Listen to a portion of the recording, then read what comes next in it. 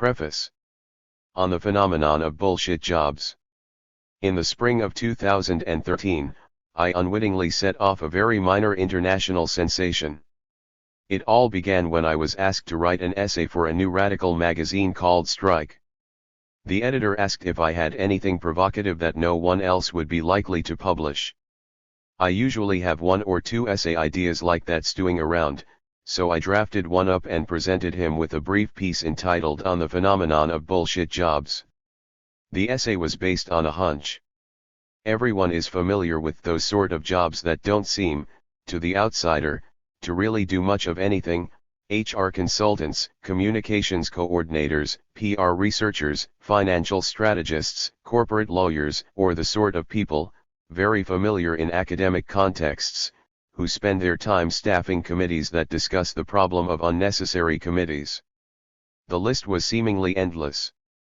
What, I wondered, if these jobs really are useless, and those who hold them are aware of it? Certainly you meet people now and then who seem to feel their jobs are pointless and unnecessary. Could there be anything more demoralizing than having to wake up in the morning 5 out of 7 days of one's adult life to perform a task that one secretly believed did not need to be performed, that was simply a waste of time or resources, or that even made the world worse? Would this not be a terrible psychic wound running across our society? Yet if so, it was one that no one ever seemed to talk about. There were plenty of surveys over whether people were happy at work. There were none, as far as I knew, about whether or not they felt their jobs had any good reason to exist. This possibility that our society is riddled with useless jobs that no one wants to talk about did not seem inherently implausible. The subject of work is riddled with taboos. Even the fact that most people don't like their jobs and would relish an excuse not to go to work is considered something that can't really be admitted on TV, certainly not on the TV news, even if it might occasionally be alluded to in documentaries and stand-up comedy. I had experienced these taboos myself. I had once acted as the media liaison for an activist group that, rumor had it, was planning a civil disobedience campaign to shut down the Washington, D.C., transport system as part of a protest against a global economic summit. In the days leading up to it, you could hardly go anywhere looking like an anarchist without some cheerful civil servant walking up to you and asking whether it was really true he or she wouldn't have to go to work on Monday. Yet at the same time, TV crews managed dutifully to interview city employees, and I wouldn't be surprised if some of them were the same city employees commenting on how terribly tragic it would be if they wouldn't be able to get to work, since they knew that's what it would take to get them on TV. No one seems to feel free to say what they really feel about such matters, at least in public. It was plausible, but I didn't really know. In a way, I wrote the piece as a kind of experiment. I was interested to see what sort of response it would elicit. This is what I wrote for the August 2013 issue. On the phenomenon of bullshit jobs. In the year 1930, John Maynard Keynes predicted that, by century's end, technology would have advanced sufficiently that countries like Great Britain or the United States would have achieved a 15-hour work week. There's every reason to believe he was right. In technological terms, we are quite capable of this. And yet it didn't happen. Instead, technology has been marshaled, if anything, to figure out ways to make us all work more. In order to achieve this, jobs have had to be created that are, effectively, pointless. Huge swathes of people, in Europe, and North America in particular, spend their entire working lives performing tasks they secretly believe do not really need to be performed. The moral and spiritual damage that comes from this situation is profound. It is a scar across our collective soul. Yet virtually no one talks about it. Why did Keynes's promised utopia, still being eagerly awaited in the 60s, never materialize? The standard line today is that he didn't figure in the massive increase in consumerism. Given the choice between less hours and more toys and pleasures, we've collectively chosen the latter. This presents a nice morality tale, but even a moment's reflection shows it can't really be true. Yes, we have witnessed the creation of an endless variety of new jobs and industries since the 20s, but very few have anything to do with the production and distribution of sushi, iPhones, or fancy sneakers. So what are these new jobs, precisely? A recent report comparing employment in the US between 1910 and 2000 gives us a clear picture, and I note, one pretty much exactly echoed in the UK. Over the course of the last century, the number of workers employed as domestic servants in industry and in the farm sector has collapsed dramatically. At the same time, professional, managerial, clerical, sales, and service workers tripled, growing from 1/4 to 3/4 of total employment. In other words, productive jobs have, just as predicted, been largely automated away. Even if you count industrial workers globally, including the toiling masses in India and China, such workers are still not nearly so large a percentage of the world population as they used to be. But rather than allowing a massive reduction of working hours to free the world's population to pursue their own projects, pleasures, visions, and ideas, we have seen the ballooning not even so much of the service sector as of the administrative sector, up to and including the creation of whole new industries like financial services or telemarketing, or the unprecedented expansion of sectors like corporate law, academic and health administration, human resources, and public relations. And these numbers do not even reflect all those people whose job is to provide administrative, technical, or security support for these industries, or, for that matter, the whole host of ancillary industries, dog washers, all-night pizza deliverymen, that only exist because everyone else is spending so much of their time working in all the other ones. These are what I propose to call bullshit jobs. It's as if someone were out there making up pointless jobs just for the sake of keeping us all working.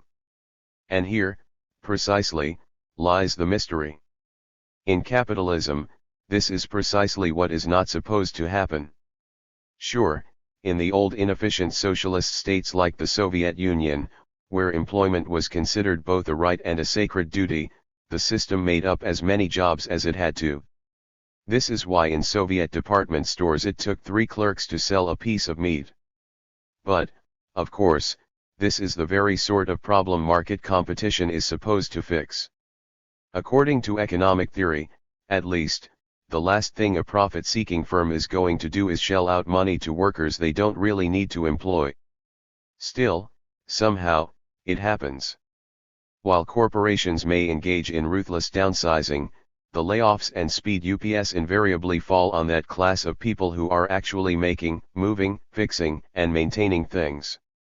Through some strange alchemy no one can quite explain, the number of salaried paper pushers ultimately seems to expand, and more employees find themselves not unlike Soviet workers, actually working 40 or even 50-hour weeks on paper but effectively working 15 hours just as Keynes predicted, since the rest of their time is spent organizing or attending motivational seminars, updating their Facebook profiles, or downloading TV box sets. The answer clearly isn't economic, it's moral and political. The ruling class has figured out that a happy and productive population with free time on their hands is a mortal danger. Think of what started to happen when this even began to be approximated in the 60s. And, on the other hand, the feeling that work is a moral value in itself, and that anyone not willing to submit themselves to some kind of intense work discipline for most of their waking hours deserves nothing, is extraordinarily convenient for them. Once, when contemplating the apparently endless growth of administrative responsibilities in British academic departments, I came up with one possible vision of hell. Hell is a collection of individuals who are spending the bulk of their time working on a task they don't like and are not especially good at. Say they were hired because they were excellent cabinet makers, and then discover they are expected to spend a great deal of their time frying fish. Nor does the task really need to be done, at least, there's only a very limited number of fish that need to be fried. Yet somehow they all become so obsessed with resentment at the thought that some of their co-workers might be spending more time making cabinets and not doing their fair share of the fish frying responsibilities that before long, there's endless piles of useless, badly cooked fish piling up all over the workshop, and it's all that anyone really does. I think this is actually a pretty accurate description of the moral dynamics of our own economy. Now, I realize any such argument is going to run into immediate objections. Who are you to say what jobs are really necessary? What's necessary, anyway?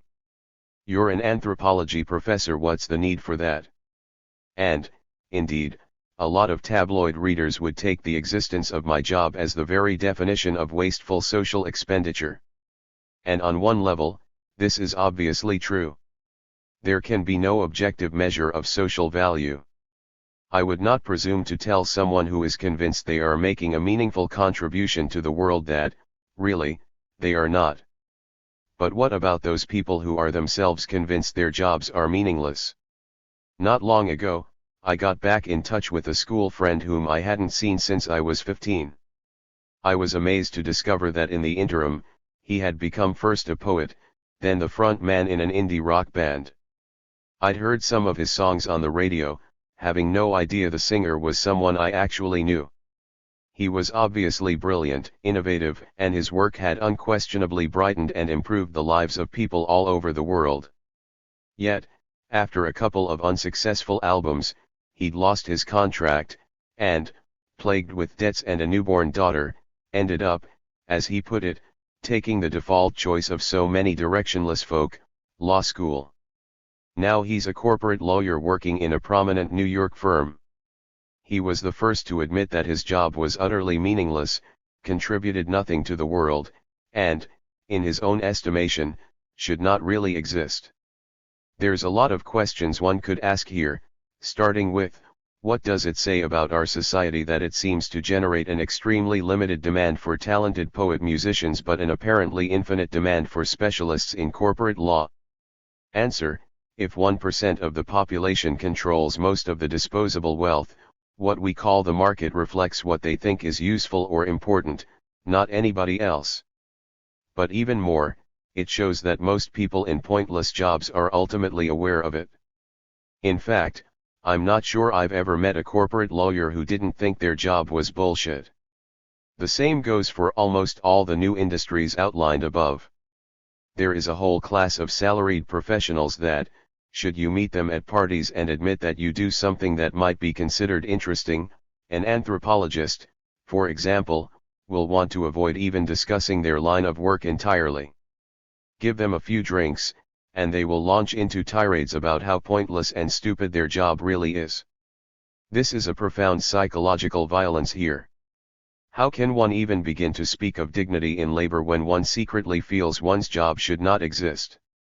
How can it not create a sense of deep rage and resentment? Yet it is the peculiar genius of our society that its rulers have figured out a way, as in the case of the fish fryers, to ensure that rage is directed precisely against those who actually do get to do meaningful work. For instance, in our society, there seems to be a general rule that, the more obviously one's work benefits other people, the less one is likely to be paid for it. Again, an objective measure is hard to find, but one easy way to get a sense is to ask, what would happen were this entire class of people to simply disappear?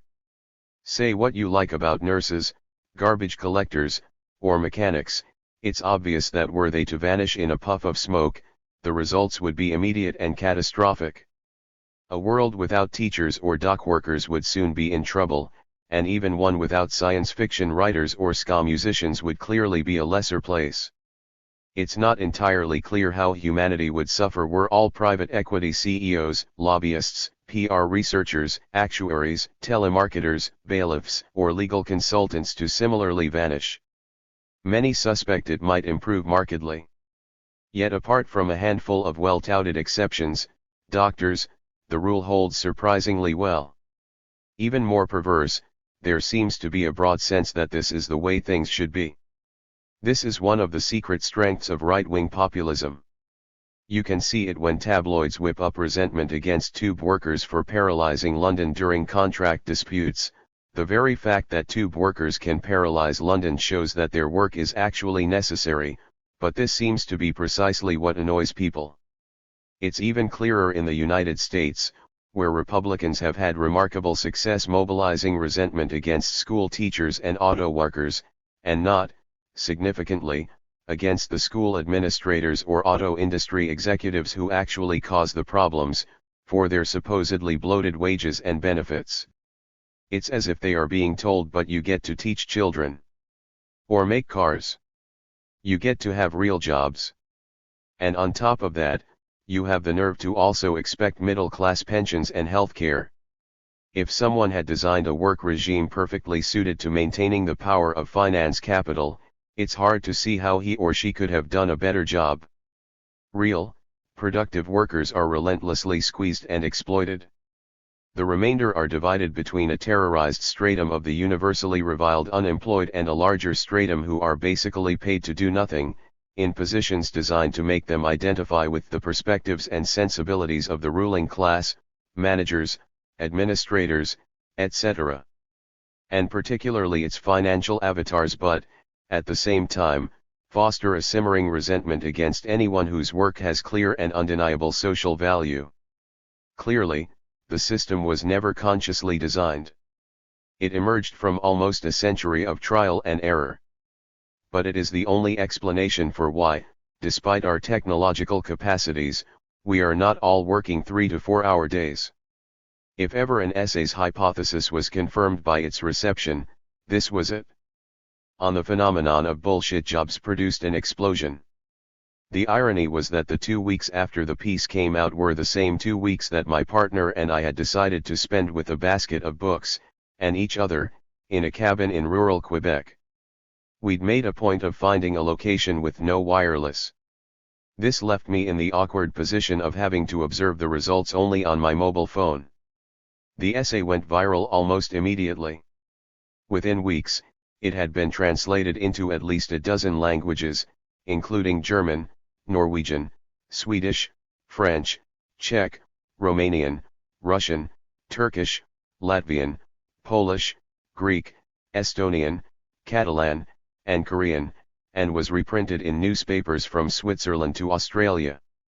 The original strike page received more than 1 million hits and crashed repeatedly from too much traffic.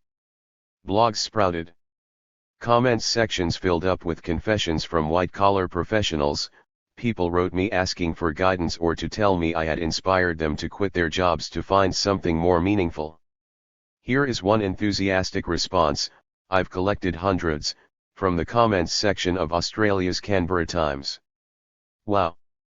Nail on the head. I am a corporate lawyer, tax litigator, to be specific. I contribute nothing to this world and am utterly miserable all of the time.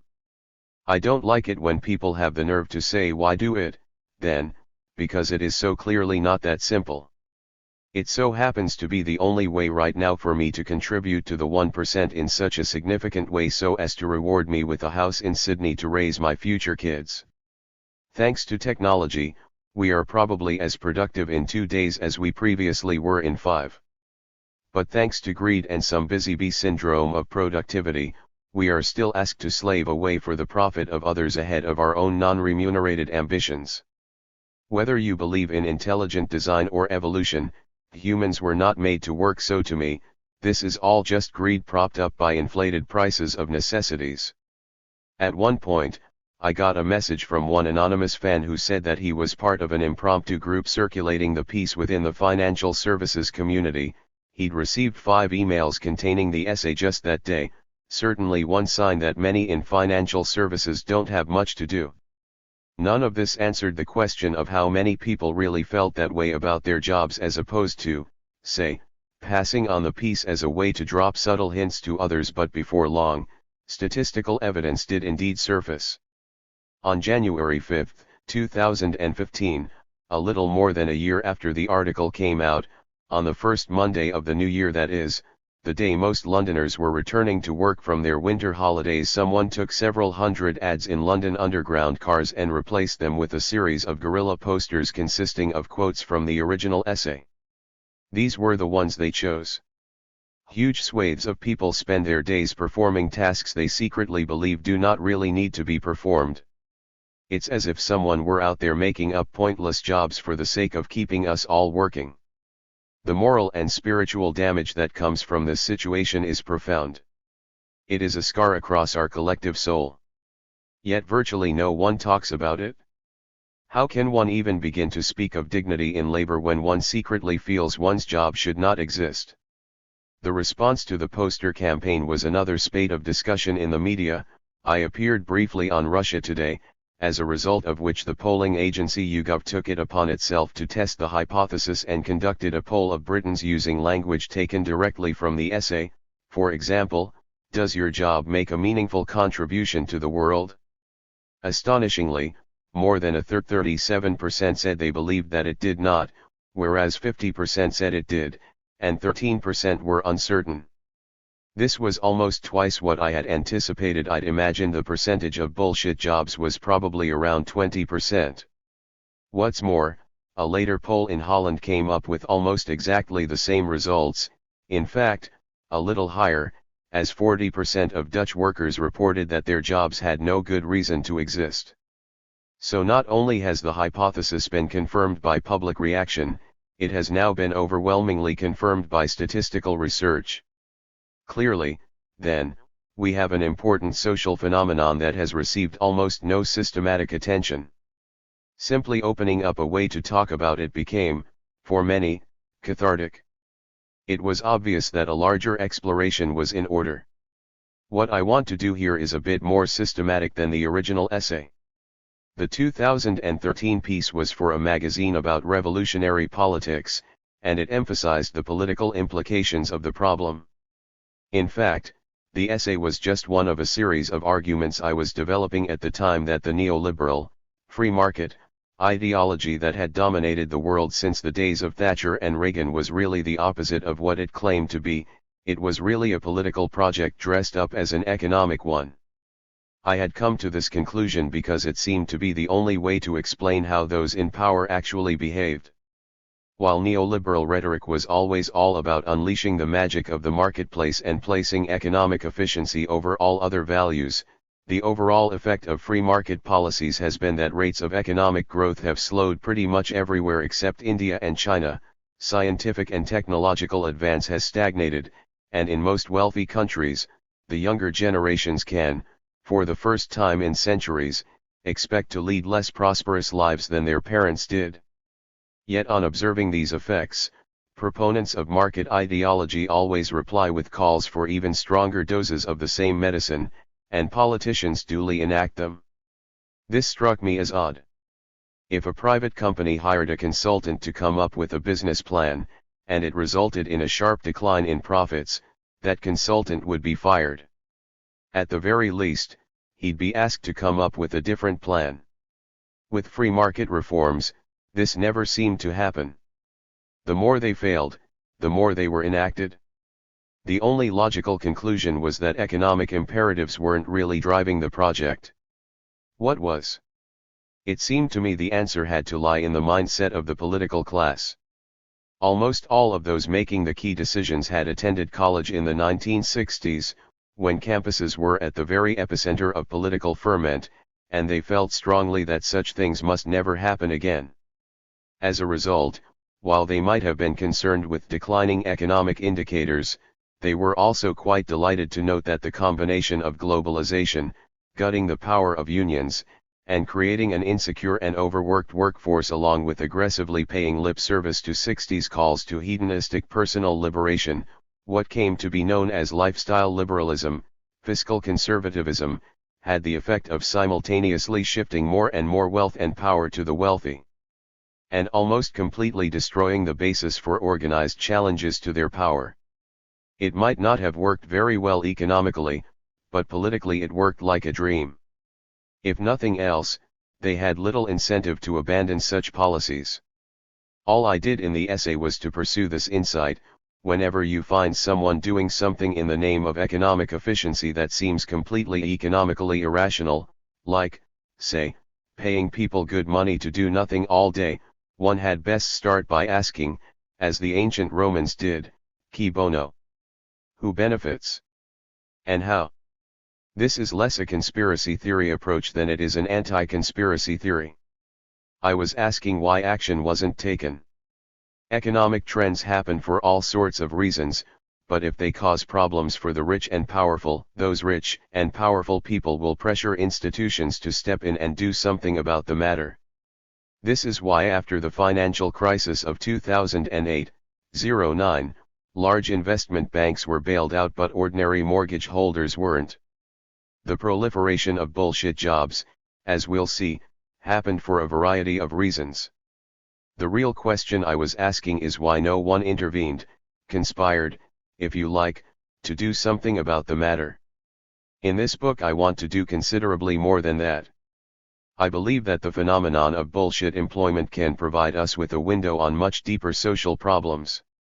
We need to ask ourselves, not just how did such a large proportion of our workforce find themselves laboring at tasks that they themselves consider pointless, but also why do so many people believe the state of affairs to be normal, inevitable, even desirable?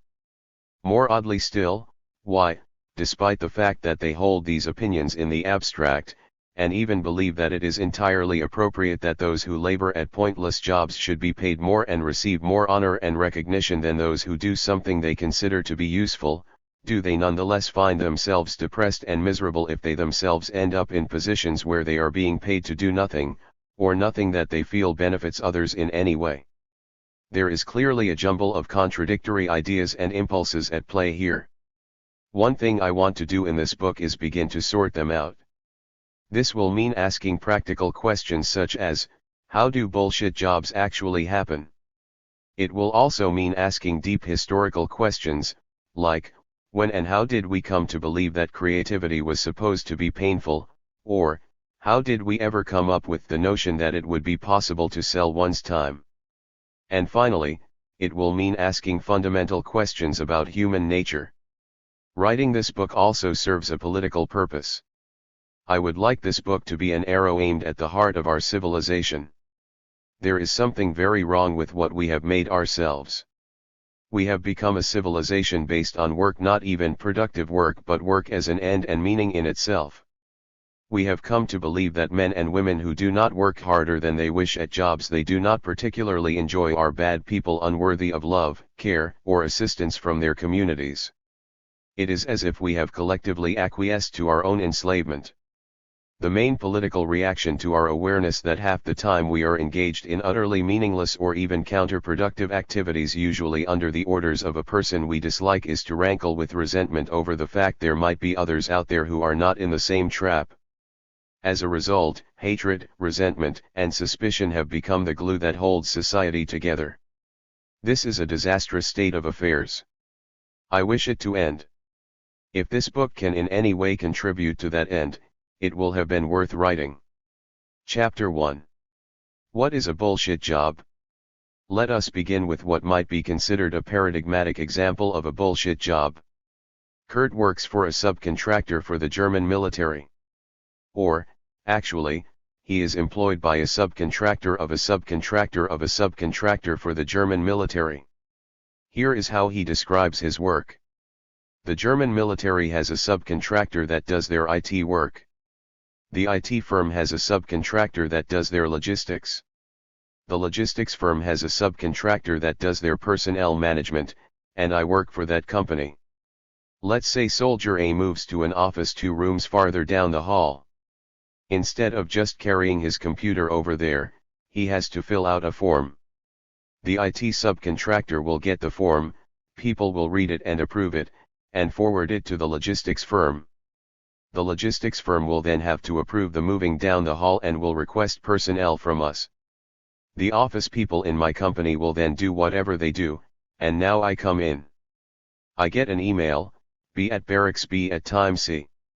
Usually these barracks are 100 to 500 kilometers, 62 to 310 miles away from my home, so I will get a rental car. I take the rental car, drive to the barracks, let dispatch know that I arrived, fill out a form, unhook the computer, load the computer into a box, seal the box, have a guy from the logistics firm carry the box to the next room, where I unseal the box, fill out another form, hook up the computer, call dispatch to tell them how long I took, get a couple of signatures, take my rental car back home, send dispatch a letter with all of the paperwork, and then get paid. So instead of the soldier carrying his computer for 5 meters, 2 people drive for a combined 6 to 10 hours, fill out around 15 pages of paperwork, and waste a good €400 of taxpayers' money. This might sound like a classic example of ridiculous military red tape of the sort Joseph Heller made famous in his 1961 novel Catch-22, except for one key element: almost nobody in this story actually works for the military. Technically, they're all part of the private sector. There was a time, of course, when any national army also had its own communications, logistics, and personnel departments, but nowadays it all has to be done through multiple layers of private outsourcing. Kid's job might be considered a paradigmatic example of a bullshit job for one simple reason: if the position were eliminated, it would make no discernible difference in the world. Likely as not, things would improve, since German military bases would presumably have to come up with a more reasonable way to move equipment. Crucially, not only is Kid's job absurd, but Kurt himself is perfectly well aware of this. In fact, on the blog where he posted the story, he ended up defending the claim that the job served no purpose against a host of free market enthusiasts who popped up instantly, as free market enthusiasts tend to do on internet forums, to insist that since his job was created by the private sector, it by definition had to serve a legitimate purpose. This I consider the defining feature of a bullshit job, one so completely pointless that even the person who has to perform it every day cannot convince himself there's a good reason for him to be doing it. He might not be able to admit this to his co-workers. Often there are very good reasons not to do so. But he is convinced the job is pointless nonetheless. So let this stand as an initial provisional definition. Provisional definition: a bullshit job is a form of employment that is so completely pointless, unnecessary, or pernicious that even the employee cannot justify its existence. Some jobs are so pointless that no one even notices if the person who has the job vanishes. This usually happens in the public sector. Spanish civil servant skips work for 6 years to study Spinoza. Jewish Times, February 26, 2016.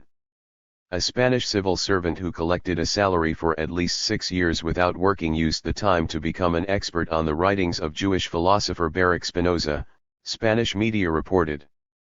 A court in Cádiz in southern Spain last month ordered Joaquín García, 69, to pay approximately $30,000 in fines for failing to show up for work at the water board, Agua de Cádiz, where García was employed as an engineer since 1996. The news site Euronews.com reported last week. His absence was first noticed in 2010, when García was due to receive a medal for long service. Deputy Mayor Jorge Blas Fernández began making inquiries that led him to discover that García had not been seen at his office in 6 years. Reached by the newspaper El Mundo, unnamed sources close to García said he devoted himself in the years before 2010 to studying the writings of Spinoza, a 17th-century heretic Jew from Amsterdam. One source interviewed by El Mundo said García became an expert on Spinoza but denied claims García never showed up for work, saying he came in at irregular times. This story made headlines in Spain. At a time when the country was undergoing severe austerity and high unemployment, it seemed outrageous that there were civil servants who could skip work for years without anybody noticing. García's defense, however, is not without merit. He explained that while he had worked for many years dutifully monitoring the city's water treatment plant, the water board eventually came under the control of higher UPS who loathed him for his socialist politics and refused to assign him any responsibilities. He found this situation so demoralizing that he was eventually obliged to seek clinical help for depression. Finally, and with the concurrence of his therapist, he decided that rather than just continue to sit around all day pretending to look busy, he would convince the water board he was being supervised by the municipality, and the municipality that he was being supervised by the water board, check in if there was a problem, but otherwise just go home and do something useful with his life. Similar stories about the public sector appear at regular intervals. One popular one is about postal carriers who decide that rather than delivering the mail, they prefer to dump it in closets, sheds, or dumpsters, with the result that tons of letters and packages pile up for years without anyone figuring it out. David Foster Wallace's novel The Pale King, about life inside an Internal Revenue Service office in Peoria, Illinois, goes even further. It culminates in an auditor dying at his desk and remaining propped in his chair for days before anyone notices. This seems pure absurdist caricature, but in 2002, something almost exactly like this did happen in Helsinki. A Finnish tax auditor working in a closed office sat dead at his desk for more than 48 hours while 30 colleagues carried on around him. People thought he wanted to work in peace, and no one disturbed him, remarked his supervisor, which, if you think about it, is actually rather thoughtful. It's stories like these, of course, that inspire politicians all over the world to call for a larger role for the private sector where, it is always claimed, such abuses would not occur. And while it is true so far that we have not heard any stories of FedEx or UPS employees stowing their parcels in garden sheds, privatization generates its own, often much less genteel, varieties of madness, as Kit's story shows. I need hardly point out the irony in the fact that Kurt was, ultimately, working for the German military. The German military has been accused of many things over the years, but inefficiency was rarely one of them. Still, a rising tide of bullshit soils all boats.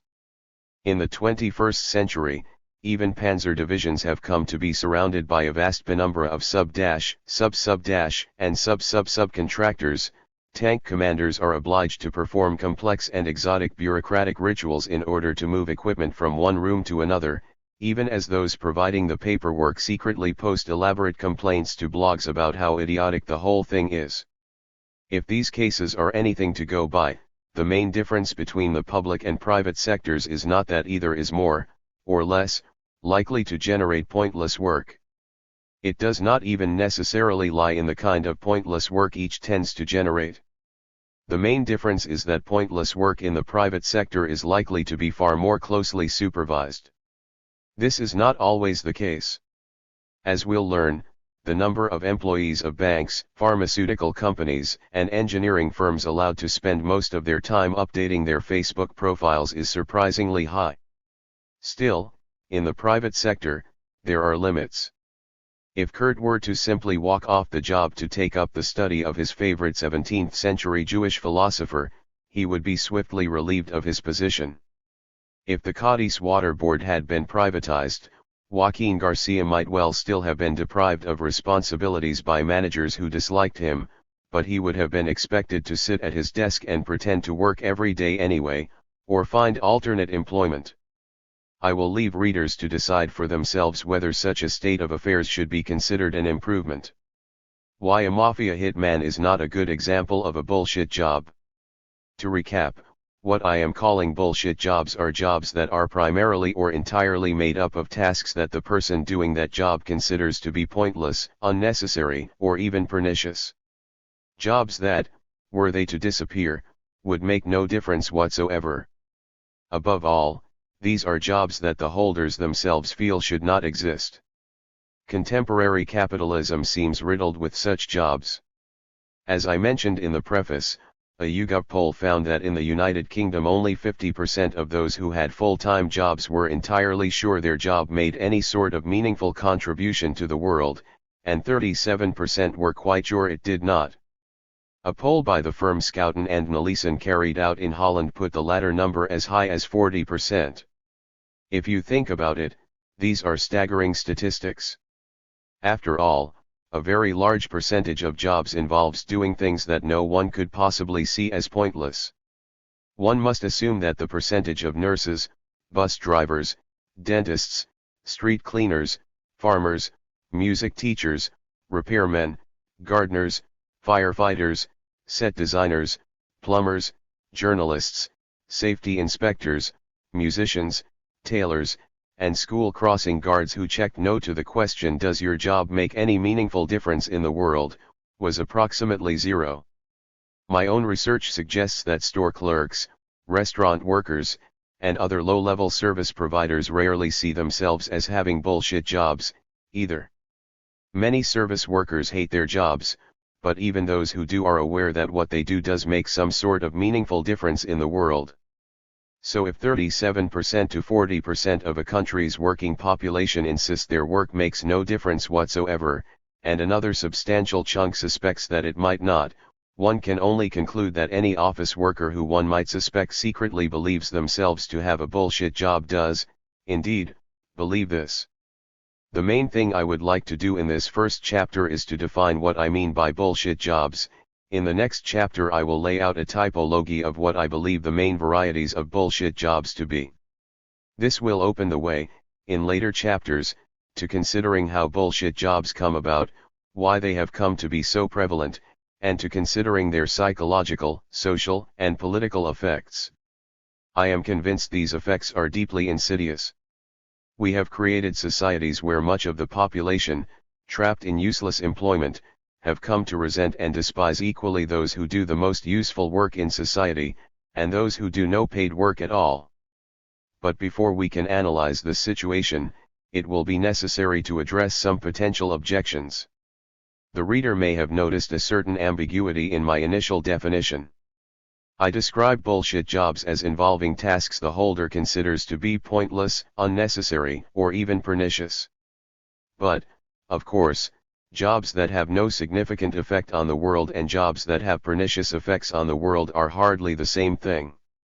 Most of us would agree that a mafia hitman does more harm than good in the world, overall, but could you really call mafia hitman a bullshit job? That just feels somehow wrong.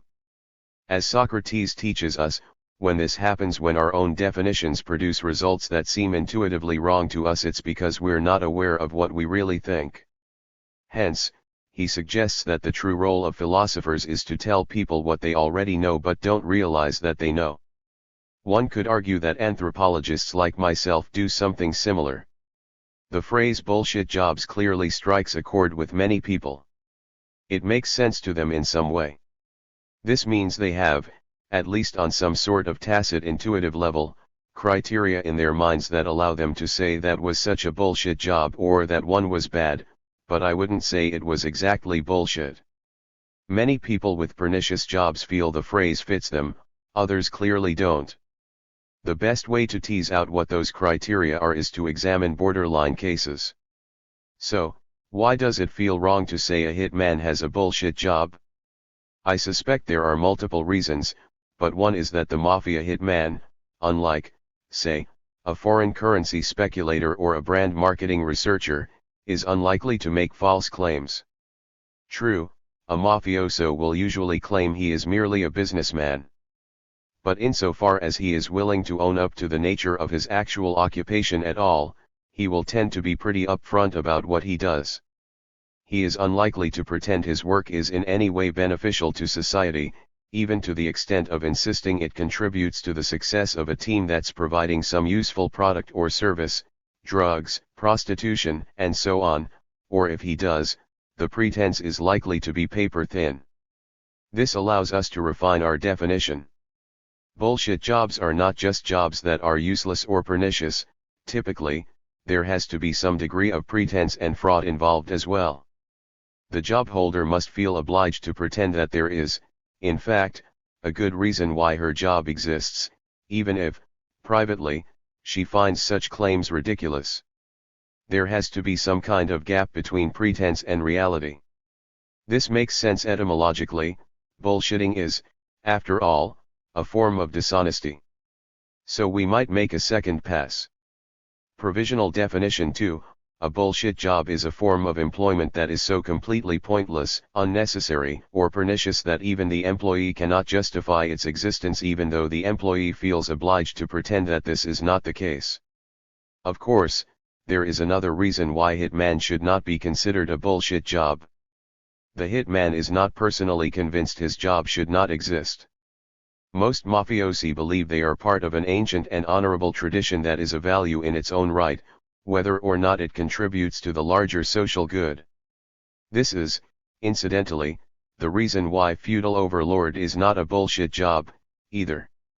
Kings, earls, emperors, pashas, amirs, squires, zamindars, landlords, and the like might, arguably, be useless people, many of us would insist, and I would be inclined to agree, that they play pernicious roles in human affairs. But they don't think so.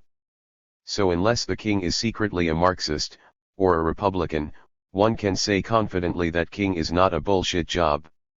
This is a useful point to bear in mind because most people who do a great deal of harm in the world are protected against the knowledge that they do so.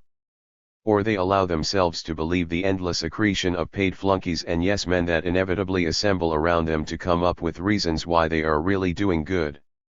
Nowadays, these are sometimes referred to as think tanks. This is just as true of financial speculating investment bank CEOs as it is of military strongmen in countries such as North Korea and Azerbaijan. Mafiosi families are unusual perhaps because they make few such pretensions, but in the end, they are just miniature, illicit versions of the same feudal tradition, being originally enforcers for local landlords in Sicily who have over time come to operate on their own hook.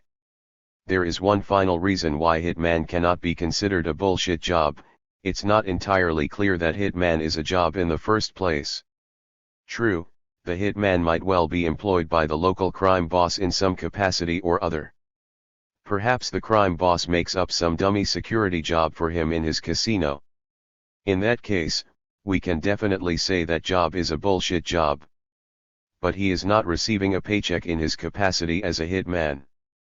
This point allows us to refine our definition even further. When people speak of bullshit jobs, they are generally referring to employment that involves being paid to work for someone else, either on a waged or salaried basis. Most would also include paid consultancies. Obviously, there are many self-employed people who manage to get money from others by means of falsely pretending to provide them with some benefit or service. Normally we call them grifters, scam artists, charlatans, or frauds, just as there are self-employed people who get money off others by doing or threatening to do them harm. Normally we refer to them as muggers, burglars, extortionists, or thieves. In the first case, at least, we can definitely speak of bullshit, but not of bullshit jobs, because these aren't jobs, properly speaking. A con job is an act, not a profession. So is a Brinks job. People do sometimes speak of professional burglars, but this is just a way of saying that theft is the burglar's primary source of income. No one is actually paying the burglar regular wages or a salary to break into people's homes. For this reason, one cannot say that burglar is, precisely, a job, either. These considerations allow us to formulate what I think can serve as a final working definition. Final working definition: a bullshit job is a form of paid employment that is so completely pointless, unnecessary, or pernicious that even the employee cannot justify its existence, even though, as part of the conditions of employment, the employee feels obliged to pretend that this is not the case. On the importance of the subjective element, and also, why it can be assumed that those who believe they have bullshit jobs are generally correct. This, I think, is a serviceable definition, good enough, anyway, for the purposes of this book.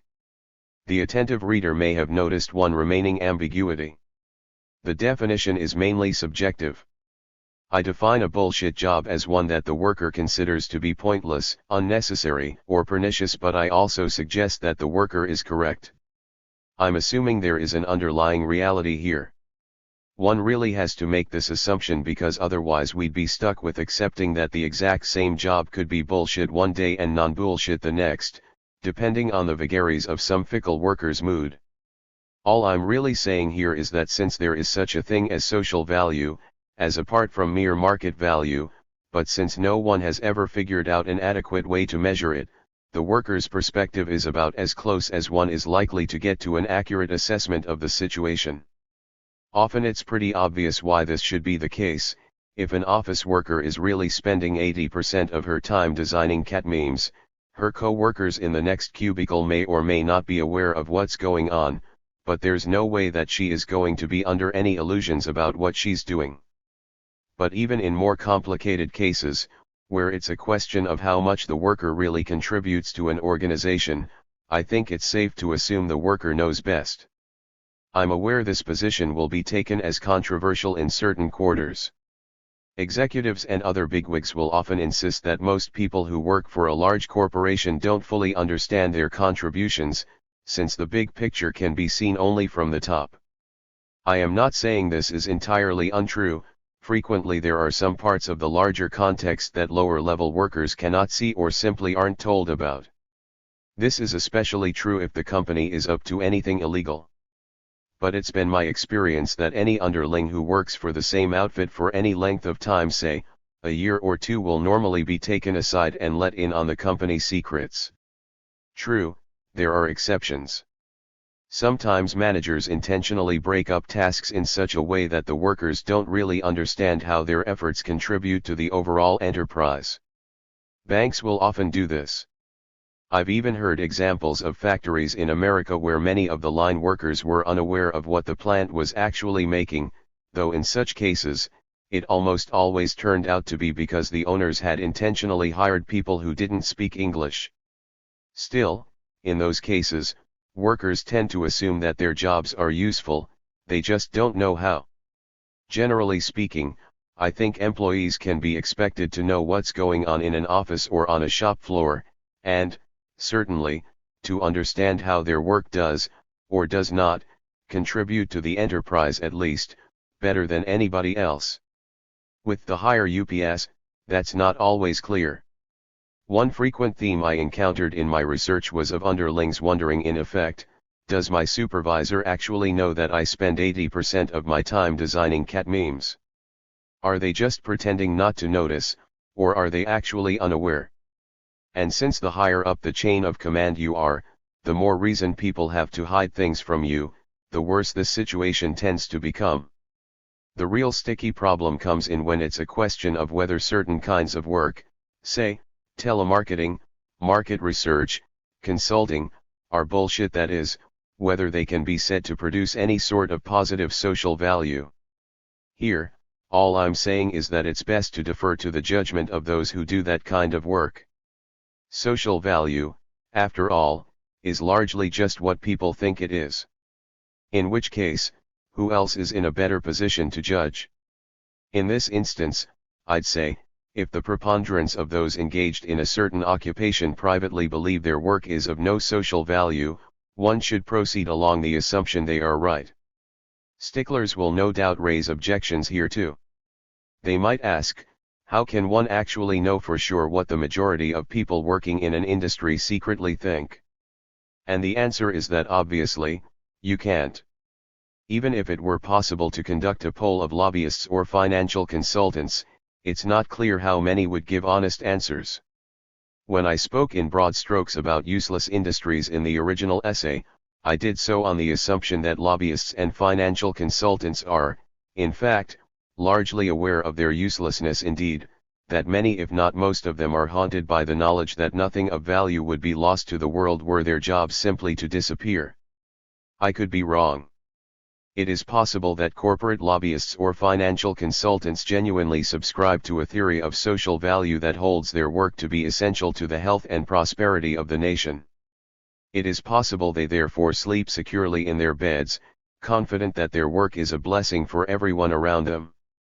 I don't know, but I suspect this is more likely to be true as one moves up the food chain, since it would appear to be a general truth that the more harm a category of powerful people do in the world, the more yes-men and propagandists will tend to accumulate around them, coming up with reasons why they are really doing good, and the more likely it is that at least some of those powerful people will believe them.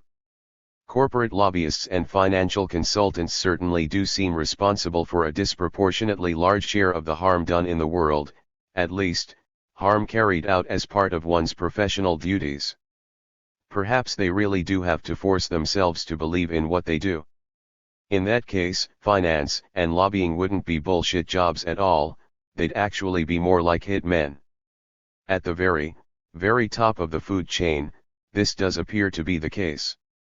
I remarked in the original 2013 piece, for instance, that I'd never known a corporate lawyer who didn't think his or her job was bullshit. But, of course, that's also a reflection of the sort of corporate lawyers that I'm likely to know, the sort who used to be poet musicians. but even more significantly, the sort who are not particularly high-ranking. It's my impression that genuinely powerful corporate lawyers think their roles are entirely legitimate. Or perhaps they simply don't care whether they're doing good or harm. At the very top of the financial food chain, that's certainly the case. In April 2013, by a strange coincidence, I happened to be present at a conference on fixing the banking system for good held inside the Philadelphia Federal Reserve, where Jeffrey Sachs, the Columbia University economist most famous for having designed the shock therapy reforms applied to the former Soviet Union, had a live-on video link session in which he startled everyone by presenting what careful journalists might describe as an unusually candid assessment of those in charge of America's financial institutions. Sachs's testimony is especially valuable because, as he kept emphasizing, many of these people were quite upfront with him because they assumed, not entirely without reason, that he was on their side. Look, I meet a lot of these people on Wall Street on a regular basis right now. I know them. These are the people I have lunch with. And I am going to put it very bluntly, I regard the moral environment as pathological. These people have no responsibility to pay taxes, they have no responsibility to their clients, they have no responsibility to counterparties in transactions. They are tough, greedy, aggressive, and feel absolutely out of control in a quite literal sense, and they have gamed the system to a remarkable extent. They genuinely believe they have a God-given right to take as much money as they possibly can in any way that they can get it, legal or otherwise. If you look at the campaign contributions, which I happened to do yesterday for another purpose, the financial markets are the #1 campaign contributors in the US system now. We have a corrupt politics to the core, both parties are up to their necks in this. But what it's led to is the sense of impunity that is really stunning, and you feel it on the individual level right now. And it's very, very unhealthy. I have waited for 4 years, 5 years now to see one figure on Wall Street speak in a moral language. And I have not seen it once. So there you have it.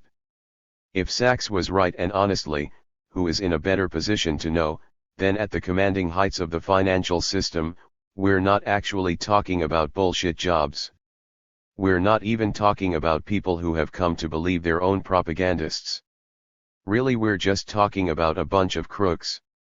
Another distinction that's important to bear in mind is between jobs that are pointless and jobs that are merely bad. I will refer to the latter as shit jobs, since people often do. The only reason I bring up the matter is because the two are so often confused, which is odd, because they're in no way similar. In fact, they might almost be considered opposites.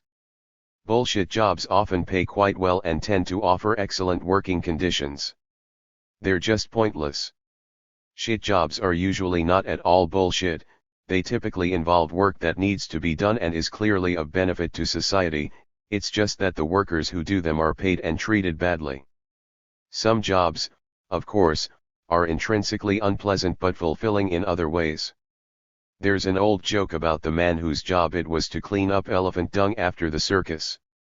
No matter what he did, he couldn't get the smell off his body. He'd change his clothes, wash his hair, scrub himself endlessly, but he still reeked, and women tended to avoid him. An old friend finally asked him, "Why do you do this to yourself? There are so many other jobs you could do." The man answered, "What? And give up show business. These jobs can be considered neither shit nor bullshit, whatever the content of the work. Other jobs, ordinary cleaning, for example, are in no sense inherently degrading, but they can easily be made so. The cleaners at my current university, for instance, are treated very badly. As in most universities these days, their work has been outsourced. They are employed not directly by the school but by an agency, the name of which is emblazoned on the purple uniforms they wear.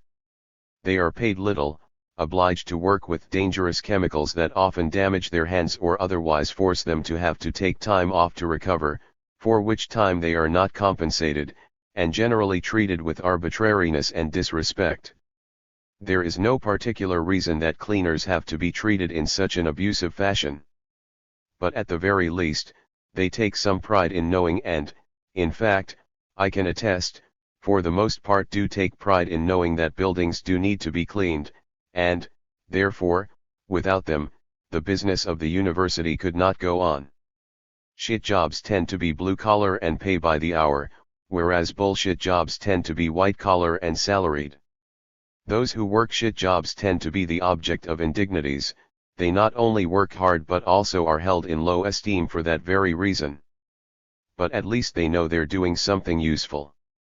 Those who work bullshit jobs are often surrounded by honor and prestige, they are respected as professionals, well paid, and treated as high achievers, as the sort of people who can be justly proud of what they do. Yet secretly they are aware that they have achieved nothing, they feel they have done nothing to earn the consumer toys with which they fill their lives, they feel it's all based on a lie, as, indeed, it is. These are two profoundly different forms of oppression. I certainly wouldn't want to equate them.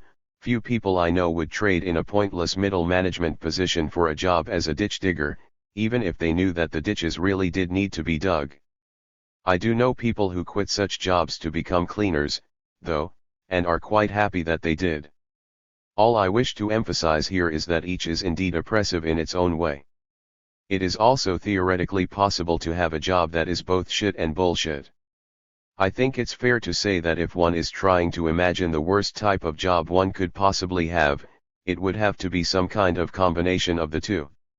Once, while serving time in exile at a Siberian prison camp, Dostoevsky developed the theory that the worst torture one could possibly devise would be to force someone to endlessly perform an obviously pointless task. Even though convicts sent to Siberia had theoretically been sentenced to hard labor, he observed, the work wasn't actually all that hard. Most peasants worked far harder. But peasants were working at least partly for themselves.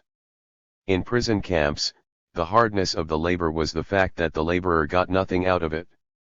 It once came into my head that if it were desired to reduce a man to nothing, to punish him atrociously, to crush him in such a manner that the most hardened murderer would tremble before such a punishment, and take fright beforehand, it would only be necessary to give to his work a character of complete uselessness, even to absurdity. Hard labor, as it is now carried on, presents no interest to the convict, but it has its utility. The convict makes bricks, digs the earth, builds, and all his occupations have a meaning and an end. Sometimes the prisoner may even take an interest in what he is doing. He then wishes to work more skillfully, more advantageously. But let him be constrained to pour water from one vessel into another, to pound sand, to move a heap of earth from one place to another, and then immediately move it back again, then I am persuaded that at the end of a few days, the prisoner would hang himself or commit 1,000 capital crimes, preferring rather to die than endure such humiliation, shame, and torture. On the common misconception that bullshit jobs are confined largely to the public sector. So far, we have established three broad categories of jobs: useful jobs, which may or may not be shit jobs, bullshit jobs, and a small but ugly penumbra of jobs such as gangsters, slumlords, top corporate lawyers, or hedge fund CEOs, made up of people who are basically just selfish bastards and don't really pretend to be anything else. In each case, I think it's fair to trust that those who have these jobs know best which category they belong to.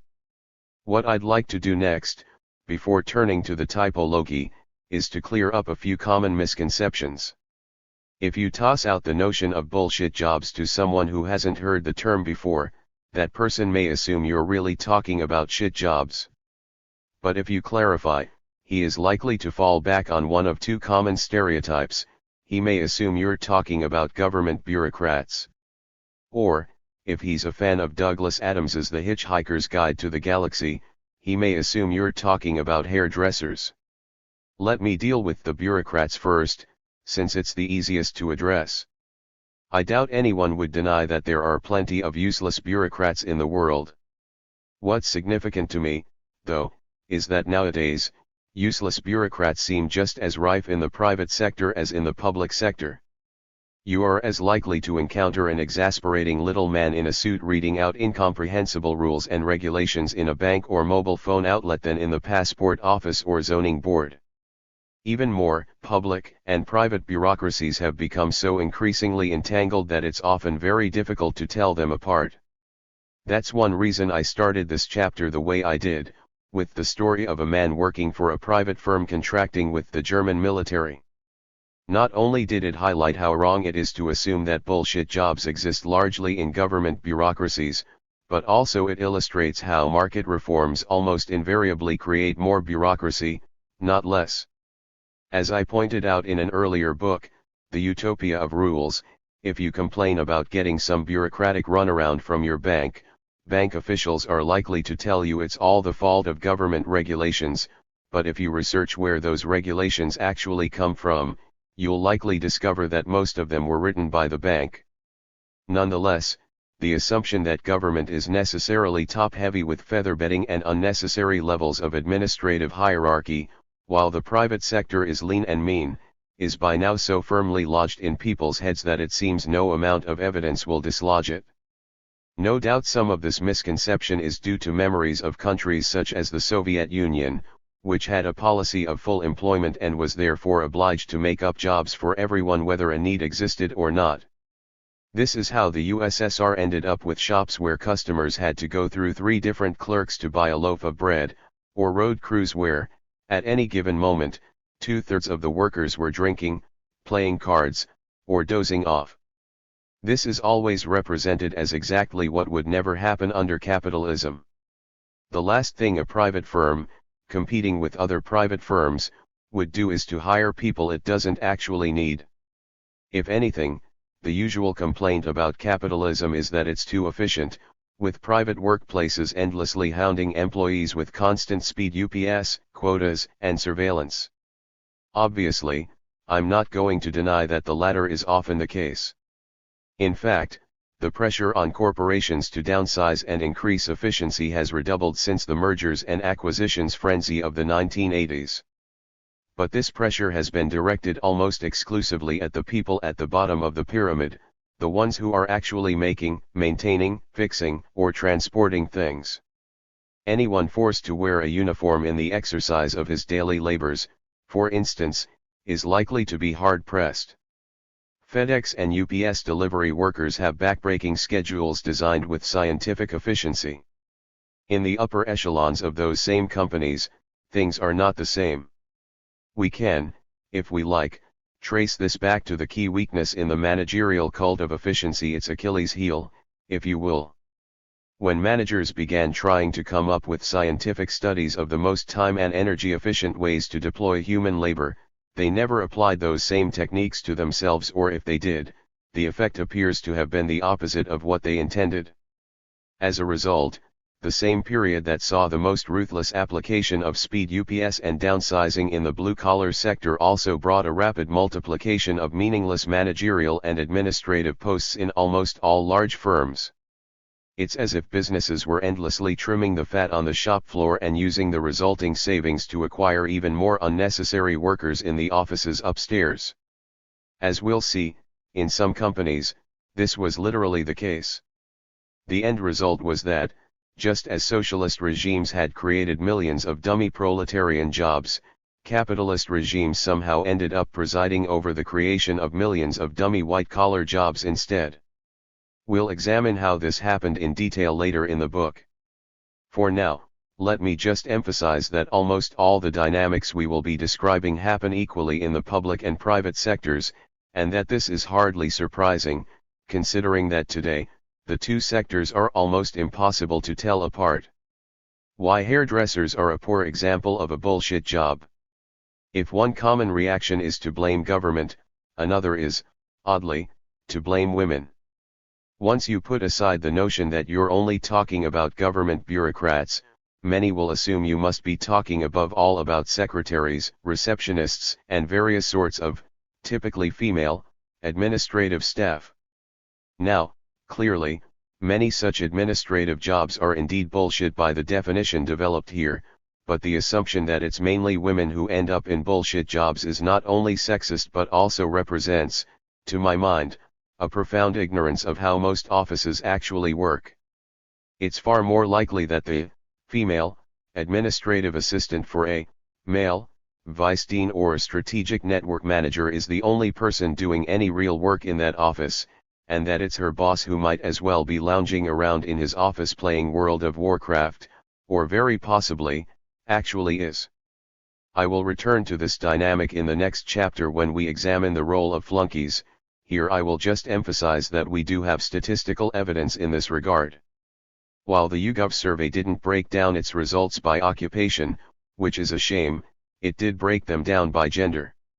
The result was to reveal that men are far more likely to feel that their jobs are pointless, 42%, than women do, 32%.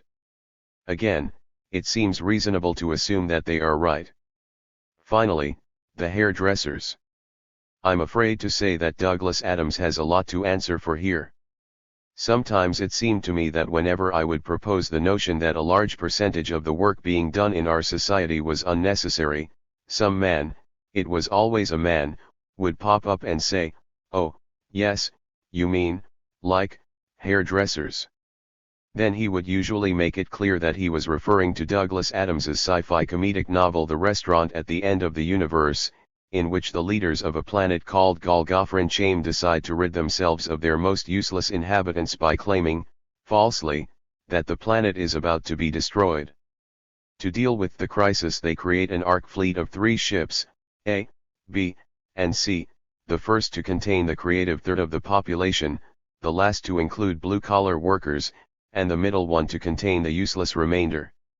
All are to be placed in suspended animation and sent to a new world, except that only the B ship is actually built and it is sent on a collision course with the sun. The book's heroes accidentally find themselves on ship B, investigating a hall full of millions of space sarcophagi, full of such useless people whom they initially assume to be dead. One begins reading off the plagues next to each sarcophagus. It says Golgotha Ark Fleet, Ship B, Hold 7, telephone sanitizer, second class and a serial number. "A telephone sanitizer," said Arthur. "A dead telephone sanitizer. Best kind. But what's he doing here?" Ford peered through the top at the figure within. "Not a lot," he said, and suddenly flashed one of those grins of his which always made people think he'd been overdoing things recently and should try to get some rest. He scampered over to another sarcophagus. A moment's brisk towel work, and he announced, "This one's a dead hairdresser." Whoopee. The next sarcophagus revealed itself to be the last resting place of an advertising account executive, the one after that contained a second-hand car salesman, 3rd class. Now, it's obvious why the story might seem relevant to those who first hear of bullshit jobs, but the list is actually quite odd. For one thing, professional telephone sanitizers don't really exist, and while advertising executives and used car salesmen do and are indeed professions society could arguably be better off without for some reason, when Douglas Adams aficionados recall the story, it's always the hairdressers they remember. I will be honest here. I have no particular bone to pick with Douglas Adams. In fact, I have a fondness for all manifestations of humorous British 70s sci-fi, but nonetheless, I find this particular fantasy alarmingly condescending. First of all, the list is not really a list of useless professions at all. It's a list of the sort of people a middle-class bohemian living in Islington around that time would find mildly annoying. Does that mean that they deserve to die? Myself, I fantasize about eliminating the jobs, not the people who have to do them. To justify extermination, Adams seems to have intentionally selected people that he thought were not only useless but also could be thought of as embracing or identifying with what they did. Before moving on, then, let us reflect on the status of hairdressers. Why is a hairdresser not a bullshit job?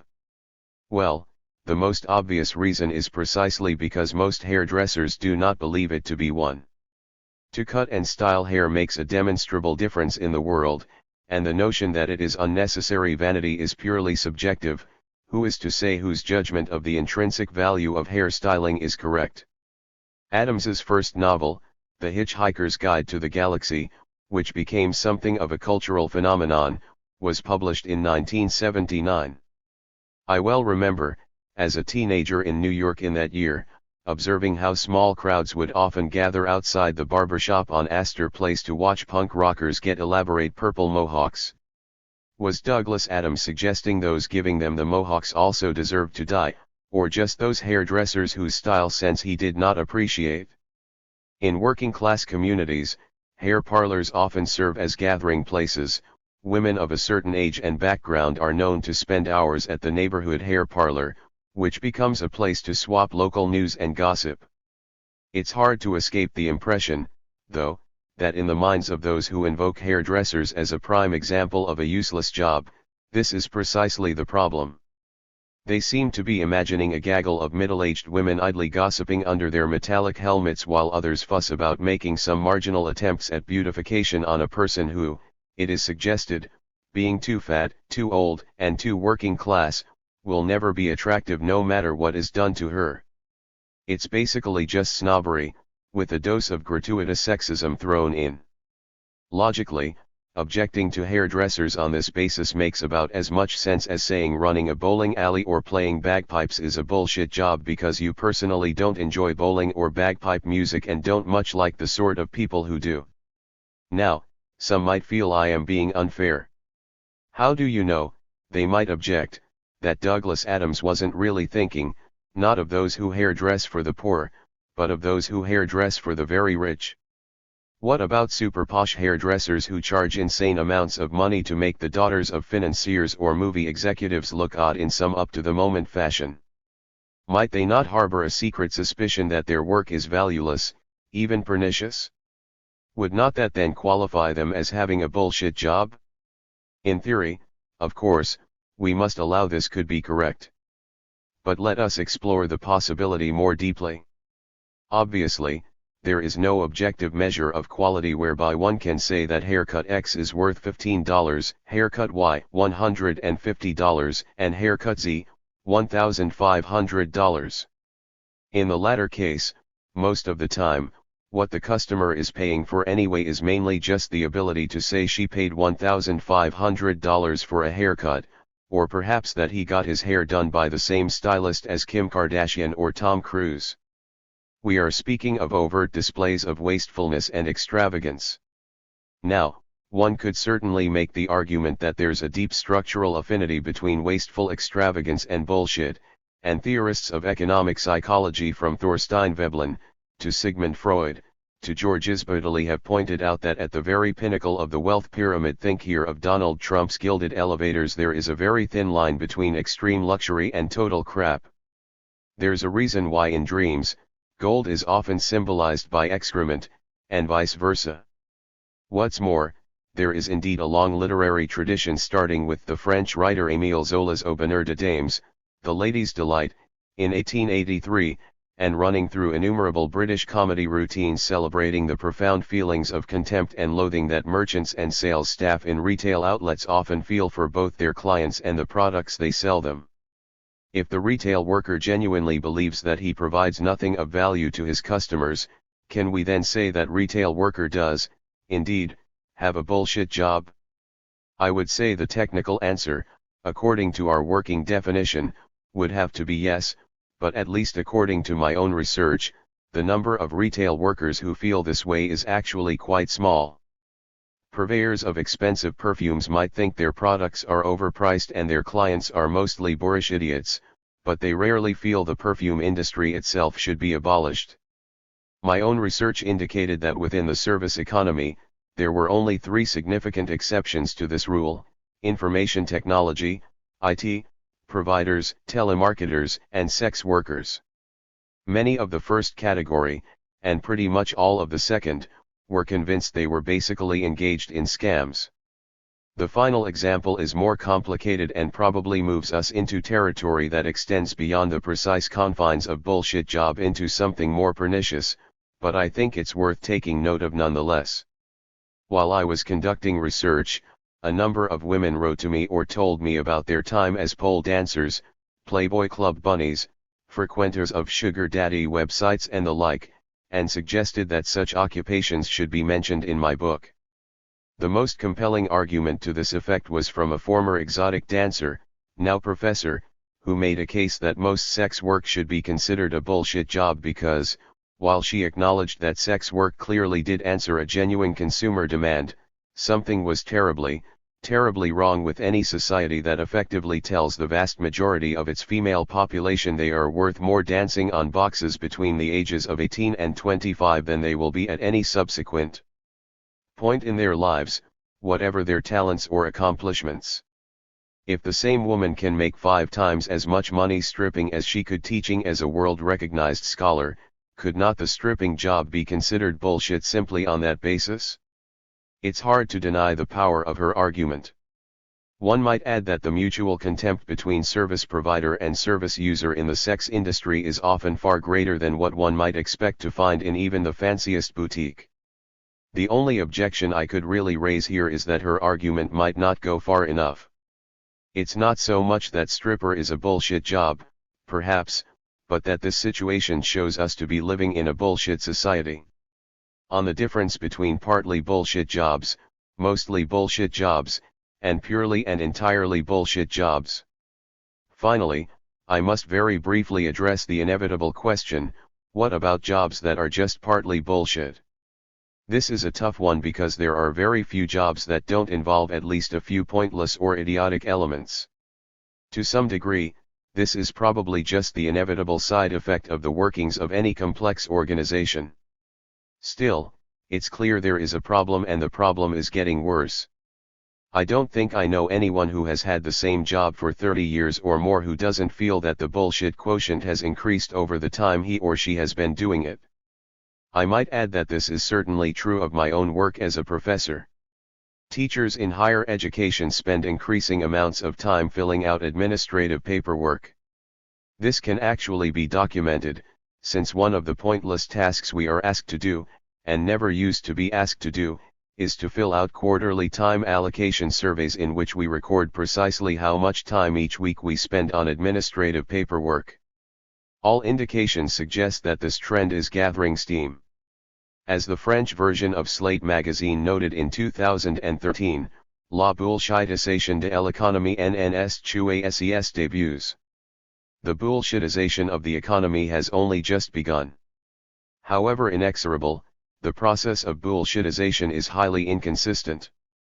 It has, for obvious reasons, affected middle-class employment more than working-class employment, and within the working class, it has been traditionally female, caregiving work that has been the main target of bullshitization. Many nurses, for instance, complained to me that as much as 80% of their time is now taken up with paperwork, meetings, and the like, while truck drivers and bricklayers still carry on largely unaffected. In this area, we do have some statistics. Figure 1 is excerpted from the U.S. edition of the 2016 to 2017 State of Enterprise Work Report, see next page. According to this survey, the amount of time American office workers say they devoted to their actual duties declined from 46% in 2015 to 39% in 2016, owing to a proportionate rise in time dealing with emails, up from 12% to 16%, wasteful meetings, 8% to 10%, and administrative tasks, 9% to 11%. Figures that dramatic must be partly the result of random statistical noise after all. If such trends really continued, in less than a decade, no U.S. office worker would be doing any real work at all. But if nothing else, the survey makes abundantly clear that, 1. More than half of working hours in American offices are spent on bullshit, and, 2. The problem is getting worse. As a result, it is indeed possible to say there are partly bullshit jobs, mostly bullshit jobs, and purely and entirely bullshit jobs. This just happens to be a book about the latter, or, to be precise, about entirely or overwhelmingly bullshit jobs, not mostly bullshit jobs, where the meter hovers anywhere near 50%. Figure 1. In no sense am I denying that the bullshitization of all aspects of the economy is a critically important social issue. Simply consider the figures cited earlier. If 37% to 40% of jobs are completely pointless, and at least 50% of the work done in non-pointless office jobs is equally pointless, we can probably conclude that at least half of all work being done in our society could be eliminated without making any real difference at all. Actually, the number is almost certainly higher, because this would not even be taking into consideration second-order bullshit jobs, real jobs done in support of those engaged in bullshit. I'll discuss these in Chapter 2. We could easily become societies of leisure and institute a 20-hour work week. Maybe even a 15-hour week. Instead, we find ourselves, as a society, condemned to spending most of our time at work, performing tasks that we feel make no difference in the world whatsoever. In the rest of this book, I will explore how we ended up in this alarming state of affairs. Chapter 2. What sorts of bullshit jobs are there? My research has revealed 5 basic types of bullshit jobs. In this chapter, I will describe them and outline their essential features. First, a word about this research. I am drawing on 2 large bodies of data.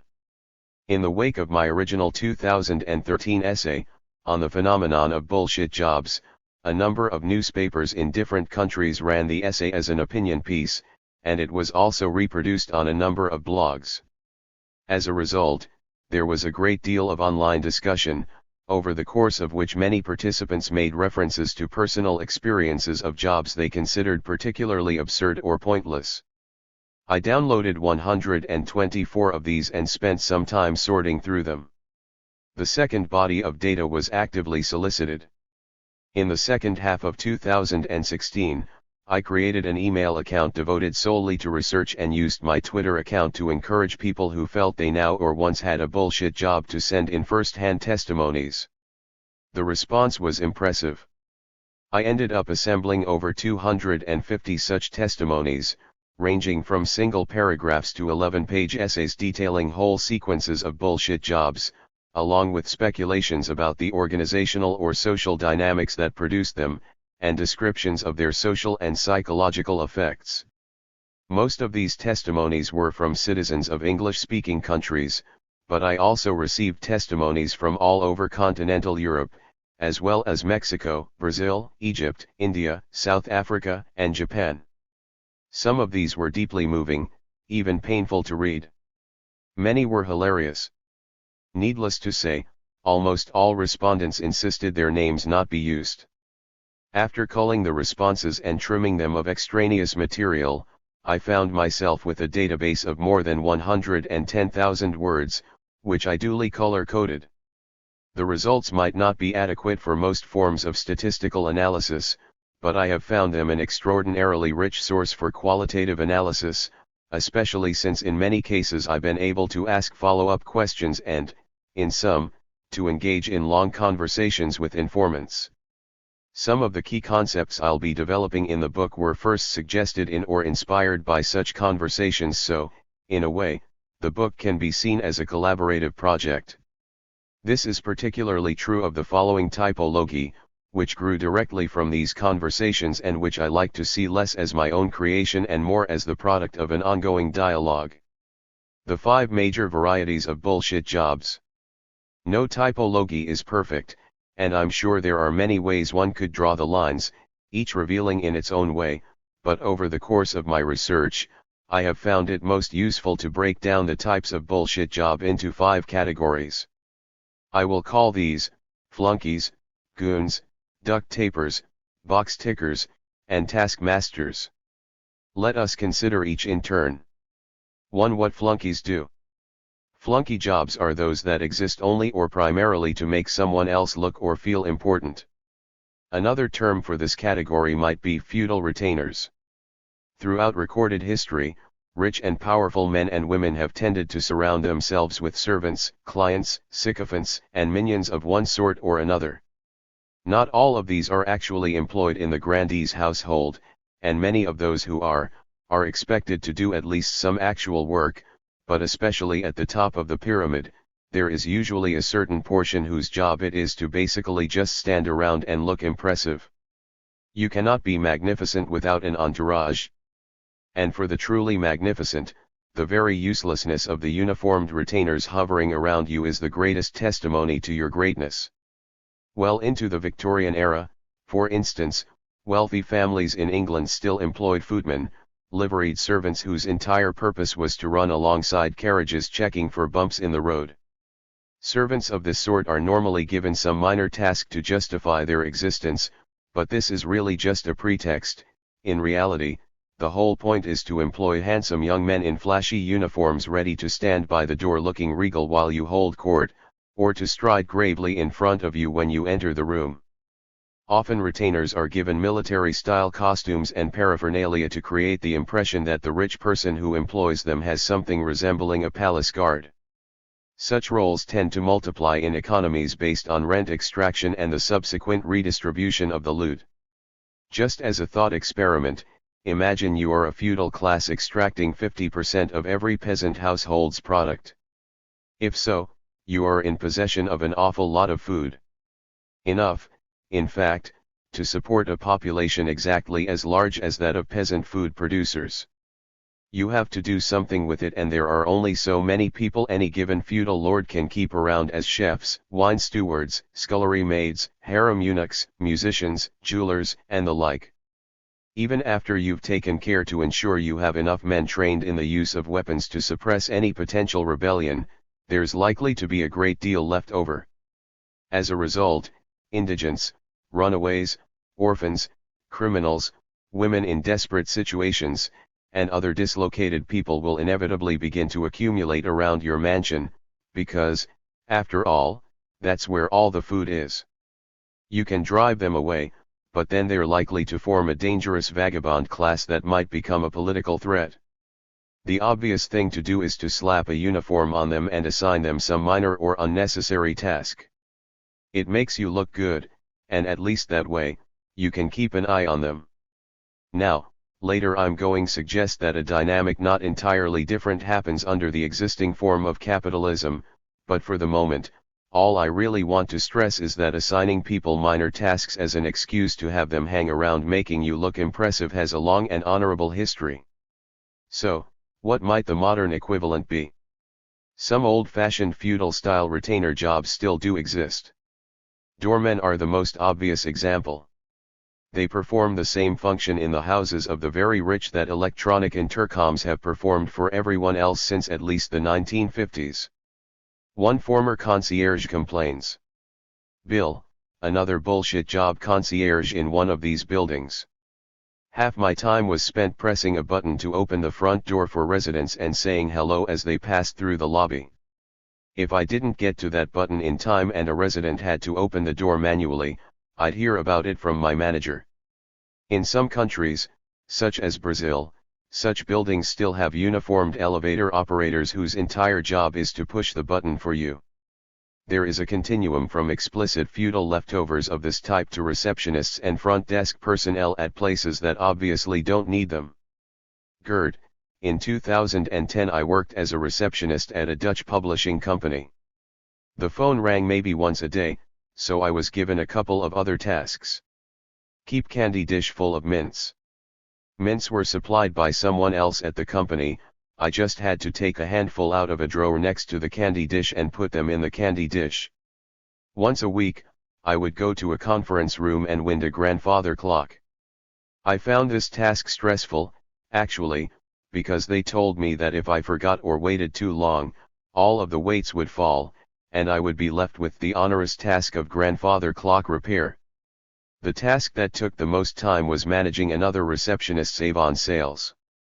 Clearly, one call a day could be handled by someone else at the press in the same manner it is in most people's homes. Whoever happens to be the closest to the phone and isn't in the middle of something else picks it up and answers.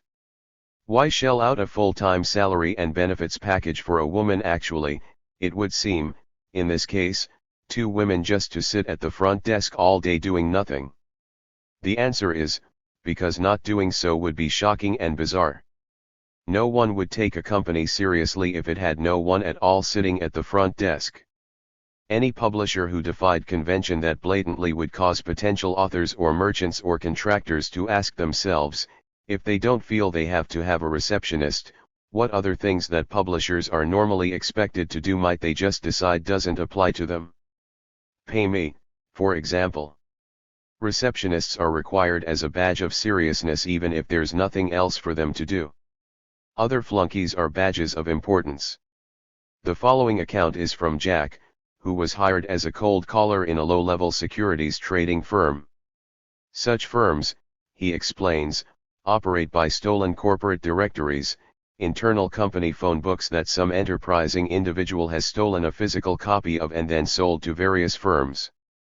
Brokers then call upper-level employees of the companies and try to pitch them stocks.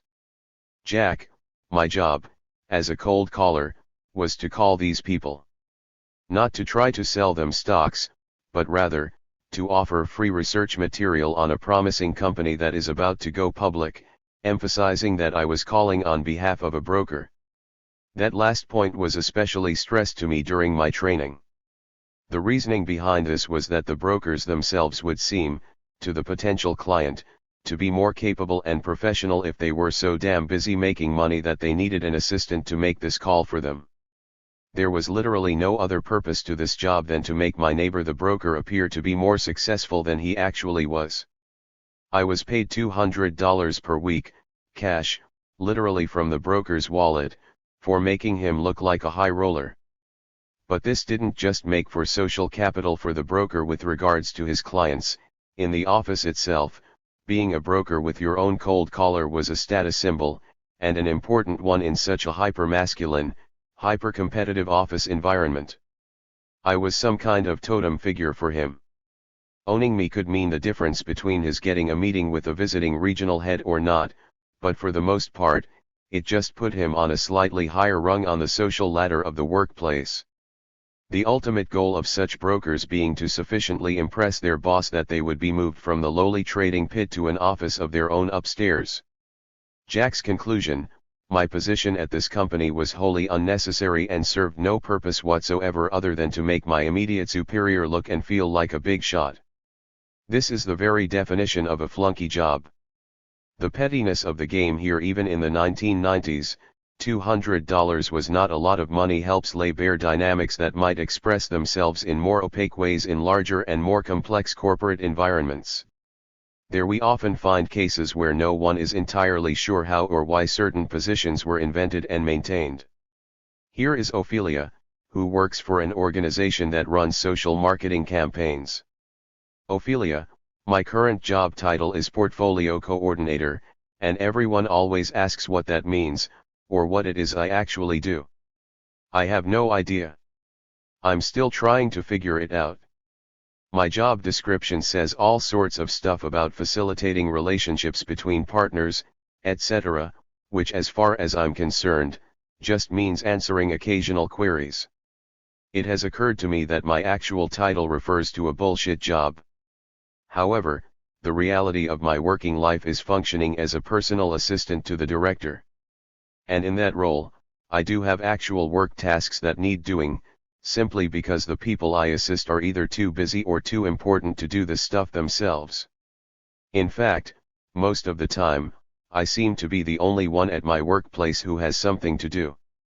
Some days I run around frantically, whilst most of the mid-level managers sit around and stare at a wall, seemingly bored to death and just trying to kill time doing pointless things, like that one guy who rearranges his backpack for a half hour every day. Obviously, there isn't enough work to keep most of us occupied, but in a weird logic that probably just makes them all feel more important about their own jobs, we are now recruiting another manager. Maybe this is to keep up the illusion that there's so much to do. Ophelia suspects her job was originally just an empty place filler, created so that someone could boast about the number of employees he had working under him.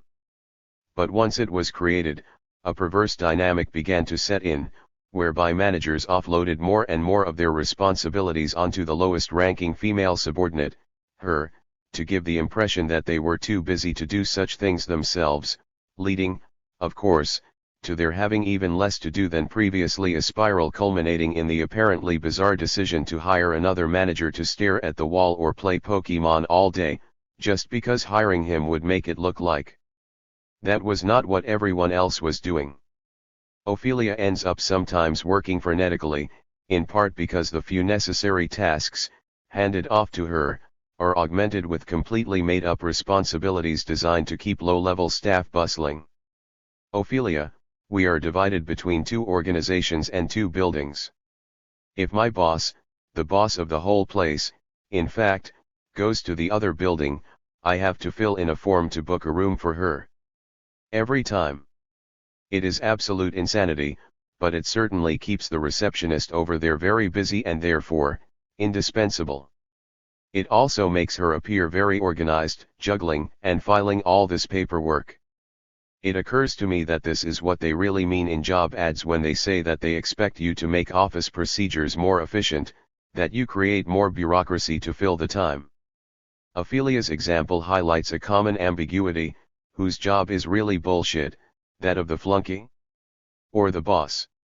Sometimes, as we've seen with Jack, it's clearly the former. The flunky really does only exist to make his or her immediate superior look or feel important. In cases like that, no one minds if the flunky does absolutely nothing. Steve, I just graduated, and my new job basically consists of my boss forwarding emails to me with the message Steve referred to the below, and I reply that the email is inconsequential or straight up spam. In other cases, as with Ophelia, the flunkies end up effectively doing the boss's jobs for them. This, of course, was the traditional role of female secretaries, now irrelevant administrative assistants, working for male executives during most of the 20th century, while in theory secretaries were there just to answer the phone, take dictation, and do some light filing. In fact, they often ended up doing 80% to 90% of their boss's jobs, and sometimes, 100% of its non-bullshit aspects. It would be fascinating, though probably impossible, to write a history of books, designs, plans, and documents attributed to famous men that were actually written by their secretaries. So, in such cases, who has the bullshit job? Here again, I think we are forced to fall back on the subjective element. The middle manager in Ophelia's office reorganizing his backpack for a half hour every day may or may not have been willing to admit his job was pointless, but those hired just to make someone like him seem important almost invariably know it and resent it even when it doesn't involve making up unnecessary busy work. Judy, the only full-time job I ever had in human resources in a private sector engineering firm, was wholly not necessary. It was there only because the HR specialist was lazy and didn't want to leave his desk. I was an HR assistant. My job took, I shit you not, 1 hour a day, an hour and a half max. The other 7 or so hours were spent playing 2048 or watching YouTube. Phone never rang, data were entered in 5 minutes or less. I got paid to be bored. My boss could have easily done my job yet again, fucking lazy turd. When I was doing anthropological fieldwork in Highland, Madagascar, I noticed that wherever one found the tomb of a famous nobleman, one also invariably found 2 or 3 modest graves directly at its foot. When I asked what these modest graves were, I would always be told these were his soldiers, really a euphemism for slaves. The meaning was clear: to be an aristocrat meant to have the power to order others around. Even in death, if you didn't have underlings, you couldn't really claim to be a noble. An analogous logic seems to be at work in corporate environments. Why did the Dutch publishing outfit need a receptionist? Because a company has to have 3 levels of command in order to be considered a real company. At the very least, there must be a boss and editors, and those editors have to have some sort of underlings or assistants at the very minimum, the one receptionist who is a kind of collective underling to all of them. Otherwise you wouldn't be a corporation but just some kind of hippie collective. Once the unnecessary flunky is hired, whether or not that flunky ends up being given anything to do is an entirely secondary consideration that depends on a whole list of extraneous factors, for instance, whether or not there is any work to do, the needs and attitudes of the superiors, gender dynamics, and institutional constraints. If the organization grows in size, higher UPS importance will almost invariably be measured by the total number of employees working under them, which, in turn, creates an even more powerful incentive for those on top of the organizational ladder to either hire employees and only then decide what they are going to do with them, or even more often, perhaps to resist any efforts to eliminate jobs that are found to be redundant. As we'll see, testimonies from consultants hired to introduce efficiencies in a large corporation, say, a bank, or a medical supply corporation, attest to the awkward silences and outright hostility that ensue when executives realize those efficiencies will have the effect of automating away a significant portion of their subordinates. By doing so, they would effectively reduce managers to nothing. Kings of the air. For without flunkies, to whom, exactly, would they be superior? To what goons do. The use of this term is, of course, metaphorical. I'm not using it to mean actual gangsters or other forms of hired muscle.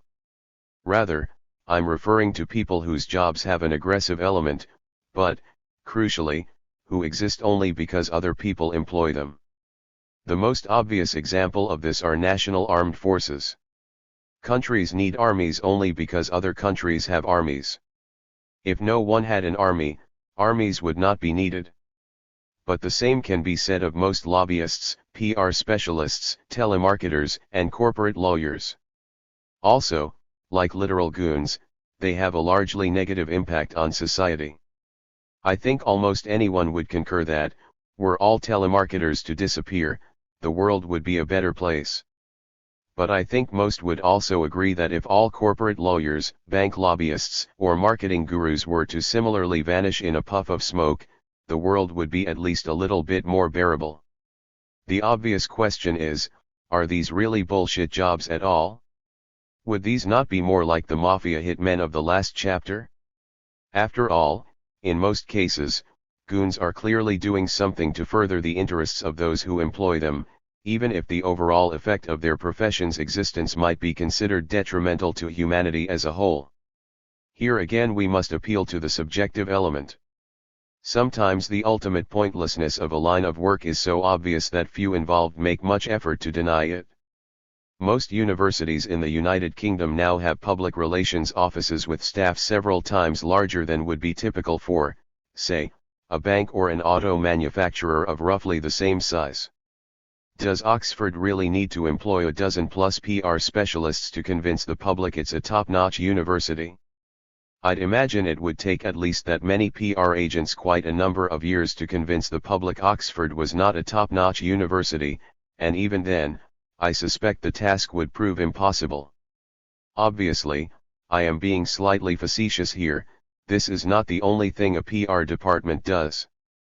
I'm sure in the case of Oxford much of its day-to-day concerns involve more practical matters such as attracting to the university the children of oil magnates or corrupt politicians from foreign lands who might otherwise have gone to Cambridge.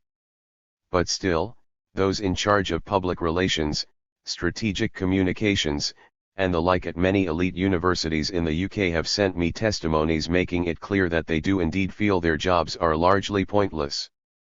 I have included goons as a category of bullshit job largely for this reason, because so many of those who hold them feel their jobs have no social value and ought not to exist. Recall the words of the tax litigator from the preface, I am a corporate lawyer. I contribute nothing to this world and am utterly miserable all of the time.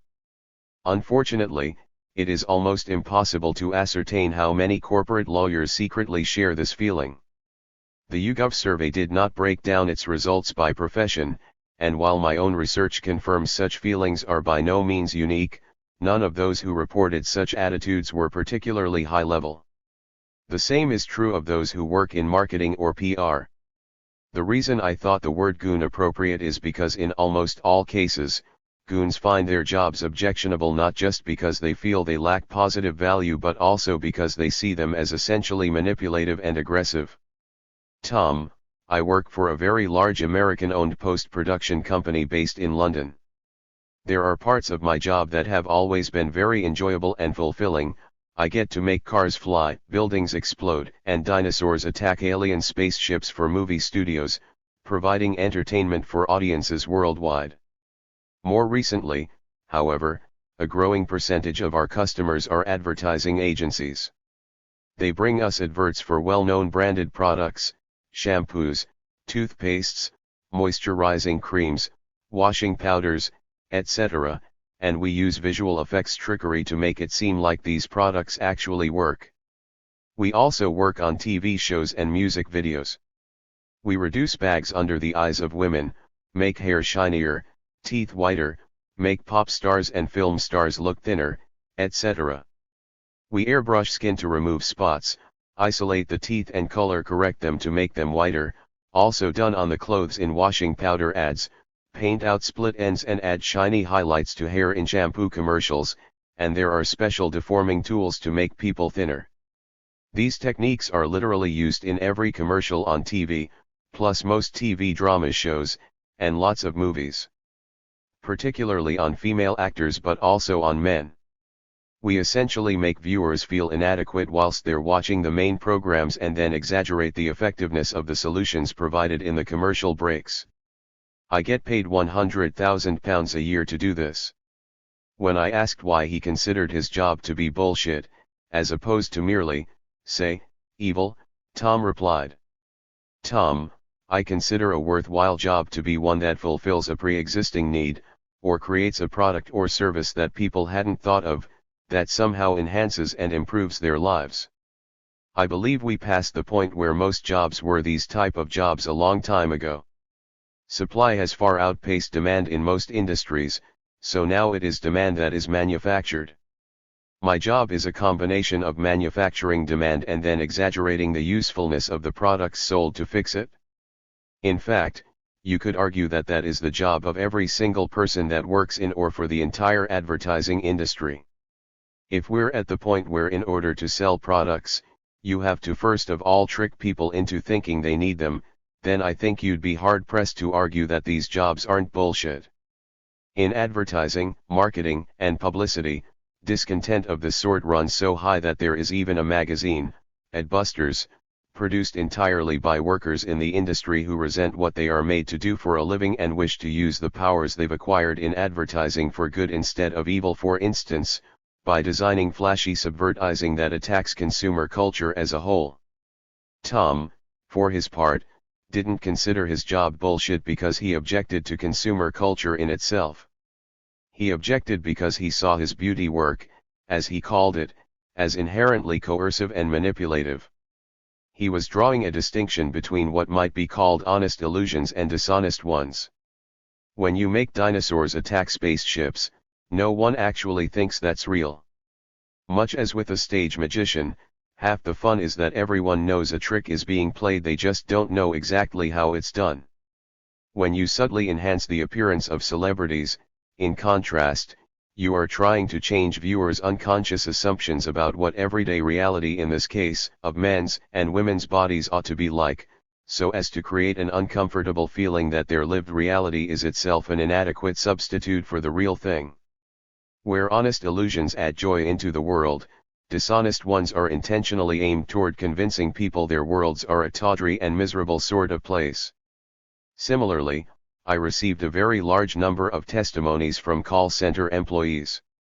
None considered his or her job bullshit because of conditions of employment. Actually, these appear to vary enormously, from nightmarish levels of surveillance to surprisingly relaxed, but because the work involved tricking or pressuring people into doing things that weren't really in their best interest. Here's a sampling. I had a bunch of bullshit call center jobs selling things that people didn't really want/need, taking insurance claims, conducting pointless market research. It's a bait and switch, offering a free service first, and then asking you for $1.95 for a 2-week trial subscription in order for you to finish the process and get you what you went on the website to acquire, and then signing you up for an auto renewal for a monthly service that's more than 10 times that amount. It's not just a lack of positive contribution, but you're making an active negative contribution to people's day. I called people up to hawk them useless shit they didn't need, specifically, access to their credit score that they could obtain for free elsewhere, but that we were offering, with some mindless add-ons, for £6.99 a month. Most of the support covered basic computer operations the customer could easily Google. They were geared toward old people or those that didn't know better, I think. Our call center's resources are almost wholly devoted to coaching agents on how to talk people into things they don't need as opposed to solving the real problems they are calling about. So once again, what really irks is, 1. The aggression and, 2. The deception. Here I can speak from personal experience, having done such jobs, albeit usually very, very briefly. There are few things less pleasant than being forced against your better nature to try to convince others to do things that defy their common sense. I will be discussing this issue in greater depth in the next chapter, on spiritual violence, but for now, let us merely note that this is at the very heart of what it is to be a goon. 3. What duct tapers do. Duct tapers are employees whose jobs exist only because of a glitch or fault in the organization, who are there to solve a problem that ought not to exist. I am adopting the term from the software industry, but I think it has more general applicability. One testimony from a software developer describes the industry like this. Pablo, basically, we have two kinds of jobs.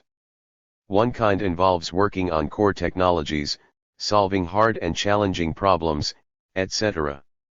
The other one is taking a bunch of core technologies and applying some duct tape to make them work together. The former is generally seen as useful. The latter is often seen as less useful or even useless, but, in any case, much less gratifying than the first kind. The feeling is probably based on the observation that if core technologies were done properly, there would be little or no need for duct tape. Pablo's main point is that with the growing reliance on free software, freeware, paid employment is increasingly reduced to duct taping.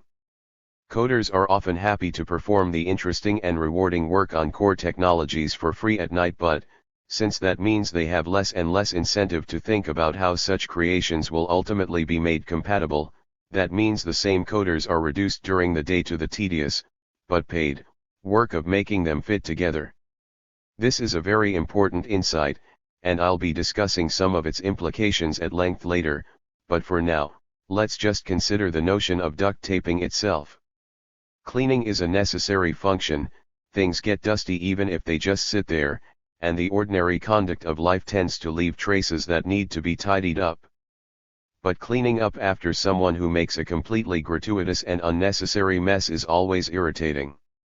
Having a full-time occupation cleaning up after such a person can only breed resentment. Sigmund Freud even spoke of housewife's neurosis, a condition that he believed affected women forced to limit their life horizons to tidying up after others, and who therefore became fanatical about domestic hygiene as a form of revenge.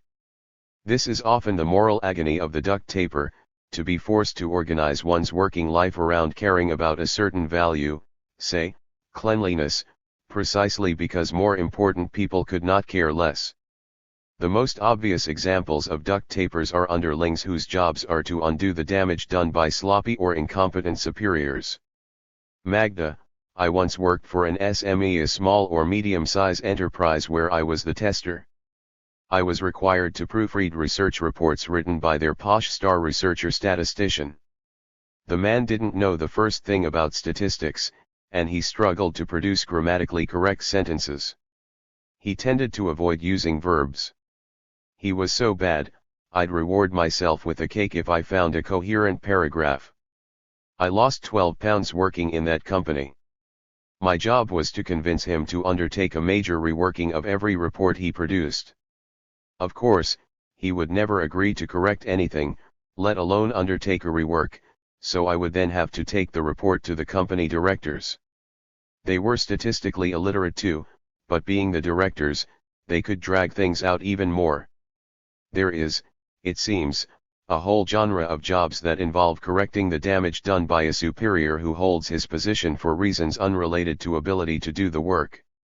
This overlaps somewhat with flunky positions where the job holder has to do the superior's work, but it's not exactly the same thing. Here's another example, of a programmer who got a job for a firm run by a Viennese psychologist who fancied himself an old-style scientific revolutionary, and who had invented what was, in the company, referred to simply as the algorithm. The algorithm aimed to reproduce human speech.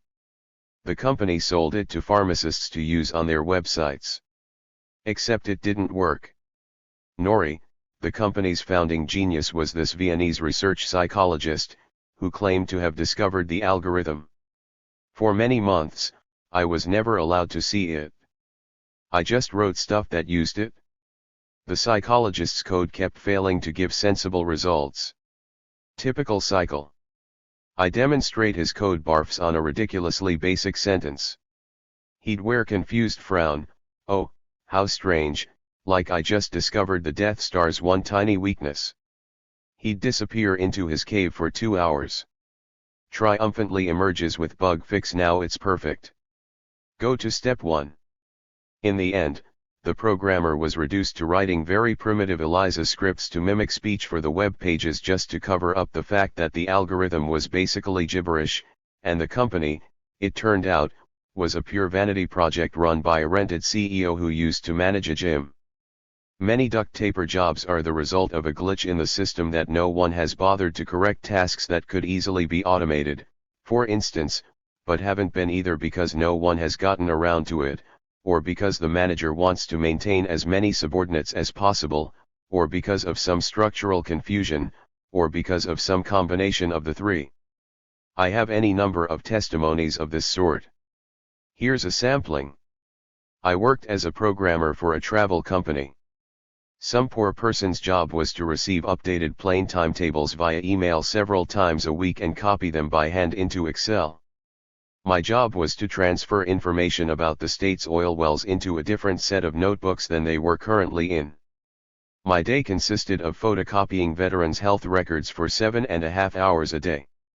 Workers were told time and again that it was too costly to buy the machines for digitizing. I was given one responsibility: watching an inbox that received emails in a certain form from employees in the company asking for tech help, and copy and paste it into a different form. Not only was this a textbook example of an automatable job, it actually used to be automated. There was some kind of disagreement between various managers that led to higher UPS issuing a standardization that nullified the automation. On the social level, duct taping has traditionally been women's work. Throughout history, prominent men have wandered about oblivious to half of what's going on around them, treading on 1,000 toes. It was typically their wives, sisters, mothers, or daughters who were left with the responsibility of performing the emotional labor of soothing egos, calming nerves, and negotiating solutions to the problems they created. In a more material sense, duct taping might be considered a classic working-class function. The architect may come up with a plan that looks stunning on paper, but it's the builder who has to figure out how to actually install electrical sockets in a circular room or to use real duct tape to hold things together that in reality simply don't fit together the way the blueprints say they should. In this latter case, we're not really talking about a bullshit job at all, any more than we're talking about a bullshit job when an orchestra conductor interprets the score of a Beethoven symphony or an actress plays Lady Macbeth. There will always be a certain gap between blueprints, schemas, and plans and their real-world implementation. Therefore, there will always be people charged with making the necessary adjustments. What makes such a role bullshit is when the plan obviously can't work and any competent architect should have known it, when the system is so stupidly designed that it will fail in completely predictable ways, but rather than fix the problem, the organization prefers to hire full-time employees whose main or entire job is to deal with the damage. It's as if a homeowner, upon discovering a leak in the roof, decided it was too much bother to hire a roofer to reshingle it, and instead stuck a bucket underneath and hired someone whose full-time job was to periodically dump the water. It goes without saying that duct tapers are almost always aware they have a bullshit job and are usually quite angry about it. I encountered a classic example of a duct taper while working as a lecturer at a prominent British university. One day the wall shelves in my office collapsed. This left books scattered all over the floor, and a jagged half-dislocated metal frame that once held the shelves in place dangling cheerfully over my desk.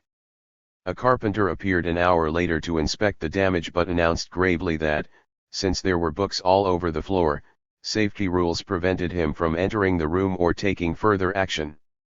I would have to stack the books and then not touch anything else, whereupon he would return at the earliest available opportunity to remove the dangling frame. I duly stacked the books, but the carpenter never reappeared. There ensued a series of daily calls from anthropology to buildings and grounds. Each day someone in the anthropology department would call, often multiple times, to ask about the fate of the carpenter, who always turned out to have something extremely pressing to do. By the time a week was out, I had taken to doing my work on the floor in a kind of little nest assembled from fallen books, and it had become apparent that there was one man employed by buildings and grounds whose entire job it was to apologize for the fact that the carpenter hadn't come. He seemed like a nice man. He was exceedingly polite and even-tempered, and always had just a slight trace of wistful melancholy about him, which made him quite well suited for the job. Still, it's hard to imagine he was particularly happy with his choice of career. Most of all, there didn't seem any obvious reason the school couldn't simply get rid of the position and use the money to hire another carpenter, in which case his job would not be needed anyway. For what box tickers do. I am using the term box tickers to refer to employees who exist only or primarily to allow an organization to be able to claim it is doing something that, in fact, it is not doing. The following testimony is from a woman hired to coordinate leisure activities in a care home. Betsy, most of my job was to interview residents and fill out a recreation form that listed their preferences. That form was then logged on a computer and promptly forgotten about forever. The paper form was also kept in a binder, for some reason. Completion of the forms was by far the most important part of my job in the eyes of my boss, and I would catch hell if I got behind on them. A lot of the time, I would complete a form for a short-term resident, and they would check out the next day. I threw away mountains of paper. The interviews mostly just annoyed the residents, as they knew it was just bullshit paperwork, and no one was going to care about their individual preferences. The most miserable thing about box-ticking jobs is that the employee is usually aware that not only does the box-ticking exercise do nothing toward accomplishing its ostensible purpose, it actually undermines it, since it diverts time and resources away from the purpose itself. So here Betsy was aware that the time she spent processing forms about how residents might wish to be entertained was time not spent entertaining them. She did manage to engage in some leisure activities with the residents. Fortunately, I was able to play the piano for the residents every day before dinner, and that was a beautiful time, with singing, smiling, and tears, but as so often in such situations, there was a sense that these moments were indulgences granted her as a reward for carrying out her primary duties, which consisted of the filling out and proper disposition of forms. We're all familiar with box ticking as a form of government. If a government's employees are caught doing something very bad, taking bribes, for instance, or regularly shooting citizens at traffic stops, the first reaction is invariably to create a fact-finding commission to get to the bottom of things. This serves two functions. First of all, it's a way of insisting that, aside from a small group of miscreants, no one had any idea that any of this was happening. This, of course, is rarely true. Second of all, it's a way of implying that once all the facts are in, someone will definitely do something about it. This is usually not true, either. A fact-finding commission is a way of telling the public that the government is doing something it is not. But large corporations will behave in exactly the same way if, say, they are revealed to be employing slaves or child laborers in their garment factories or dumping toxic waste. All of this is bullshit, but the true bullshit job category applies to those who are not just there to stave off the public. This at least could be said to serve some kind of useful purpose for the company, but to those who do so within the organization itself. The corporate compliance industry might be considered an intermediary form. It is explicitly created by U.S. government regulation. Layla, I work in a growing industry born out of the federal regulation, the Foreign Corrupt Practices Act. Basically, U.S. companies have to do due diligence to make sure they aren't doing business with corrupt overseas firms. Clients are big companies, tech, auto companies, etc., who might have myriad smallish businesses they supply or work with in places like China, my region.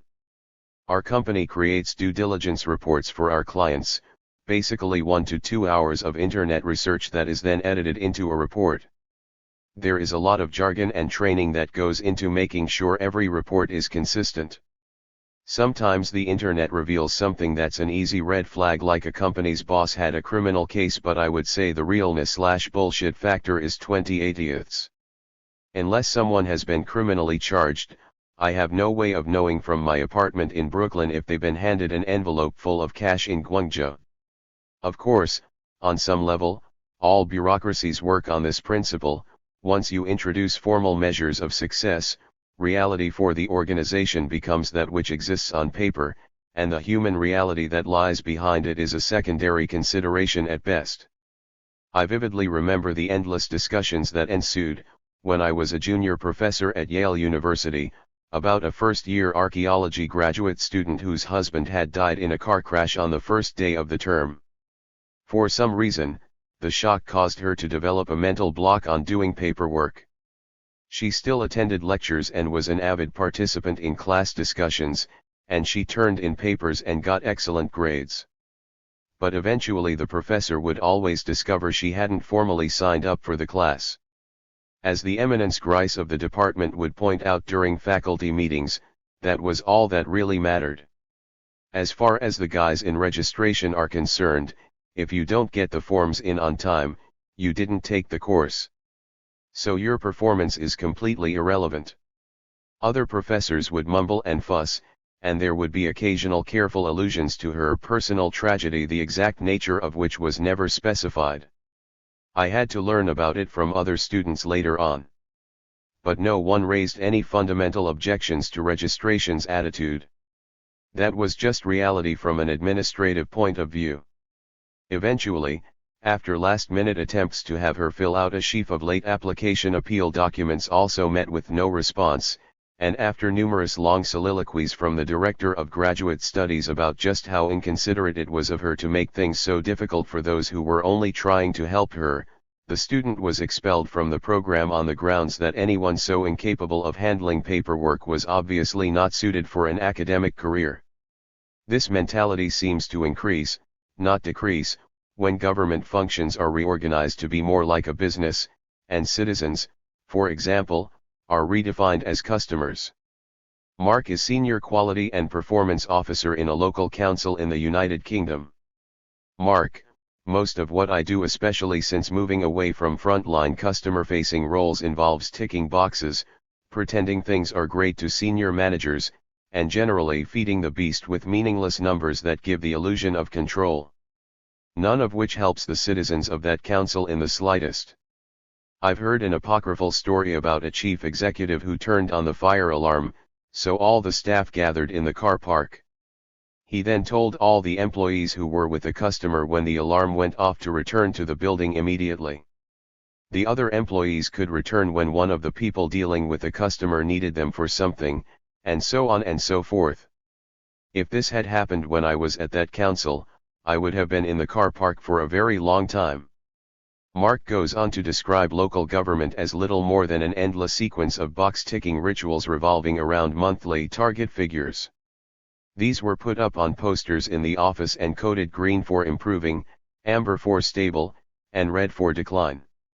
Supervisors appeared innocent even of the basic concept of random statistical variation, or at least, pretended to be, as each month, those with green-coded figures were rewarded, while those with red urged to do a better job. Almost none of this had any real bearing on providing services. Mark, one project I worked on was to come up with some housing service standards. The project involved playing lip service to customers, and having long discussions with managers at meetings, before finally writing up a report that got praised, mainly because it was presented and laid out attractively, by managers in the meeting. The report then got filed away, making absolutely no difference to the residents but still somehow requiring many hours of staff time, not to mention all the hours the residents themselves spent filling in surveys or attending focus groups. In my experience, this is how most policy works in local government. Note here the importance of the physical attractiveness of the report. This is a theme that comes up frequently in testimonies about box-ticking operations, and even more so in the corporate sector than in government. If the ongoing importance of a manager is measured by how many people he has working under him, the immediate material manifestation of that manager's power and prestige is the visual quality of his presentations and reports. The meetings in which such emblems are displayed might be considered the high rituals of the corporate world. And just as the retinues of a feudal lord might include servants whose only role was to polish his horse's armor or tweeze his mustache before tournaments or pageants, so may present-day executives keep employees whose sole purpose is to prepare their PowerPoint presentations or craft the maps, cartoons, photographs, or illustrations that accompany their reports. Many of these reports are nothing more than props in a kabuki-like corporate theater. No one actually reads them all the way through. But this doesn't stop ambitious executives from cheerfully shelling out half a workman's yearly wages of company money just to be able to say, "Oh yes, we commissioned a report on that." Hannibal, I do digital consultancy for global pharmaceutical companies' marketing departments. I often work with global PR agencies on this, and write reports with titles like How to Improve Engagement Among Key Digital Healthcare Stakeholders. It is pure, unadulterated bullshit, and serves no purpose beyond ticking boxes for marketing departments. But it is very easy to charge a very large amount of money to write bullshit reports. I was recently able to charge around £12,000 to write a 2-page report for a pharmaceutical client to present during a global strategy meeting. The report wasn't used in the end because they didn't manage to get to that agenda point during their allotted meeting time, but the team I wrote it for was very happy with it nonetheless. There are whole minor industries that exist just to facilitate such box-ticking gestures. I worked for some years for the Interlibrary Loan Office in the University of Chicago Science Library, and at least 90% of what people did there was photocopy and mail out articles from medical journals with titles such as the Journal of Cell Biology, Clinical Endocrinology, and the American Journal of Internal Medicine. I was lucky. I did something else. For the first few months, I was under the naive impression that these articles were being sent to doctors. To the contrary, a bemused co-worker eventually explained to me, the overwhelming majority were being sent to lawyers. Apparently, if you are suing a doctor for malpractice, part of the show involves assembling an impressive pile of scientific papers to plunk down on the table at an appropriately theatrical moment and then enter into evidence. While everyone knows that no one will actually read these papers, there is always the possibility that the defense attorney or one of his expert witnesses might pick one up at random for inspection, so it is considered important to ensure your legal aids locate articles that can at least plausibly be said to bear in some way on the case. As we will see in later chapters, there are all sorts of different ways that private companies employ people to be able to tell themselves they are doing something that they aren't really doing. Many large corporations, for instance, maintain their own in-house magazines or even television channels, the ostensible purpose of which is to keep employees up to date on interesting news and developments, but which, in fact, exist for almost no reason other than to allow executives to experience that warm and pleasant feeling that comes when you see a favorable story about you in the media, or to know what it's like to be interviewed by people who look and act exactly like reporters but never ask questions you wouldn't want them to ask. Such venues tend to reward their writers, producers, and technicians very handsomely, often at 2 or 3 times the market rate. But I've never talked to anyone who does such work full-time who doesn't say the job is bullshit. 5. What taskmasters do. Taskmasters fall into 2 subcategories. Type 1 contains those whose role consists entirely of assigning work to others. This job can be considered bullshit if the taskmaster herself believes that there is no need for her intervention, and that if she were not there, underlings would be perfectly capable of carrying on by themselves. Type 1 taskmasters can thus be considered the opposite of flunkies, unnecessary superiors rather than unnecessary subordinates. Whereas the first variety of taskmaster is merely useless, the second variety does actual harm. These are taskmasters whose primary role is to create bullshit tasks for others to do, to supervise bullshit, or even to create entirely new bullshit jobs. One might also refer to them as bullshit generators. Type 2 taskmasters may also have real duties in addition to their role as taskmaster, but if all or most of what they do is create bullshit tasks for others, then their own jobs can be classified as bullshit too. As one might imagine, it is especially difficult to gather testimonies from taskmasters. Even if they do secretly think their jobs are useless, they are much less likely to admit it. But I found a small number willing to come clean. Ben represents a classic example of type 1. He is a middle manager. Ben, I have a bullshit job, and it happens to be in middle management. 10 people work for me, but from what I can tell, they can all do the work without my oversight. My only function is to hand them work, which I suppose the people that actually generate the work could do themselves. I will say that in a lot of cases, the work that is assigned is a product of other managers with bullshit jobs, which makes my job 2 levels of bullshit. I just got promoted to this job, and I spend a lot of my time looking around and wondering what I'm supposed to be doing. As best I can tell, I'm supposed to be motivating the workers. I sort of doubt that I'm earning my salary doing that, even if I'm really trying. Ben calculates that he spends at least 75% of his time allocating tasks and then monitoring if the underling is doing them, even though, he insists, he has absolutely no reason to believe the underlings in question would behave any differently if he weren't there. He also says he keeps trying to allocate himself real work on the sly, but when he does so, his own superiors eventually notice and tell him to cut it out. But then, when he sent in his testimony, Ben had only been at the job for 2.5 months, which might explain his candor. If he does succumb eventually and accepts his new role in life, he will come to understand that, as another testimony put it, the entire job of middle management is to ensure the lower level people hit their productivity numbers, and will therefore start coming up with formal statistical metrics that his underlings can try to falsify. Being forced to supervise people who don't need supervision is actually a fairly common complaint. Here, for instance, is the testimony of an assistant localization manager named Alfonso. Alfonso, my job is to oversee and coordinate a team of 5 translators. The problem with that is that the team is perfectly capable of managing itself, they are trained in all the tools they need to use, and they can, of course, manage their time and tasks.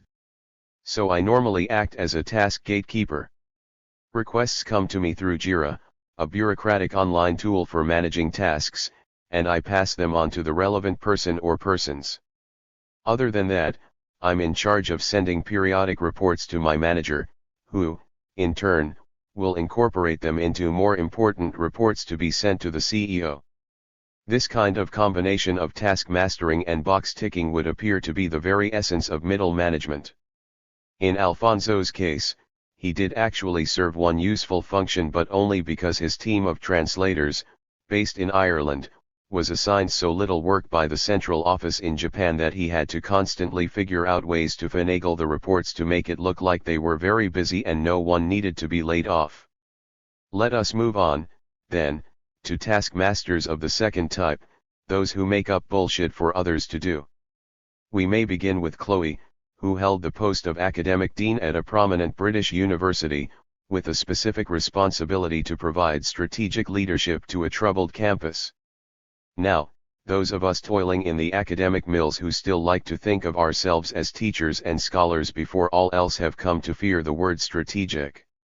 Strategic mission statements, or even worse, strategic vision documents, instill a particular terror, since these are the primary means by which corporate management techniques setting up quantifiable methods for assessing performance, forcing teachers and scholars to spend more and more of their time assessing and justifying what they do and less time actually doing it, are insinuated into academic life. The same suspicions hold for any document that repeatedly uses the words quality, excellence, leadership, or stakeholder. So for my own part, my immediate reaction upon hearing that Chloe was in a strategic leadership position was to suspect that not only was her job bullshit, it actively inserted bullshit into others' lives as well. According to Chloe's testimony, this was exactly the case though, if at first, not precisely for the reasons I imagined. Chloe, the reason that my dean's role was a bullshit job is the same reason that all non-executive deans, PVCs, pro-vice-chancellors, and other strategic roles in universities are bullshit jobs. The real roles of power and responsibility within a university trace the flow of money through the organization. An executive PVC or dean, in other words, he who holds the budget, can cajole, coerce, encourage, bully, and negotiate with departments about what they can, ought, or might want to do, using the stick, or carrot, of money. Strategic deans and other such roles have no carrots or sticks. They are non-executive. They hold no money, just, as was once described to me, the power of persuasion and influence. I did not sit on university leadership and so was not part of the bunfights about targets, overall strategy, performance measures, audits, etc. I had no budget. I had no authority over the buildings, the timetable, or any other operational matters. All I could do was come up with a new strategy that was in effect a respin of already agreed upon university strategies. So her primary role was to come up with yet another strategic vision statement, of the kind that are regularly deployed to justify the number crunching and box ticking that has become so central to British academic life. But since Chloe had no actual power, it was all meaningless shadow play. What she did get was what all high-level university administrators now receive as their primary badge of honor, her own tiny empire of administrative staff. Chloe, I was given a 75% full-time equivalent personal assistant, a 75% full-time equivalent special project and policy support officer, and a full-time postdoctoral research fellow, plus an expenses allowance of £20,000. In other words, a shed load of public money went into supporting a bullshit job. The project and policy support officer was there to help me with projects and policies. The PA was brilliant but ended up just being a glorified travel agent and diary secretary. The research fellow was a waste of time and money because I am a lone scholar and don't actually need an assistant. So, I spent 2 years of my life making up work for myself and for other people. Actually, Chloe appears to have been a very generous boss. As she spent her own hours developing strategies she knew would be ignored, her special projects officer ran around doing timetable scenarios and gathering useful statistics, the personal assistant kept her diary, and the research fellow spent her time working on her own personal research. This in itself seems perfectly innocent. At least none of them was doing any harm. Who knows, maybe the research fellow even ended up making an important contribution to human knowledge of her own. The truly disturbing thing about the whole arrangement, according to Chloe, was her ultimate realization that if she had been given real power, she probably would have done harm. Because after 2 years as dean, she was unwise enough to accept a gig as head of her old department and was thus able to see things from the other side, that is, before quitting 6 months later in horror and disgust. Chloe, my very brief stint as head of department reminded me that at the very minimum, 90% of the role is bullshit, filling out the forms that the faculty dean sends so that she can write her strategy documents that get sent up the chain of command. Producing a confetti of paperwork as part of the auditing and monitoring of research activities and teaching activities. Producing plan after 5-year plan justifying why departments need to have the money and staff they already have. Doing bloody annual appraisals that go into a drawer never to be looked at again. And, in order to get these tasks done, as HOD, you ask your staff to help out. Bullshit proliferation. So, what do I think? It is not capitalism per se that produces the bullshit. It is managerialist ideologies put into practice in complex organizations. As managerialism embeds itself, you get entire cadres of academic staff whose job it is just to keep the managerialist plates spinning strategies, performance targets, audits, reviews, appraisals, renewed strategies, etc., etc., which happen in an almost wholly and entirely disconnected fashion from the real lifeblood of universities, teaching and education. On this, I will leave Chloe the last word. Chloe at least was allocated her staff first and only then had to figure out how to keep them occupied. Tanya, who had a series of taskmaster jobs in both the public and private sectors, provides us with an explanation of how entirely new bullshit positions can come about. This last testimony is unique because it explicitly incorporates the typology developed in this chapter. Toward the end of my research, I laid out my then nascent 5-part division on Twitter, to encourage comments, amendments, or reactions. Tanya felt the terms fit her experience well. Tanya, I might be a taskmaster in your taxonomy of BS jobs. I was one of 2 deputy directors of an administrative services office that handled HR, budget, grants, contracts, and travel for 2 bureaus with total resources of about $600 million and 1,000 souls. At some point as a manager, or as a duct taper helping to fill functional gaps, you realize that you need to hire a new person to meet an organizational need. Most of the time, the needs I am trying to fill are either my own need for a box ticker or a duct taper, or the needs of other managers, sometimes to hire people for non-BS work or to hire their ration of goons and flunkies. The reason I need duct tapers is usually because I have to compensate for poorly functioning program management systems, both automated and human workflows, and, in some cases, a poorly functioning box ticker and even a non-BS job subordinate who has job tenure and 25 years of outstanding performance ratings from a succession of previous bosses. This last is important. Even in corporate environments, it is very difficult to remove an underling for incompetence if that underling has seniority and a long history of good performance reviews. As in government bureaucracies, the easiest way to deal with such people is often to kick them upstairs, promote them to a higher post, where they become somebody else's problem. But Tanya was already at the top of this particular hierarchy, so an incompetent would continue to be her problem even if kicked upstairs. She was left with 2 options. Either she could move the incompetent into a bullshit position where he had no meaningful responsibilities, or, if no such position was currently available, she could leave him in place and hire someone else to really do his job.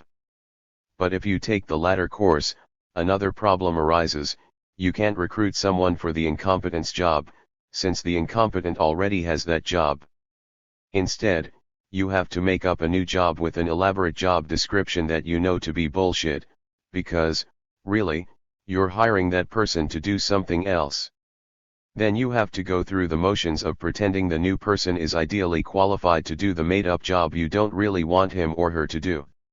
All this involves a great deal of work. Tanya, in organizations with structured job classifications and position descriptions, there has to be an established and classified job to which you can recruit someone. This is a whole professional universe of BS jobs and boondoglery unto itself. It's similar to the world of people who write grant proposals or contract bids. So the creation of a BS job often involves creating a whole universe of BS narrative that documents the purpose and functions of the position as well as the qualifications required to successfully perform the job, while corresponding to the format and special bureaucraties prescribed by the Office of Personnel Management and my agency's HR staff. Once that's done, there has to be a narrative job announcement of the same ilk. To be eligible for hire, the applicant must present a resume incorporating all the themes and phraseology of the announcement so that the hiring software our agency uses will recognize their qualifications. After the person is hired, their duties must be spelled out in yet another document that will form the basis for annual performance appraisals. I have rewritten candidates' resumes myself to ensure that they defeat the hiring software so I can be allowed to interview and select them. If they don't make it past the computer, I can't consider them.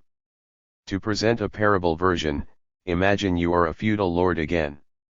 You acquire a gardener. After 20 years of faithful service, the gardener develops a serious drinking problem.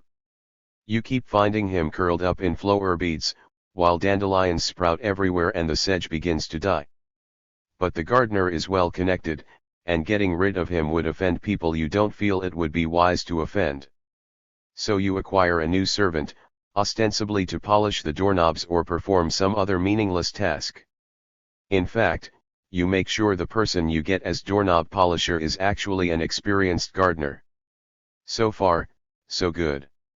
The problem is, in a corporate environment, you can't just summon a new servant, make up an impressive sounding title for him, high Sanes Chal of the entryways, and tell him his real job is to take over when the gardener is drunk. You have to come up with an elaborate fake description of what a doorknob polisher would, in fact, do, coach your new gardener in how to pretend he's the best doorknob polisher in the kingdom, and then use the description of his duties as the basis of periodic box-ticking performance reviews. And if the gardener sobers up and doesn't want some young punk messing with his business, now you have a full-time doorknob polisher on your hands. This, according to Tanya, is just one of the many ways that taskmasters end up creating bullshit jobs. On complex multiform bullshit jobs. These 5 categories are not exhaustive, and new types could certainly be proposed. One compelling suggestion I heard was for a category of imaginary friends, that is, people hired ostensibly to humanize an inhuman corporate environment but who, in fact, mainly force people to go through elaborate games of make-believe. We will be hearing about forced creativity and mindfulness seminars and obligatory charity events later on. There are workers whose entire careers are based on dressing up in costumes or otherwise designing silly games to create rapport in office environments where everyone would probably be happier just being left alone. These could be seen as box tickers of a sort, but they could equally be seen as a phenomenon unto themselves.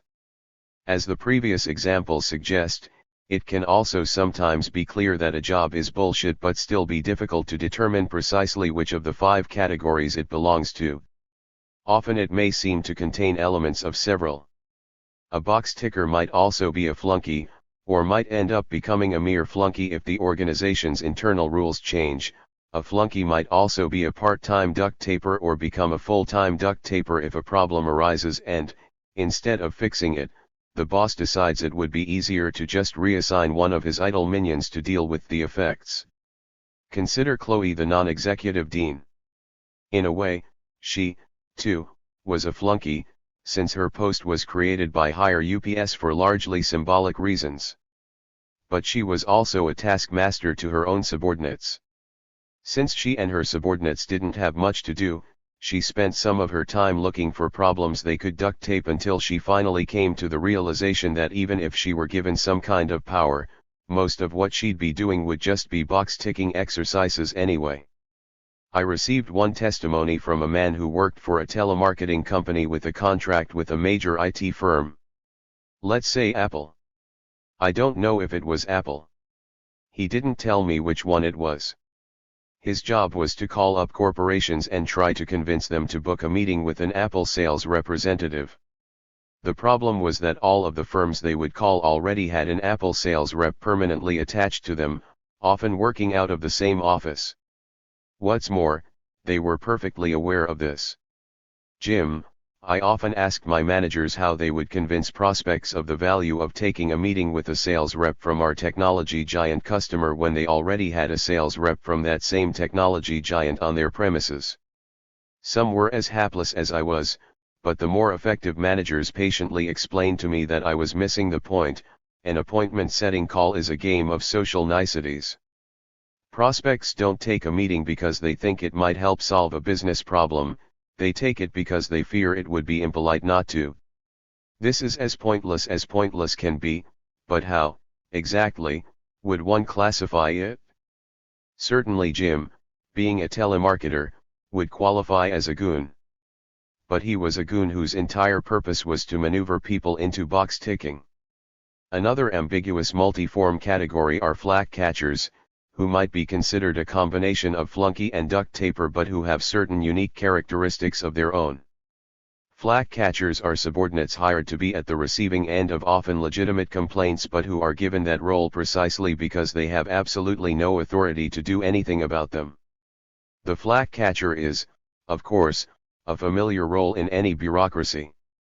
The man whose job it was to apologize for the fact that the carpenter didn't come might be considered a flack catcher of sorts, but if so, his position was an unusually cushy one, since he only really had to talk to university professors and administrators who were unlikely to scream, pound the table, or become visibly upset. In other contexts, flak catching can be genuinely dangerous. When I first came to the United Kingdom in 2008, one of the first things that struck me was the ubiquity of the notices in public places reminding citizens not to physically attack minor government officials. It struck me this should rather go without saying. But apparently it doesn't. Sometimes flak catchers are well aware of what they're there for, as with Nathaniel, who signed up for a work-study program at a college in Canada, and was assigned to sit in the registrar's office and call people to tell them that some form was filled out incorrectly and they'd have to do it all over again. Since all frontline workers were students, it kept the cap on how pissed off anyone could reasonably get. The first line you used when someone became agitated was, "Sorry, man, I know it's BS. I am a student, too." Other flak catchers seem touchingly innocent. "Tim, I work in a college dormitory during the summer. I have worked at this job for 3 years, and at this point, it is still completely unclear to me what my actual duties are. Primarily, it seems that my job consists of physically occupying space at the front desk. This is what I spend approximately 70% of my time doing. While engaged in this, I am free to pursue my own projects, which I take to mean mainly screwing around and creating rubber band balls out of rubber bands I find in the cabinets. When I am not busy with this, I might be checking the office email account. I have basically no training or administrative power, of course, so all I can do is forward these emails to my boss, moving packages from the door where they get dropped off to the package room, answering phone calls. Again, I know nothing and rarely answer a question to the caller's satisfaction, finding ketchup packets from 2005 in the desk drawers, or calling maintenance to report that a resident has dropped 3 forks down the garbage disposal, and now the sink is spewing decayed food. In addition, often people will yell at me for things that are clearly not my fault, such as the fact that they dropped 3 forks down the garbage disposal, or the fact that there is construction happening nearby, or the fact that they have not paid their outstanding rent balance, and I am forbidden from accepting $1,400 in cash, and my boss does not work on weekends, or the fact that there is no convenient TV available on which they can watch The Bachelor. I assume it's a kind of catharsis for them to do this yelling, since I am 19 years old and clearly abjectly powerless. For these duties, I am paid $14 an hour. On the surface, it may seem as if Tim is just a flunky, like the unnecessary receptionist in the Dutch publishing house. It just wouldn't look good to have no one sitting there at all. But, in fact, it seems likely that insofar as Tim provides a real service to his employers, it's precisely by giving angry students someone they can vent at. Why else, after 3 years, would they still be keeping him so completely in the dark? The main reason I hesitate to make flak catcher a category of bullshit job is because this is a real service. Tim is not making up for a structural flaw like the man whose job it was to apologize for the fact that the carpenter didn't come. He's there because if you gather together a large number of teenagers, a few will invariably throw temper tantrums about stupid things, and Tim's employer would prefer they direct their outrage at someone other than himself. In other words, Tim's is a shit job, but it's not entirely clear that it's a bullshit one. A word on second-order bullshit jobs. A final ambiguous category consists of jobs which are in no sense pointless in and of themselves, but which are ultimately pointless because they are performed in support of a pointless enterprise. An obvious example would be the cleaners, security, maintenance, and other support staff for a bullshit company. Take Kit's office that provides the paperwork required to move German soldiers' computers down the hall. Or Nori's firm that promoted an algorithm that didn't work. Or any of 100 fake telemarketing or compliance firms. In every one of those offices, someone has to water the plants. Someone has to clean the toilets. Someone has to handle pest control. And while it's true that most of the companies in question operate in large office buildings hosting any number of different sorts of enterprise, which usually makes it unlikely that any one cleaner or electrician or bug sprayer is providing services exclusively for those who believe themselves to be engaged in useless occupations, if one were to measure the total proportion of cleaning or electrical work that is ultimately performed in support of bullshit, that number would be very high. One would have to assume 37%. In fact, if the YouGov survey is accurate. If 37% of jobs are bullshit, and 37% of the remaining 63% are in support of bullshit, then slightly over 50% of all labor falls into the bullshit sector in the broadest sense of the term.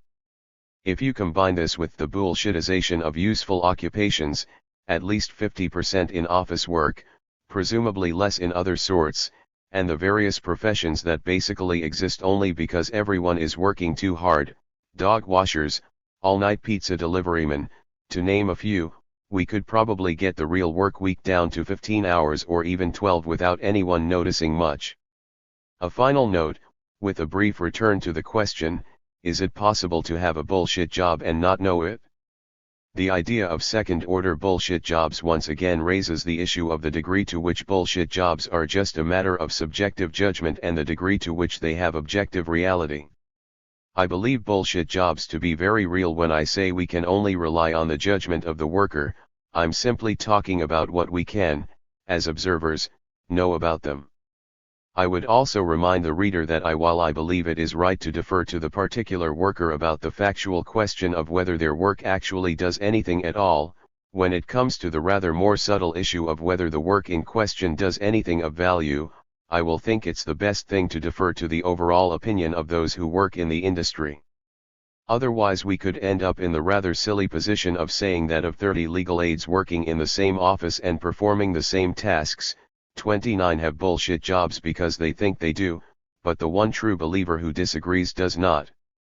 Unless one takes the position that there is absolutely no reality at all except for individual perception, which is philosophically problematic, it is hard to deny the possibility that people can be wrong about what they do. For the purposes of this book, this is not that much of a problem, because what I am mainly interested in is, as I say, the subjective element.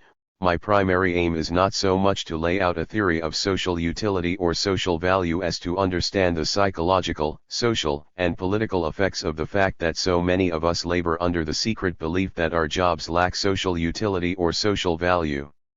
I am also assuming that people are not usually wrong, so if one really did want to map out, say, which sectors of the economy are real and which are bullshit, the best way to do so would be to examine in which sectors the preponderance of workers feel their jobs are pointless and in which sectors the preponderance do not. Even more, one would try to tease out the tacit theory of social value that led them to this conclusion. If someone says, "My job is completely pointless," what are the unspoken criteria being applied? Some, like Tom the special effects artist, have thought these things through and can simply tell you. In other cases, workers are not able to articulate a theory, but you can tell that one must be there, if only on a not completely conscious level, so you have to tease out the theory by examining the language people use and observing their gut reactions to the work they do. For me, this isn't really a problem. I'm an anthropologist. Teasing out the implicit theory that lies behind people's everyday actions and reactions is what anthropologists are trained to do. But then there's the problem that people's theories are not all the same. For instance, it has come to my attention, while conducting this research, that many of those employed in the banking industry are privately convinced that 99% of what banks do is bullshit that does not benefit humanity in any way. I can only assume that others working in the industry disagree with this assessment. Is there any pattern here? Does it vary with seniority? Are higher UPS more likely to believe in the social benefits of banking? Or do many of them secretly agree that their work has no social value but just don't care? Maybe they even take delight in the knowledge that their work does not benefit the public, thinking of themselves as pirates, or scam artists, in some romantic sense? It's impossible to say, though Jeffrey Zox's testimony in the last chapter at least suggests that many at the very top simply feel they have a right to whatever they can get. The real problem for my approach comes when one has to deal with those in professions that everyone else regularly invokes as prime examples of bullshit jobs who don't seem to think of their jobs that way themselves. Again, no one has done detailed comparative survey work in this regard, but I did notice certain interesting patterns in my own data. I heard from only a smattering of lawyers, though from a large number of legal aides, only 2 PR flacks, and not a single lobbyist. Does this mean we have to conclude these are largely non-bullshit occupations? Not necessarily. There are any number of other possible explanations for their silence. For instance, perhaps fewer of them hang around on Twitter, or maybe the ones that do are more inclined to lie. I should add as a final note there was really only one class of people that not only denied their jobs were pointless but expressed outright hostility to the very idea that our economy is rife with bullshit jobs. These were predictably enough business owners, and anyone else in charge of hiring and firing. Tanya appears to be something of an exception in this regard. In fact, for many years, I have been receiving periodic unsolicited communications from indignant entrepreneurs and executives telling me my entire premise is wrong. No one, they insist, would ever spend company money on an employee who wasn't needed. Such communications rarely offer particularly sophisticated arguments. Most just employ the usual circular argument that since, in a market economy, none of the things described in this chapter could have actually occurred, that therefore they didn't, so all the people who are convinced their jobs are worthless must be deluded, or self-important, or simply don't understand their real function, which is fully visible only to those above. One might be tempted to conclude from these responses that there is at least one class of people who genuinely don't realize their jobs are bullshit. Except, of course, what CEOs do isn't really bullshit. For better or for worse, their actions do make a difference in the world. They're just blind to all the bullshit they create. Chapter 3. Why do those in bullshit jobs regularly report themselves unhappy? On spiritual violence, Part 1. Workplaces are fascist. They're cults designed to eat your life, bosses hoard your minutes jealously like dragons hoard gold. Nori. In this chapter, I'd like to start exploring some of the moral and psychological effects of being trapped inside a bullshit job. In particular, I want to ask the obvious question, why is this even a problem? Or to phrase it more precisely, why does having a pointless job so regularly cause people to be miserable? On the face of it, it's not obvious that it should. After all, we're talking about people who are effectively being paid often very good money to do nothing. One might imagine that those being paid to do nothing would consider themselves fortunate, especially when they are more or less left to themselves.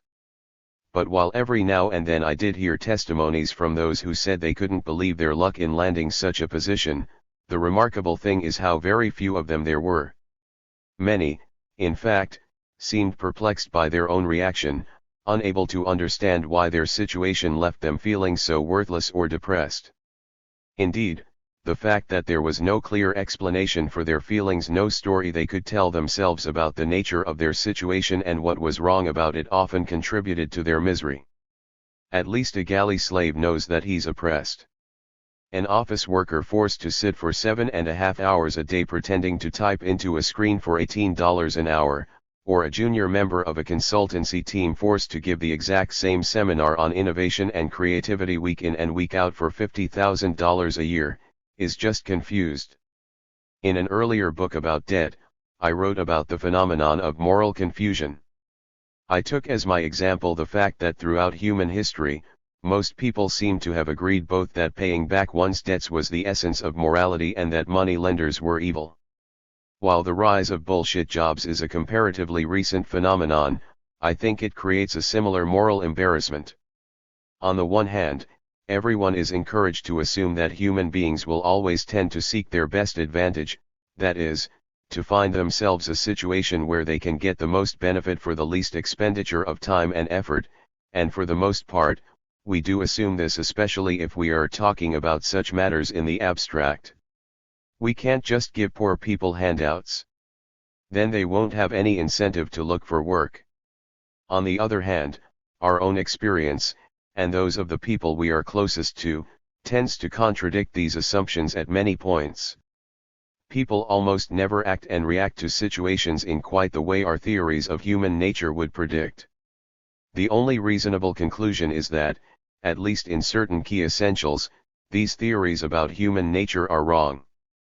In this chapter, I don't just want to ask why people are so unhappy doing what seems to them meaningless make work, but to think more deeply about what that unhappiness can tell us about what people are and what they are basically about. About one young man apparently handed a sinecure who nonetheless found himself unable to handle the situation. I will begin with the story. The following is the tale of a young man named Eric, whose first experience of the world of work was of a job that proved absolutely, even comically, pointless. Eric, I've had many awful jobs, but the one that was undoubtedly pure, liquid bullshit was my first professional job post-graduation, a dozen years ago.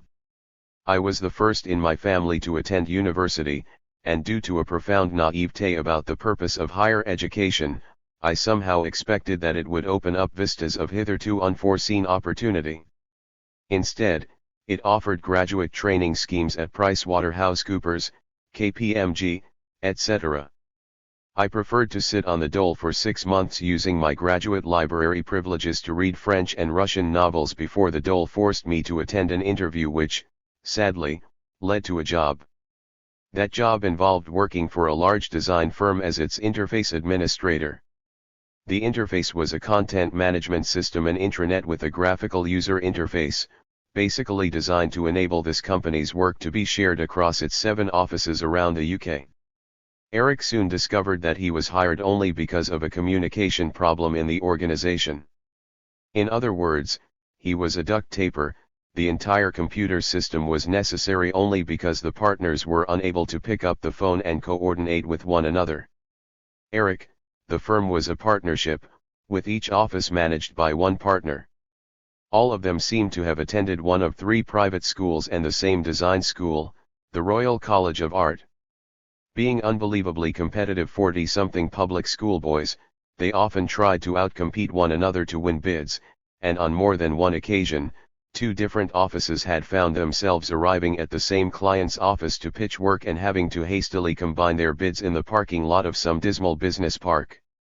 The interface was designed to make the company super collaborative, across all of its offices, to ensure that this, and other myriad fuck-ups, didn't happen again, and my job was to help develop it, run it, and sell it to the staff.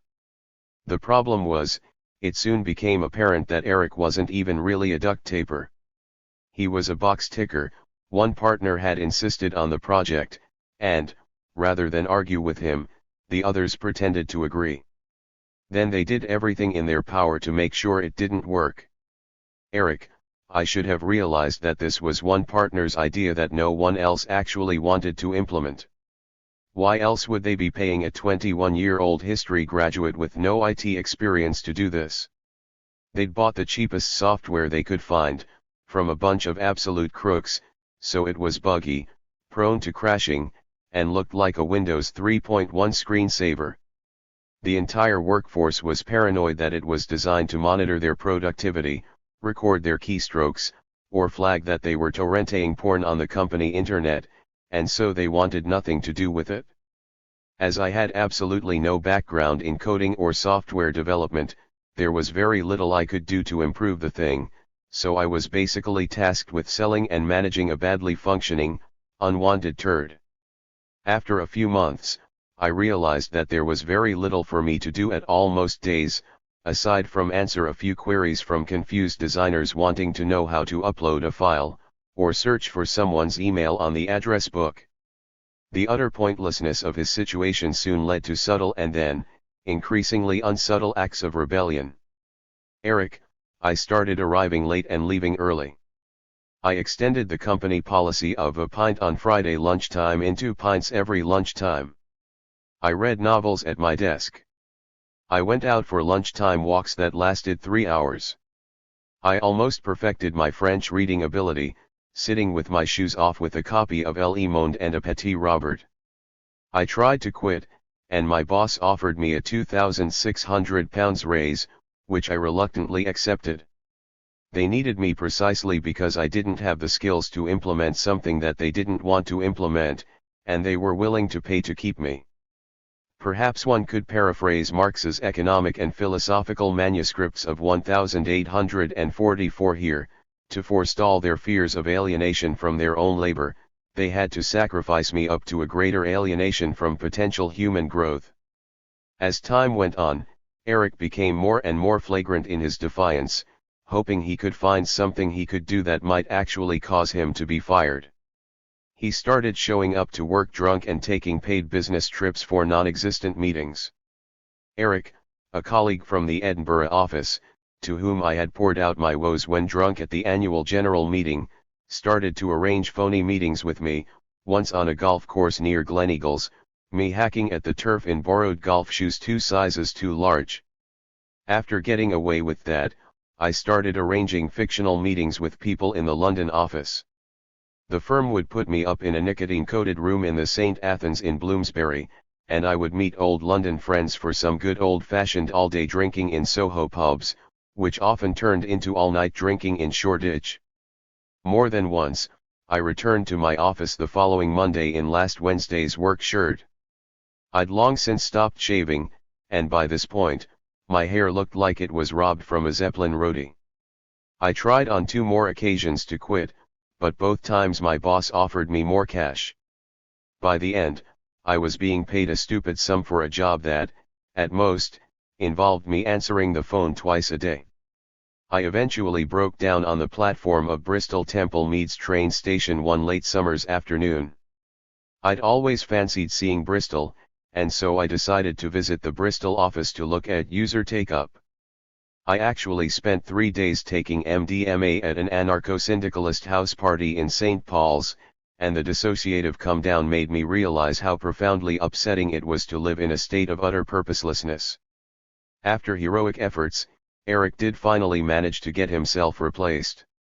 Eric, eventually, responding to pressure, my boss hired a junior fresh out of a computer science degree to see if some improvements could be made to our graphical user interface. On this kid's first day at work, I wrote him a list of what needed to be done and then immediately wrote my resignation letter, which I posted under my boss's door when he took his next vacation, surrendering my last paycheck over the telephone in lieu of the statutory notice period. I flew that same week to Morocco to do very little in the coastal town of Essaouira. When I came back, I spent the next 6 months living in a squat, growing my own vegetables on 3 acres of land. I read your strike piece when it first came out. It might have been a revelation for some that capitalism creates unnecessary jobs in order for the wheels to merely keep on turning, but it wasn't to me. The remarkable thing about this story is that many would consider Eric's a dream job. He was being paid good money to do nothing. He was also almost completely unsupervised. He was given respect and every opportunity to game the system. Yet despite all that, it gradually destroyed him. Why? To a large degree, I think, this is really a story about social class.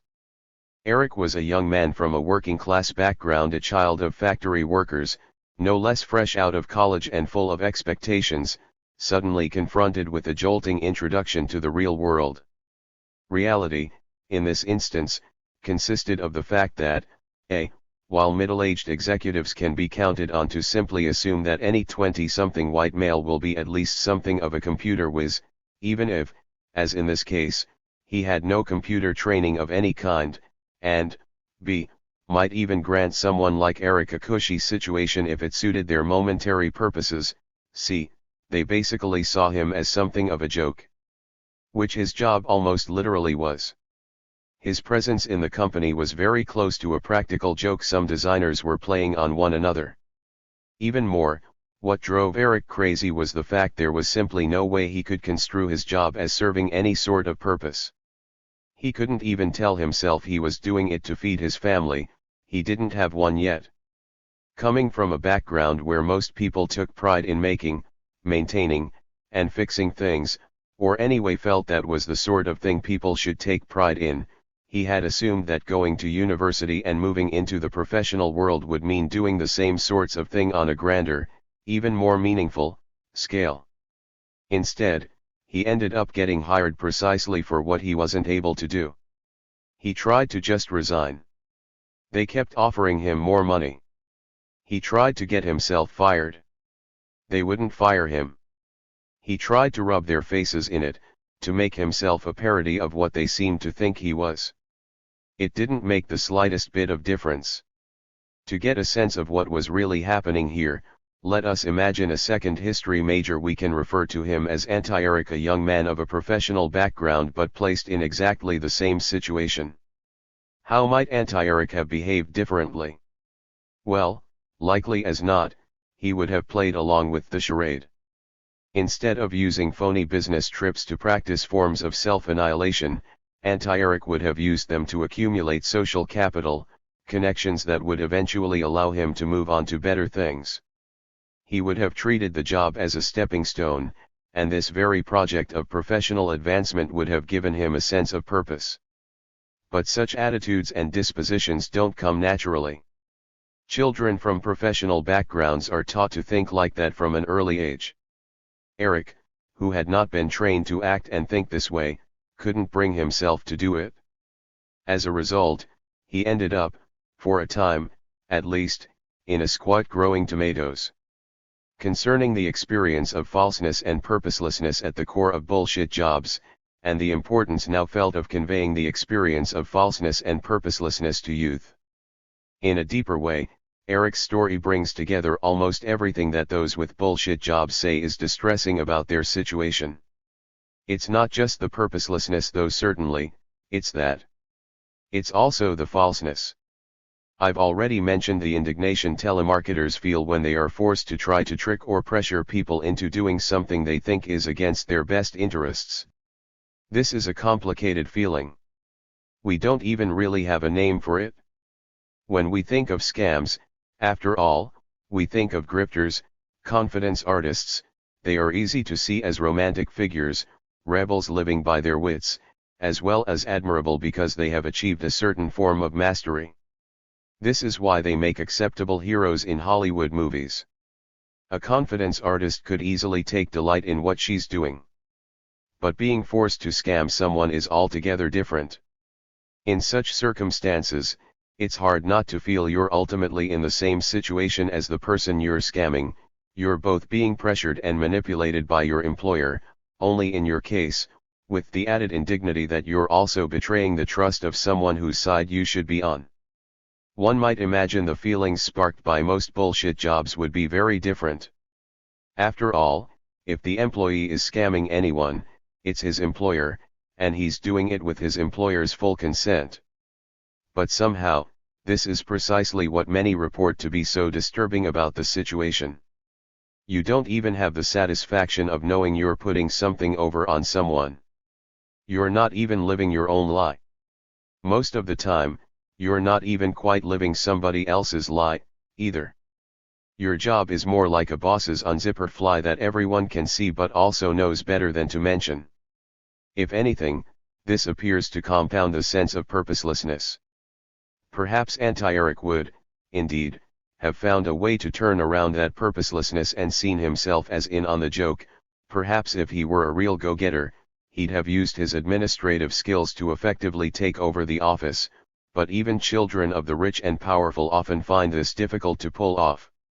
The following testimony gives a sense of the moral confusion they can often feel. Rufus, I got the job because my dad was a vice president at the company. I was charged with handling complaints. Given that it was, in name, a biomedical company, all returned product was considered a biohazard. So I was able to spend a lot of time in a room all by myself, with no supervision and essentially no work to do. The bulk of my memory of the job involves either playing Minesweeper or listening to podcasts. I did spend hours poring over spreadsheets, tracking changes on Word documents, etc., but I guarantee you that I contributed nothing to this company. I spent every minute at the office wearing headphones.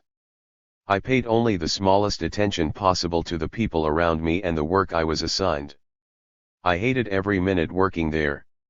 In fact, more days than not, I went home early from work, took 2 or 3 hour lunch breaks, spent hours in the bathroom, wandering around, and nobody ever said a word. I was compensated for every minute. Thinking back on it, it was kind of a dream job. Retrospectively, Rufus understands that he got a ridiculously sweet deal. He seems rather baffled, actually, why he hated the job so much at the time. But surely he couldn't have been entirely unaware of how his co-workers must have seen him. Boss's kid getting paid to goof off, feels he's too good to talk to them, supervisors clearly informed hands off. It could hardly have evoked warm feelings. Still, this story raises another question: if Rufus's father didn't actually expect his son to do the job, why did he insist he take it in the first place? He could presumably just as easily have given his son an allowance, or, alternately, assigned him a job that needed doing, coached him on his duties, and taken some minimal effort to make sure those tasks were actually carried out. Instead, he seems to have felt it was more important for Rufus to be able to say he had a job than to actually acquire work experience. That's puzzling. It's all the more puzzling because the father's attitude appears to be extremely common. It wasn't always so. There was once a time when most students in college whose parents could afford it, or who qualified for scholarships or assistance, received a stipend. It was considered a good thing that there might be a few years in a young man's or woman's life where money was not the primary motivation, where he or she could thus be free to pursue other forms of value, say, philosophy, poetry, athletics, sexual experimentation, altered states of consciousness, politics, or the history of Western art. Nowadays it is considered important they should work. However, it is not considered important they should work at anything useful. In fact, like Rufus, they're barely expected to work at all, just to show up and pretend to do so. A number of students wrote just to complain to me about this phenomenon. Here Patrick reflects on his job as a casual retail assistant in a student union convenience store. Patrick: I didn't actually need the job, I was getting by financially without it, but after some pressure from my family, I applied for it out of some warped sense of obligation to get experience in work to prepare me for whatever lay ahead beyond university. In reality, the job just took away time and energy from other activities I had been doing, like campaigning and activism, or reading for pleasure, which I think made me resent it even more. The job was pretty standard for a student union convenience store and involved serving people on the till, could have easily been done by a machine, with the explicitly stated requirement, in my performance review after my trial period, that I should be more positive and happy when serving customers. So not only did they want me to do work that could have been performed by a machine just as effectively, they wanted me to pretend that I was enjoying that state of affairs. It was just about bearable if my shift was during lunchtime, when it got really busy, so time went by relatively quickly. Being on shift on a Sunday afternoon when nobody frequented the SU was just appalling. They had this thing about us not being able to just do nothing, even if the shop was empty. So we couldn't just sit at the till and read a magazine. Instead, the manager made up utterly meaningless work for us to do, like going round the whole shop and checking that things were in date, even though we knew for a fact they were because of the turnover rate, or rearranging products on shelves in even more pristine order than they already were.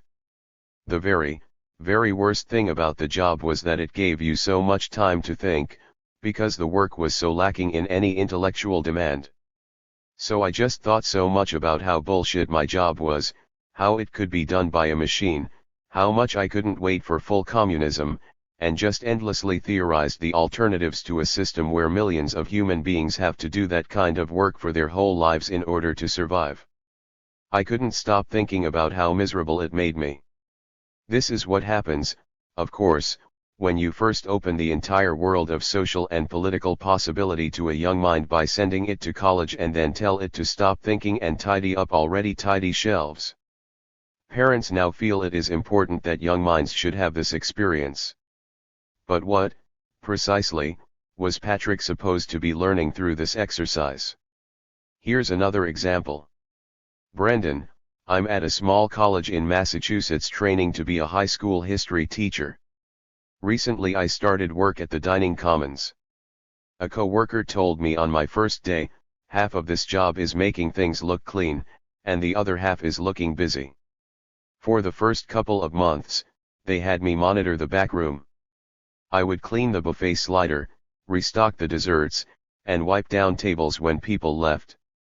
It's not a big room, so usually I could do all my tasks in 5 minutes out of every 30. I ended up being able to get a lot of reading for my coursework done.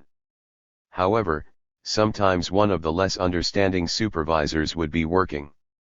In that case, I would have to keep the corner of my eye open at all times in order to make sure they would always see me acting busy. I have no idea why the job description couldn't just acknowledge that I wouldn't have much to do if I didn't have to spend so much time and energy looking busy.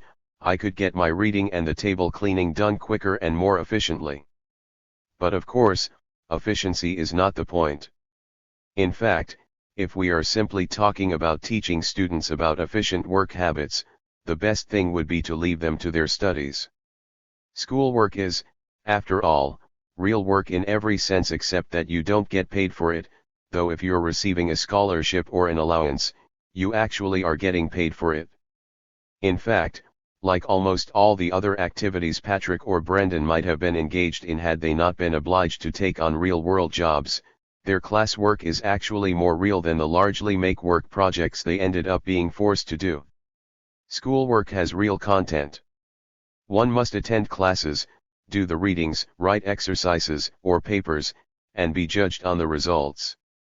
But in practical terms, this appears to be exactly what makes schoolwork appear inadequate to those authorities: parents, teachers, governments, administrators who have all come to feel that they must also teach students about the real world.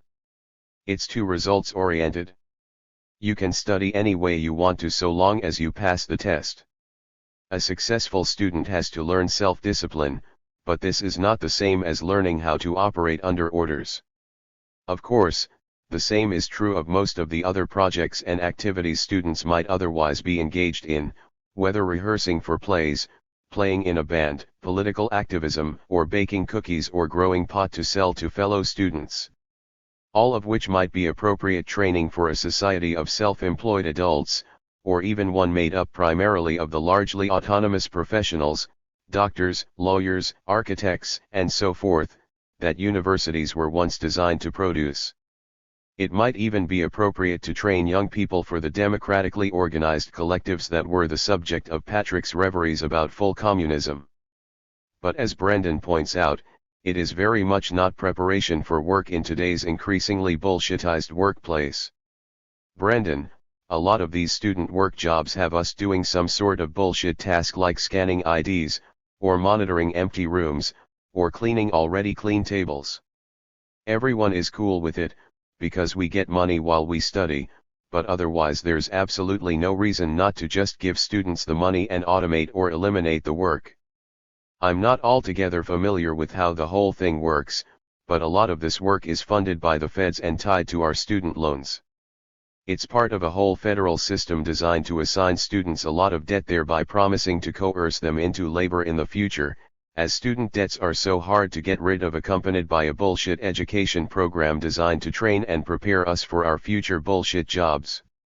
Brendan has a point, and I'll be returning to his analysis in a later chapter. Here, though, I want to focus on what students forced into these make-work jobs actually learn from them, lessons that they do not learn from more traditional student occupations and pursuits such as studying for tests, planning parties, and so on. Even judging by Brendan's and Patrick's accounts, and I could easily reference many others, I think we can conclude that from these jobs, students learn at least 5 things. 1. How to operate under others' direct supervision. 2. How to pretend to work even when nothing needs to done.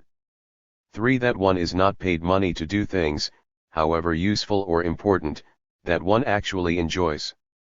4. That one is paid money to do things that are in no way useful or important and that one does not enjoy, and 5. That at least in jobs requiring interaction with the public, even when one is being paid to carry out tasks one does not enjoy, one also has to pretend to be enjoying it. This is what Brendan meant by how make-work student employment was a way of preparing and training students for their future bullshit jobs. He was studying to be a high school history teacher, a meaningful job, certainly, but, as with almost all teaching positions in the United States, one where the proportion of hours spent teaching in class or preparing lessons has declined, while the total number of hours dedicated to administrative tasks has increased dramatically. This is what Brendan is suggesting, that it's no coincidence that the more jobs requiring college degrees become suffused in bullshit, the more pressure is put on college students to learn about the real world by dedicating less of their time to self-organized goal-directed activity and more of it to tasks that will prepare them for the more mindless aspects of their future careers. Why many of our fundamental assumptions on human motivation appear to be incorrect. I do not think there is any thrill that can go through the human heart like that felt by the inventor as he sees some creation of the brain unfolding to success. Such emotions make a man forget food, sleep, friends, love, everything. Nikola Tesla. If the argument of the previous section is correct, one could perhaps conclude that Eric's problem was just that he hadn't been sufficiently prepared for the pointlessness of the modern workplace. He had passed through the old education system. Some traces of it are left designed to prepare students to actually do things. This led to false expectations and an initial shock of disillusionment that he could not overcome. Perhaps. But I don't think that's the full story. There is something much deeper going on here. Eric might have been unusually ill-prepared to endure the meaninglessness of his first job, but just about everyone does see such meaninglessness as something to be endured, despite the fact that we are all trained, in one way or another, to assume that human beings should be perfectly delighted to find themselves in his situation of being paid good money not to work. Let us return to our initial problem. We may begin by asking why we assume that someone being paid to do nothing should consider himself fortunate. What is the basis of that theory of human nature from which this follows? The obvious place to look is at economic theory, which has turned this kind of thought into a science. According to classical economic theory, Homo economicus, or economic man, that is, the model human being that lies behind every prediction made by the discipline, is assumed to be motivated above all by a calculus of costs and benefits. All the mathematical equations by which economists bedazzle their clients, or the public, are founded on one simple assumption, that everyone, left to his own devices, will choose the course of action that provides the most of what he wants for the least expenditure of resources and effort. It is the simplicity of the formula that makes the equations possible. If one were to admit that humans have complicated motivations, there would be too many factors to take into account, it would be impossible to properly weight them, and predictions could not be made. Therefore, while an economist will say that while of course everyone is aware that human beings are not really selfish, calculating machines, assuming that they are, makes it possible to explain a very large proportion of what humans do, and this proportion and only this is the subject matter of economic science. This is a reasonable statement as far as it goes. The problem is there are many domains of human life where the assumption clearly doesn't hold, and some of them are precisely in the domain of what we like to call the economy. If minimax, minimize cost, maximize benefit, assumptions were correct, people like Eric would be delighted with their situation. He was receiving a lot of money for virtually zero expenditure of resources and energy, basically bus fare, plus the amount of calories it took to walk around the office and answer a couple of calls. Yet all the other factors, class, expectations, personality, and so on, don't determine whether someone in that situation would be unhappy, since it would appear that just about anyone in that situation would be unhappy. They only really affect how unhappy they will be. Much of our public discourse about work starts from the assumption that the economist's model is correct. People have to be compelled to work. If the poor are to be given relief so they don't actually starve, it has to be delivered in the most humiliating and onerous ways possible, because otherwise they would become dependent and have no incentive to find proper jobs. The underlying assumption is that if humans are offered the option to be parasites, of course they'll take it. In fact, almost every bit of available evidence indicates that this is not the case. Human beings certainly tend to rankle over what they consider excessive or degrading work. Few may be inclined to work at the pace or intensity that scientific managers have, since the 1920s, decided they should. People also have a particular aversion to being humiliated. But leave them to their own devices, and they almost invariably rankle even more at the prospect of having nothing useful to do. There is endless empirical evidence to back this up. To choose a couple of particularly colorful examples, working-class people who win the lottery and find themselves multimillionaires rarely quit their jobs, and if they do, usually they soon say they regret it. Even in those prisons where inmates are provided free food and shelter and are not actually required to work, denying them the right to press shirts in the prison laundry, clean latrines in the prison gym, or package computers for Microsoft in the prison workshop is used as a form of punishment, and this is true even where the work doesn't pay or where prisoners have access to other income. Here we are dealing with people who can be assumed to be among the least altruistic society has produced, yet they find sitting around all day watching television a far worse fate than even the harshest and least rewarding forms of labor. The redeeming aspect of prison work is, as Dostoevsky noted, that at least it was seen to be useful even if it is not useful to the prisoner himself.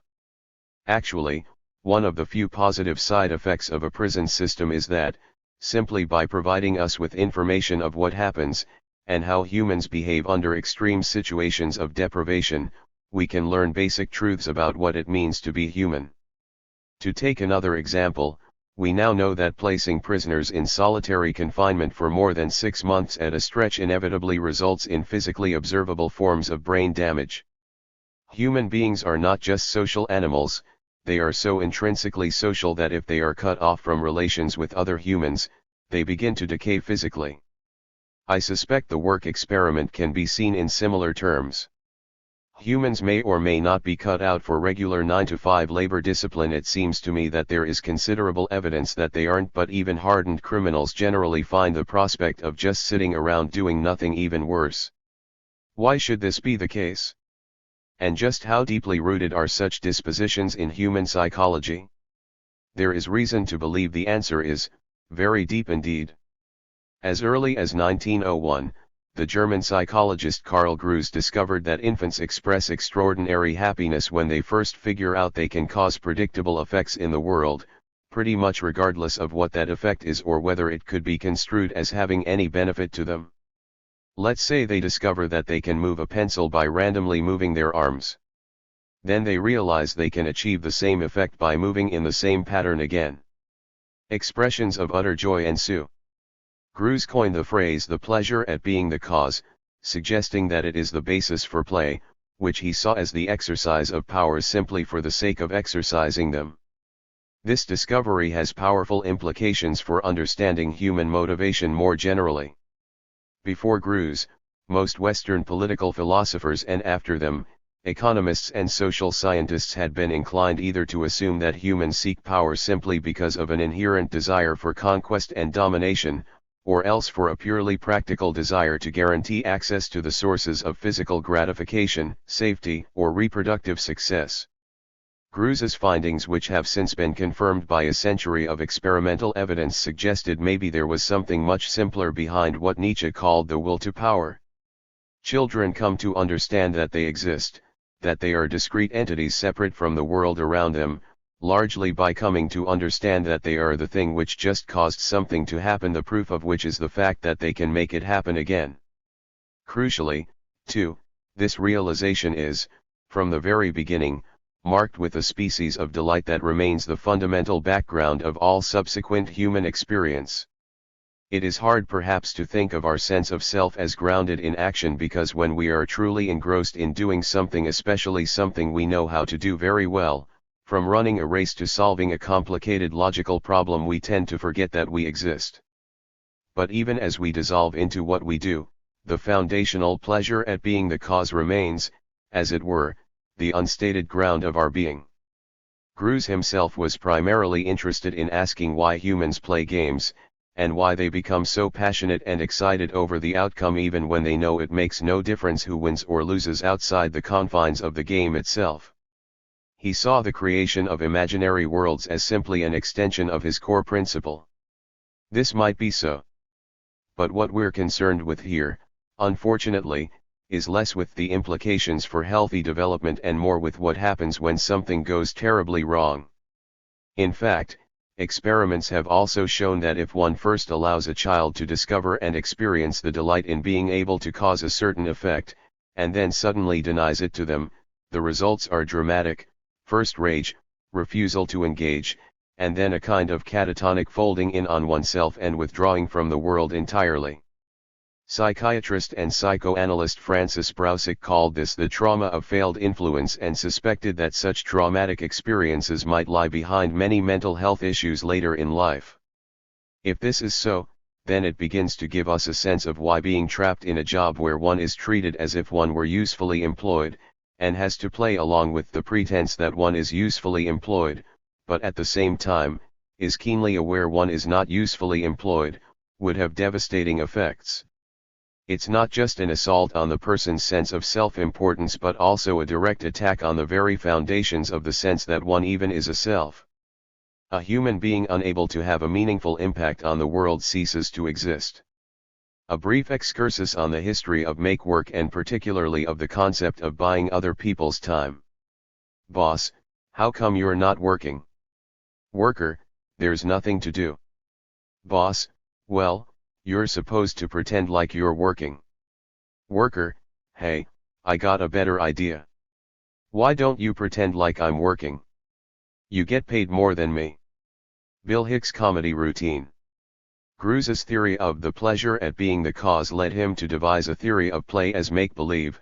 Humans invent games and diversions, he proposed, for the exact same reason the infant takes delight in his ability to move a pencil.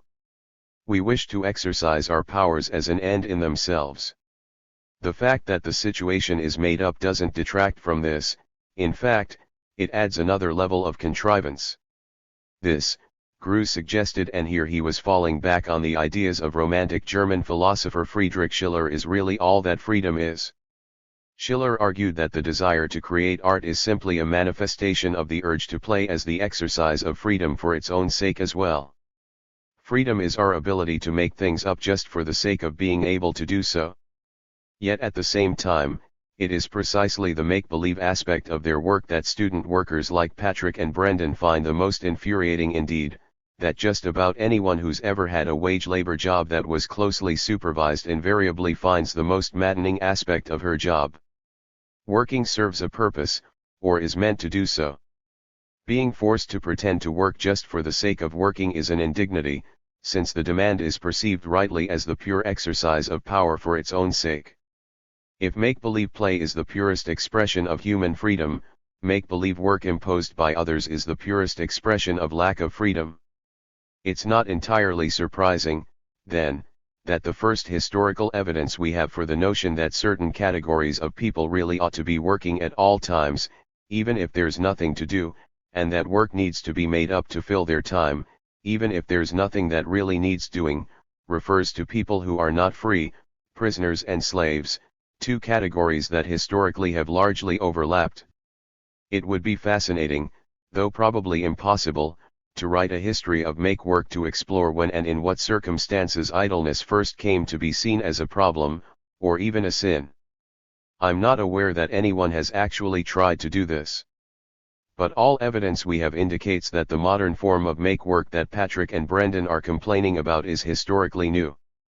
This is in part because most people who have ever existed have assumed that normal human work patterns take the form of periodic intense bursts of energy, followed by relaxation, followed by slowly picking up again toward another intense bout.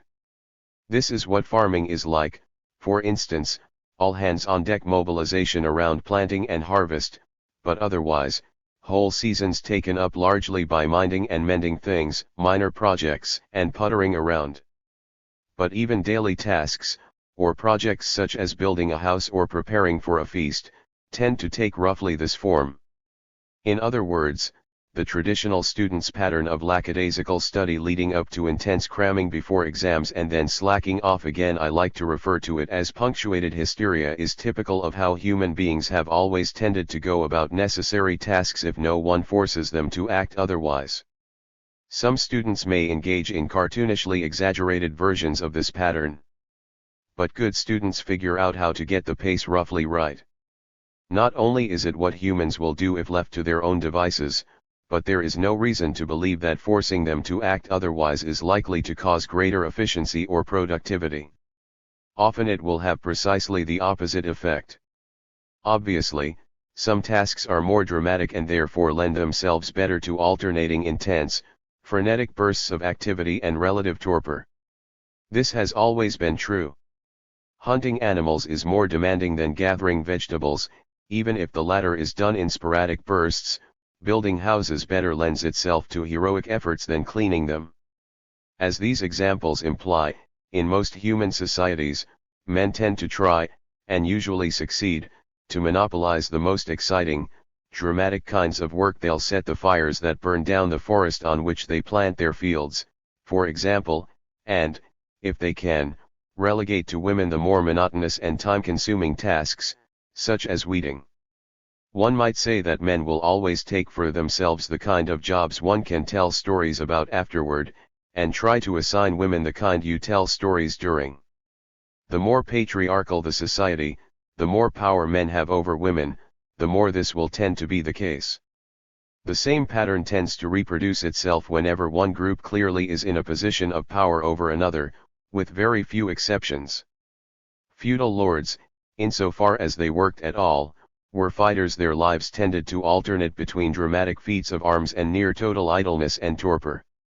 Peasants and servants obviously were expected to work more steadily. But even so, their work schedule was nothing remotely as regular or disciplined as the current 9-to-5. The typical medieval serf, male or female, probably worked from dawn to dusk for 20 to 30 days out of any year, but just a few hours a day otherwise, and on feast days, not at all. And feast days were not infrequent. The main reason why work could remain so irregular was because it was largely unsupervised. This is true not only of medieval feudalism but also of most labor arrangements anywhere until relatively recent times. It was true even if those labor arrangements were strikingly unequal. If those on the bottom produced what was required of them, those on top didn't really feel they should have to be bothered knowing what that entailed. We see this again quite clearly in gender relations. The more patriarchal a society, the more segregated men's and women's quarters will also tend to be. As a result, the less men tend to know about women's work, and certainly, the less able men would be able to perform women's work if the women were to disappear. Women, in contrast, usually are well aware of what men's work entails and are often able to get on quite well were the men for some reason to vanish. This is why in so many past societies, large percentages of the male population could take off for long periods for war or trade without causing any significant disruption. Insofar as women in patriarchal societies were supervised, they were supervised by other women. Now, this did often involve a notion that women, unlike men, should keep themselves busy all the time. Idle fingers knit sweaters for the devil, my great-grandmother used to warn her daughter back in Poland. But this kind of traditional moralizing is actually quite different from the modern "if you have time to lean, you have time to clean," because its underlying message is not that you should be working but that you shouldn't be doing anything else. Essentially, my great-grandmother was saying that anything a teenage girl in a Polish shtetl might be getting up to when she wasn't knitting was likely to cause trouble. Similarly, one can find occasional warnings by 19th-century plantation owners in the American South or the Caribbean that it's better to keep slaves busy even at made-up tasks than to allow them to idle about in the off-season, the reason given always being that if slaves were left with time on their hands, they were likely to start plotting to flee or revolt. The modern morality of "you're on my time, I'm not paying you to lounge around is very different. It is the indignity of a man who feels he's being robbed. A worker's time is not his own, it belongs to the person who bought it. Insofar as an employee is not working, she is stealing something for which the employer paid good money, or, anyway, has promised to pay good money for at the end of the week. By this moral logic, it's not that idleness is dangerous.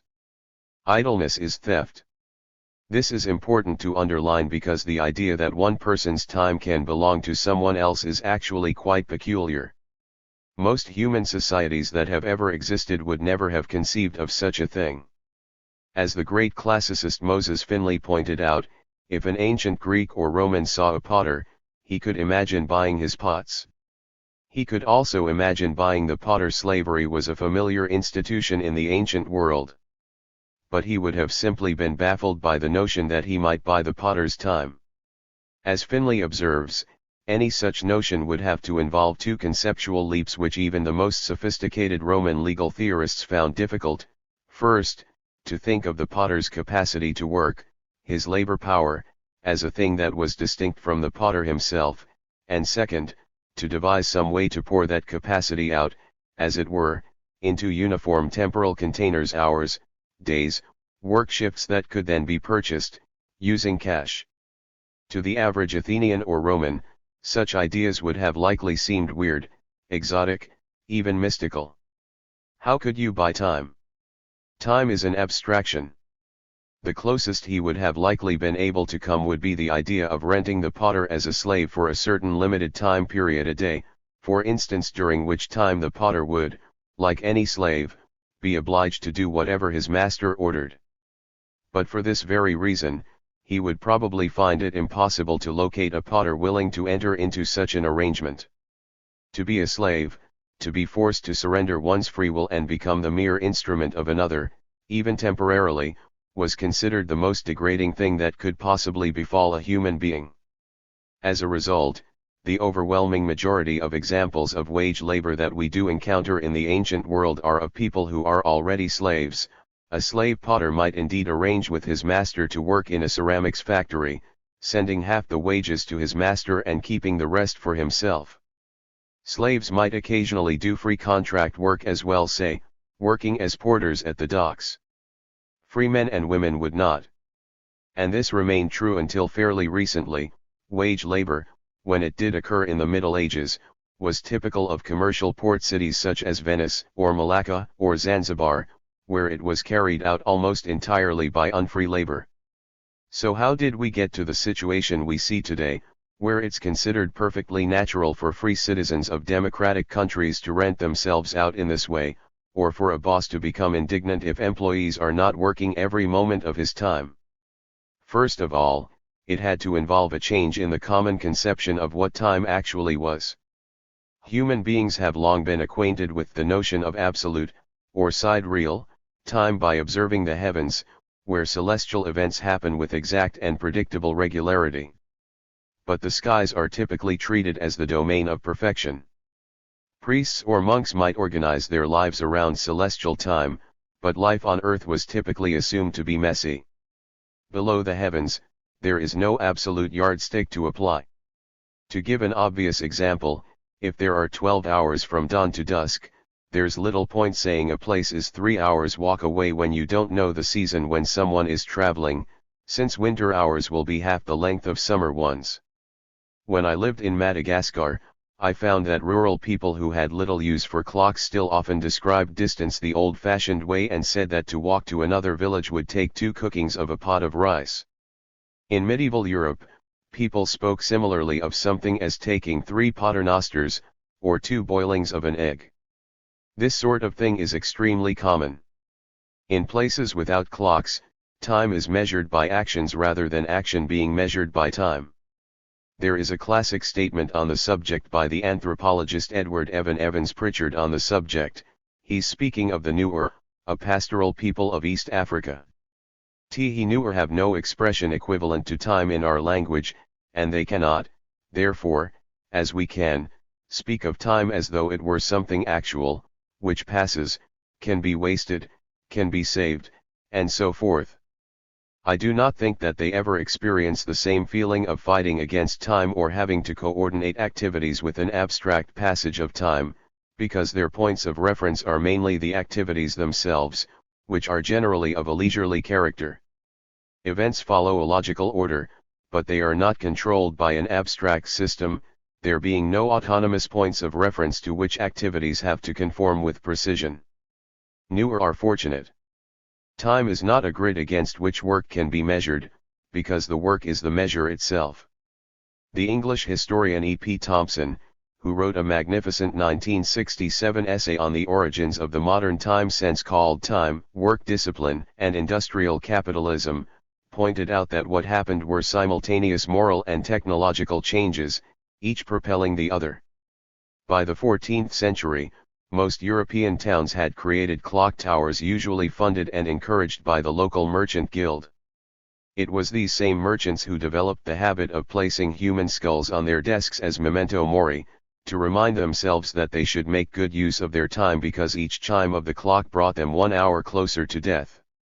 The dissemination of domestic clocks and then pocket watches took much longer, coinciding largely with the advent of the Industrial Revolution beginning in the late 1700s, but once it did happen, it allowed for similar attitudes to diffuse among the middle classes more generally.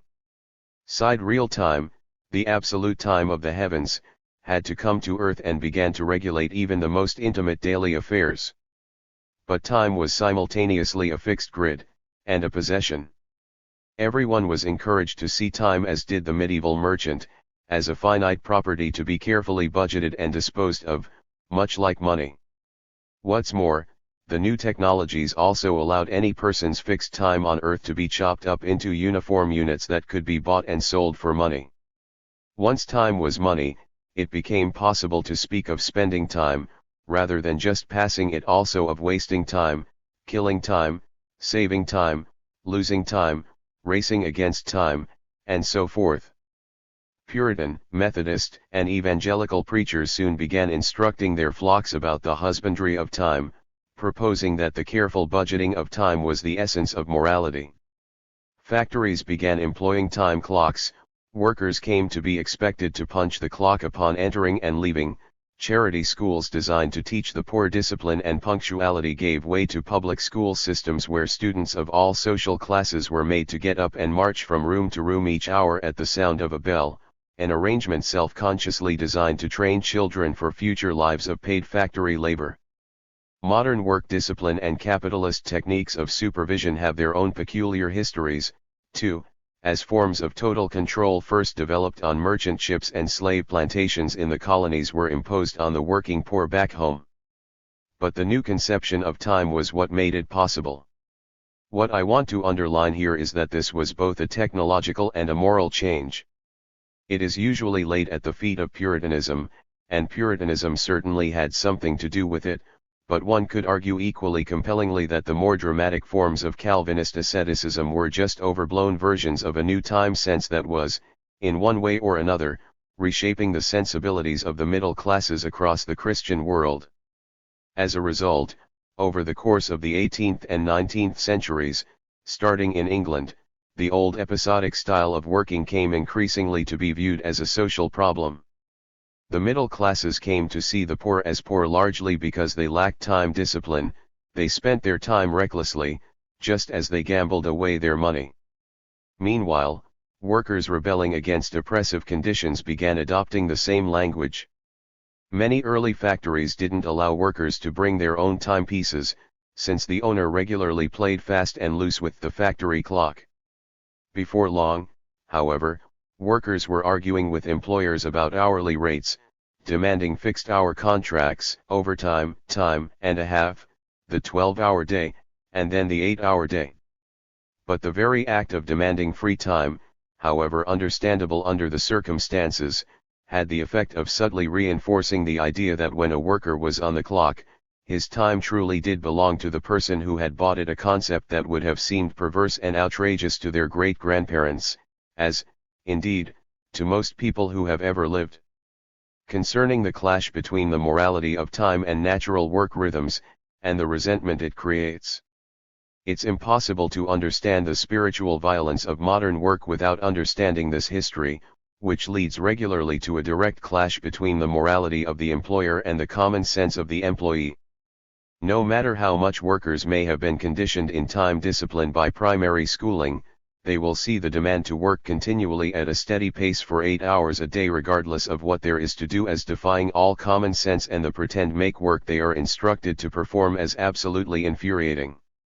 I well remember my very first job, as a dishwasher in a seaside Italian restaurant. I was one of 3 teenage boys hired at the start of the summer season, and the first time there was a mad rush, we naturally made a game of it, determined to prove that we were the very best and most heroic dishwashers of all time, pulling together into a machine of lightning efficiency, producing a vast and sparkling pile of dishes in record time. We then kicked back, proud of what we'd accomplished, pausing perhaps to smoke a cigarette or scarf ourselves a scampi until, of course, the boss showed up to ask us what the hell we were doing just lounging around. I don't care if there are no more dishes coming in right now, you're on my time. You can goof around on your own time. Get back to work. So what are we supposed to do? Get some steel wool. You can scour the baseboards. But we already scoured the baseboards. Then get busy scouring the baseboards again. Of course, we learned our lesson: if you're on the clock, do not be too efficient. You will not be rewarded, not even by a gruff nod of acknowledgement, which is all we were really expecting. Instead, you'll be punished with meaningless busy work. And being forced to pretend to work, we discovered, was the most absolute indignity, because it was impossible to pretend it was anything but what it was: pure degradation, a sheer exercise of the boss's power for its own sake. It didn't matter that we were only pretending to scrub the baseboard. Every moment spent pretending to scour the baseboard felt like some schoolyard bully gloating at us over our shoulders, except, of course, this time, the bully had the full force of law and custom on his side. So the next time a big rush came, we made sure to take our sweet time. It's easy to see why employees might characterize such make-work tasks as bullshit, and many of the testimonies I received enlarged on the resentment this produced. Here is an example of what might be called traditional make-work, from Mitch, a former ranch hand in Wyoming. Ranch work, he wrote, is hard but rewarding, and if you are lucky enough to work for an easygoing employer, it tends to alternate cheerfully between intense bursts of effort and just sort of hanging around. Mitch was not so lucky.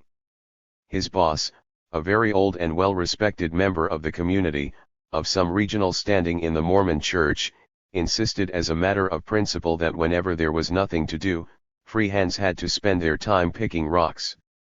Mitch, he would drop us off in some random field, where we were told to pick up all the rocks and put them in a pile. The idea, we were told, was to clear the land so that tractor implements wouldn't catch on them. I called BS on that right off. Those fields had been plowed many times before I ever saw them, plus the frost heaves of the severe winters there would just raise more rocks to the surface over time. But it kept the paid hands busy and taught us proper work ethic, meaning obedience, a very high principle as taught in Mormonism, blah, blah. Right. 100 square foot area of dirt would have hundreds of rocks the size of a fist or bigger. I remember once spending several hours in a field, by myself, picking rocks, and I honestly tried to do my best at it, God knows why, though I could see how futile it was. It was backbreaking. When the old boss came back to pick me up to do something else, he looked disapprovingly at my pile and declared that I hadn't really done very much work. As if being told to do menial labor for menial labor's sake wasn't degrading enough, it was made more so by my being told that my hours of hard work, performed entirely by hand with no wheelbarrow or any other tool whatsoever, simply wasn't good enough. Gee, thanks. What's more, no one ever came to haul off the rocks I had collected. From that day, they sat in that field exactly where I had piled them, and I wouldn't be surprised if they were still there to this day. I hated that old man every day until the day he died. Mitch's story highlights the religious element, the idea that dutiful submission even to meaningless work under another's authority is a form of moral self-discipline that makes you a better person. This, of course, is a modern variant of Puritanism. For now, though, I mainly want to emphasize how this element just adds an even more exasperating layer to the perverse morality whereby idleness is a theft of someone else's time. Despite the humiliation, Mitch could not help but try to treat even the most pointless task as a challenge to be overcome, at the same time feeling a visceral rage at having no choice but to play a game of make-believe he had not invented, and which was arranged in such a way that he could never possibly win. Almost as soul-destroying as being forced to work for no purpose is being forced to do nothing at all.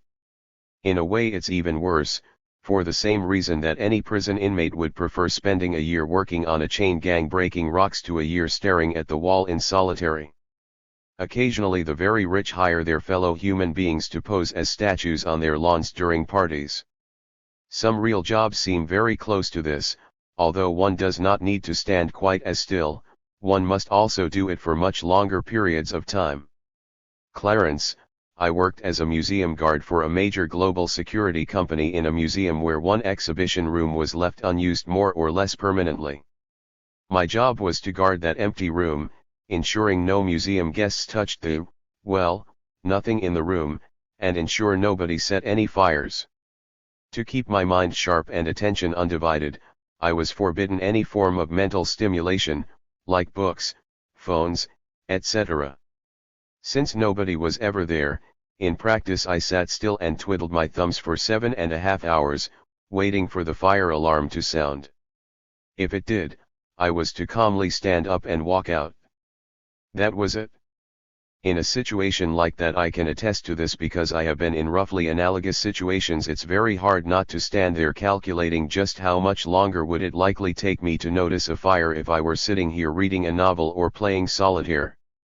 2 seconds. 3 seconds.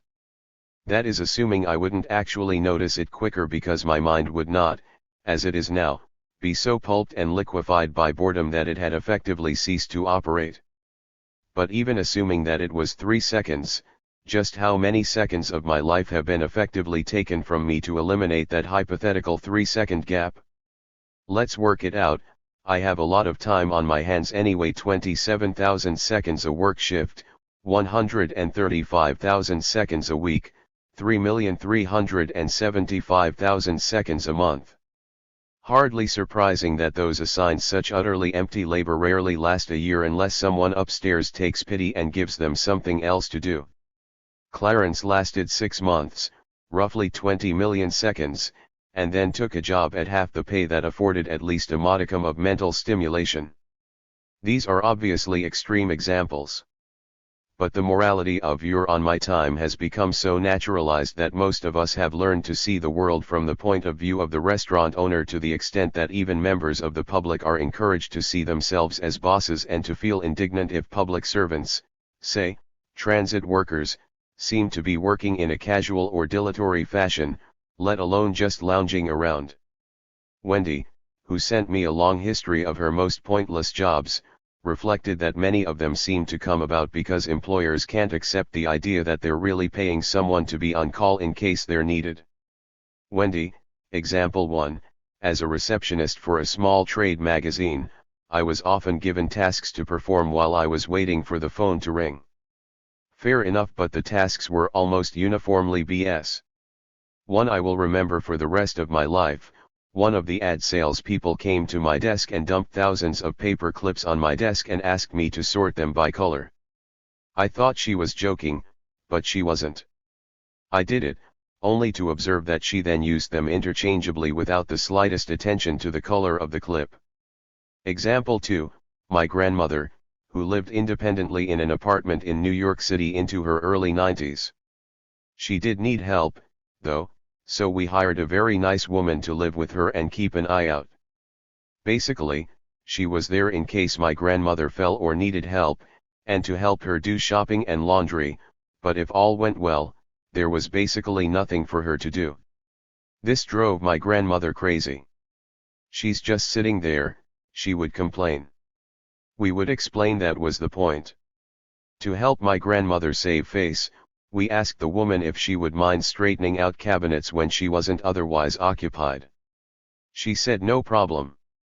But the apartment was small, the closets and cabinets were quickly put in order, and there was nothing to do again. Again, my grandmother was going crazy that she was just sitting there. Ultimately, the woman quit. When she did, my mother said to her, "Why? My mother looks great." To which the woman responded famously, "Sure, she looks great. I've lost 15 pounds, and my hair is falling out. I can't take her anymore." The job wasn't BS, but the need to construct a cover by way of creating so much BS busy work was deeply demeaning to her. I think this is a common problem for people working for the elderly. It comes up with babysitting, too, but in a very different way. Not just. Once you recognize the logic, it becomes easy to see that whole jobs, careers, and even industries can come to conform to this logic, a logic that not so very long ago would have been universally considered utterly bizarre. It has also spread across the world.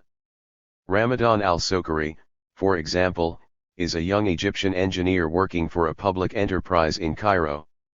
Ramadan, I graduated from the Electronics and Communications department in one of the best engineering schools in my country, where I had studied a complicated major, and where all the students had high expectations of careers tied to research and the development of new technologies.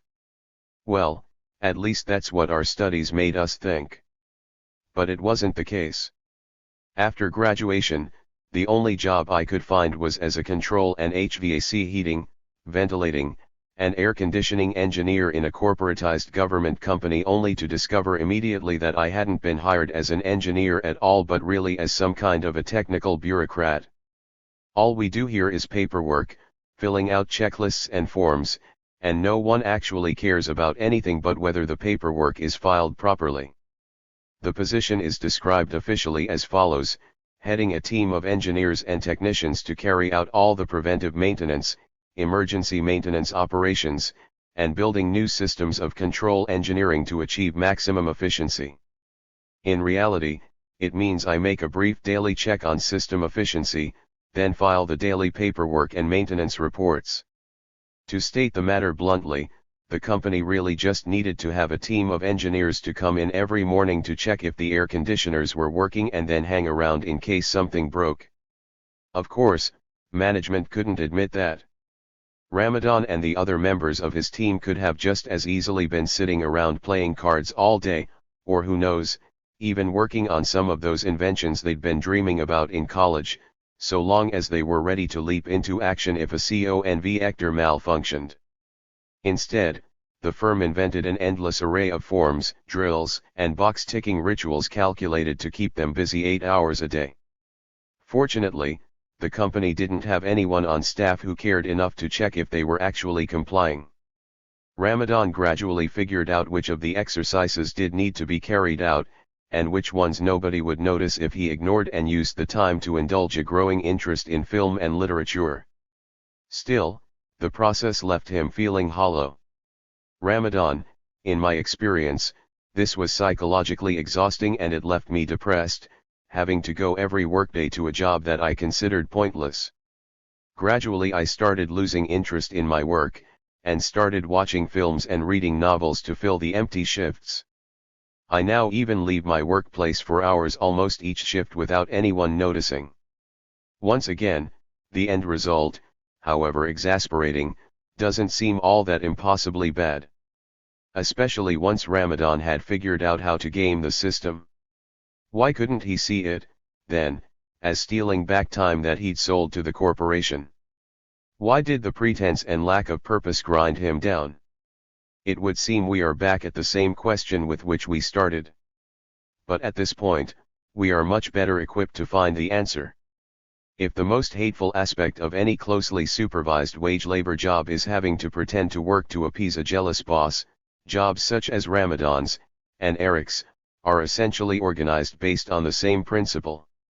They might be infinitely more pleasant than my experience of having to spend hours, it seemed like hours, applying steel wool to clean perfectly clean baseboards. Such jobs are likely to be not waged but salaried. There may not even be an actual boss breathing down one's neck. In fact, usually there isn't. But ultimately, the need to play a game of make-believe not of one's own making, a game that exists only as a form of power imposed on you, is inherently demoralizing. So the situation was not, in the final analysis, all that fundamentally different from when me and my fellow dishwashers had to pretend to clean the baseboards. It is like taking the very worst aspect of most wage labor jobs and substituting it for the occupation that was otherwise supposed to give meaning to your existence. It's no wonder the soul cries out. It is a direct assault on everything that makes us human. Chapter 4. What is it like to have a bullshit job? On Spiritual Violence, Part 2. The official line is that we all have rights and live in a democracy. Other unfortunates who aren't free like we are have to live in police states. These victims obey orders or else, no matter how arbitrary. The authorities keep them under regular surveillance. State bureaucrats control even the smallest details of everyday life. The officials who push them around are answerable only to higher UPS, public or private. Either way, dissent or disobedience are punished. Informers report regularly to the authorities. All this is supposed to be a very bad thing. And so it is, although it is nothing but a description of the modern workplace. Bob Black, The Abolition of Work. In the last chapter, we asked why it was that human beings so regularly find being paid to do nothing an exasperating, insufferable, or oppressive experience often, even when the conditions of employment are quite good. I suggested the answer reveals certain truths about human nature largely overlooked by economic science and even by the more cynical versions of popular common sense. Humans are social beings that begin to atrophy, even to physically decay, if they are denied regular contact with other humans, insofar as they do have a sense of being an autonomous entity separate from the world and from others. It is largely from conceiving themselves as capable of acting on the world and others in predictable ways. Deny humans the sense of agency, and they are nothing. What's more, in bullshit jobs, the ability to perform acts of make-believe, which under ordinary circumstances might be considered the highest and most distinctly human form of action, especially to the extent that the make-believe worlds so created are in some way actually brought into reality, is turned against itself. Hence, my inquiry into the history of pretend work and the social and intellectual origins of the concept that one's time can belong to someone else. How does it come to seem morally wrong to the employer that workers are not working, even if there is nothing obvious for them to do? If being forced to pretend to work is so infuriating because it makes clear the degree to which you are entirely under another person's power, then bullshit jobs are, as noted above, entire jobs organized on that same principle. You're working, or pretending to work, not for any good reason, at least any good reason you can find, but just for the sake of working. Hardly surprising it should rankle. But there's one obvious difference, too, between bullshit jobs and a dishwasher being made to clean the baseboards in a restaurant. In the latter case, there is a demonstrable bully. You know exactly who is pushing you around. In the case of bullshit jobs, it's rarely so clear-cut. Who exactly is forcing you to pretend to work? The company? Society? Some strange confluence of social convention and economic forces that insist no one should be given the means of life without working, even if there is not enough real work to go around. At least in the traditional workplace, there was someone against whom you could direct your rage. This is one of the things that comes through strongly in the testimonies I assembled, the infuriating ambiguity. There is something terrible, ridiculous, outrageous going on, but it's not clear whether you are even allowed to acknowledge it, and it's usually even less clear who or what can be blamed. Why having a bullshit job is not always necessarily that bad. Before exploring these themes, though, it's important to acknowledge that those who hold bullshit jobs are not uniformly miserable. As I mentioned in the last chapter, there were a handful of largely positive testimonials from workers who were quite satisfied with their bullshit jobs. It's hard to generalize about their common features because there really weren't all that many of them, but perhaps we can try to tease out a few. Warren, I work as a substitute teacher in a public school district in Connecticut. My job just involves taking attendance and making sure the students stay on task with whatever individual work they have. Teachers rarely if ever actually leave instructions for teaching. I don't mind the job, however, since it allows me lots of free time for reading and studying Chinese, and I occasionally have interesting conversations with students. Perhaps my job could be eliminated in some way, but for now I'm quite happy. It's not entirely clear this is even a bullshit job, as public education is currently organized. Someone does have to look after the children in a given class period if a teacher calls in sick. The bullshit element seems to lie in pretending that instructors such as Warren are there to teach, when everyone knows they're not. Presumably this is so the students will be more likely to respect their authority when they tell them to stop running around and do their assignments.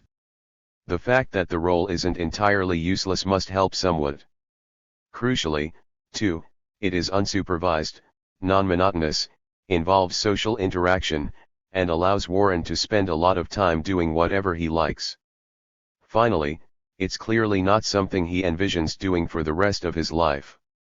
This is about as good as a bullshit job is likely to get. Some traditional bureaucratic jobs can also be quite pleasant, even if they serve little purpose. This is especially true if by taking the job one becomes part of a great and proud tradition, such as the French civil service. Take Pauline, a tax official in Grenoble. Pauline, I'm a technical bankruptcy advisor in a government ministry equivalent to Britain's Inland Revenue Service. About 5% of my job is giving technical advice.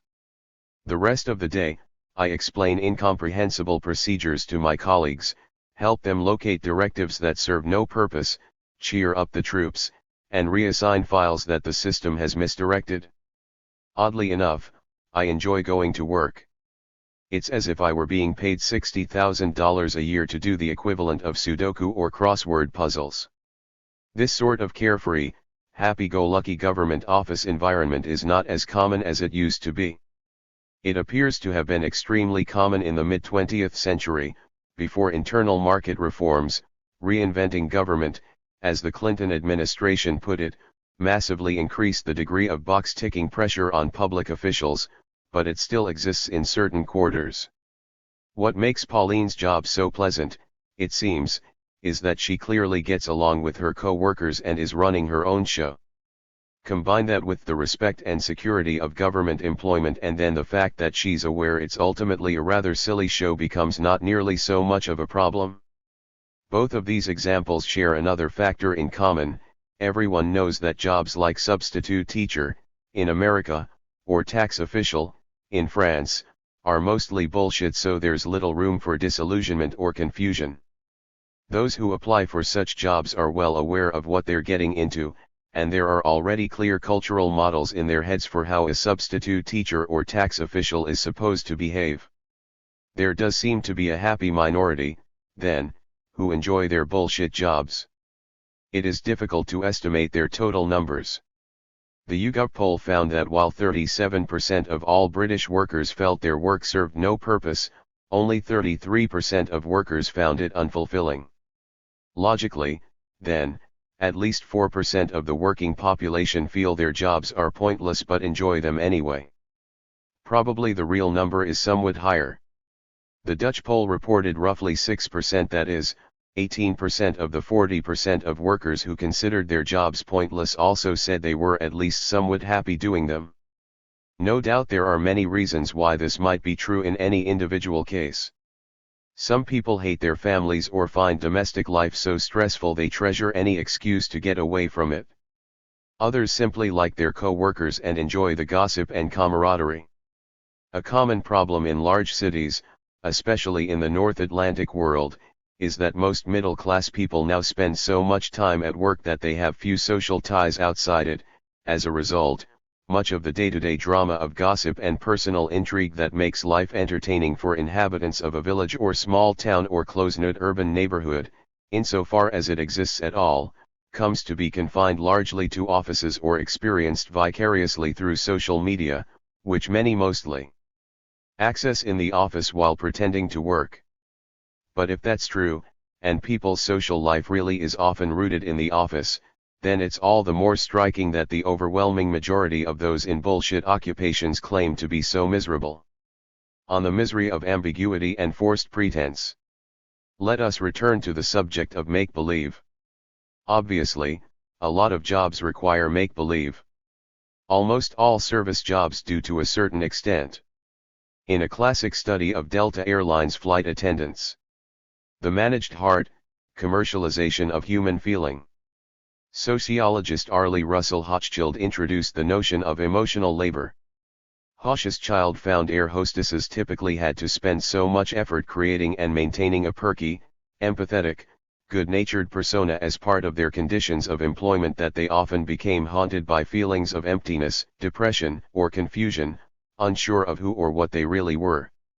Emotional labor of this sort is not limited to service workers, of course. Many firms expect such work even in inward-facing office workers, especially women.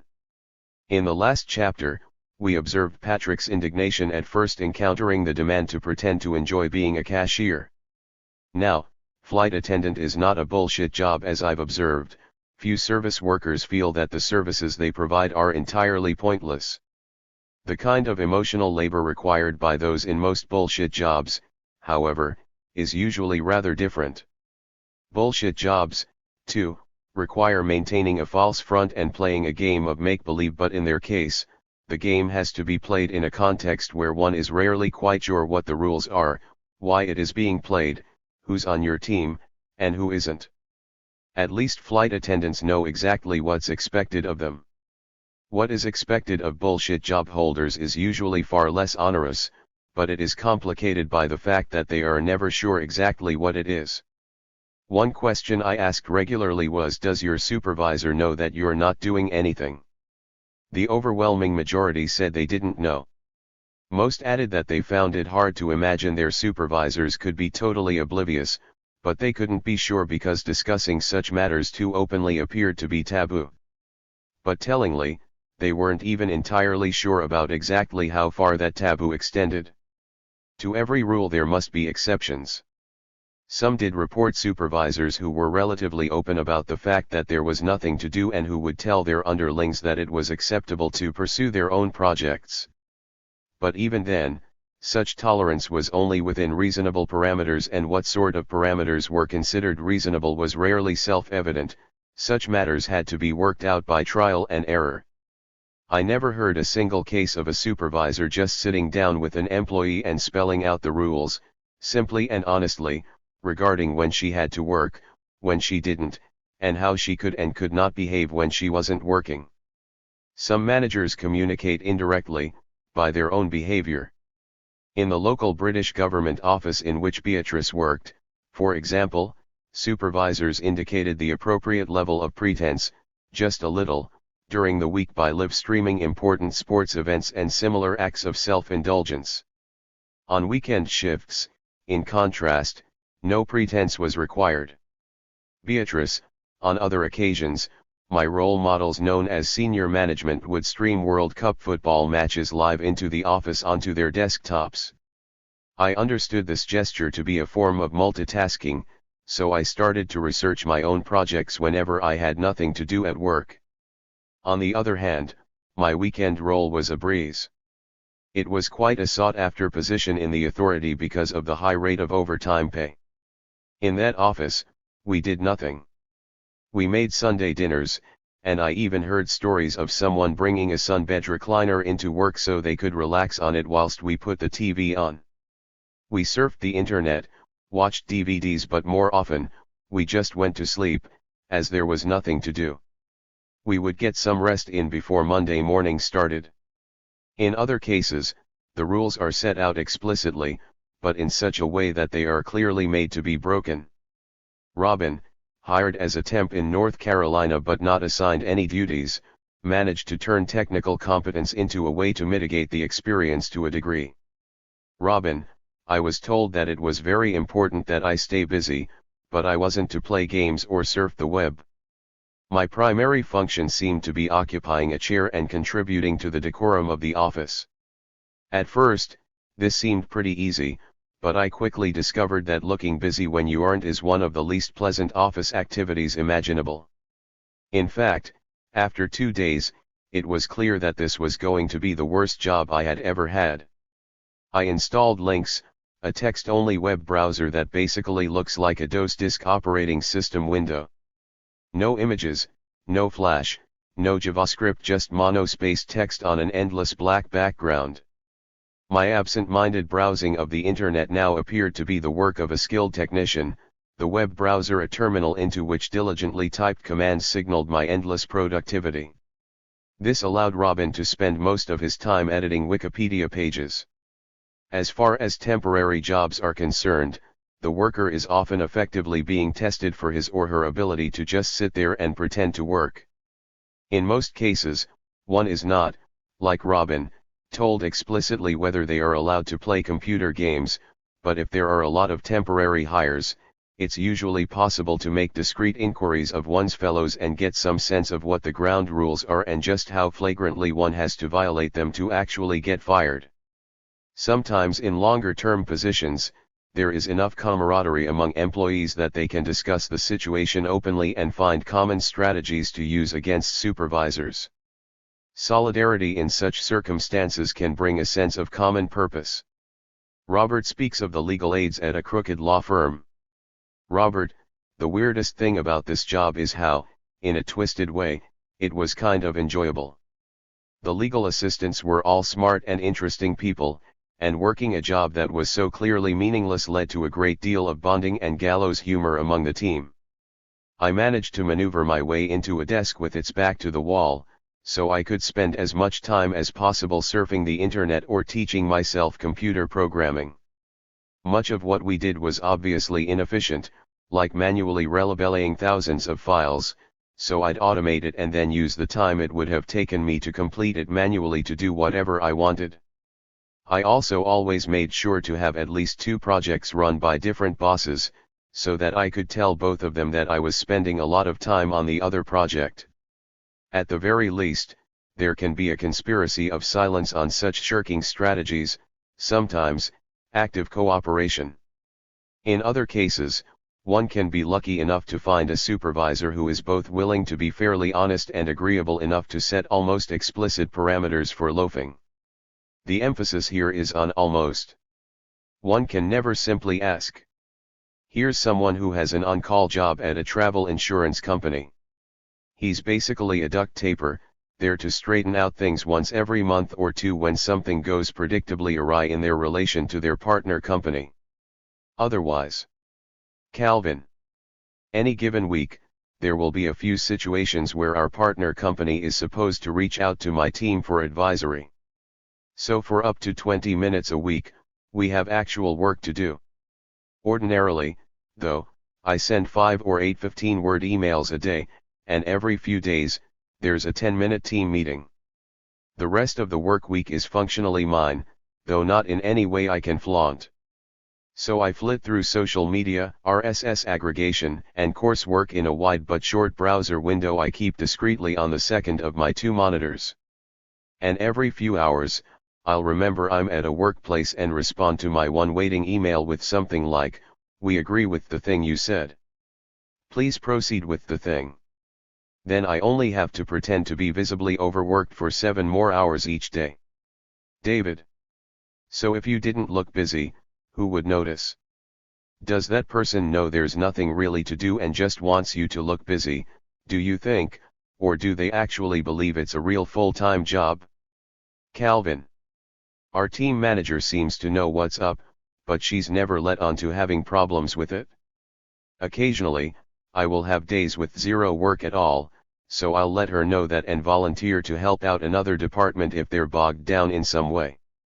That help is never needed, it seems, so my letting her know is my way of declaring, I'm going to be on Twitter a full 8 hours, but I told you in advance, so it's actually extremely noble of me.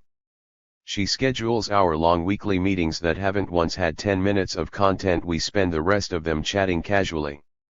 And since her bosses, up however high, are aware of the genuine problems the other company can cause, I think it's presumed we're wrangling their nonsense, or at least might have to at any given second. Not all supervisors, then, subscribe to the ideology of "you're on my time." Particularly in large organizations where managers don't have much of a proprietary feeling anyway and don't have reason to believe they'll get in much trouble with their own superiors if they notice one of their subordinates slacking off, they might well let matters take their own course. This kind of polite, coded, mutual consideration is perhaps about as close to honesty in such situations as one is likely to get. But even in such maximally benevolent circumstances, there is a taboo on being too explicit. The one thing that could never, apparently, happen, is for anyone to actually say, basically, "You're just here in case of emergencies. Otherwise, do what you like and try not to get in anybody's way." And even Calvin feels obliged to pretend to be overworked, just as a reciprocal gesture of appreciation and respect. More typically, supervisors simply find subtle ways to say just shut up and play along. Maria, my first meeting on arriving to start this job was with my line manager, who was very quick to explain that she had absolutely no idea what the person who used to do my job actually did. But luckily for me, that predecessor was still around. She had just moved up inside the team and would be able to show me everything that she had done in her former role. She did. It took about an hour and a half. Everything she had done also turned out to be virtually nothing. Maria couldn't handle the idleness.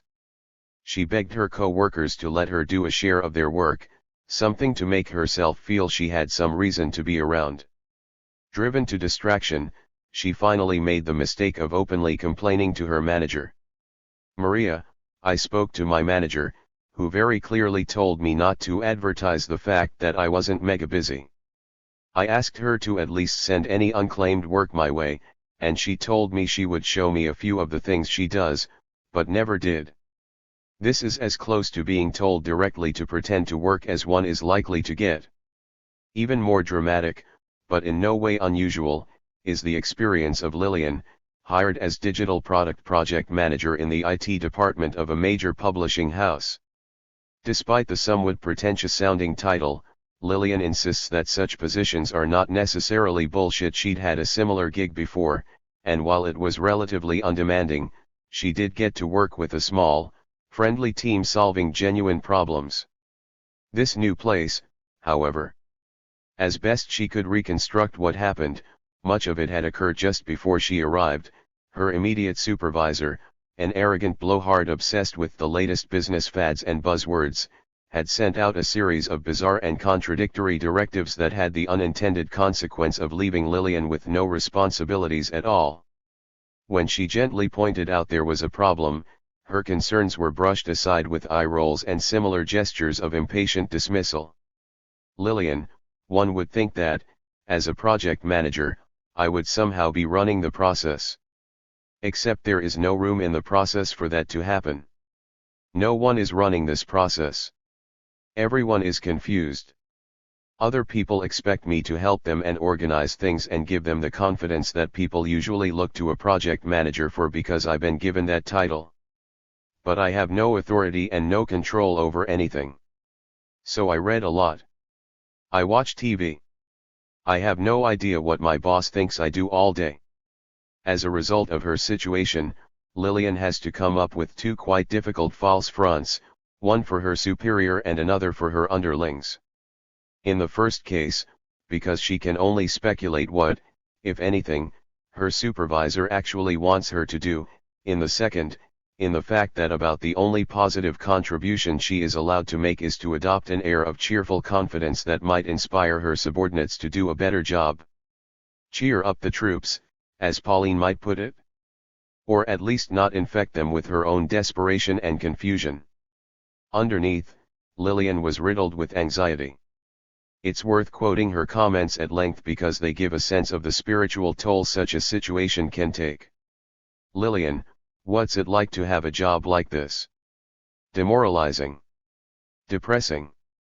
I get most of the meaning in my life from my job, and now my job has no meaning or purpose. It gives me anxiety because I think that at any moment someone is actually going to realize that nothing would change if I were not here and they could save themselves the money. It also trashes my confidence. If I'm not constantly being met by challenges that I am overcoming, how do I know that I'm capable? Maybe all my ability to do good work has atrophied. Maybe I don't know anything useful. I wanted to be able to handle bigger and more complex projects, but now I handle nothing. If I don't exercise those skills, I'll lose them. It also makes me afraid that other people in the office think the problem is me, that I'm choosing to slack off or I'm choosing to be useless, when nothing about this is my choice, and all my attempts to make myself more useful or give myself more work are met with rejection and not a small amount of derision for attempting to rock the boat and challenge my boss's authority.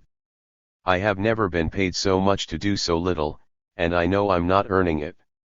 I know my co-workers with other job titles do significantly more work. I might even get paid more than them. How bullshit would that be? I'd be lucky if they didn't hate me on that basis alone.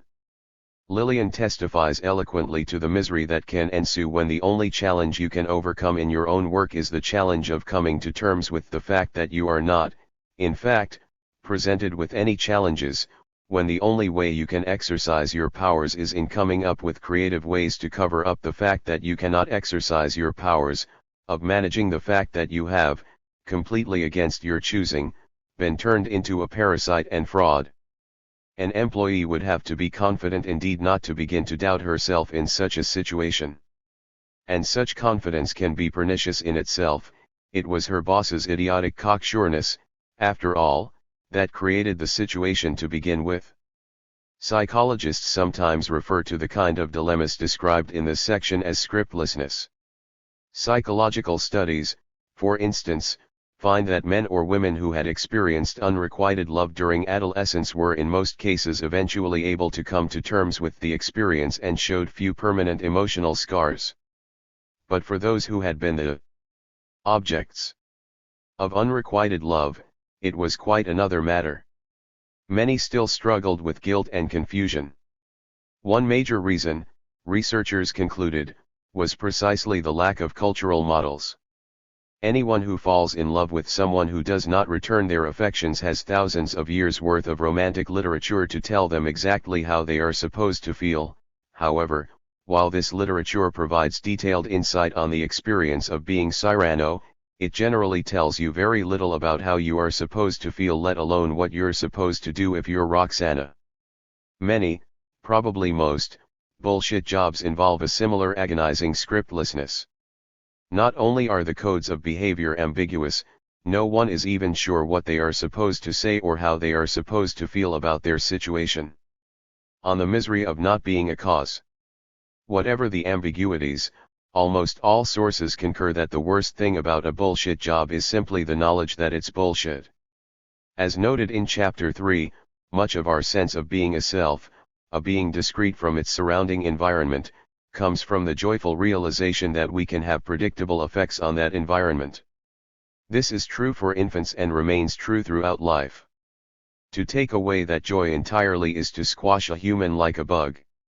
Obviously, the ability to affect one's environment cannot be taken away. Completely rearranging objects in one's backpack or playing fruit mahjong is still acting on the world in some way, but most people in the world today, certainly in wealthy countries, are now taught to see their work as their principal way of having an impact on the world, and the fact that they are paid to do it as proof that their efforts do indeed have some kind of meaningful effect. Ask someone, what do you do, and he or she will assume you mean for a living. Many speak of the intense frustration of learning gradually that they are instead paid to do nothing. Charles, for instance, started out of college working in the video game industry. In his first job, at Sega, he began as a tester but was soon promoted to localization, only to discover it was a typical on-call job where he was expected to sit around pretending to work in between dealing with problems that came up only once a week, on average. Like Lillian, the situation made him doubt his own value, working for a company that essentially was paying me to sit around doing nothing made me feel completely worthless. He quit after superiors bawled him out for being late to work and threw himself instead into a whirlwind romance. A month later, he tried again. At first, he thought the new job, also for a gaming company, was going to be different. Charles, in 2002 I was hired by Big Game Co., in LA, as an associate producer. I was excited about this job because I was told I would be in charge of writing the design document that bridged the desires of the artists with the realities of what the programmers could do. For the first few months, though, there was nothing to do. My big duty every day was ordering dinner from a delivery place for the rest of the staff. Again, just sitting around, doing emails. Most days, I would go home early, because, why the fuck not?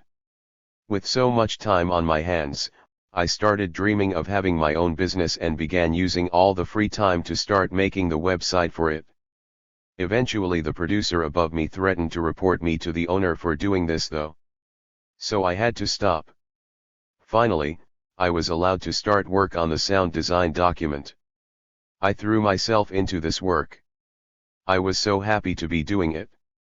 When it was done, the producer told me to upload it to the shared server for everyone working on the game. Immediately there was uproar. The producer who hired me hadn't realized there was a sound design department a floor below us that makes these documents for each game. I had done someone else's job. This producer had already made some other big mistake, so he asked me to take the blame for this so he wouldn't get fired. Every ounce of my soul rebelled against doing this. My friends in programming, though, who were actually enjoying having an incompetent producer because it meant they had the freedom to do whatever they wanted, asked me to take the bullet for them. They didn't want the producer replaced by someone that would rein them in. So I accepted responsibility, quit the next day, and haven't worked for someone else since then. Thus did Charles say farewell to the world of formal paid employment and began playing guitar for a living and sleeping in his van. Things are rarely quite as obvious as this, cases where the worker is basically doing nothing at all, though as we've seen, this certainly can happen. It's more common for there to be at least a modicum of work, and for the worker to either immediately, or gradually, come to understand that work is pointless.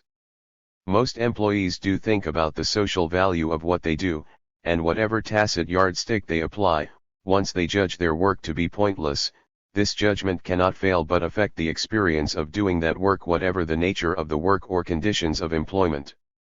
Of course, when those conditions are also bad, matters often become intolerable. Let's look at a worst-case scenario: unpleasant work, bad conditions, obvious uselessness. Nigel was a temp worker hired by a company that had won a contract to scan the application forms for hundreds of thousands of company loyalty cards.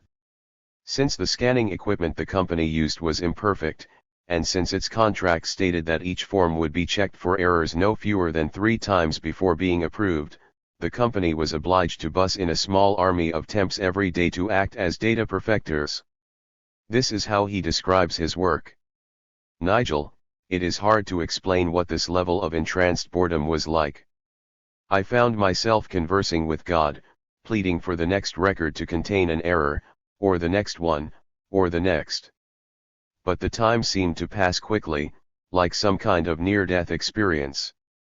There was something about the sheer purity of the social uselessness of this job, combined with the crippling austerity of the process, that united the data perfecters.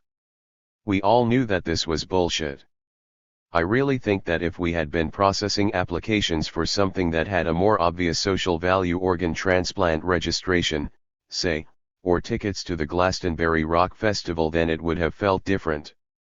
I don't mean that the process would have been any less tedious. An application form is an application form, but the knowledge that no one cared about this work, that there was really nothing of any value riding on how we did the job, made it feel like some sort of personal test of stamina, like Olympic endurance boredom for its own sake. It was really weird. Finally, there came a point where a few of us decided we just couldn't take it anymore.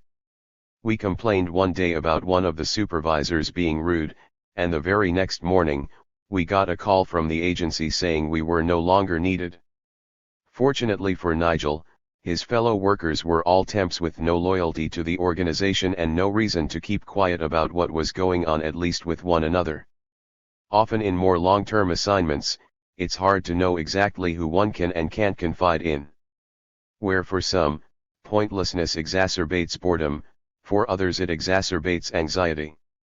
Greg spent 2 years working as a designer of digital display advertising for a marketing agency, creating those annoying banner ads you see on most websites. The entire enterprise of making and selling banner ads, he was convinced, is basically a scam.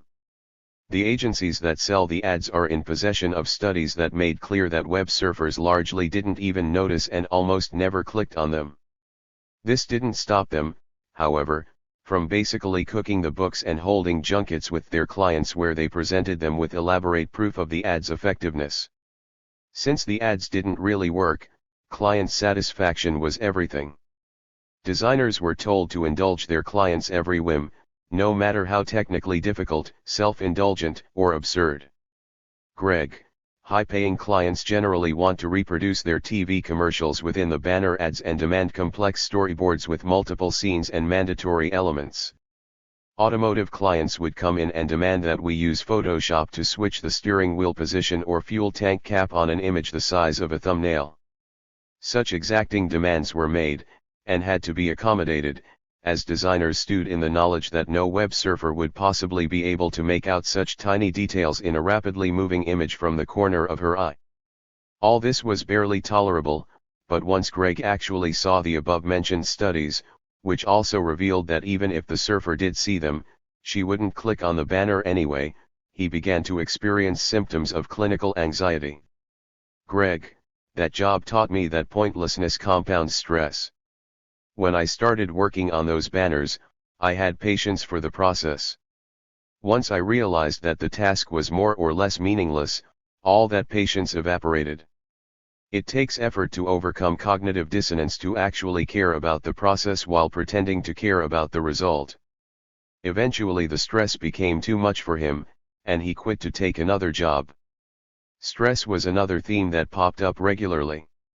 When, as with Greg, one's bullshit job involves not just sitting around pretending to work but actually working on something everyone knows but can't say is pointless, the level of ambient tension increases and often causes people to lash out in arbitrary ways.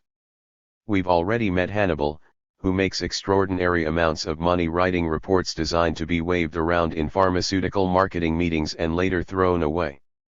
In fact, he confines the bullshit aspects of his employment to a day or two a week, just enough to pay the bills, and spends the rest of his time engaged in medical research aimed at eradicating tuberculosis in the global south, which no one seems to want to pay for.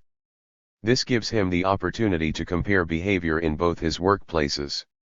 Hannibal, that's the other thing I've noticed, the amount of workplace aggression and stress I see in people is inversely correlated with the importance of the work they're doing.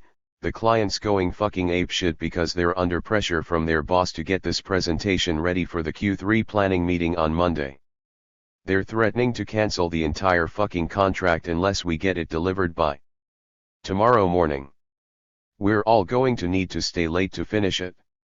Don't worry, we'll order some shitty junk food pizzas and pissy lager in so we can work through the night. This is typical for the bullshit reports. Whereas working on meaningful stuff always has more of a collaborative atmosphere, everyone working together toward a greater goal. Similarly, while few offices are entirely free of cruelty and psychological warfare, many respondents seem to feel they were particularly prevalent in offices where everyone knew, but did not wish to admit, that they weren't really doing much of anything. Annie, I worked for a medical care cost management firm. I was hired to be part of a special tasks team that performed multiple functions within the company. They never provided me with this training, and instead my job was to pull forms from the pool into the working software. Highlight specific fields on those forms. Return the forms to the pool for someone else to do something with them. This job also had a very rigid culture, no talking to others, and it was one of the most abusive environments I ever worked in. In particular, I made one highlighting error consistently during my first 2 weeks of employment. I learned this was wrong and immediately corrected it. However, for the entire remainder of my time at this company, every time someone found one of these mishighlighted forms, I would be pulled aside to talk about it. Every time, like it was a new issue. Every time, like the manager didn't know these were all done during the same period, and it wasn't happening anymore even though I told her. Every time. Such minor acts of sadism should be familiar to most of us who have worked in office environments. You have to ask yourself, what was the supervisor who called in Annie time and time again to talk to her about a mistake that she knew perfectly well had long since been corrected, actually thinking? Did she somehow forget, each time, that the problem had been resolved? That seems unlikely. Her behavior appears to be a pure exercise of power for its own sake. The pointlessness of the exercise both Annie and her boss knew nothing would really be achieved by telling someone to fix a problem that's already been fixed made it nothing more than a way for the boss to rub that fact that this was a relation of pure arbitrary power in Annie's face. It was a ritual of humiliation that allows the supervisor to show who's boss in the most literal sense, and it puts the underling in her place, justified no doubt by the sense that underlings are generically guilty at the very least of spiritual insubordination, of resenting the boss's tyranny, in the same way that police who beat suspects they know to be innocent will tell themselves the victim is undoubtedly guilty of something else. Annie, I did this for 6 months before deciding I'd rather die than continue. This was also, however, the first time I made a living wage doing anything. Before that, I was a preschool teacher, and while what I was doing was very important, I made $8.25 an hour, in the Boston area. This leads us to another issue, the effects of such situations on employees' physical health. While I lack statistical evidence, if the testimonials are anything to go by, stress-related ailments seem a frequent consequence of bullshit jobs. I've read multiple reports of depression, anxiety overlapping with physical symptoms of every sort, from carpal tunnel syndrome that mysteriously vanishes when the job ends, to what appears, while it's happening, like autoimmune breakdown. Annie, too, became increasingly ill. Part of the reason, she felt in retrospect, was the extreme contrast between the work environments of her previous job and this one. David. I'm trying to imagine what it must have been like to move from a real job, teaching and taking care of children, to something so entirely pointless and humiliating, just to pay the rent. Do you think there are a lot of people in that situation? Annie. I imagine it has to be pretty common. Low-paying childcare jobs have really high turnover. Some people get additional training and can move on to something more sustaining, but a lot of the ones I've watched leave, mostly women, end up in some office or retail management. One part of the experience I think about a lot is that I went from an environment where I was touched and touching all day long, picking kids up, getting hugs, giving piggybacks, rocking to sleep, into an environment where nobody talked to each other, let alone touched each other. I didn't recognize the effect this had on my body while it was happening, but now in retrospect I see what a huge impact it had on my physical and mental health. I suspect that not only is Annie right, but she is describing an unusually dramatic example of what is, in fact, a very common dynamic. Annie was convinced that not only was her particular job pointless but also that the entire enterprise shouldn't really exist. At best, it was a giant exercise in duct taping, making up for some bits of the damage caused by the notoriously dysfunctional American healthcare system, of which it was an intrinsic part. But of course, no one was allowed to discuss such matters in the office. No one was allowed to discuss anything in the office. The physical isolation was continuous with the social isolation. Everyone there was forced to become a little bubble unto himself or herself. In such minimal, but clearly unequal, social environments, strange things can start to happen. Back in the 1960s, the radical psychoanalyst Erich Fromm first suggested that non-sexual forms of sadism and necrophilia tend to pervade everyday affairs in highly puritanical and hierarchical environments. In the 1990s, the sociologist Lynn Chancer synthesized some of these ideas with those of feminist psychoanalyst Jessica Benjamin to devise a theory of sadomasochism in everyday life. What Chancer found was that unlike members of actual BDSM subcultures, who are entirely aware of the fact that they are playing games of make-believe, purportedly normal people in hierarchical environments typically ended up locked in a kind of pathological variation of the same sadomasochistic dynamic. The person on the bottom struggles desperately for approval that can never, by definition, be forthcoming, the person on the top going to greater and greater lengths to assert a dominance that both know is ultimately a lie, for if the top were really the all-powerful, confident, masterly being he pretends to be, he wouldn't need to go to such outrageous lengths to ensure the bottom's recognition of his power. And, of course, there is also the most important difference between make-believe S&M play and those engaged in it actually do refer to it as play and its real-life, non-sexual enactments. In the play version, all the parameters are carefully worked out in advance by mutual consent, with both parties knowing the game can be called off at any moment simply by invoking an agreed-on safe word. For example, just say the word orange, and your partner will immediately stop dripping hot wax on you and transform from the wicked Marquis to a caring human being who wants to make sure you aren't really hurt. Indeed, one might argue that much of the bottom's pleasure comes from knowing she has the power to effect this transformation at will. This is precisely what's lacking in real-life sadomasochistic situations. You can't say orange to your boss. Supervisors never work out in advance in what ways employees can and cannot be chewed out for different sorts of infractions, and if an employee is, like Annie, being reprimanded or otherwise humiliated, she knows there is nothing she can say to make it stop, no safe word, except, perhaps, I quit. To pronounce these words, however, does more than simply break off the scenario of humiliation, it breaks off the work relationship entirely and might well lead to one's ending up playing a very different game, one where you're desperately scrounging around to find something to eat or how to prevent one's heat from being shut off. On the misery of not feeling entitled to one's misery.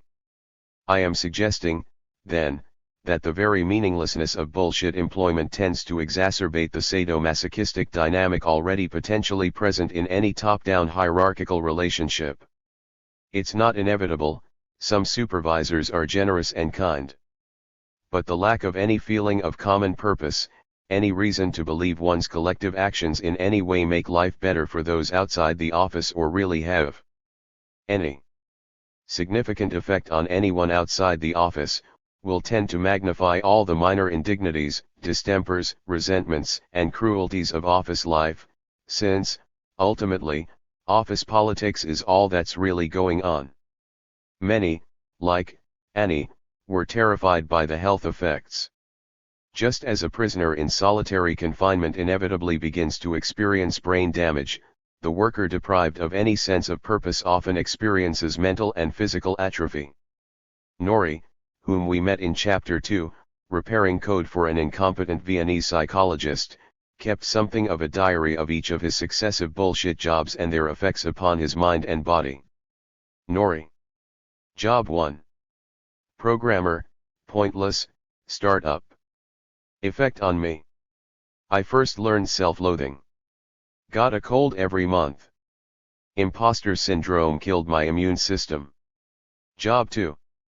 Programmer, vanity project, startup. Effect on me.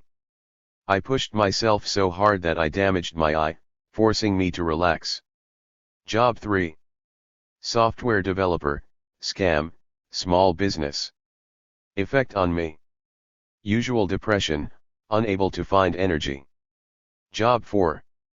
Software developer, doomed, dysfunctional, ex-startup. Effect on me. Relentless mediocrity and fear due to my inability to focus crippled my mind. I got a cold every month, warping my consciousness to motivate myself killed my immune system. PTSD. My thoughts were thoroughly mediocre. Nori had the misfortune to stumble through a series of relentlessly absurd and/or abusive corporate environments. He managed to keep himself sane at least to the degree of fending off complete mental and physical breakdown by finding a different sense of purpose. He began to carry out a detailed analysis of the social and institutional dynamics that lie behind failed corporate projects. Effectively, he became an anthropologist. This has been very useful to me. Thanks, Nori. Then he discovered politics, and began diverting time and resources toward plotting to destroy the very system that created such ridiculous jobs. At this point, he reports, his health began to markedly improve. Even in relatively benign office environments, the lack of a sense of purpose eats away at people. It may not cause actual physical and mental degeneration, but at the very least, it leaves workers struggling with feelings of emptiness or worthlessness.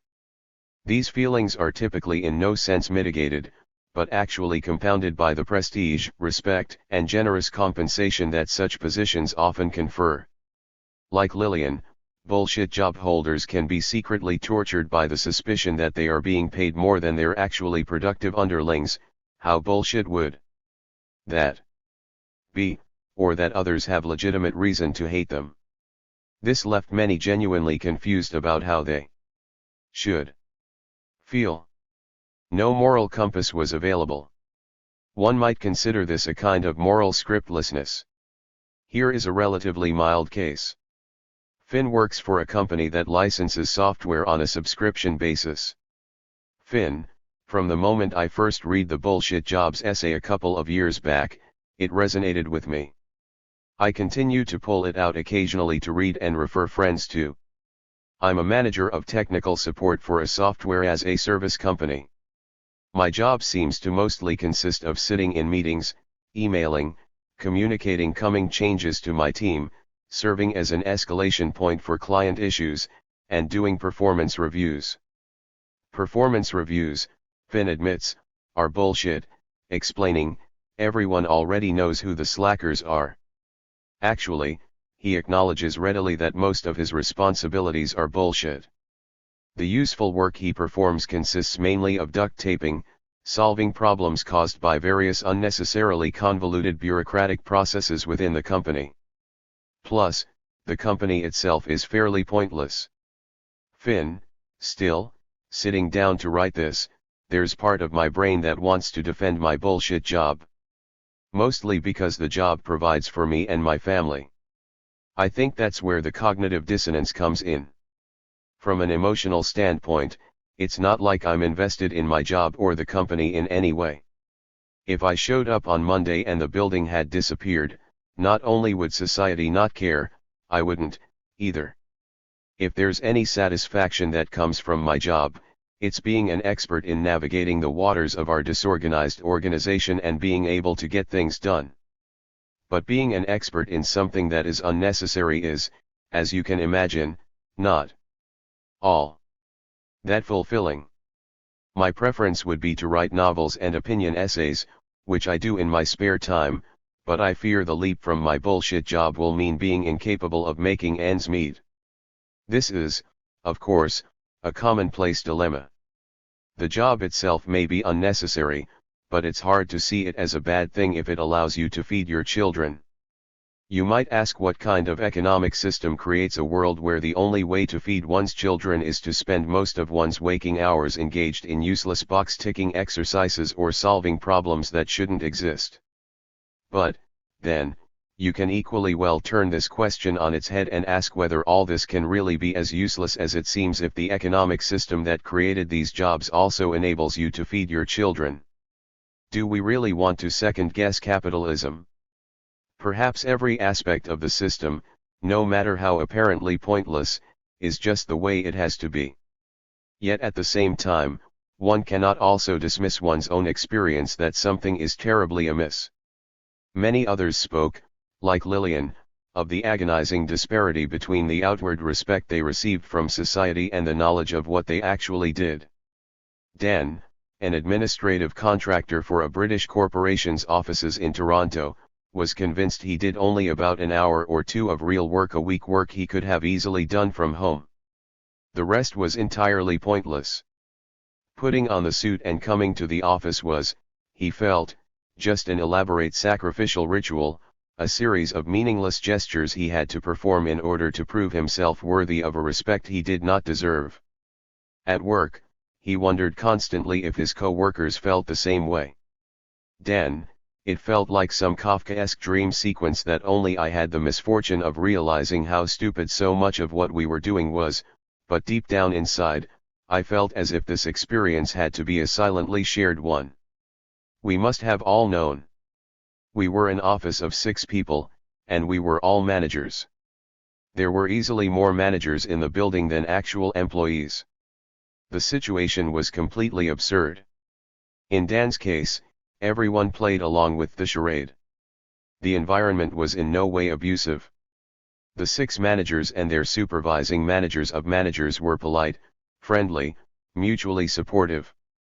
They all told one another what a terrific job they were doing and what a disaster it would be for everyone else if they weren't there as part of the team, but only, Dan felt, as a way of consoling one another in the secret knowledge they were hardly doing anything, that their work was of no social value, and that if they weren't there, it would make no difference. It was even worse outside the office, where he began to be treated as the member of his family who had really made something of his life. It's honestly hard to describe how mad and useless I felt. I was being taken seriously as a young professional, but did any of them know what it was I really did? Eventually Dan quit to become a science teacher in a Cree Indian community in northern Quebec. It doesn't help that higher UPS in such situations will regularly insist that perceptions of futility are self-evidently absurd. It doesn't always happen.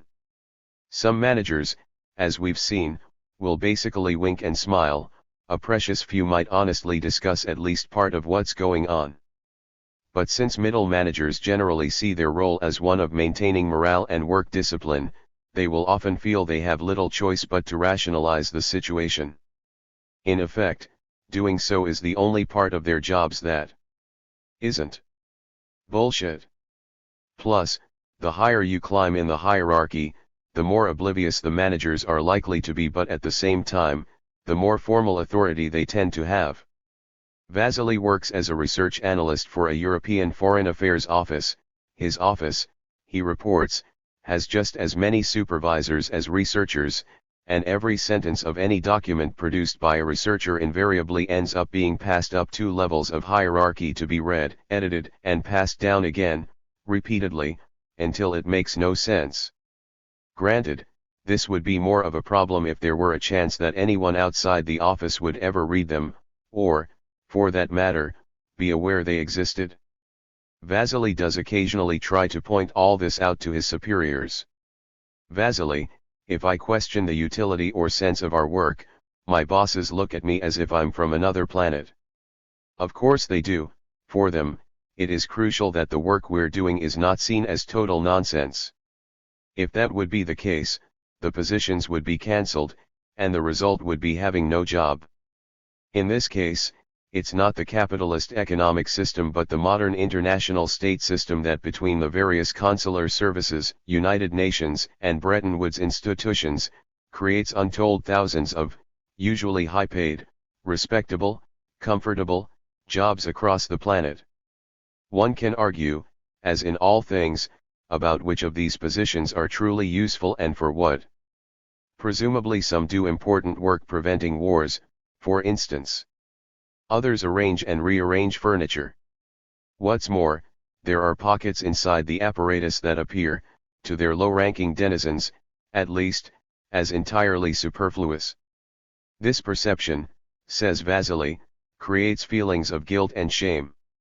Vasily, when I am in public and people ask me about my job, I don't want to.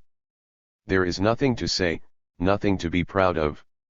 Working for the foreign ministry has a high reputation, so when I am saying, I am working for the foreign ministry, people usually react with a mix of respect and not really knowing what I am doing. I think the respect makes it even worse. There are a million ways to make a human feel unworthy. The United States, so often a pioneer in such areas, has, among other things, perfected a quintessentially American mode of political discourse that consists in lecturing others about what jerks they are to think they have a right to something. Call it right scolding.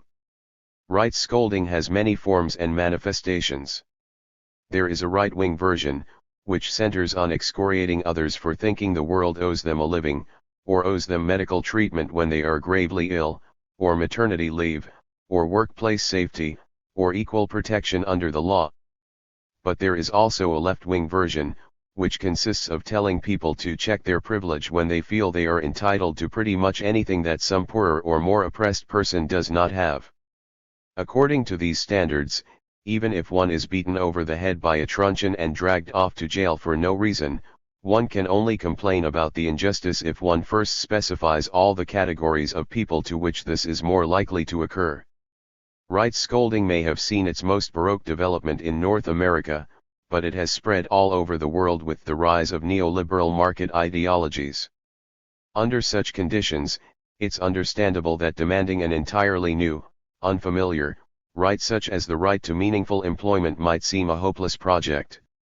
It's hard enough nowadays being taken seriously when asking for things you're already supposed to have. The burden of right scolding falls above all on the younger generations. In most wealthy countries, the current crop of people in their 20s represents the first generation in more than a century that can, on the whole, expect opportunities and living standards substantially worse than those enjoyed by their parents. Yet at the same time, they are lectured relentlessly from both left and right on their sense of entitlement for feeling they might deserve anything else. This makes it especially difficult for younger people to complain about meaningless employment. Let us end, then, with Rachel, to express the horror of a generation. Rachel was a math whiz with an undergrad degree in physics, but from a poor family. She aspired to pursue a graduate degree, but with British university tuition fees having tripled, and financial assistance cut to the bone, she was forced to take a job as catastrophe risk analyst for a big insurance company to raise the requisite funds. A year out of her life, she told herself, but hardly the end of the world. Rachel, it's not the worst thing in the world, learn some new skills, earn some money, and do a bit of networking while you're at it. Such was my thinking. Realistically, how bad is it going to be? And obviously, in the back of your head, the resounding, loads of people spend their whole lives doing boring, backbreaking work for barely any money. What on earth makes you too special for 1 year in a boring office job? That last one is an overarching fear for self-aware millennials. I can barely scroll through Facebook without hitting some preachy think piece about my generation's entitlement and reluctance to just do a bloody day's work, for Christ's sake. It is sort of hard to gauge whether my standards for an acceptable job are reasonable or just the result of ridiculous, generation snowflakey entitled bollocks, as my grandma likes to say. This is, incidentally, a particularly British variation of right scolding, though it increasingly infects the rest of Europe. Older people who grew up with cradle-to-grave welfare state protections mocking young people for thinking they might be entitled to the same thing. There was also another factor. Much though Rachel was slightly embarrassed to admit it, the position paid extremely well, more than either of her parents was making. For someone who'd spent her entire adult existence as a penniless student supporting herself through temping, call center, and catering jobs, it would be refreshing to finally get a taste of bourgeois life. Rachel, I'd done the office thing and the crap job thing, so how bad could a crap office job be, really? I had no concept of the bottom of the ocean black depths of boredom I would sink to under a bulk of bureaucracy, terrible management, and myriad bullshit tasks. Rachel's job was necessitated by various capital holding requirement regulations which, like all corporations in a similar situation, her employer had no intention of respecting. Thus, a typical day consisted of taking in emails each morning with data on how much money different branches of the firm would expect to lose in some hypothetical catastrophe scenario, cleaning the data, copying the data into a spreadsheet, whereupon the spreadsheet program invariably crashed and had to be rebooted, and coming up with a figure for overall losses. Then, if there was a potential legal problem, Rachel was expected to massage the numbers until the problem went away. That's when things were going well. On a bad day, or bad month, when there was nothing else to do, her supervisors would make up elaborate and obviously pointless exercises to keep her busy, such as constructing mind maps. Or just leave her with nothing, but always with the proviso that while doing nothing, she had to actively pretend not to be. Rachel, the weirdest and, apart from the title, maybe most bullshitty thing about my job was that while it was generally acknowledged that there wasn't really enough work to do, you weren't allowed to conspicuously not work. In a hark back to the days of the early internet, even Twitter and Facebook were banned. My academic degree was pretty interesting and involved a lot of work, so, again, I had no concept of the horrible dread I would feel getting up in the morning to spend all day sitting in an office trying to inconspicuously waste time. The final straw came after months of complaining, when I met my friend Mindy for a drink after a week of peak bullshit. I had just been asked to color coordinate a mind map to show the nice to haves, must haves, and would like to have in futures. No, I have no idea what that means, either. Mindy was working on a similarly bullshit project, writing branded content for the pages of a company newspaper nobody reads. She ranted at me, and I ranted at her. I made a long, impassioned speech that ended with me shouting, "I cannot wait for the sea levels to rise and the apocalypse to come, because I would rather be out hunting fish and cannibals with a spear I'd fashioned out of a fucking pole than doing this fucking bollocks."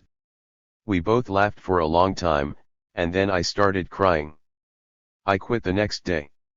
That is one massive benefit of having done all manner of weird menial jobs through university: you can almost always find work quickly.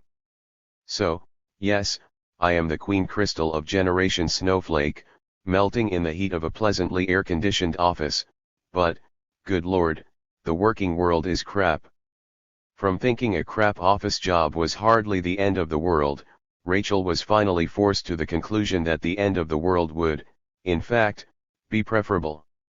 On the misery of knowing that one is doing harm. There is one other, slightly different form of social suffering that ought to be acknowledged: the misery of having to pretend you're providing some kind of benefit to humanity, when you know the exact opposite is in fact the case. For obvious reasons, this is most common among social service providers who work for government or non-governmental organizations, NGOs. Most are engaged in box-ticking rituals, at least to a certain degree, but many are aware that what they're doing is worse than useless: they are harming the people they are supposedly there to help. She is now an artist, but she was once a community therapist in New York City. Hi, I used to work as a therapist in a community mental health center in the Bronx in the 1990s and 2000s. I have a social work degree. My clients ended up either being mandated to treatment after being incarcerated for minor stuff, Clinton's crime bill, lost their jobs and apartments after being jailed, or just needed to prove to welfare to work or social security offices that they need SSI supplemental security income or other food/rent subsidies because they were mentally ill. Some were indeed severely mentally ill, but many others were just extremely poor people who were constantly being harassed by the police. Their living conditions would make anyone mentally ill. My job was to do therapy to essentially tell them it was their own fault and their responsibility to make their lives better. And if they attended the program daily, so the company could bill their Medicaid, staff would copy their medical records to send to the Social Security office so they could be reviewed for disability payments. The more paperwork in their charts, the better their chances. I had groups to run like anger management, coping skills. They were so insulting and irrelevant. How do you cope with lack of decent food or control your rage toward the police when they abuse you? My job was useless and harmful. So many NGOs profit from the misery created by inequality. I made a very poor living doing what I did, but it still pains me deeply that I was a poverty pimp. It is interesting and important to note that many of the petty officials who do absurd and terrible things in the name of paperwork are keenly aware of what they are doing and of the human damage that is likely to result, even if they usually feel they must remain stone-faced when dealing with the public. Some rationalize it. A few take sadistic pleasure. But any victim of the system who has ever asked herself, how can such people live with themselves, might take some comfort in the fact that, in many cases, they can't. Mina's job for a local government council in an English town, sometimes referred to as Little Skidrow by the Sea, was represented to her, when she took it, as working with the homeless. She found this was true in a sense. Mina, my job was not to place, to advise, or help homeless people in any way. Instead, I had to try to collect their paperwork, proof of ID, national insurance number, proof of income, etc., so that the temporary homeless unit could claim back housing benefit. They had 3 days to provide it. If they couldn't or wouldn't provide the necessary paperwork, I had to ask their caseworkers to kick them out of their temporary accommodations. Obviously, homeless people with drug addictions tend to have difficulties providing 2 proofs of income, among many other things. But so do 15-year-olds whose parents have abandoned them, and veterans with PTSD, and women fleeing domestic violence. So ultimately, Mina explains, her role was to threaten to make formerly homeless people homeless again, all so that one department could claim a cash transfer from another. What was it like? Soul-destroying. After 6 months, she couldn't take it and gave up on government service entirely. Mina quit. Beatrice, who worked for a different local authority, also couldn't take it after witnessing colleagues laughing over letters sent to pensioners that contained intentional errors designed to confuse the recipients so as to allow the council to falsely bill them for late payment. Only a handful of her co-workers, she said, took an active pleasure in defrauding the public they were hired to serve, but it cast a terrible pall upon an otherwise easygoing and friendly office environment.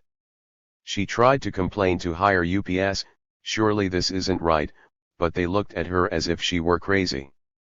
So Beatrice took her first opportunity to find another job. George, who worked for Atos, a French firm hired by the British government to knock as many citizens as possible from the disability rolls, in the years following, more than 2,000 were discovered to have died not long after having been found fit to work, soldiers on. He reports that everyone who works for the company does understand what's going on and hates Atos with a quiet desperation.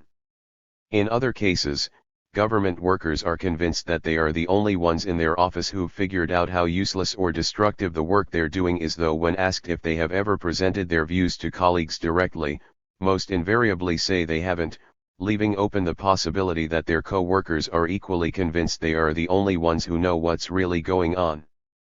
In all this, we are moving into somewhat different territory. Much of what happens in such offices is simply pointless, but there is an added dimension of guilt and terror when it comes to knowing you are involved in actively hurting others. Guilt, for obvious reasons. Terror, because in such environments, dark rumors will always tend to circulate about what is likely to happen to whistleblowers. But on a day-to-day basis, all this simply deepens the texture and quality of the misery attendant on such jobs. Coda, on the effects of bullshit jobs on human creativity, and on why attempts to assert oneself creatively or politically against pointless employment might be considered a form of spiritual warfare. Let me conclude by returning to the theme of spiritual violence. It's hard to imagine anything more soul-destroying than, as Mina put it, being forced to commit acts of arbitrary bureaucratic cruelty against one's will. To become the face of the machine that one despises. To become a monster. It has not escaped my notice, for example, that the most frightening monsters in popular fiction do not simply threaten to rend or torture or kill you but to turn you into a monster yourself. Think here of vampires, zombies, werewolves. They terrify because they menace not just your body but also your soul. This is presumably why adolescents in particular are drawn to them. Adolescence is precisely when most of us are first confronted with the challenge of how not to become the monsters we despise. Useless or insidious jobs that involve pretenses to public service are perhaps the worst, but almost all of the jobs mentioned in this chapter can be considered soul-destroying in different ways. Bullshit jobs regularly induce feelings of hopelessness, depression, and self-loathing. They are forms of spiritual violence directed at the essence of what it means to be a human being. If what I have argued in the last chapter that the integrity of the human psyche, even human physical integrity, insofar as these two can ever be entirely distinguished, is caught up in relations with others, and the sense of one's capacity to affect the world, then such jobs could hardly be anything other than spiritual violence. This is not to say, however, that the soul has no means for resistance. It might be well to conclude this chapter by taking note of the resulting spiritual warfare, and document some of the ways workers keep themselves sane by involving themselves in other projects. Call it, if you like, guerrilla purpose. Robin, the temp who fixed his screen to look like he was programming when, in fact, he was surfing the web, used that time to perform free editorial work for a number of Wikipedia pages he monitored, including, apparently, mine, and to help maintain an alternative currency initiative. Others start businesses, write film scripts and novels, or secretly run sexy maid services. Yet others escape into Walter Mitty style reverie, a traditional coping mechanism for those condemned to spend their lives in sterile office environments. It's probably no coincidence that nowadays many of these involve fantasies not of being a World War I flying ace, marrying a prince, or becoming a teenage heartthrob, but of having a better, just utterly, ridiculously better job. Boris, for instance, works for a major international institution writing bullshit reports. Here is his, obviously somewhat self-mocking, report. Boris, it is clearly a bullshit job because I have tried everything, self-help books, sneaky onanistic breaks, calling my mother and crying, realizing all my life choices have been pure shite, but I keep carrying on because I have a rent to pay. What's more, this situation, which causes me a mild to severe depression, also obliges me to postpone my true life's calling, being J-Lo's or Beyoncé's personal assistant, either separately or concomitantly. I am a hard-working, results-driven person, so I believe I could handle it well. I would be willing to work for one of the Kardashians, too, particularly Kim. Still, most testimonies focus on creativity as a form of defiance, the dogged fortitude with which many attempt to pursue art, or music, or writing, or poetry, serves as an antidote to the pointlessness of their real paid work. Obviously, sample bias may be a factor here. The testimonies sent to me were largely drawn from my followers on Twitter, a population likely to be both more artsy and more politically engaged than the public at large. So I will not speculate on how common this is. But certain interesting patterns emerge. For instance, workers hired for a certain skill, but who are then not really allowed to exercise it, rarely end up exercising that skill in a covered way when they discover they have free time on their hands. They almost invariably end up doing something else.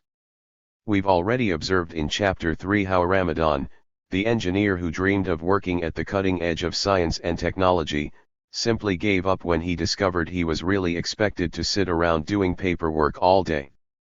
Rather than pursuing scientific projects on the sly, he threw himself into film, novels, and the history of Egyptian social movements.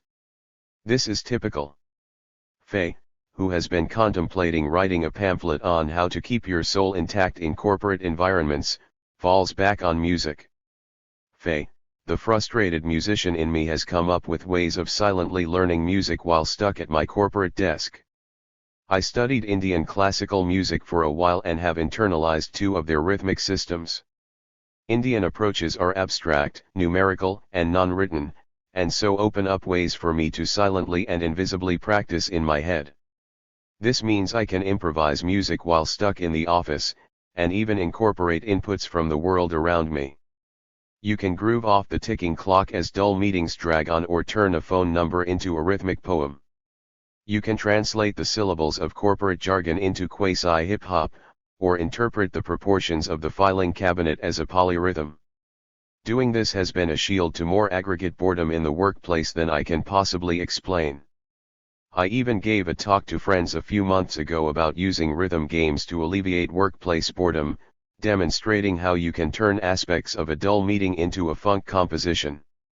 Lewis, who describes himself as a fake investment banker for a financial consulting firm in Boston, is working on a play. When he realized his role in the company was basically pointless, he began to lose motivation and with it the ability to concentrate on the 1 or 2 hours per day he actually did need to work. His supervisor, a stickler for time and optics who seemed remarkably indifferent to productivity, didn't seem to mind what Lewis did so long as he didn't leave the office before she did, but what he describes as his Midwestern American guilt complex drove him to come up with a means to carry on. Lewis, happily, I have an automatic standing desk and lots of mildly guilt-ridden BS free time. So, over the last 3 months, I've used that time to write my first play. Strangely, the creative output began out of necessity rather than desire. I found that I'm way more productive and efficient once I've chewed on a scene or dialogue. In order to do the 70 minutes or so of actual work I need to get done in a given day, I'll need another 3 to 4 hours of creative writing. Faye and Lewis are unusual. The most common complaint among those trapped in offices doing nothing all day is just how difficult it is to repurpose the time for anything worthwhile. One might imagine that leaving millions of well-educated young men and women without any real work responsibilities but with access to the internet, which is, potentially, at least, a repository of almost all human knowledge and cultural achievement, might spark some sort of renaissance. Nothing remotely along these lines has taken place. Instead, the situation has sparked an efflorescence of social media, Facebook, YouTube, Instagram, Twitter, basically, of forms of electronic media that lend themselves to being produced and consumed while pretending to do something else. I am convinced this is the primary reason for the rise of social media, especially when one considers it in the light not just of the rise of bullshit jobs but also of the increasing bullshitization of real jobs. As we've seen, the specific conditions vary considerably from one bullshit job to another. Some workers are supervised relentlessly, others are expected to do some token task but are otherwise left more or less alone. Most are somewhere in between. Yet even in the best of cases, the need to be on call, to spend at least a certain amount of energy looking over one's shoulder, maintaining a false front, never looking too obviously engrossed, the inability to fully collaborate with others, all this lends itself much more to a culture of computer games, YouTube rants, memes, and Twitter controversies than to, say, the rock and roll bands, drug poetry, and experimental theater created under the mid-century welfare state. What we are witnessing is the rise of those forms of popular culture that office workers can produce and consume during the scattered, furtive shards of time they have at their disposal in workplaces where even when there's nothing for them to do, they still can't admit it openly. Some testimonies similarly bemoan the fact that traditional forms of artistic expression simply cannot be pursued under bullshit conditions. Padraig, an Irish art school graduate shepherded into a pointless job at a foreign tech multinational owing to the complexities of the Irish welfare and tax system, which, he says, makes it almost impossible to be self-employed unless you're already rich, has been forced to abandon his life's calling. Padraig, but what kills me most is the fact that outside of work, I have been unable to paint, to follow my creative impulses, to draw or scrape out ideas on canvas. I was quite focused on it whilst I was unemployed. But that didn't pay. So now I have the money and not the time, energy, or headspace to be creative. He still manages to keep up a political life as an anarchist determined to destroy the economic system that does not allow him to pursue his life's true calling. Meanwhile, a New York legal aid, James, is reduced to acts of subtle protest, spending all day in a sterile office environment. I'm too mentally numb to do anything but consume meaningless media, he says. And on occasion, yeah, I do feel quite depressed about it all, the isolation, the futility, the tiredness. My one small act of rebellion is wearing a black and red star pin into work every day. They have no fucking idea. Finally, a British psychologist who, owing to Prime Minister Tony Blair's higher education reforms of the 1990s, was laid off as a teacher and rehired as a project assessor to determine the effects of laying off teachers. Harry. What surprises me is that it's astonishingly difficult to repurpose time for which one is being paid. I'd have felt guilty if I'd dodged the BS work and, say, used the time to have a go at writing a novel. I felt obliged to do my best to carry out the activities I was contracted to carry out, even if I knew those activities were entirely futile. David. You know, that's one theme that keeps cropping up in the testimonies I've been reading: jobs that should be wonderful, since they pay you lots of money to do little or nothing and often don't even insist you pretend to work, somehow drive people crazy anyway because they can't figure out a way to channel the time and energy into anything else. Harry. Well, here's one thing that bears out your assertion. These days, I work as training manager in a bus depot. Not all that glamorous, of course, but much more purposeful work. And I actually do more freelance work for pleasure now, short stories, articles, than I did in that completely unchallenging BS job. David. Maybe we're onto something here. Harry. Yes, it's really interesting. So utilizing a bullshit job to pursue other projects isn't easy. It requires ingenuity and determination to take time that's been first flattened and homogenized, as all work time tends to be in what James calls sterile office environments, then broken randomly into often unpredictably large fragments, and use that time for projects requiring thought and creativity. Those who manage to do so have already sunk a great deal of their presumably finite creative energies just into putting themselves in a position where they can use their time for anything more ambitious than cat memes. Not that there's anything wrong with cat memes. I've seen some very good ones. But one would like to think our youth are meant for greater things. About the only accounts I received from workers who felt they had largely overcome the mental destruction caused by bullshit jobs were from those that had found a way to keep those jobs down to 1 or 2 days a week. Needless to say, this is logistically extremely difficult, and usually impossible, for either financial or career reasons. Hannibal might serve as a success story in this regard. The reader may recall him as the man who writes bullshit reports for marketing agencies for as much as £12,000 a go and tries to limit this work if possible to 1 day a week. During the rest of the week, he pursues projects that he considers utterly worthwhile but knows that he couldn't possibly self-finance. Hannibal, one of the projects I'm working on is to create an image processing algorithm to read low-cost diagnostic strips for TB patients in the developing world. Tuberculosis is one of the world's biggest killers, causing 1.5 million deaths a year with up to 8 million infected at any one time. Diagnosis is still a significant problem, so if you can improve the treatment of just 1% of those 8 million infected patients, then you can count lives improved in the tens of thousands per year. We're already making a difference. This work is rewarding for all those involved. It's technically challenging, involves problem solving and working collaboratively to achieve a greater goal that we all believe in. It is the antithesis of a bullshit job. However, it is proving virtually impossible to raise more than a very small amount of money to do this. Even after spending much time and energy trying to convince various health executives there might be potentially lucrative spin-offs of one sort or another, he only raised enough to pay the expenses of the project itself, certainly not enough to provide any sort of compensation for those working on it, including himself. So Hannibal ends up writing meaningless word spaghetti for marketing forums in order to fund a project that will actually save lives. Hannibal, if I get the opportunity, I ask people who work in PR or for global pharmaceutical companies what they think of the state of affairs, and their reactions are interesting. If I ask people more junior than me, they tend to think I am setting them some kind of test or trying to catch them out. Perhaps I'm just trying to get them to admit that what they do is worthless so I can persuade their boss to make them redundant.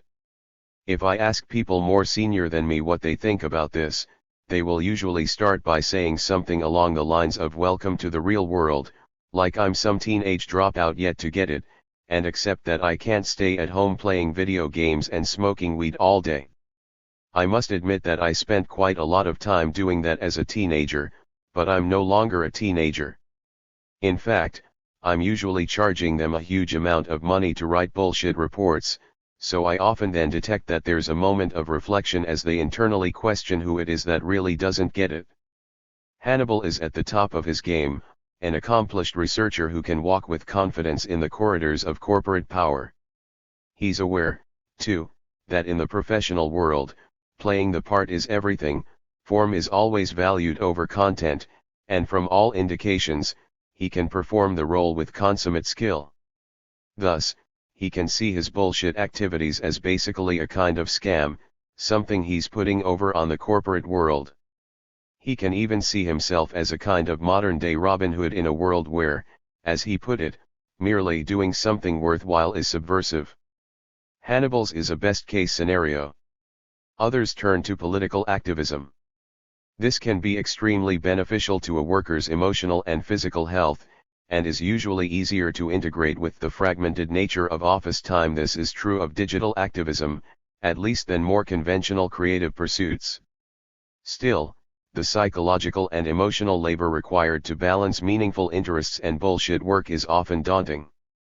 I've already mentioned Nori's work-related health problems, which began to improve markedly when he began working to unionize his workplace. It required definite mental discipline, yes, but not nearly so great as the mental discipline required to operate effectively in a high-pressure corporate environment where one knew one's work had no effect at all. Nori, I used to have to go literally insane to get into work. Scrub away me and become the thing that can do this work. Afterward, I'd often need a day to recover, to remember who I am. If I didn't, I'd become an acerbic, nitpicky person to people in my private life, enraged over tiny things. So I'd have to find all sorts of mental technologies to make my work bearable. The most effective motivations were deadlines and rage. For example, pretending I was slighted, so I'd show them with my excellent productivity. But as a result, it was hard to organize the different parts of me, the ancient things which cohere into me. They quickly went off kilter. In contrast, I could stay up late for hours working on workplace organizer stuff, like teaching co-workers how to negotiate, programming, project management. I was most fully myself then. My imagination and logic worked in concert. Until I saw dreams and had to sleep. Nori, too, experienced working on something meaningful as entirely different. True, unlike Hannibal, he wasn't working with a collaborative team. But even working toward a larger meaningful purpose, he felt, allowed him to reintegrate a shattered self. And eventually he did begin to find the seeds of a community, at least in the minimal form of a fellow isolated workplace organizer. Nori, I began to introduce myself to people by saying that programming is my day job, and workplace organizer is my real job. My workplace subsidizes my activism. Recently I found someone very much like me online, we've become deep friends, and as of last week, I find it so much easier to get into the zone for work. I think it's because someone understands me. For all my other close friends, I'm an active listener, a sounding board because they simply don't understand the things I care about. Their eyes glaze over when I even mention my activism. But even now, I still must empty my mind for work. I listen to Sigur Rós Veraldur, which my new friend sent me. Then I go into a sort of meditative trance. When the song's done, my mind's empty, and I can run fairly nimbly through work. It's always a good idea to end a bleak chapter on a note of redemption, and these stories demonstrate that it is possible to find purpose and meaning despite even the worst of bullshit jobs. It also makes clear that this takes a great deal of doing. The art of skiving, as it's sometimes called in England, may be highly developed and even honored in certain working class traditions, but proper shirking does seem to require something real to shirk.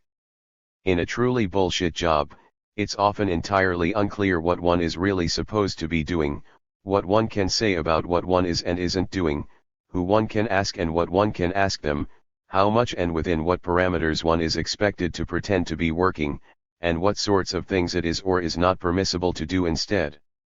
This is a miserable situation. The effects on health and self-esteem are often devastating. Creativity and imagination crumble.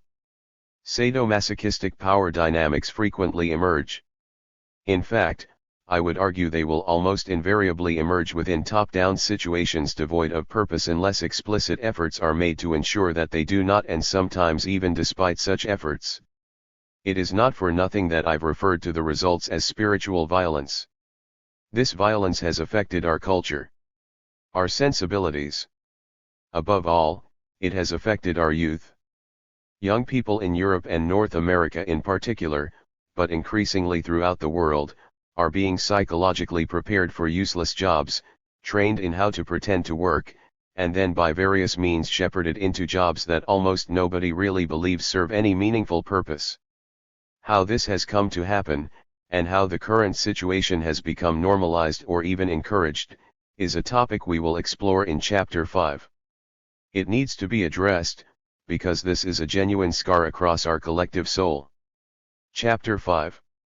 Why are bullshit jobs proliferating? In the Scilly Islands, the natives of that group are popularly said to have eked out a precarious livelihood by taking in each other's washing. Obscure 19th century joke. A bourgeois paradise will supervene, in which everyone will be free to exploit but there will be no one to exploit. On the whole, one must suppose that the type of it would be that town that I have heard of, whose inhabitants lived by taking in each other's washing. William Morris, 1887. If the preceding chapters merely described forms of pointless employment that have always been with us in one way or another, or even that have always been with us since the dawn of capitalism, then matters would be distressing enough. But the situation is more dire still.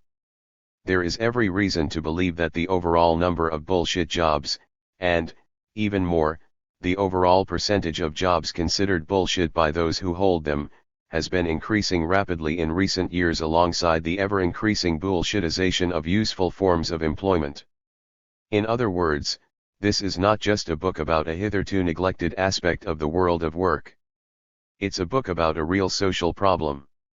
Economies around the world have, increasingly, become vast engines for producing nonsense.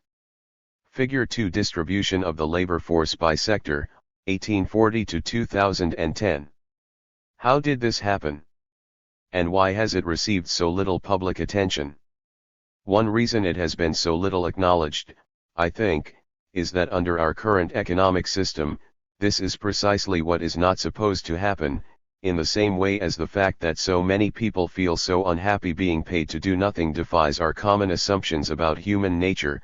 The fact that so many people are being paid to do nothing in the first place defies all our assumptions about how market economies are supposed to work.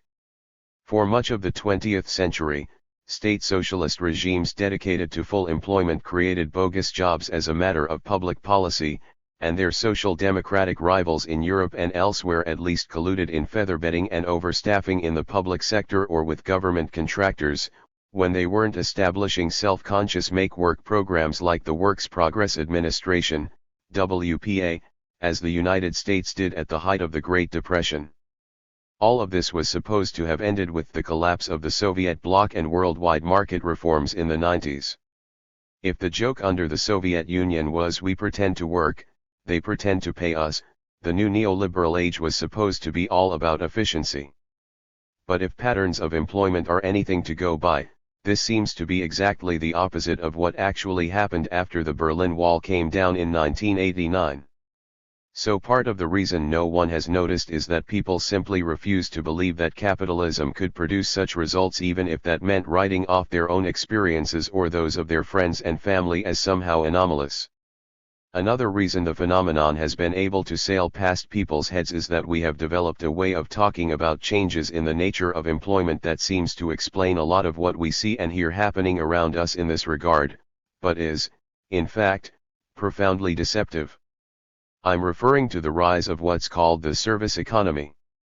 Since the 1980s, all conversations on changes in the structure of employment have had to begin with an acknowledgement that the overall global trend, especially in rich countries, has been for a steady decline in farming and manufacturing, and a steady increase in something called services.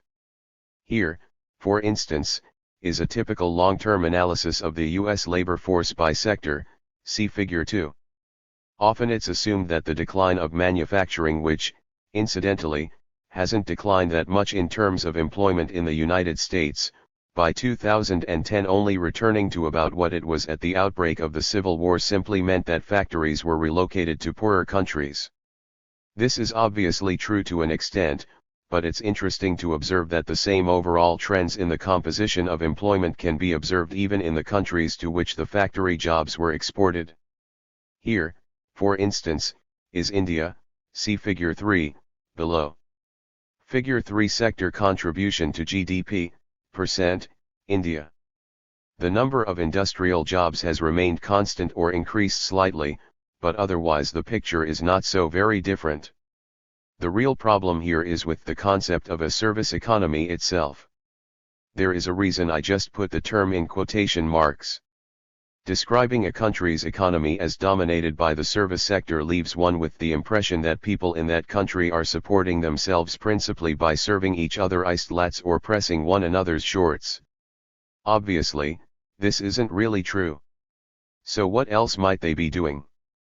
When economists speak of a fourth, or quaternary, sector, coming after farming, manufacturing, and service provision, they usually define it as the FIRE sector, finance, insurance, real estate.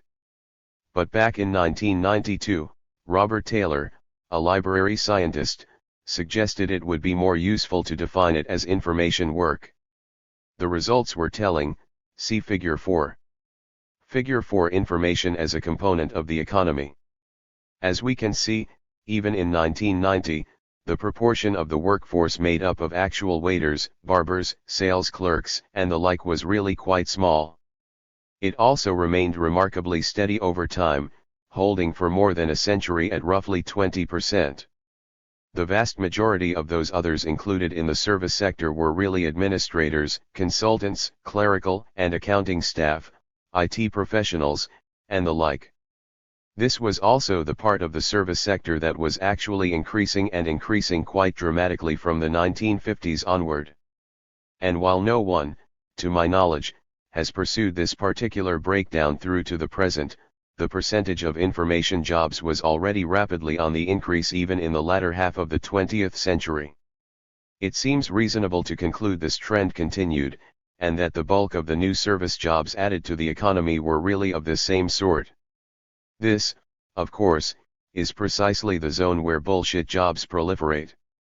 Obviously, not all information workers feel they are engaged in bullshit. Taylor's category includes scientists, teachers, and librarians, and by no means all those who felt they are engaged in bullshit are information workers, but if our surveys are to be trusted, it seems evident that a majority of those classed as information workers do feel that if their jobs were to vanish, it would make very little difference to the world. I think this is important to emphasize because despite the lack of statistics, there has been a great deal of discussion since the 1990s about the rise of information-oriented jobs and their larger effect on society. Some, like former U.S. Labor Secretary Robert Reich, spoke of the rise of a new tech-savvy middle class of symbolic analysts who threatened to gain all the benefits of growth and leave the old-fashioned laboring classes languishing in poverty. Others spoke of knowledge workers and information society. Some Marxists even became convinced that new forms of what they called immaterial labor founded in marketing, entertainment, and the digital economy but spilling outside as well into our increasingly brand-saturated, iPhone-happy daily lives had become the new locus of value creation, leading to prophecies of the eventual rebellion of the digital proletariat. Almost everyone assumed that the rise of such jobs had something to do with the rise of finance capital, even if there was no consensus as to how. It just seemed to make sense that, just as Wall Street profits were derived less and less from firms involved in commerce or manufacturing, and more from debt, speculation, and the creation of complex financial instruments, so did an ever-increasing proportion of workers come to make their living from manipulating similar abstractions. These days, it's hard to recall the almost mystical aura with which the financial sector had surrounded itself in the years leading up to 2008. Financiers had managed to convince the public, and not just the public, but social theorists, too. I well remember this, that with instruments such as collateralized debt obligations and high-speed trading algorithms so complex they could be understood only by astrophysicists, they had, like modern alchemists, learned ways to whisk value out of nothing by means that others dared not even try to understand. Then, of course, came the crash, and it turned out that most of the instruments were scams. Many weren't even particularly sophisticated scams. In a way, one could argue that the whole financial sector is a scam of sorts, since it represents itself as largely about directing investments toward profitable opportunities in commerce and industry, when, in fact, it does very little of that. The overwhelming bulk of its profits comes from colluding with government to create, and then to trade and manipulate, various forms of debt. All I am really arguing in this book is that just as much of what the financial sector does is basically smoke and mirrors, so are most of the information sector jobs that accompanied its rise as well. But here we return to the question already raised in the last chapter: if these are scams, who, exactly, is scamming whom? A brief excursus on causality and the nature of sociological explanation. In this chapter, then, I want to address the rise of bullshit jobs and to suggest some reasons this may be happening. Of course, in earlier chapters, particularly chapter 2, we looked at some of the more immediate causes for the creation of useless employment: managers whose prestige is caught up in the total number of their administrative assistants or underlings, weird corporate bureaucratic dynamics, bad management, poor information flow.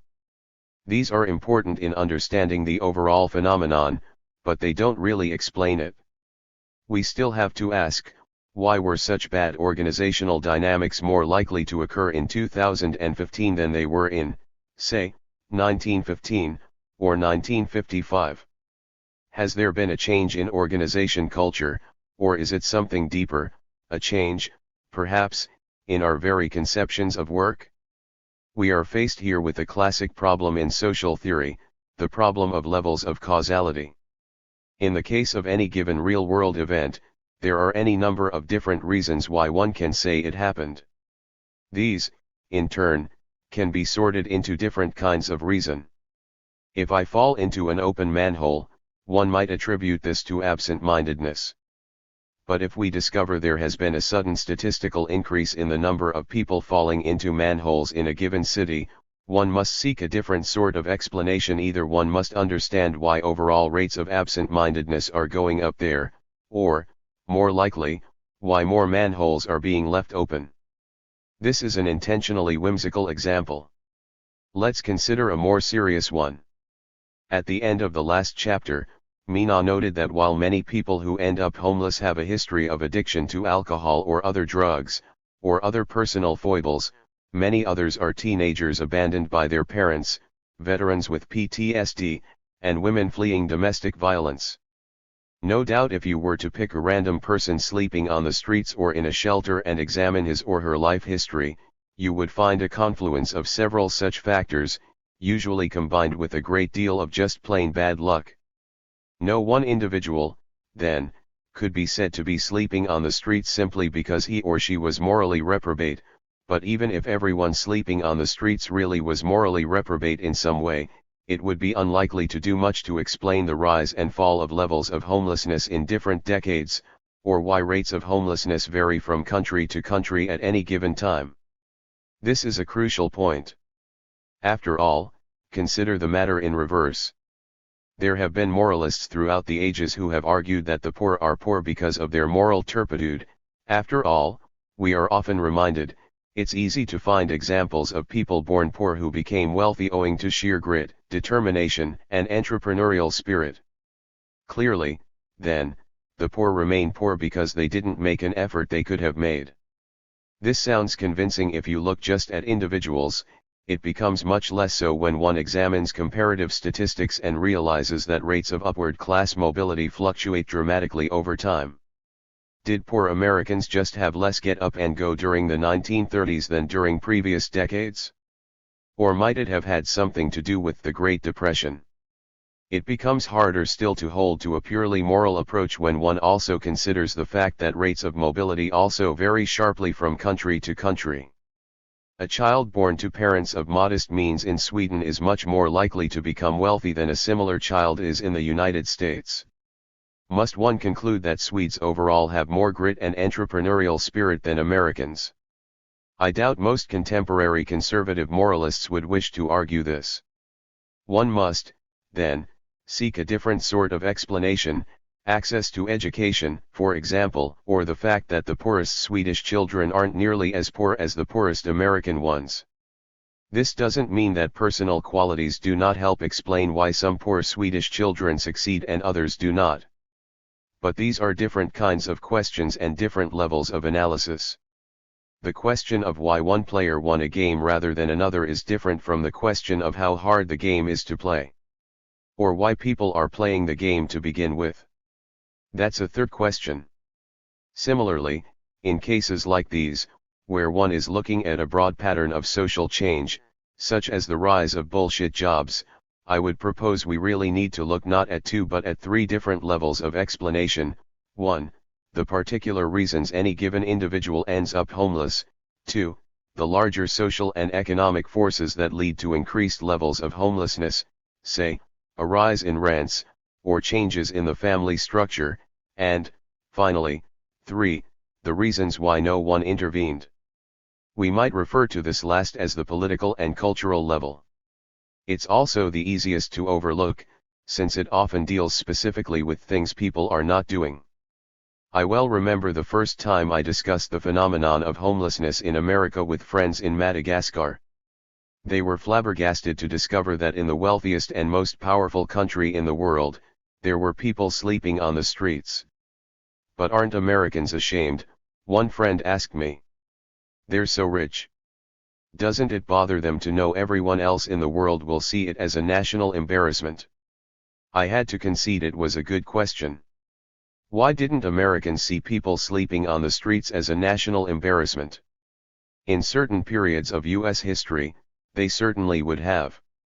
If large numbers of people were living on the streets in major cities in the 1820s, or even the 1940s, there would have been an outcry and some kind of action would have been taken. It might not have been very nice action. At some points, it would probably have meant rounding up vagrants and placing them in workhouses. At other times, it might have involved building public housing, but whatever it might have been, they would not have been left to languish in cardboard boxes on public thoroughfares. Since the 1980s, the same American was more likely to react not with outrage at how social conditions could have come to this pass, but by appeal to explanations of the first level and conclude that homelessness was nothing more than the inevitable result of human weakness. Humans are fickle beings. They always have been. There's nothing anyone can do to change this fact. This is why I emphasize that the third level is simultaneously political and cultural. It bears on basic assumptions about what people are, what can be expected of them, and what they can justifiably demand of one another. Those assumptions, in turn, have an enormous influence in determining what is considered to be a political issue and what is not. I don't want to suggest that popular attitudes are the only factor here. Political authorities often ignore the popular will. Polls regularly find roughly 2/3 of Americans favor a national health care system, but no major political party there has ever supported this. Polls also show most Britons favor reinstating the death penalty, but no major political party has taken this up either. Still, the larger cultural climate is clearly a factor. In the case of bullshit jobs, this means we can ask three questions. 1. On the individual level, why do people agree to do and put up with their own bullshit jobs? 2. On social and economic levels, what are the larger forces that have led to the proliferation of bullshit jobs?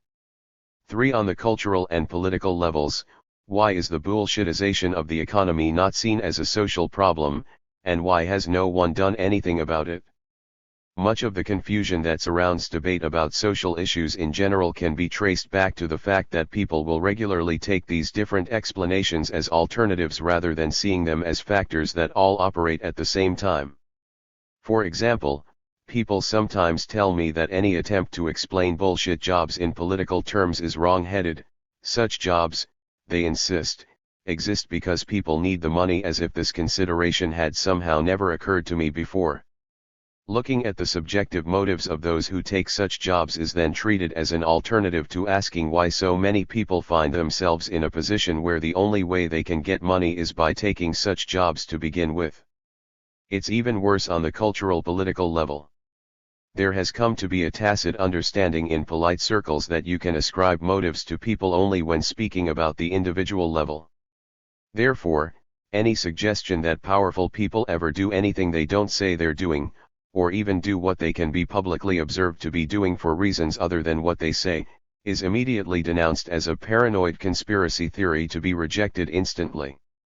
Thus, to suggest that some law and order politicians or social service providers might not feel it's in their best interest to do much about the underlying causes of homelessness, is treated as equivalent to saying homelessness itself exists only because of the machinations of a secret cabal, or that the banking system is run by lizards. Sundry notes on the role of government in creating and maintaining bullshit jobs. This is relevant because when, in the original 2013 essay about bullshit jobs, I suggested that while our current work regime was never designed consciously, one reason it might have been allowed to remain in place was because the effects are actually quite convenient politically to those in power. This was widely denounced as crazy talk. So another thing this chapter can do is clarify a few things in that regard. Social engineering does happen. The regime of make-work jobs that existed in the Soviet Union or Communist China, for example, was created from above by a self-conscious government policy of full employment. To say this is in no sense controversial. Pretty much everyone accepts that it is the case. Still, it's hardly as if anyone sitting in the Kremlin or the Great Hall of the People actually sent out a directive saying, "I hereby order all officials to invent unnecessary jobs until unemployment is eliminated." The reason no such orders were sent out was because they didn't have to be. The policy spoke for itself. As long as you don't say aim for full employment, but do not create jobs unless they conform to the following standards and make it clear you will be very punctilious about ensuring those standards are met, then one can be sure of the results. Local officials will do what they have to do. While no central directives of this kind were ever sent out under capitalist regimes, at least to my knowledge, it is nonetheless true that at least since World War II, all economic policy has been premised on an ideal of full employment. Now, there is every reason to believe that most policy makers don't actually want to fully achieve this ideal, as genuine full employment would put too much upward pressure on wages. Marx appears to have been right when he argued that a reserve army of the unemployed has to exist in order for capitalism to work the way it's supposed to. But it remains true that more jobs is the one political slogan that both left and right can always agree on. They differ only about the most expedient means to produce the jobs. Banners held aloft at a union march calling for jobs never also specify that those jobs should serve some useful purpose. It's just assumed that they will, which, of course, means that often they won't. Similarly, when right-wing politicians call for tax cuts to put more money in the hands of job creators, they never specify whether those jobs will be good for anything. It's simply assumed that if the market produced them, they will be. In this climate, one might say that political pressure is being placed on those managing the economy similar to the directives once coming out of the Kremlin. It's just that the source is more diffuse, and much of it falls on the private sector. Finally, as I've emphasized, there is the level of conscious public policy. A Soviet official issuing a planning document, or an American politician calling for job creation, might not be entirely aware of the likely effects of their action. Still, once a situation is created, even as an unintended side effect, politicians can be expected to size up the larger political implications of that situation when they make up their minds what if anything to do about it. Does this mean that members of the political class might actually collude in the maintenance of useless employment? If that seems a daring claim, even conspiracy talk, consider the following quote, from an interview with then US President Barack Obama about some of the reasons why he bucked the preferences of the electorate and insisted on maintaining a private, for-profit health insurance system in America. "I don't think in ideological terms. I never have," Obama said, continuing on the healthcare theme. "Everybody who supports single-payer healthcare says, look at all this money we would be saving from insurance and paperwork. That represents 1 million, 2 million, 3 million jobs filled by people who are working at Blue Cross Blue Shield or Kaiser or other places. What are we doing with them? Where are we employing them?" I would encourage the reader to reflect on this passage because it might be considered a smoking gun. What is the president saying here? He acknowledges that millions of jobs in medical insurance companies like Kaiser or Blue Cross are unnecessary. He even acknowledges that a socialized health system would be more efficient than the current market-based system, since it would reduce unnecessary paperwork and reduplication of effort by dozens of competing private firms. But he's also saying it would be undesirable for that very reason. One motive, he insists, for maintaining the existing market-based system is precisely its inefficiency, since it is better to maintain those millions of basically useless office jobs than to cast about trying to find something else for the paper pushers to do. So here is the most powerful man in the world at the time publicly reflecting on his signature legislative achievement, and he is insisting that a major factor in the form that legislature took is the preservation of bullshit jobs. That a political culture where job creation is everything might produce such results should not be shocking, though for some reason, it is, in fact, treated as shocking, but it does not in itself explain the economic and social dynamics by which those jobs first come into being. In the remainder of this chapter, we will consider these dynamics and then return briefly to the role of government. Concerning some false explanations for the rise of bullshit jobs. Before mapping out what actually happened, it will first be necessary to dispose of certain very common, if ill-conceived, explanations for the rise of apparently pointless employment frequently proposed by market enthusiasts. Since libertarians, anarcho-capitalists, enthusiasts for Ayn Rand or Friedrich Hayek and the like are extremely common in pop economic forums, and since such market enthusiasts are committed to the assumption that a market economy could not, by definition, create jobs that serve no purpose, one tends to hear these arguments quite a lot. So we might as well address them. Basically, such arguments fall into two broad types. Proponents of each are happy to admit that at least some of those who believe they hold pointless jobs in the public sector are correct. However, the first group argues that those who harbor similar suspicions in the private sector are not correct. Since competing firms would never pay workers to do nothing, their jobs must be useful in some way that they simply do not understand. The second group admits useless paper-pushing jobs do exist in the private sector, and even that they have proliferated. However, this group insists that private sector bullshit jobs must necessarily be a product of government interference. A perfect example of the first kind of argument can be found in a piece in The Economist, published about a day and a half after the appearance of my original bullshit jobs essay in 2013. It had all the trappings of a rush job, but the very fact that this bastion of free market orthodoxy felt the need to respond almost instantly shows that the editors knew how to identify an ideological threat. They summed up their argument as follows. Over the past century, the world economy has grown increasingly complex. The goods being provided are more complex, the supply chains used to build them are more complex, the systems to market, sell, and distribute them are more complex, the means to finance it all is more complex, and so on. This complexity is what makes us rich. But it is an enormous pain to manage. I'd say that one way to manage it all would be through teams of generalists, craftsmen, managers who mind the system from the design stage right through to the customer service calls, but there is no way such complexity would be economically workable in that world, just as cheap, ubiquitous automobiles would have been impossible in a world where teams of generalist mechanics produced cars one at a time. No, the efficient way to do things is to break businesses up into many different kinds of tasks, allowing for a very high level of specialization. And so you end up with the clerical equivalent of repeatedly affixing tab A to frame B, shuffling papers, management of the minutiae of supply chains, and so on. Disaggregation may make it look meaningless, since many workers end up doing things incredibly far removed from the endpoints of the process. The days when the iron ore goes in one door and the car rolls out the other are over. But the idea is the same.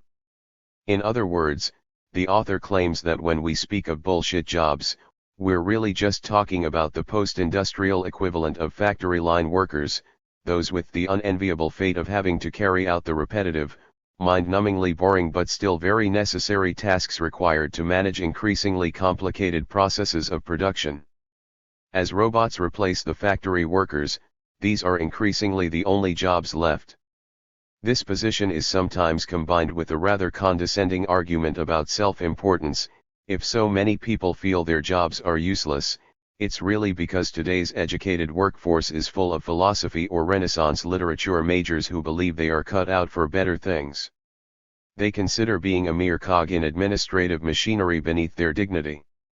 I don't think I really need to dwell too much on the second argument, since the reader is likely to have encountered variations of it 1,000 times before. Anyone who truly believes in the magic of the marketplace will always insist that any problem, any injustice, any absurdity that might seem to be produced by the market is really caused by government interference with same. This must be true because the market is freedom, and freedom is always good. Putting it this way might sound like a caricature, but I have met libertarians willing to say exactly that, in almost exactly those words. Of course, the problem with any such argument is that it's circular, it can't be disproved. Since all actually existing market systems are to some degree state-regulated, it's easy enough to insist that any results one likes, say, high levels of overall wealth, are the result of the workings of the market, and that any features one doesn't like, say, high levels of overall poverty, are really due to government interference in the workings of the market, and then insist that the burden of proof is on anyone who would argue otherwise. No real evidence in favor of the position is required because it is basically a profession of faith.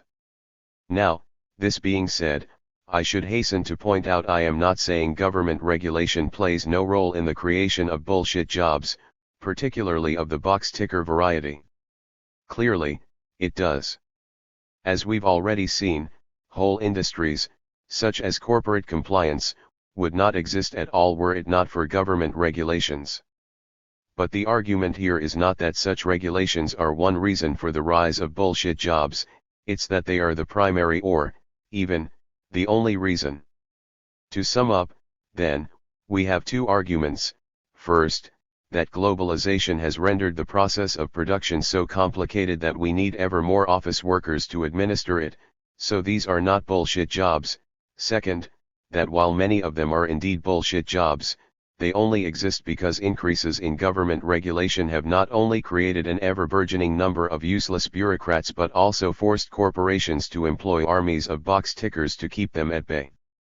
Both these arguments are wrong, and I think a single example can refute both of them. Let us consider the case of private universities in the United States. Here are two tables, both drawn from Benjamin Ginsberg's book The Fall of the Faculty, about the administrative takeover of American universities, which give us pretty much all we need to know. The first shows the growth in the proportion of administrators and their staff in American universities overall. During the 30 years in question, a time during which tuition skyrocketed, the overall number of teachers per student remained largely constant. In fact, the period ended with slightly fewer teachers per student than before. At the same time, the number of administrators and, above all, administrative staff ballooned to an unprecedented degree, see Figure 5. Is this because the process of production in this case, this would presumably mean teaching, reading, writing, and research had become 2 or 3 times more complicated between 1985 and 2005, so that it now requires a small army of office staff to administer it? Obviously not. Here I can speak from personal experience. Certainly, things have changed a bit since I was in college in the 1980s. Lecturers are now expected to provide PowerPoint displays instead of writing on blackboards. There's greater use of class blogs, Moodle pages, and the like. But all this is pretty minor stuff.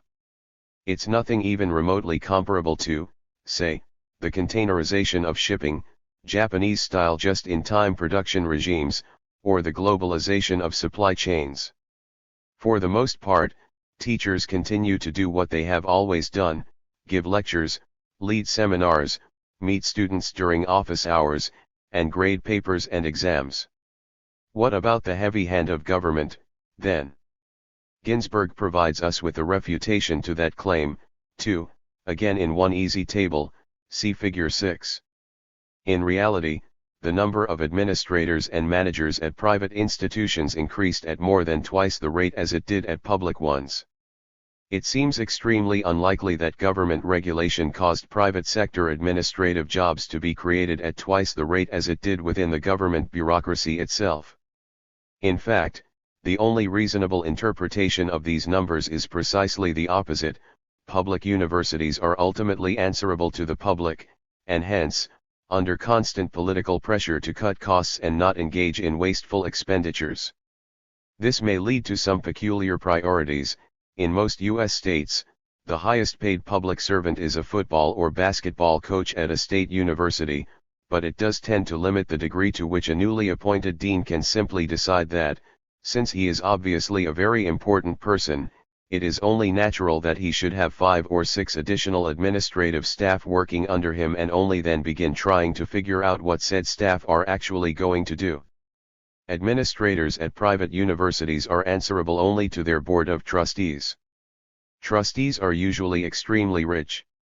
If they are not themselves creatures of the corporate world, they are at the very least used to moving in environments shaped by its mores and sensibilities, and as a result, they tend to view such a dean's behavior as entirely normal and unobjectionable. Ginsburg himself sees the increase in the numbers and power of university administrators as a simple power grab, one which, he says, has resulted in a profound shift in assumptions about the very nature of universities and the reasons for their existence. Back in the 1950s or 1960s, one could still say that universities were one of the few European institutions that had survived more or less intact from the Middle Ages. Crucially, they were still run on the old medieval principle that only those involved in a certain form of production, whether this be the production of stonework or leather gloves or mathematical equations, had the right to organize their own affairs, indeed that they were also the only people qualified to do so. Universities were basically craft guilds run for and by scholars, and their most important business was considered to be producing scholarship, their second most, training new generations of scholars.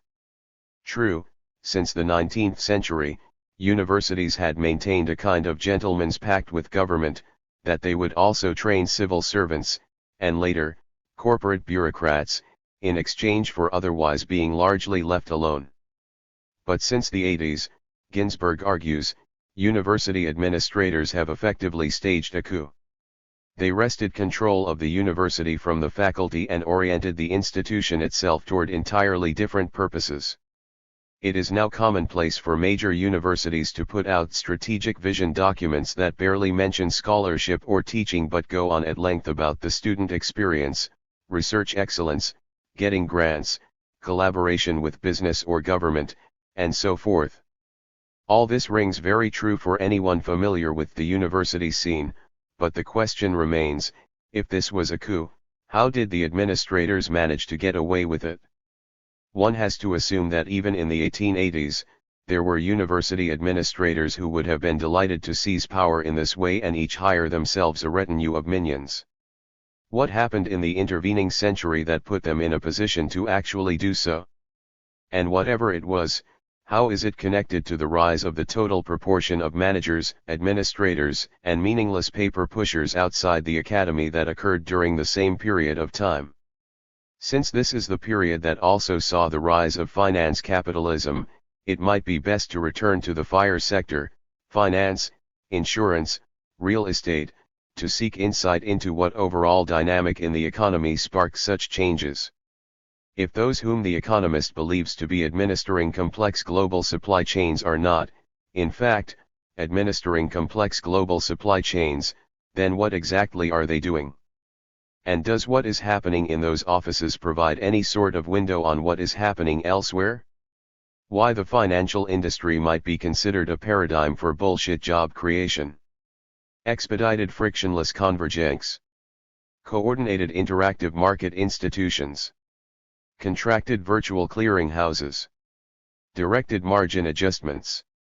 On a superficial level, of course, the immediate mechanisms that create bullshit jobs in the fire sector are the same ones that produce them anywhere else. I listed some of these in Chapter 2, when I described the 5 basic types of bullshit jobs and how they came about. Flunky positions are created because those in powerful positions in an organization see underlings as badges of prestige. Goons are hired due to a dynamic of one-upmanship. If our rivals employ a top law firm, then so, too, must we. Duct taper positions are created because sometimes organizations find it more difficult to fix a problem than to deal with its consequences. Box ticker positions exist because, within large organizations, paperwork attesting to the fact that certain actions have been taken often comes to be seen as more important than the actions themselves. Taskmasters exist largely as side effects of various forms of impersonal authority. If large organizations are conceived as a complex play of gravitational forces, pulling in many contradictory directions, one could say there will always be a certain pull in any of these 5. Even so, one must ask, why is there not a greater pressure pulling in the opposite direction? Why is this not seen as more of a problem? Firms like to represent themselves as lean and mean. It seems to me that those creating, playing around with, and destroying large amounts of money in the fire sector provide the perfect place to begin to ask this question, in part because many who work in this sector are convinced that almost everything done in it is basically a scam. Elliot, so I did a job for a little while working for one of the big 4 accountancy firms. They had been contracted by a bank to provide compensation to customers that had been involved in the PPI scandal. The accountancy firm was paid by the case, and we were paid by the hour. As a result, they purposefully mistrained and disorganized staff so that the jobs were repeatedly and consistently done wrong. The systems and practices were changed and modified all the time, to ensure no one could get used to the new practice and actually do the work correctly. This meant that cases had to be redone and contracts extended. In case the reader is unaware, the PPI, Payment Protection Insurance, scandal broke in the United Kingdom in 2006, when a large number of banks were found to have been unloading unwanted and often wildly disadvantageous account insurance policies on their clients. Courts ordered much of the money returned, and the result was an entire new industry organized around resolving PPI claims. As Elliot reported it, at least some of those hired to process these claims were intentionally dragging their feet to milk the contract for all they could. Elliot, the senior management had to be aware of this, but it was never explicitly stated. In looser moments, some of the management said things like, "We make money from dealing with a leaky pipe, do you fix the pipe, or do you let the pipe keep leaking?" Or words to that effect. There had been vast sums set aside by the bank to pay compensation for the PPI. This is actually a fairly common story in the testimonies I received. I heard about similar things going on in law firms involved with asbestos compensation payments as well. Whenever a very large sum of money, in the hundreds of millions, is set aside to compensate an entire class of people, a bureaucracy must be set up to locate claimants, process claims, and portion out the money. This bureaucracy may often involve hundreds or even thousands of people. Since the money that pays their salaries is ultimately coming from the same pot, they have no particular incentive to distribute the spoils efficiently. That would be killing the goose that laid the golden egg. According to Elliot, this often led to crazy, surreal stuff like intentionally placing offices in different cities and forcing people to commute between them, or printing and destroying the same documents a half dozen times, all the while threatening legal action against anyone who revealed such practices to outsiders. Clearly, the point was to siphon off as much of the money as possible before it got to the claimants. The longer the lower level people took, the more the company would earn, but owing to the peculiar dynamic discussed in the last chapter, the very pointlessness of the exercise seemed to exacerbate levels of stress and abusive behavior. Eliot, the cynicism involved was remarkable. I guess it works out to a form of parasitism. As it happens, the job was also extremely difficult and stressful. It appeared that part of their business model was placing impossible targets which would increase all the time so that turnover was high and more staff would regularly have to be brought in and mistrained, so that, I imagine, the firm could plausibly ask their client that the contract be extended further. This was demoralizing, of course. I'm now working as a cleaner, which is the least bullshit/alienated job I have ever had. David, so this sounds like a whole new category, jobs intentionally done wrong. How common do you think that is? Eliot, from what I've heard among other people in different companies, the PPI industry is basically built around this principle, on the basis that apparently it's only large accountancy firms that really have the capacity to take on contracts like that. David, well, I see how one could make the argument that in any system where you are basically dealing with the distribution of spoils, it makes sense to create as many layers of parasites in between as possible. But who were they ultimately milking? Their clients? Or who? Eliot, I'm not sure who was ultimately paying for this. The bank? An insurance company that insured the bank against losses on fraud activities in the first place? Of course, ultimately it would be the consumer and taxpayer who pay. All these companies need to know is how to milk it. As long ago as 1852, Charles Dickens, in Bleak House, was already making fun of the legal profession with the case of Yarndus and Yarndus, in which two teams of barristers keep the battle over a huge estate alive for more than a lifetime, until they've devoured the whole thing, whereupon they simply declare the matter moot and move on. The moral of the story is that when a profit-seeking enterprise is in the business of distributing a very large sum of money, the most profitable thing for it to do is to be as inefficient as possible. Of course, this is basically what the entire fire sector does. It creates money, by making loans, and then moves it around in often extremely complicated ways, extracting another small cut with every transaction. The results often leave bank employees feeling that the entire enterprise is just as pointless as the accountancy companies intentionally mistraining employees to milk a cash cow. Surprising numbers of bank employees can't even figure out what the real justification for their particular species of bank is supposed to be. Bruce, I work as a fund accountant at a custodian bank. I've never really figured out what custodian banks do. I understand the concepts associated with custodian banks, but I always thought of them as just an unnecessary added layer of accounting. Custodian banks safeguard concepts such as stocks and bonds. How do they actually do that? Can Russian hackers steal these concepts? As far as I can see, the entire custodian bank industry is bullshit.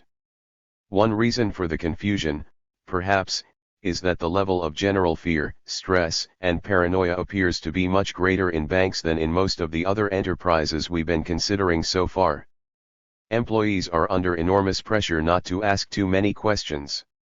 One rebel banker, who described to me in detail the machinations by which the biggest banks would lobby the government to introduce regulations to their advantage and then expect everyone to play along with the pretense that the regulations had simply been imposed, told me he thought it's almost as bad as coming out as gay would have been in the 1950s. There are many people who have read on the phenomenon of bullsh*t jobs and know of the reality of our industry, yet they, including myself, are consumed by fear of losing our jobs, so we don't talk about or discuss these issues openly. We lie to ourselves, our colleagues, and our families. Such sentiments were commonplace. Almost all bank workers I corresponded with insisted on elaborate secrecy, effacing any detail that might possibly connect them to their employer. At the same time, many emphasized how cathartic it was to be able to finally express things that had been percolating through their minds for so many years. Here, for instance, is the testimony of Rupert, an economic refugee from Australia now working in the City of London, on bullshitization within the financial institution where he presently works. Rupert: so in banking, obviously the entire sector adds no value and is therefore bullshit. But let's leave that to the side for a minute and look at those within banking who literally do nothing. There actually are not all that many of these because banking is a weird mix. Overall we do nothing, yet within that nothing it's efficient, meritocratic, and in general lean. Still, the most obvious is the cheerleader human resources department. At some point, banking realized that everyone hates them, and that their staff knows this, too, so they set about trying to make the staff feel better about it all. We have an intranet that HR was told to make into a kind of internal community, like Facebook. They set it up, nobody used it. So they then started to try and bully everyone into using it, which made us hate it even more. Then they tried to entice people in by having HR post a load of touchy-feely crap or people writing internal blogs that nobody cared about. Still nobody comes. 3 years they've been at this, the internal intranet Facebook page is just full of HR people saying something cheesy about the company and then other HR people saying great post. I really agree with this. How they can stand this, I have no idea. It's a monument to the total lack of cohesiveness in banking. Another one is they have some big drive to do charity for a week. I refuse to participate as though I give to charity, I will not give through my bank. As for them it's just a big advertising drive in an attempt to shore up morale internally and make it look like banking isn't appropriating labor through usury. They put out a target of, say, 90% participation all voluntary and then for 2 months, they try to get people to sign up. If you don't sign up, they note your name, and then people come and ask you why you haven't signed up. In the last 2 weeks before the end of it, we get automated mails that look like they come from the CEO encouraging you to sign up. The last time, I was actually worried about losing my job over holding out. For me, this would have been bad, as I'm in a foreign country on a work visa with no right to remain. But hold on, I did. The number of man-hours spent chasing this voluntary charity work is amazing. Voluntold is, I believe, the technical term. The charity work itself is totally empty. Things like 2 hours of litter picking, giving bad sandwiches to the homeless where someone else organizes all the sandwich packages, etc., and bank employees just turn up and hand them out then go home again in their nice cars. A lot of the charity work is driven by best company to work for in X awards that stipulate criteria like charitable work. The bank then has to hit that criteria to be considered, which will then help them with recruiting. They spend God knows how many hours every year trying to do this. Okay, next, the timesheet guy. After listing a few positions that could easily be automated away and seem to exist only to provide employment, Rupert ends with the most apparently useless position of all. Rupert, finally, middle management. The other day, I had to get an approval from someone at middle management level. I clicked on a system to email out approval requests. 25 middle managers were listed, only one needed to approve. I had only ever heard of one of them. What are these people doing all day long? Are they not worried about being found out and having to work at McDonald's? According to those middle managers who've contacted me, the answer to what are these people doing all day long would be, in many cases, at least, not much. So in Rupert's estimation, at least, in the lower echelons, competence and efficiency actually do seem to be the reigning values. The higher one goes up the ladder, the less true this appears to be. Rupert's account is fascinating from any number of perspectives. Take the theme of how artificial contests operate as a mechanism of bullshitization, one that cropped up in numerous other contexts as well. Many of the follies of local government in the UK, for instance, are driven by a similar desire to be named best council in a given region, or in the country as a whole. In every case, such contests set off a frenzy of box-ticking rituals, climaxing, in this case, in the ridiculous simulations of charity demanded of present employees so as to be able to tell potential future employees that their company has been voted one of the best places to work. Most of the other elements in Rupert's testimony appear in other accounts from inside major financial institutions as well: the confused mix of frenetic, stressful, but almost magic efficiency in some sectors, the obvious bloat in others, all in a context where no one was quite sure what the bank really did or if it was even a legitimate enterprise, the fact that such questions could never be discussed. Another common theme was the way many of those laboring in financial institutions to a much larger degree than those in most large corporations had little or no idea how their work contributed to the bank as a whole. Irene, for example, worked for several major investment banks in onboarding, that is, monitoring whether the bank's clients, in this case, various hedge funds and private equity funds, were in compliance with government regulations. In theory, every transaction the bank engaged in had to be assessed. The process was self-evidently corrupt, since the real work was outsourced to shady outfits in Bermuda, Mauritius, and/or the Cayman Islands, where bribes are cheap, and they invariably found everything to be in order. Nonetheless, since a 100% approval rate would hardly do, an elaborate edifice had to be erected so as to make it look as if sometimes, they did indeed find problems sometimes. So Irene would report that the outsider reviewers had okayed the transaction, and a quality control board would review Irene's paperwork and duly locate typos and other minor errors. Then the total number of fails in each department would be turned over to be tabulated by a metrics division, this allowing everyone involved to spend hours every week in meetings arguing over whether any particular fail was real. Irene, there was an even higher caste of bullshit, propped atop the metrics bullshit, which were the data scientists. Their job was to collect the fail metrics and apply complex software to make pretty pictures out of the data. The bosses would then take these pretty pictures to their bosses, which helped ease the awkwardness inherent in the fact that they had no idea what they were talking about or what any of their teams actually did. At Big Bank A, I had 5 bosses in 2 years. At Big Bank B, I had 3. The vast majority were installed, cherry-picked by higher UPS, and gifted these castles of shit. In many cases, sadly, it was how the companies met their minorities in management quota. So once again, we have the same combination of fraud, pretense. No one was allowed to talk about the shady companies in the Cayman Islands, a system designed not to be understood, which was then pushed off on managers who had no idea what was going on below them, largely because it made no sense. It was all just a meaningless ritual. What's entirely unclear is whether anyone on top of the food chain, the data crunchers, the just passing through executives, even the higher UPS who chose them, actually knew how pointless it all was.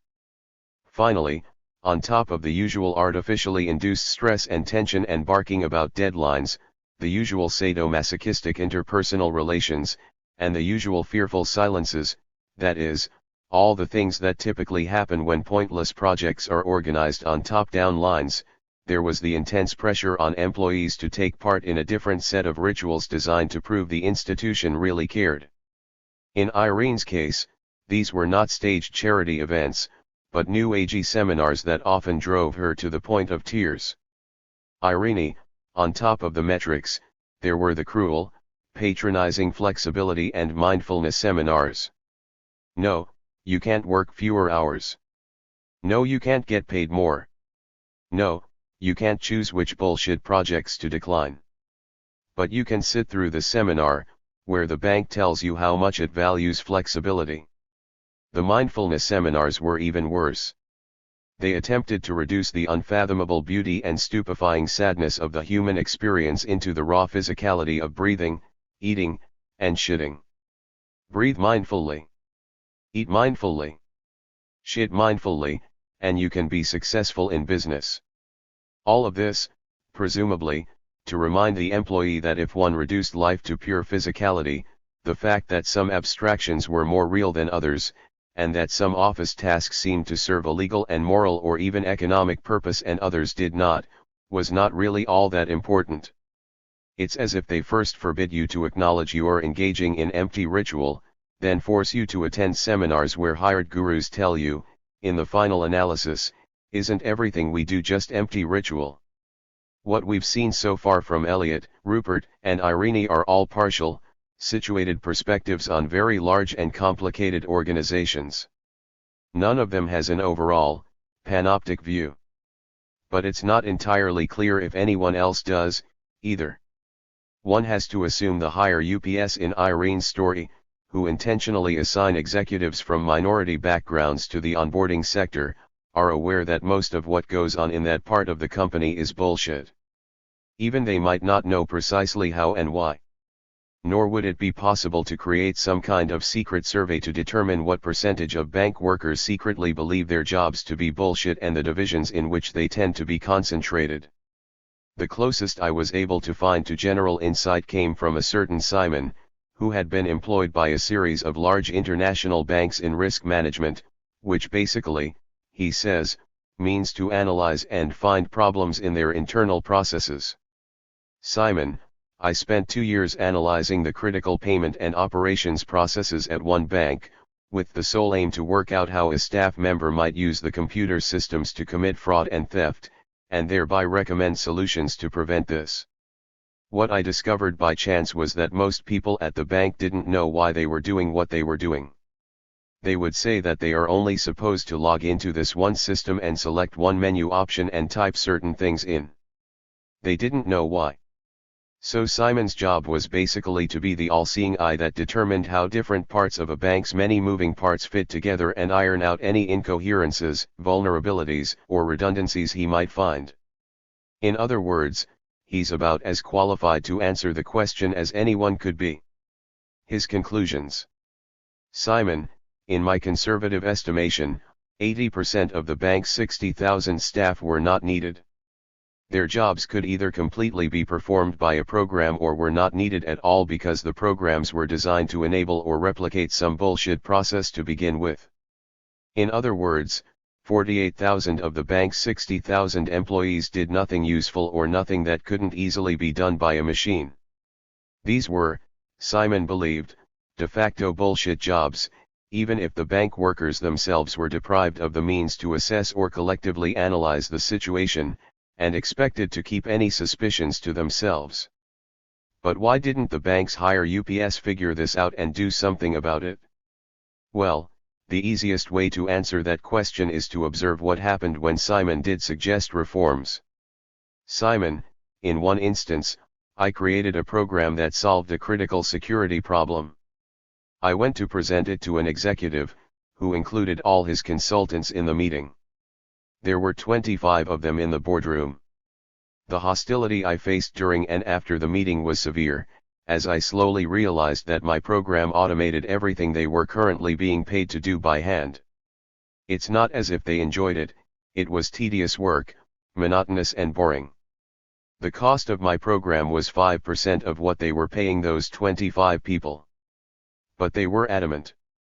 I found many similar problems and came up with solutions. But in all my time, not one of my recommendations was ever actioned. Because in every case, fixing these problems would have resulted in people losing their jobs, as those jobs served no purpose other than giving the executive they reported to a sense of power. So even if these jobs didn't originate as flunky jobs, which presumably most didn't, they ended up being maintained as such. The threat of automation, of course, is an ongoing concern in any large enterprise. I've heard of companies where programmers will show up to work wearing t-shirts that say "Go away or I will replace you" with a very small shell script, but in this case, and many like it, the concern went to the very top, to the very executives who, if, for instance, they are involved in private equity in any way, pride themselves on the ruthlessness with which they acquired other corporations and saddled them with enormous debts in the name of downsizing and efficiency. These very same executives prided themselves on their own bloated staffs. In fact, if Simon is also correct, they did so because that's what a large bank really was, it was made up of a series of feudal retinues, each answerable to some lordly executive. On some ways in which the current form of managerial feudalism resembles classical feudalism, and other ways in which it does not. The upper quintile is growing in size and income because all the value created by actual productive workers in the lower quintiles gets extracted by those at the top. When the top classes rob everybody else, they need a lot more guard labor to keep their stolen loot secure. Kevin Carson.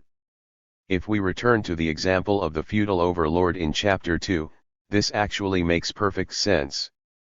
I was using feudal overlords and retainers as a metaphor at that point. But in the case of banks, at least, it's not clear how much is metaphor and how much is literal truth. As I pointed out, feudalism is essentially a redistributive system. Peasants and craftsmen produce things, to a large extent autonomously. Lords siphon off a share of what they produce, usually by dint of some complex set of legal rights and traditions. Direct juropolitical extraction is the technical phrase I learned in college, and then go about portioning out shares of the loot to their own staff, flunkies, warriors, retainers, and to a lesser extent, by sponsoring feasts and festivals and by occasional gifts and favors, giving some of it back to the craftsmen and peasants once again. In such an arrangement, it makes little sense to speak of separate spheres of politics and the economy because the goods are extracted through political means and distributed for political purposes. In fact, it was only with the first stirrings of industrial capitalism that anyone started talking about the economy as an autonomous sphere of human activity in the first place. Under capitalism, in the classic sense of the term, profits derive from the management of production. Capitalists hire people to make or build or fix or maintain things, and they cannot take home a profit unless their total overhead including the money they pay their workers and contractors comes out less than the value of the income they receive from their clients or customers. Under classic capitalist conditions of this sort it does indeed make no sense to hire unnecessary workers. Maximizing profits means paying the least number of workers the least amount of money possible. In a very competitive market, those who hire unnecessary workers are not likely to survive.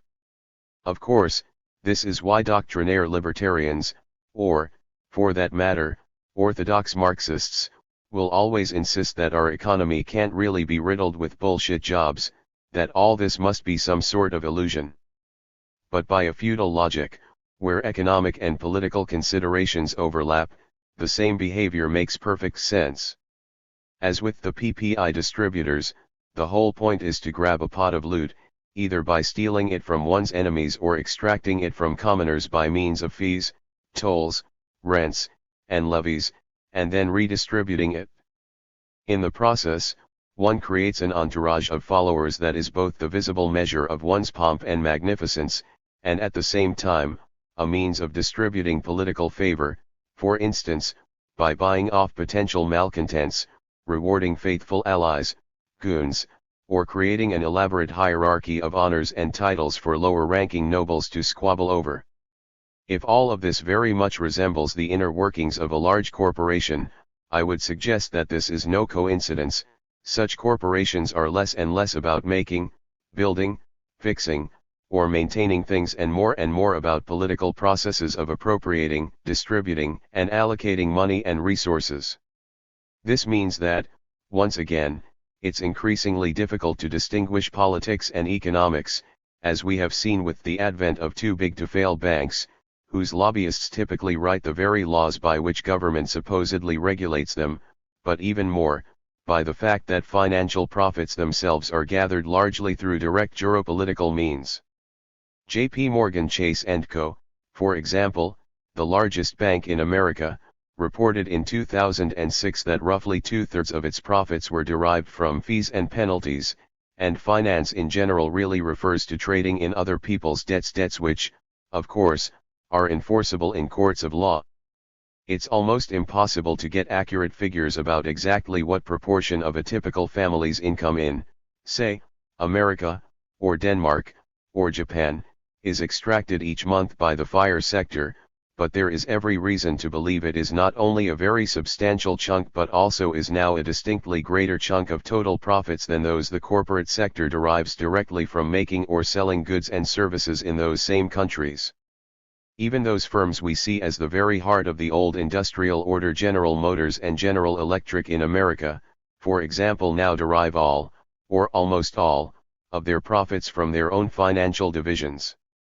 GM, for example, makes its money not from selling cars but rather from interest collected on auto loans.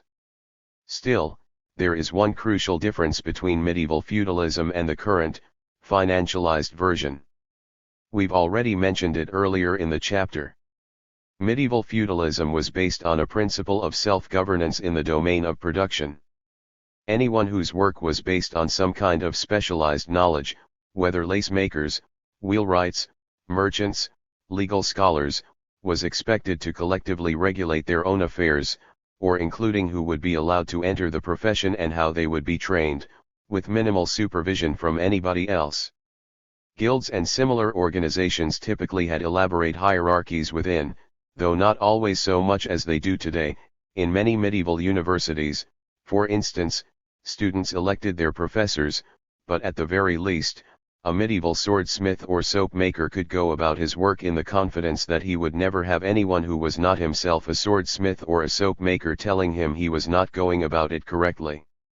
Industrial capitalism obviously changed all that, and the rise of managerialism in the 20th century drove the process even further, but rather than this in any sense reversing under financialized capitalism, the situation has actually worsened.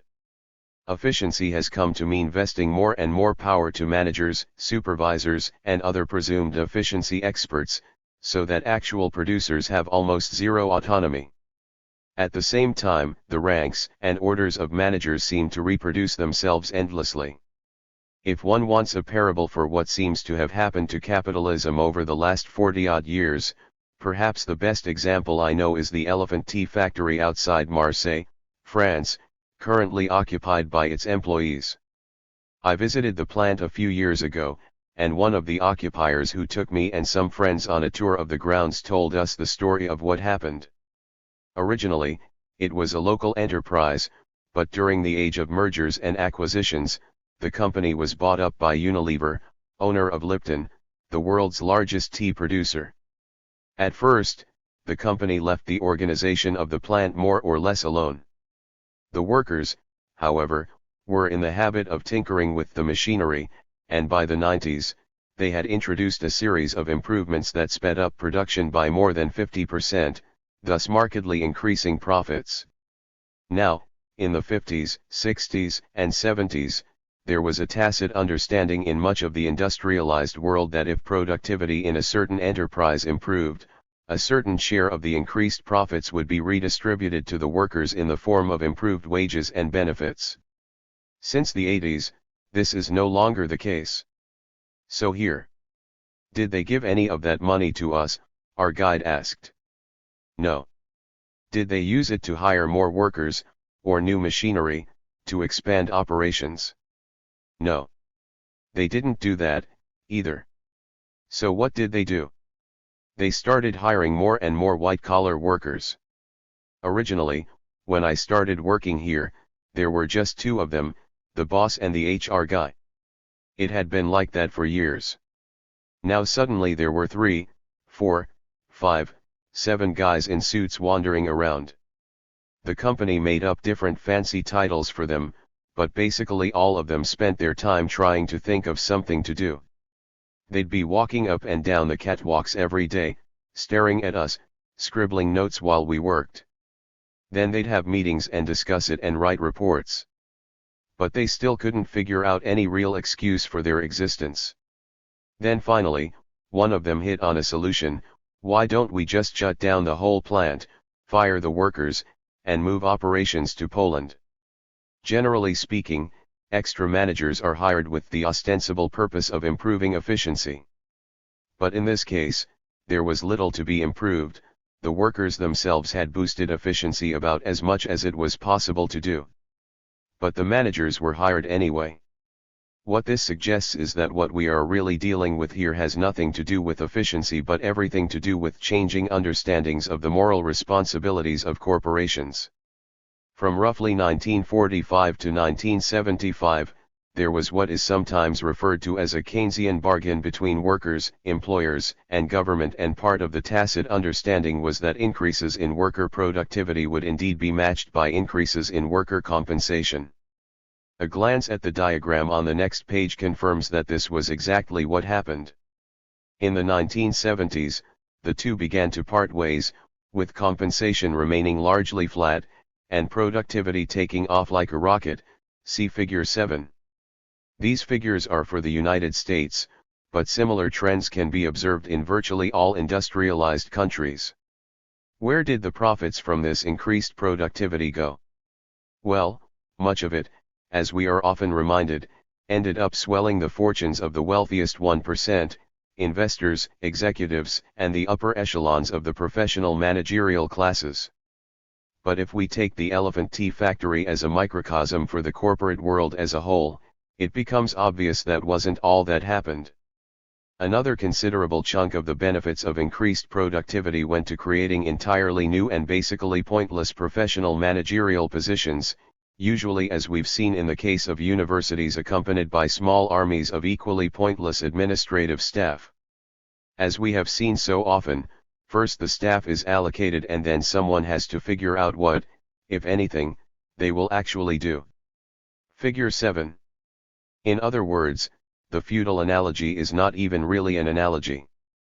Managerialism has become the pretext for creating a new covered form of feudalism, where wealth and position are allocated not on economic but political grounds, or rather, where every day it's more difficult to tell the difference between what can be considered economic and what is political. Another classic feature of medieval feudalism is the creation of hierarchies of ranked nobles or officials. A European king might grant land to a baron in exchange for providing a certain number of knights to his army. The baron, in turn, would grant most of that land to some local vassal on the same basis, and so on. Such devolution would proceed, through a process of subinfeudation, down to local lords of the manor.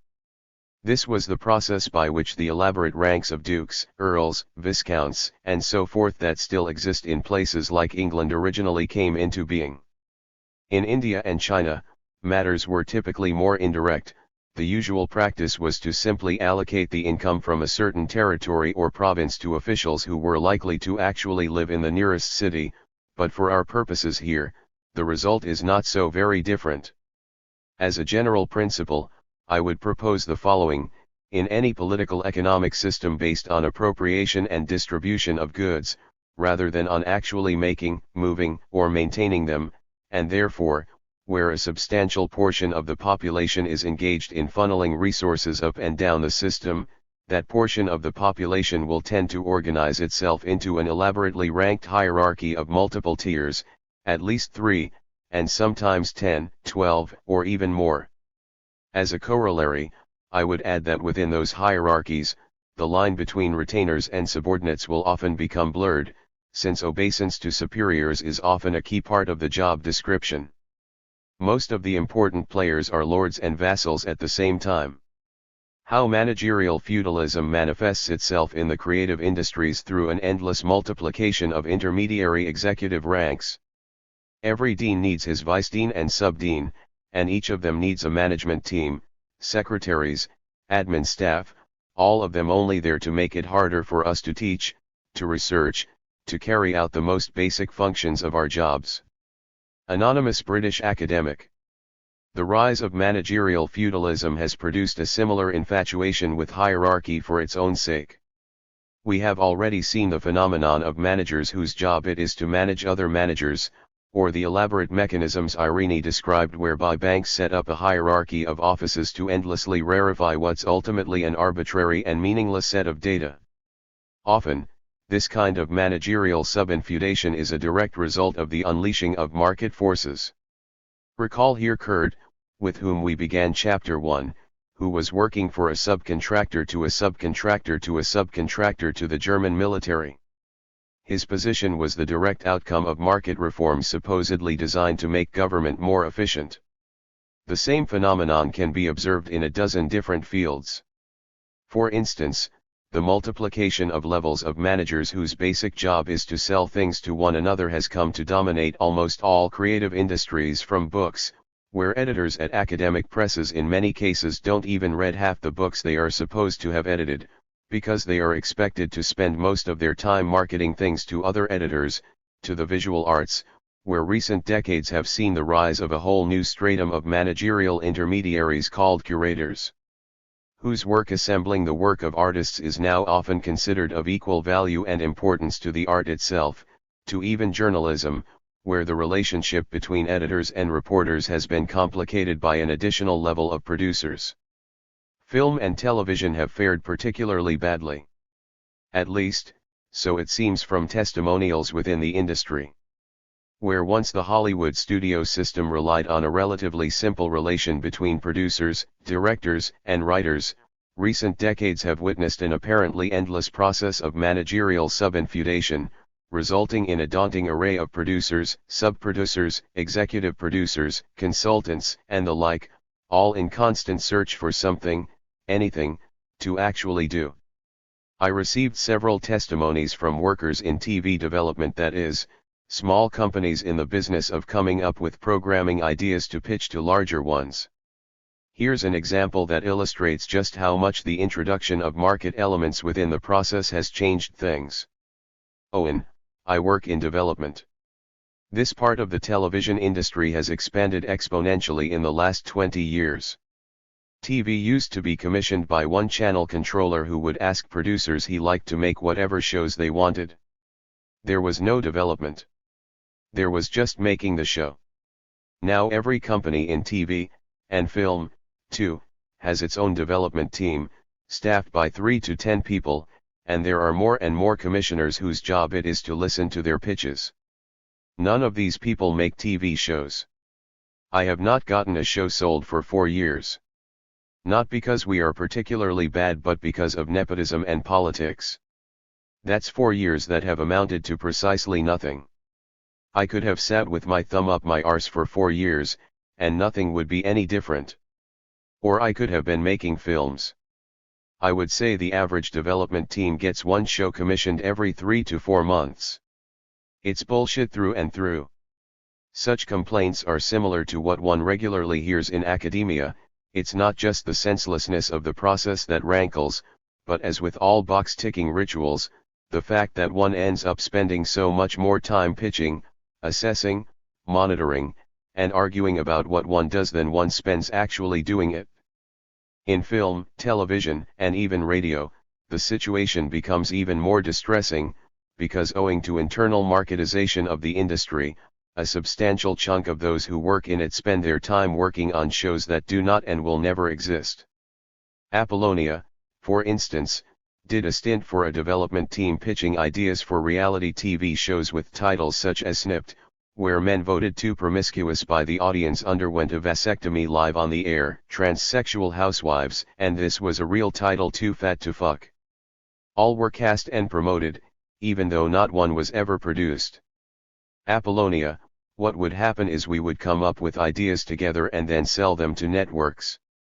Which involves sourcing the talent, building a sizzle video, a 30-second promo for something that doesn't exist yet, and then shopping that sizzle around to try and sell it to a network. While I was there, we didn't sell any shows, presumably because my boss was an idiot. Apollonia did all the work, so that the vice president and the senior vice president, who were the only other members of her team, could helicopter around the city meeting other vice presidents and senior vice presidents for lunch, and generally acting like high-powered media executives. During the time she worked there, the result of such efforts was precisely zero. How did this happen? And what happens when an idea is accepted? One current Hollywood script writer was kind enough to send me his insider's analysis of what went wrong and how things now play out. Oscar, in the golden age of Hollywood, from the 1920s to the 1950s, studios were vertical operations. They were also companies headed by one man, who took all the decisions and who banked his own money. They were not yet owned by conglomerates, and they had no board of directors. These studio heads were far from intellectuals, or artists, but they had gut instincts, took risks, and had an innate sense about what made a movie work. Instead of armies of executives, they would actually hire armies of writers for their story department. Those writers were on the payroll, supervised by the producers, and everything was in-house: actors, directors, set designers, actual film stages, etc. Starting in the 60s, he continues, this system came under attack as vulgar, tyrannical, and stifling of artistic talent. For a while, the resulting ferment did allow some innovative visions to shine through, but the ultimate result was a corporatization far more stifling than anything that had come before. Oscar, there were openings in the 60s and 70s, New Hollywood, Beatty, Scorsese, Coppola, Stone, as the film industry was in complete chaos at the time. Then, in the 1980s, corporate monopolies took over studios. It was a big deal, and I think a sign of things to come, when Coca-Cola purchased Columbia Pictures, for a short while. From then on, movies wouldn't be made by those that liked them or even watched them. Clearly, this ties in with the advent of neoliberalism and a larger shift in society. The system that eventually emerged was suffused with bullshit on every level.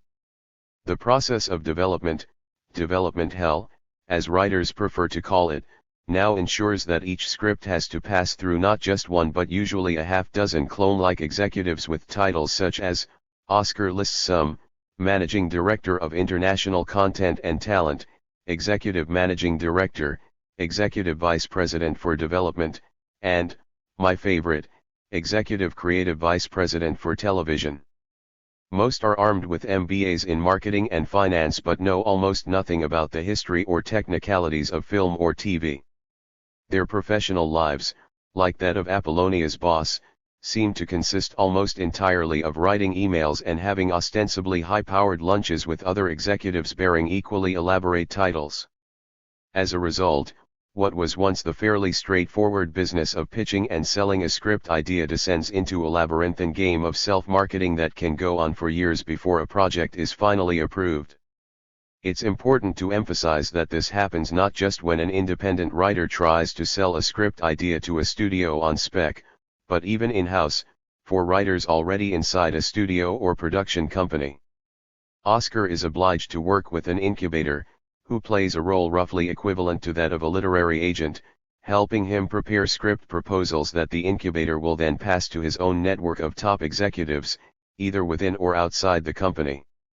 His example is of another television show, though he emphasizes the process is exactly the same for movies. Oscar, so I develop a series project with this incubator, writing a Bible, a 60-page document that details the project's concept, characters, episodes, plots, themes, etc. Once that's done comes the carnival of pitching. The incubator and I propose the project to a slew of broadcasters, financing funds, and production companies. These people are, purportedly, at the top of the food chain. You could spend months in the vacuum of communications with them, emails unanswered and so on. Phone calls are considered pushy, if not borderline harassment. Their jobs are to read and seek out projects, yet they couldn't be more unreachable if they worked from a shack in the middle of the Amazon jungle. Pitching is a strategic ballet. There is a ritual delay of at least a week between each communication. After a month or two, however, one executive might take enough of an interest to agree to a face-to-face meeting. Oscar, in the meetings, they ask you to pitch them the project all over again, although they're supposed to have already read it. Once that's done, they usually ask you pre-written one-size-fits-all questions filled with buzzwords. It's always very non-committal, and without exception, they tell you about all the other executives that would need to approve the project in case it would be decided to move forward. Then you go, and they forget about you, and you have to follow up, and the loop begins anew. In fact, an executive will seldom tell you yes or no.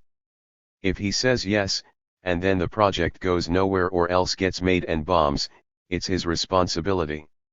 If he says no and then it succeeds somewhere else, he will get blamed for the oversight. Above all, the executive loathes taking responsibility. The game, then, is to keep the ball in the air as long as possible. Just to option an idea, which involves a mere token payment, typically requires approval from 3 other branches of the company. Once the option papers are signed, a new process of stalling begins. Oscar, they will tell me the document they optioned is too long to send around, they need a shorter pitch document. Or suddenly they also want some changes to the concept. So we have a meeting, we talk it over, brainstorm. A lot of this process is just them justifying their jobs. Everybody in the room will have a different opinion just for the sake of having a reason to be there. It's a cacophony of ideas, and they talk in the loosest, most conceptual terms possible. They pride themselves on being savvy marketers and incisive thinkers, but it's all generalities. The executive loves to talk in metaphors, and he loves to expose his theories about how the audience thinks, what it wants, how it reacts to storytelling.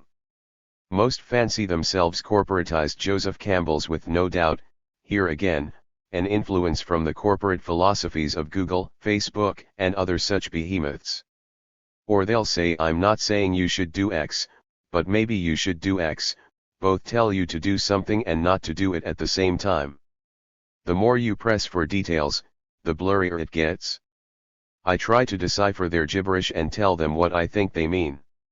Alternately, the executive will totally, wholeheartedly agree with everything the writer proposes, then as soon as the meeting is over, he'll send out an email instructing her to do the opposite. Or wait a few weeks and inform her the entire project must be reconceived. After all, if all he did was shake the writer's hand and allow her to get to work, there'd be little point of having an executive creative vice president to begin with, let alone 5 or 6 of them. In other words, film and TV production is now not all that entirely different from the accountancy companies mistraining employees to stall the distribution of PPI payments, or Dickens's case of Yarndus and Yarndus. The longer the process takes, the greater the excuse for the endless multiplication of intermediary positions, and the more money is siphoned off before it has any chance to get to those doing the actual work. Oscar, and all this for a, now, 15-page document. Now, extrapolate that to more people, a script, a director, producers, even more executives, the shoot, the edit, and you have a picture of the insanity of the industry. At this point, we are entering into what might be termed the airy reaches of the bullshit economy, and therefore, that part least accessible to study. We cannot know what executive creative vice presidents are really thinking. Even those who are secretly convinced their jobs are pointless, and for all we know, that's pretty much all of them, are unlikely to admit this to an anthropologist. So one can only guess. But the effects of their actions can be observed every time we go to the cinema. There's a reason, says Oscar, why movies and TV series, to put it plainly, suck. The rule of finance has seen the insertion of competitive games of this sort at every level of corporate life, or, for that matter, within institutions such as universities or charities that had previously been seen as the very antithesis of corporations. Perhaps in some it hasn't reached that zenith of bullshit which is Hollywood. But everywhere, managerial feudalism ensures that thousands of hours of creative effort will literally come to nothing. Take the domain of scientific research, or higher education once again. If a grant agency funds only 10% of all applications, that means that 90% of the work that went into preparing applications was just as pointless as the work that went into making the promo video for Apollonia's doomed reality TV show Too Fat to Fuck. Even more so, really, since one can rarely make such an amusing anecdote out of it afterward. This is an extraordinary squandering of human creative energy. Just to give a sense of the scale of the problem, one recent study determined that European universities spend roughly €1.4 billion a year on failed grant applications, money that, obviously, might otherwise have been available to fund research. Elsewhere, I have suggested that one of the main reasons for technological stagnation over the last several decades is that scientists, too, have to spend so much of their time vying with one another to convince potential donors they already know what they are going to discover. Finally, the endless internal meeting rituals where dynamic brand coordinators and East Coast vision managers for private corporations display their PowerPoint presentations, mind maps, and graphics-rich glossy reports, are all essentially exercises in internal marketing as well. We've already seen how, internally, large numbers of ancillary bullshit jobs tend to cluster around such internal marketing rituals, such as those hired to prepare, edit, copy, or provide graphics for the presentations or reports. It seems to me all this is an intrinsic feature of managerial feudalism. Where once universities, corporations, movie studios, and the like had been governed by a combination of relatively simple chains of command and informal patronage networks, we now have a world of funding proposals, strategic vision documents, and development team pitches allowing for the endless elaborations of new and ever more pointless levels of managerial hierarchy, staffed by men and women with elaborate titles, fluent in corporate jargon, but who either have no first-hand experience of what it's like to actually do the work they are supposed to be managing, or who have done everything in their power to forget it.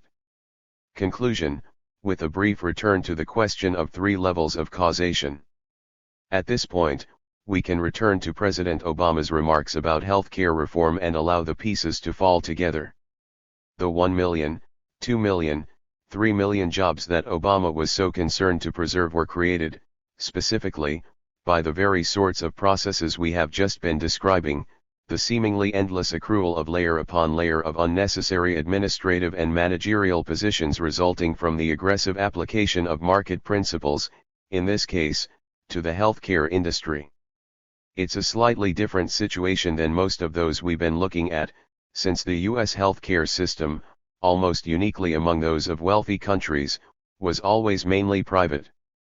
Despite this, even more so after Obama, actually it shows the exact same entanglement of public and private, economic and political, and the same role of government in guaranteeing private profits, as one is beginning to see in Canada or Europe with the partial privatization of national health systems. In every case, and in this case of U.S. healthcare reform, this was done quite self-consciously, ensuring that at least some of those profits are redistributed to creating well-paid, prestigious, but ultimately bullshit office jobs. I began the chapter by speaking of different levels of causality. The reasons why individuals create, or accept, bullshit jobs are by no means the same as the reasons why such jobs will tend to proliferate in certain times and places rather than others. The deeper structural forces that drive such historical changes, in turn, are not the same as the cultural and political factors that determine how the public, and politicians, react to them. This chapter has been largely about structural forces. No doubt bullshit jobs have long been with us, but recent years have seen an enormous proliferation of such pointless forms of employment, accompanied by an ever-increasing bullshitization of real jobs, and despite a popular misconception that all this is somehow tied to the rise of the service sector, this proliferation appears to have everything to do with the growing importance of finance. Corporate capitalism, that is, that form of capitalism in which production is largely carried out within large bureaucratically organized firms, first emerged in America and Germany in the late 19th century. During most of the 20th century, large industrial corporations were very much independent of, and to some degree even hostile to, the interests of what was called high finance. Executives in firms dedicated to producing breakfast cereals, or agricultural machinery, saw themselves as having far more in common with production line workers in their own firms than they did with speculators and investors, and the internal organization of firms reflected this. It was only in the 1970s that the financial sector and the executive classes, that is, the upper echelons of the various corporate bureaucracies, effectively fused. CEOs began paying themselves in stock options, moving back and forth between utterly unrelated companies, priding themselves on the number of employees they could lay off.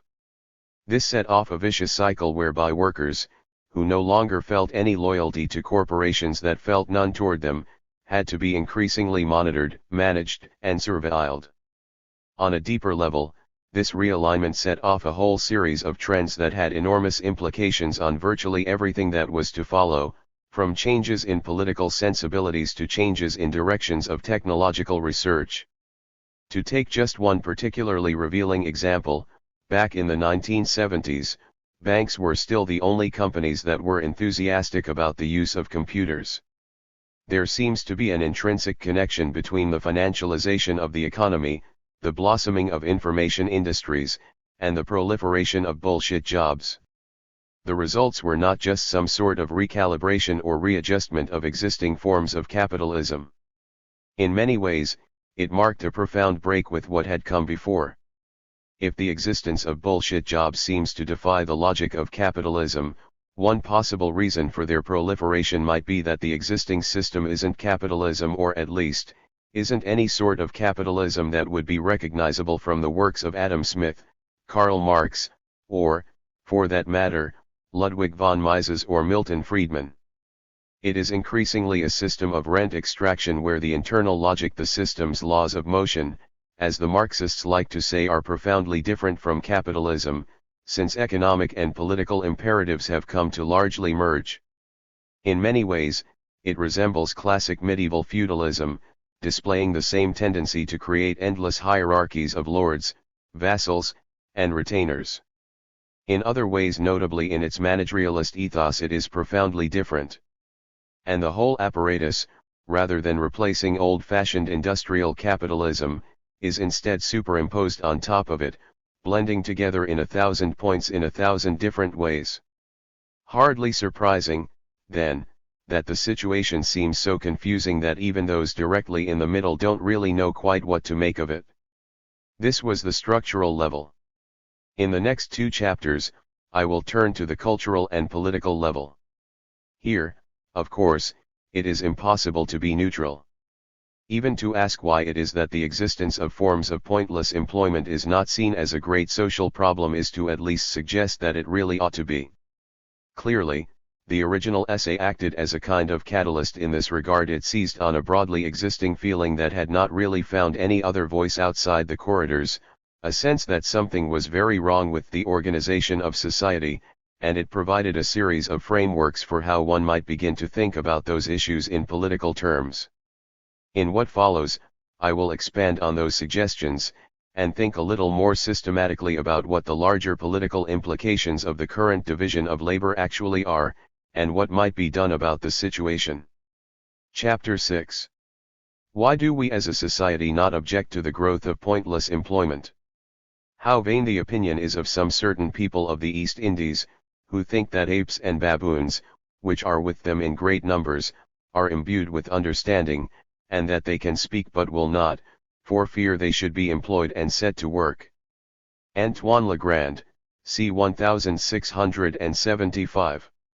We have already considered the economic and social forces that have led to the proliferation of bullshit jobs, as well as the misery and distress those jobs cause for those who have to do them.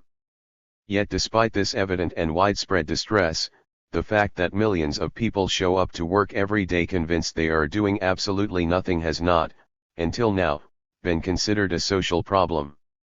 We have not seen politicians denouncing bullshit jobs, academic conferences dedicated to understanding the reasons for the rise of bullshit jobs, opinion pieces debating the cultural consequences of bullshit jobs, or protest movements campaigning to abolish them. To the contrary, if politicians, academics, editorialists, or social movements do weigh in on the matter, it's usually by acting directly or indirectly to make the problem worse. The situation seems all the more extraordinary when we consider the larger social consequences of this proliferation. If it's really true that as much of half the work we do could be eliminated without any significant effect on overall productivity, why not just redistribute the remaining work in such a way that everyone is working 4-hour days? Or 4-day weeks with 4 months yearly vacation time? Or some similarly easygoing arrangement? Why not start shutting down the global work machine? If nothing else, it would probably be the most effective thing we could do to put a brake on global warming. 100 years ago, many assumed that the steady advance of technology and labor-saving devices would have made this possible by now, and the irony is that they were probably right.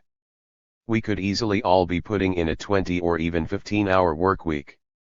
Yet for some reason, we as a society have collectively decided it's better to have millions of human beings spending years of their lives pretending to type into spreadsheets or preparing mind maps for PR meetings than freeing them to knit sweaters, play with their dogs, start a garage band, experiment with new recipes, or sit in cafes arguing about politics, and gossiping about their friends' complex polyamorous love affairs. I think the easiest way to understand how this happened is to consider how difficult it is to imagine an opinion writer for a major newspaper or magazine writing a piece saying that some class of people is working too hard and might do well to cut it out.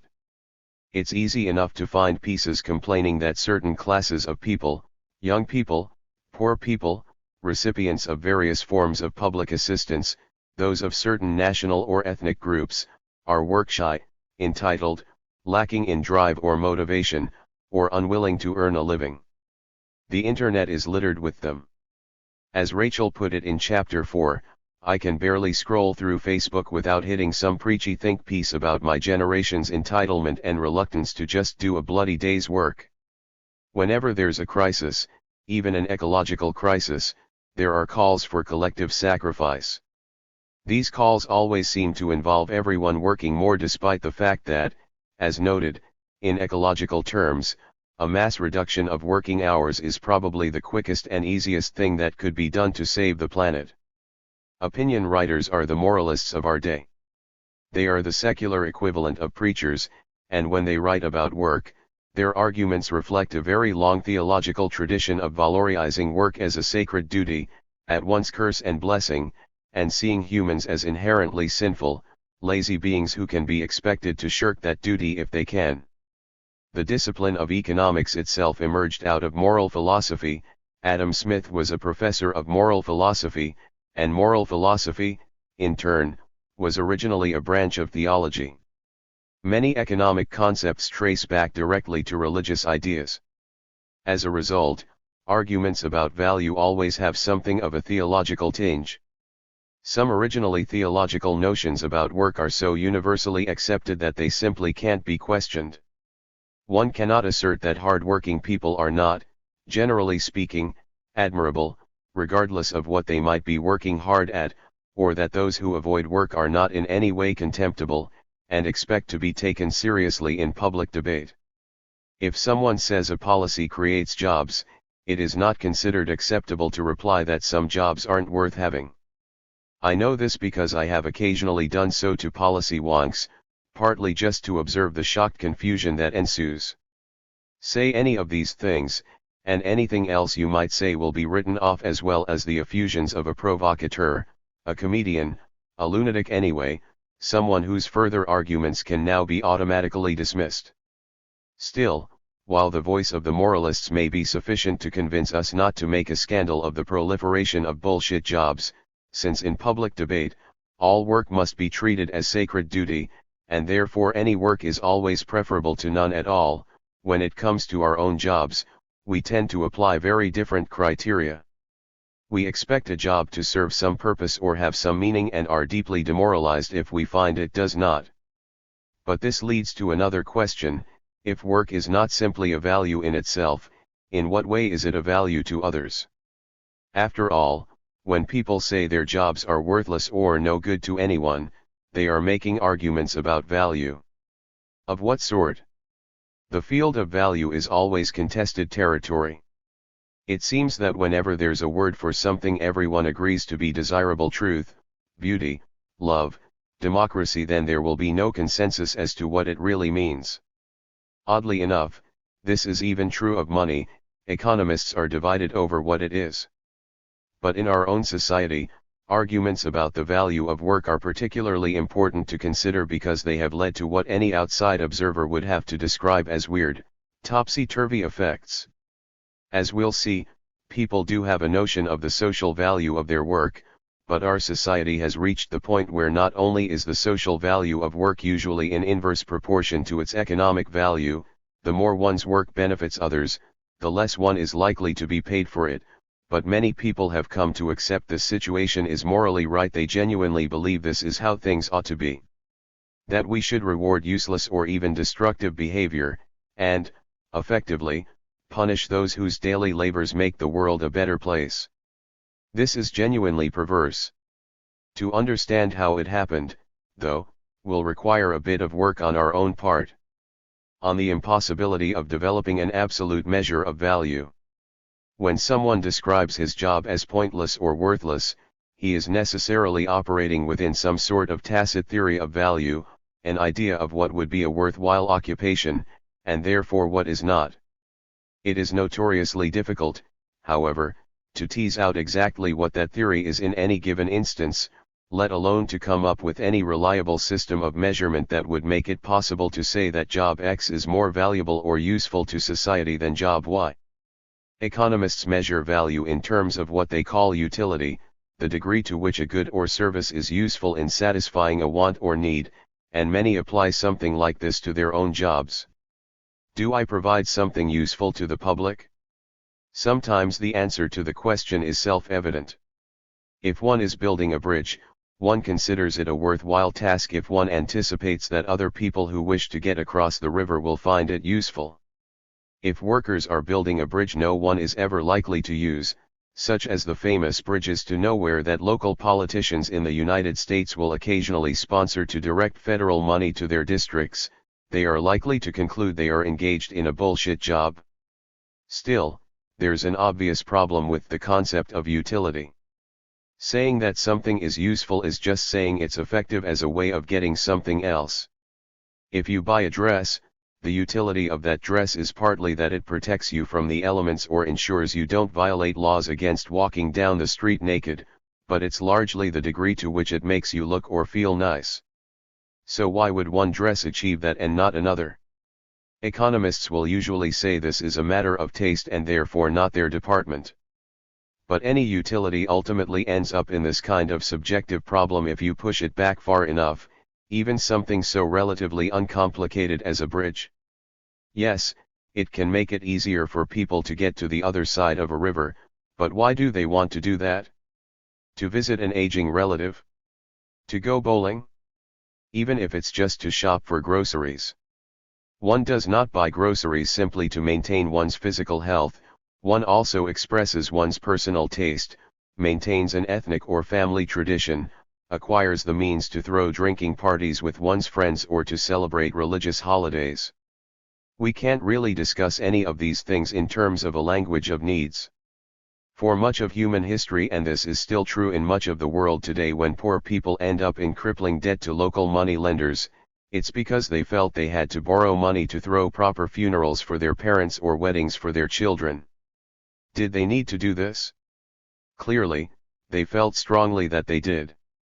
And since there's no scientific definition of what a human need actually is, beyond the body's minimal caloric and nutritional requirements, and a few other physical factors, such questions must always be subjective. To a large degree, needs are just other people's expectations. If you don't throw a proper wedding for your daughter, it would be a family disgrace. Most economists conclude therefore that there's no point in sitting in judgment about what people should want, better to just accept that they do want, and then sit in judgment about how effectively, rationally, they set about pursuing their desires. Most workers seem to agree. As I've noted, those who felt their jobs were pointless almost never said things such as "I produce selfie sticks. Selfie sticks are stupid. People shouldn't buy stupid things like that," or, "Who really needs a $200 pair of socks?" Even the one or two exceptions were revealing. Take Dietrich, who worked for a company that provided party supplies, mostly to local churches. Dietrich: "I worked for years in the warehouse of a novelty store. I don't really know what to say other than it was complete and total BS. One doesn't know true degradation until one has spent a good portion of one's waking hours schlepping around boxes of clown noses, sneezing powders, plastic champagne flutes, cardboard cutouts of basketball players, and all other manner of other pointless knickknacks and nonsense. Most of the time, we just sat in the back of the warehouse with little to nothing to do, musing on the total irrelevance of what we were doing, year after year, as the business proved more and more unsustainable. To add insult to injury, our paychecks were bright red and had clown faces on them, much to the amusement of bank tellers everywhere, as if their jobs were any more meaningful. One might speculate at length about why Dietrich found this particular collection of products so offensive. What's wrong with a little silly fun? My guess would be, because it wasn't Dietrich who decided he was working for purveyors of ephemeral junk. These products never claimed to be anything other than ephemeral junk, anti-utilities destined only to be thrown away, mockeries of real objects and real values. Even the money was a joke.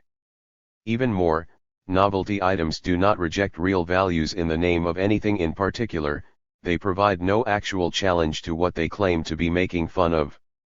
So one could say they aren't even genuine mockery, they're a mockery of a mockery, reduced to something with so little real subversive content that they can be embraced by even the most boring and stodgy members of society for the sake of the children. There's little more depressing than enforced gaiety. Still, even testimonies such as Dietrich's were rare. In most cases, when employees assessed the social value of their work, they appealed to some variant of the position presented by Tom, the special effects artist we met in Chapter 2. I consider a worthwhile job to be one that fulfills a pre-existing need, or even that creates a product or service that people hadn't thought of, that somehow enhances and improves their lives, as opposed to, in Tom's case, his beauty work, which involved manipulating images of celebrities so as to make audiences feel unattractive and then selling them cures that didn't really work. Telemarketers sometimes expressed similar concerns, but, again, much of what they were doing was simple fraud. You don't really need an elaborate theory of social value to tell you why cajoling retirees into buying subscriptions they can't afford to magazines they'll never read is problematic. Very few sat in judgment on their customers' tastes and preferences. It was more the aggressiveness and dishonesty of their own interventions that they felt proved they provided nothing of real value. Other objections appealed to much older traditions of social critique. Take Rupert, the bank employee, who asserted that the entire banking sector adds no value and is therefore bullshit, since finance was really just a matter of appropriating labor through usury. The labor theory of value he's referencing here, which traces back at least to the European Middle Ages, starts from the assumption that the real value of a commodity is the work that has been invested in making its existence possible. So when we give money in exchange for a loaf of bread, what we are really paying for is the human effort that went into growing the wheat, baking the bread, and packing and transporting the loaves. If some loaves of bread are more expensive than others, it's either because it took more work to produce and transport them, or, alternately, because we consider some of that work to itself be of higher quality to involve more skill, more artistry, more effort than others, and therefore are willing to pay more for the resulting product. Similarly, if you're defrauding others of their wealth, as Rupert felt he was doing working for an international investment bank, you're really stealing the real, productive work that went into creating that wealth. Now, of course, there's a long history of using arguments like this to challenge arrangements where some are or at least can be said to be living off the backs of others, but the very existence of bullshit jobs raises certain problems for any labor theory of value. True, saying all value comes from work is obviously not the same thing as saying that all work produces value. Rupert felt that most bank employees were in no sense idling about. Actually, he felt most worked quite hard. Only all their labor was ultimately accomplishing, in his estimation, was to come up with clever ways to appropriate the fruits of the real labor done by others. But that still leaves us with the same problem of how to distinguish real value-creating work from its opposite. If giving someone a haircut is providing a valuable service, why is providing advice on their investment portfolio not? Yet Rupert's feelings were not unusual. He might have been unusual in framing them explicitly in terms of the labor theory of value, but he was expressing an uneasiness that many of those working in finance and related fields clearly do feel. Presumably, he had to turn to such theories because mainstream economics just didn't give him much to work with. According to the prevailing view among contemporary economists, since value is ultimately subjective, there's simply no way to justify such feelings. Everyone should therefore withhold judgment and operate on the assumption that, if there's a market for a given good or service, and in this, they would include financial services, then it's clearly valuable to someone, and that's all one needs to know. Up to a point, as we've seen, most workers would really appear to agree with the economists on principle, at least when it comes to the tastes and proclivities of the general public, but when it comes to their own jobs, their experience often glaringly contradicts the idea that the market can always be trusted in such matters. After all, there's a market in labor as well. If the market were always right, then someone being paid $40,000 to play computer games and gossip with old friends on WhatsApp all day would have to accept that the service he provides for the company by playing computer games and gossiping was actually worth $40,000. It clearly is not. So markets can't always be right. It follows that, if the market can get things so wrong in the one area the worker knows best, then surely she cannot just blindly assume the market can be trusted to assess the true value of goods and services in those areas where she lacks first-hand information. Anyone who has a bullshit job, or knows someone who has a bullshit job, is aware, then, that the market is not an infallible arbiter of value. The problem is that nothing else is, either. Questions of value are always at least a little murky. Most people would agree that some companies might just as well not exist, but it's more likely to be based on some kind of gut instinct than anything they can articulate precisely. If I had to tease out the prevailing, unstated common sense, for a first pass, anyway, I would say that most people seem to operate with a combination of Tom's and Rupert's positions, that when a good or service answers a demand or otherwise improves people's lives, then it can be considered genuinely valuable, but when it merely serves to create demand, either by making people feel they are fat and ugly, or luring them into debt and then charging interest, it is not. This seems reasonable enough. But it still doesn't answer the question of what it means to improve people's lives, and on that, of course, rests everything. How most people in contemporary society do accept the notion of a social value that can be distinguished from economic value, even if it is very difficult to pin down what it is. So we are back, again, to theories of value. What can actually be said to improve people's lives? In economics, theories of value have largely served as a way to explain commodity prices. The price of a loaf of bread will fluctuate according to the contingencies of supply and demand, but that price will always gravitate around some kind of center that seems the natural price a loaf of bread should have. In the Middle Ages, this was seen explicitly as a moral question: how can one determine the just price of a commodity? If a merchant raised prices during wartime, at what point was he paying himself legitimate hazard pay, and at what point was he just gouging? One popular example invoked by jurists at the time was a prisoner living on bread and water who traded his fortune to another prisoner for a boiled egg. Could this really be considered a free choice? Should such a contract be considered enforceable once both prisoners were released? So the idea that the market can undervalue or overvalue things has been with us for a very long time. It's still an inherent part of our common sense, otherwise it would be impossible for anyone to ever say they were ripped off or got an especially good deal, even if no one has ever managed to come up with a reliable formula to calculate exactly what the real value of any given commodity should be, and therefore, just how badly one was ripped off or just how good a deal one really got. There are too many factors to take into consideration, and many sentimental value, individual or subcultural taste clearly can't be quantified. If anything is surprising, it's the dogged insistence of so many economists, amateur and otherwise, that it should be possible to do so. Many hold that all those other forms of value are somehow illusory, or irrelevant to market concerns. Economists, for instance, will often take the position that, since value is ultimately just utility, commodity prices will gravitate around their real market value over time, even if this comes down to a purely circular proposition that whatever price a commodity tends to gravitate around over time must be its real market value. Marxists and other anti-capitalists have often been known to take an even more extreme position, insisting that since capitalism is a total system, anyone who imagines she is operating outside it or pursuing values other than those created by the system is fooling herself. Often, when I present the concept of bullshit jobs in radical forums, someone awash in Marxist theory will instantly stand up to declare I have it wrong. Maybe some workers think their work is useless, but that work must be producing profits for capitalism, which is all that matters under the present capitalist system. Others, even more finely attuned to the niceties of such matters, will explain that clearly I am really talking about the difference between what Marx terms productive and unproductive labor, by which he meant labor that is either productive or unproductive for capitalists. Productive labor yields some kind of surplus value that capitalists can extract in profits.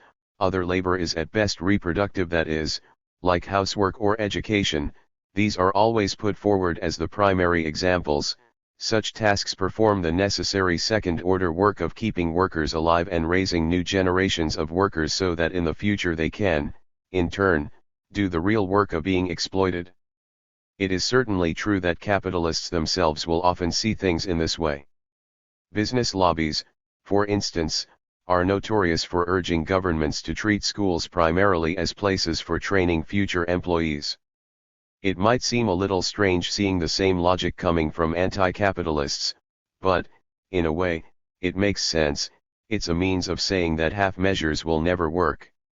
For instance, a well-meaning liberal who buys fair trade coffee and sponsors a float in the Gay Pride Parade isn't really challenging power structures of power and injustice in the world in any significant way, but, ultimately, just reproducing them on another level. This is an important point to make. Sanctimonious liberals are irritating and deserve to be reminded of this, but the problem, at least for me, is the leap from saying that from the perspective of capitalism, a mother's love or a teacher's labors have no meaning except as a means of reproducing the labor force, and the assumption that therefore any other perspective on the matter is necessarily irrelevant, illusory, or incorrect. Capitalism is not a single totalizing system that shapes and embraces every aspect of our existence. It's not even clear it makes sense to speak of capitalism at all. Marx, for instance, never really did, implying as it does that capitalism is a set of abstract ideas that have somehow come to take material form in factories and offices. The world is more complicated and messy than that. Historically, the factories and offices emerged first, long before anyone knew quite what to call them, and to this day, they operate on multiple contradictory logics and purposes. Similarly, value itself is a constant political argument. No one is ever quite sure what it is. In English, as currently spoken, we tend to make a distinction between value in the singular, as in the value of gold, pork bellies, antiques, and financial derivatives, and values in the plural, that is, family values, religious morality, political ideals, beauty, truth, integrity, and so on. Basically, we speak of value when talking about economic affairs, which usually comes down to all those human endeavors in which people are paid for their work or their actions are otherwise directed toward getting money. Values appear when that is not the case. For instance, housework and child care are, surely, the single most common forms of unpaid work. Hence, we constantly hear about the importance of family values. But participating in church activities, charitable works, political volunteering, and most artistic and scientific pursuits are equally unremunerated. Even if a sculptor does end up becoming fabulously wealthy and marries a porn star, or a guru ends up in possession of a fleet of Rolls-Royces, most will consider his wealth legitimate only insofar as it is a kind of side effect, because originally, at least, he wasn't in it just for the money. What money brings into the picture is the ability to make precise quantitative comparisons. Money makes it possible to say that this amount of pig iron is equivalent in value to that number of fruit drinks or pedicures or tickets to the Glastonbury Music Festival. This might sound obvious, but the implications are profound. It means the market value of a commodity is, precisely, the degree to which it can be compared to, and, hence, exchanged for, something else. This is exactly what is missing in the domain of values. It might sometimes be possible to argue that one work of art is more beautiful, or one religious devotee more pious than another, but it would be bizarre to ask how much more, to say that this monk is 5 times more pious than that one, or this Rembrandt is twice as lovely as that Monet. It would be, if anything, even more absurd to try to come up with a mathematical formula to calculate just how much it would be legitimate to neglect one's family in pursuit of art, or break the law in the name of social justice. Obviously, people do make such decisions all the time, but by definition, they cannot be quantified. In fact, one could even further say that is precisely the key to their value. Just as commodities have economic value because they can be compared precisely with other commodities, values are valuable because they cannot be compared with anything. They are each considered unique, incommensurable, in a word, priceless. It seems to me that the words value and values have become our common sense shorthand for how to think about such complicated questions. It's not a terrible one. Still, even this is more an ideal of how we like to think things should work than an accurate representation of how they actually do work. After all, it's not as if life is really divided between an economy where everyone thinks only about money and material self-interest, and a series of other spheres, politics, religion, family, and so on, where people behave entirely differently. Real motives are always mixed. It's always important to emphasize here that for most of human history, it would never have occurred to anyone that it would be possible to even make such distinctions. The very idea of either pure self-interest, or pure selfless altruism, would have seemed equally bizarre, just as bizarre, in fact, as the idea of selling one's time. Such concepts became possible only with the rise of impersonal markets across Eurasia roughly around 600 BC. The invention of coinage made it possible to create markets where strangers could interact with one another only with an eye to material advantage. Wherever these cash markets appeared, whether in China, India, or the Mediterranean world, they were quickly followed by the birth of universal religions that in every case preached that material things were not important, and that the pious should give their goods selflessly to charity. But no attempt to create an absolute firewall between material selfishness and selfless idealism, value and values, has ever been successful. Each always ends up leaking into the other. This leakage, it should be emphasized, is not just in one direction. Yes, it often turns out that artists, idealists, priests, and statesmen will turn out to be secretly pursuing some personal material advantage, or sometimes something even worse, but it is equally the case that businessmen will often take pride in their honor or integrity, or workers will agonize over whether their work actually does anyone any good. This was certainly the primary consideration of those who wondered about the larger meaning of their jobs. In most of the testimonies I collected, meaningful was just a synonym for helpful, and valuable, for beneficial. Let's take a glance at some of the ways people reflected on the value of their jobs. Car salesman: I work for a large used car finance company in the United States that caters to the subprime market. Oftentimes, I find myself wondering if my job really has any value at all besides to the owners of the company. Aerospace engineer: the senior management are happy to work 50 to 60 hours a week, and encourage all their minions to do likewise, to be seen to be busy but without ever producing anything of value. True, if knowledge and new technology are created as byproducts, then one could argue that the job retains some value. In some instances of my job, this did occur, but it tended to be the exception rather than the rule. Telemarketer: it's a job with no social value whatsoever. At least if you stack shelves at a supermarket, you are doing something that benefits people. Everybody needs groceries and the things supermarkets sell. In call center work, the calls are essentially time-wasting nuisance calls. Freelance academic translator: over the years, I have translated papers from just about every academic discipline, from ecology to corporate law, social science to computer science. The vast majority of it is of no discernible value to humanity whatsoever. Pharmacist: I entered the medical profession under the assumption that my job would be meaningful and my work would be helpful. In reality, I've realized most of the medical field is a house of cards. I would contest the idea that doctors have genuinely helpful jobs. Civil servant, neither of these jobs helped anyone in any way. None of this is likely to be news to most readers. This is the way pretty much anyone might talk about his job if he had to reflect on it in the abstract. As Eric's father remarked in Chapter 3, after dutifully chewing Eric out as a nonsensical idiot for quitting such a high-paying job, well, what good could that job do for anyone anyway? The telemarketer cited above made an explicit appeal to the concept of social value to society as a whole. This concept came up periodically in other accounts as well. Homeowner Association Manager, managing homeowners associations is 100% bullshit. Wealthy people buy a condo building with a bunch of other wealthy strangers, then hire someone else to manage and maintain it. The only reason this job exists is that the owners don't like or trust each other. I did this job for 3 years and never saw one hint of social value.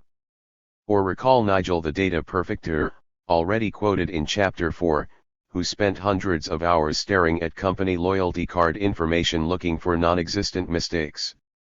Data perfecter, I really think that if we had been processing applications for something that had a more obvious social value, organ transplant registration, say, or tickets to Glastonbury, then it would have felt different. It's interesting to juxtapose these two, because they show that for most people, social value isn't just about creating wealth or even leisure. It is equally about creating sociability. Organ donation allows people to save one another's lives. The Glastonbury Music Festival allows them to slog through the mud together, smoking drugs and playing or listening to their favorite music, that is, to give one another joy and happiness. Such collective experiences can be considered of obvious social value. In contrast, making it easier for rich people to avoid one another, it's a notorious thing that very wealthy people almost invariably dislike their neighbors, shows not one hint of social value. Now, social value of this sort clearly can't be measured, and undoubtedly if one were to sit down with any one of the workers whose testimonies I've cited, one would find that each had a slightly different idea of what was useful or valuable to society and what was not. Still, I suspect they would all have agreed on at least two things. First, that the most important things one gets out of a job are, 1. Money to pay the bills, and 2. The opportunity to make a positive contribution to the world. Second, that there is an inverse relation between the two. The more your work helps and benefits others, and the more social value you create, the less you are likely to be paid for it.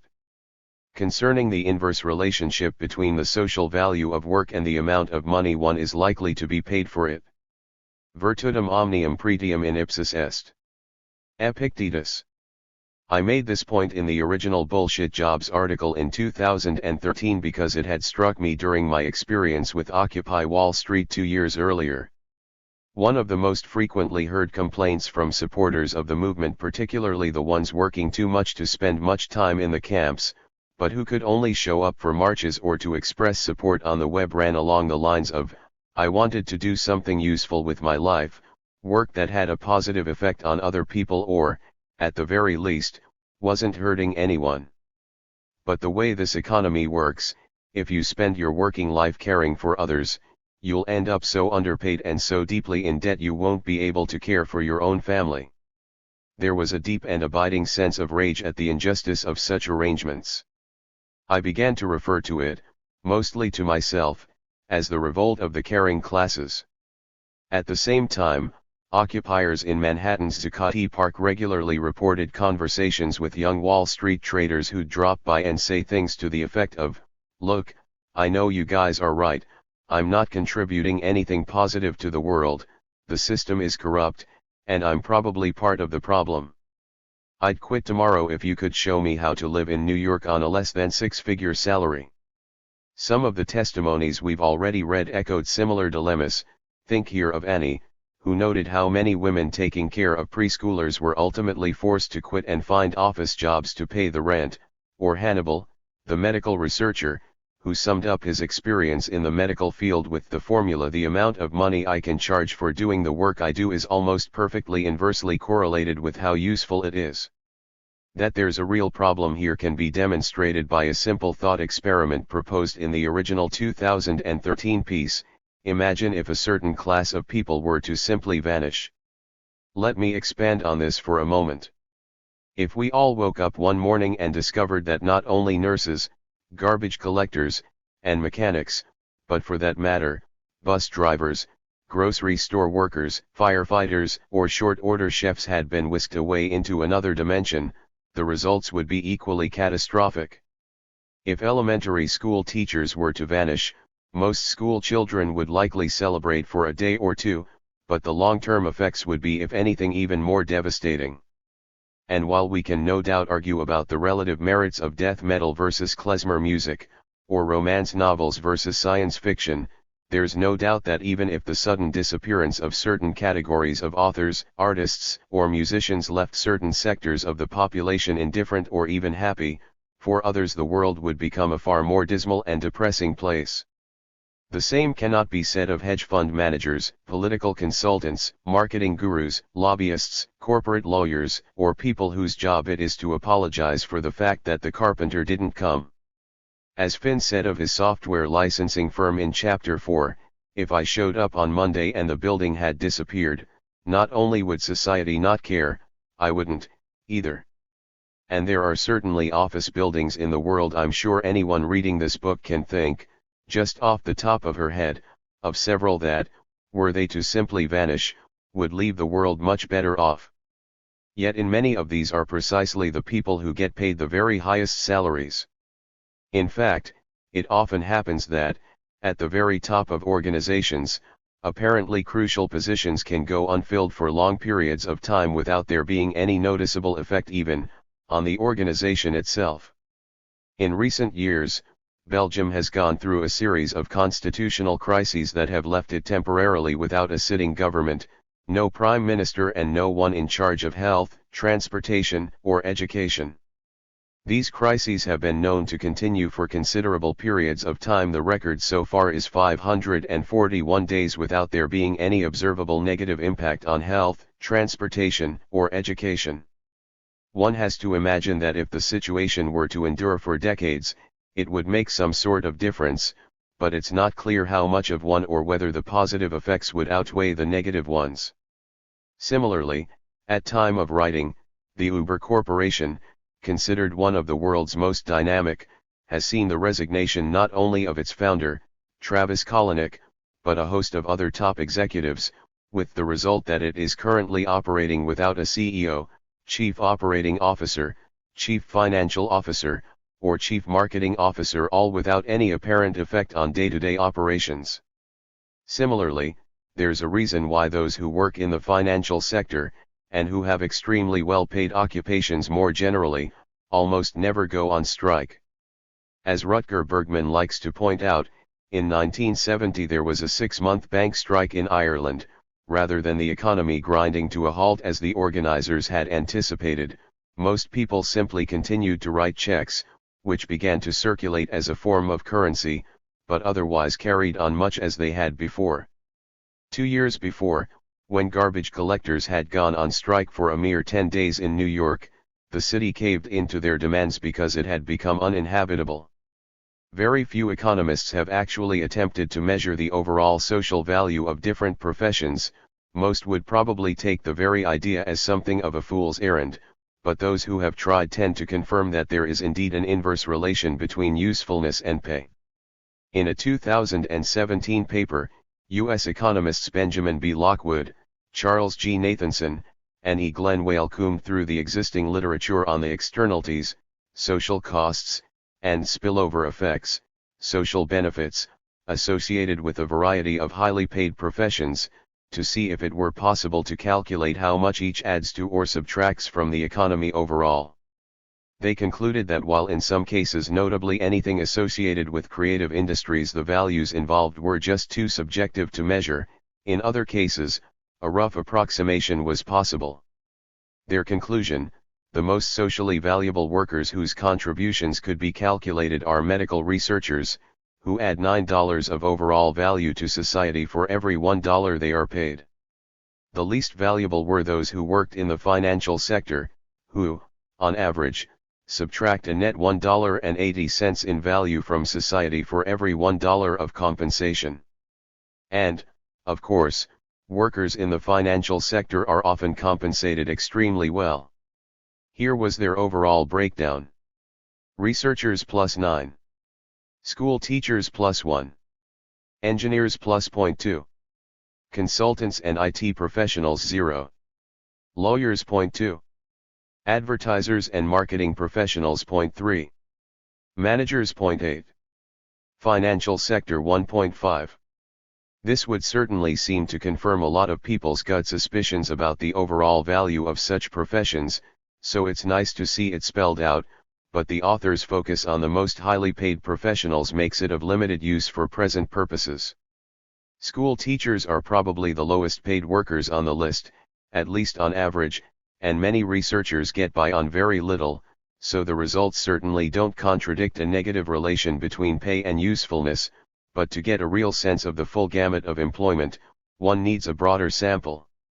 The closest I know to such a study that does use such a broader sample was one carried out by the New Economic Foundation in the United Kingdom, whose authors applied a method called social return on investment analysis to examine 6 representative occupations, 3 high income, 3 low. Here's a summary of the results. City banker, yearly salary C. £5 million, estimated £7 of social value destroyed for every £1 earned. Advertising executive, yearly salary C. £500,000, estimated £11.50 of social value destroyed per £1 paid. Tax accountant, yearly salary C. £125,000, estimated £11.20 of social value destroyed per £1 paid. Hospital cleaner, yearly income C. £13,000, £6.26 per hour, estimated £10 of social value generated per £1 paid. Recycling worker, yearly income C. £12,500, £6.10 per hour, estimated £12 in social value generated per £1 paid. Nursery worker, salary C. £11,500, estimated £7 in social value generated per £1 paid. The authors admit that many of their calculations are somewhat subjective, as all such calculations must be, and the study focuses only on the top and bottom of the income scale. As a result, it leaves out the majority of jobs discussed in this book, which are mostly mid-range in pay, and in most cases, at least, the social benefit is neither positive nor negative but seems to hover around 0. Still, as far as it goes, it strongly confirms the general principle that the more one's work benefits others, the less one tends to be paid for it. There are exceptions to this principle. Doctors are the most obvious. Physicians' salaries tend to the upper end of the scale, especially in America, yet they do seem to play an indisputably beneficial role. Yet even here, there are health professionals who would argue they're not as much exceptions as they might seem, such as the pharmacist cited a few pages back, who was convinced most doctors contribute very little to human health or happiness but are mainly just dispensers of placebos. This may or may not be the case, frankly, I don't have the competence to say, but if nothing else, the oft-cited fact that the overwhelming majority of improvement in longevity since 1900 is really due to hygiene, nutrition, and other public health improvements and not to improvements in medical treatment, suggests a case could be made that the very poorly paid nurses and cleaners employed in a hospital are actually more responsible for positive health outcomes than the hospital's very highly paid physicians. There are a smattering of other exceptions. Many plumbers and electricians, for instance, do quite well despite their usefulness. Some low-paid work is fairly pointless, but in large measure, the rule does seem to hold true. The reasons for this inverse relation between social benefit and level of compensation, however, are quite another matter. None of the obvious answers seem to work. For instance, Education levels are very important in determining salary levels, but if this were simply a matter of training and education, the American higher education system would hardly be in the state that it is, with thousands of exquisitely trained PhDs subsisting on adjunct teaching jobs that leave them well below the poverty line, even dependent on food stamps. On the other hand, if we were simply talking about supply and demand, it would be impossible to understand why American nurses are paid so much less than corporate lawyers, despite the fact that the United States is currently experiencing an acute shortage of trained nurses and a glut of law school graduates. Whatever the reasons, and myself, I believe that class power and class loyalty have a great deal to do with it. What is perhaps most disturbing about the situation is the fact that so many people not only acknowledge the inverse relation but also feel this is how things ought to be. That virtue, as the ancient Stoics used to argue, should be its own reward. Arguments like this have long been made about teachers. It's commonplace to hear that grade school or middle school teachers shouldn't be paid well, or certainly not as well as lawyers or executives, because one wouldn't want people motivated primarily by greed to be teaching children. The argument would make a certain amount of sense if it were applied consistently, but it never is. I have yet to hear anyone make the same argument about doctors. One might even say that the notion that those who benefit society should not be paid too well is a perversion of egalitarianism. Let me explain what I mean by this.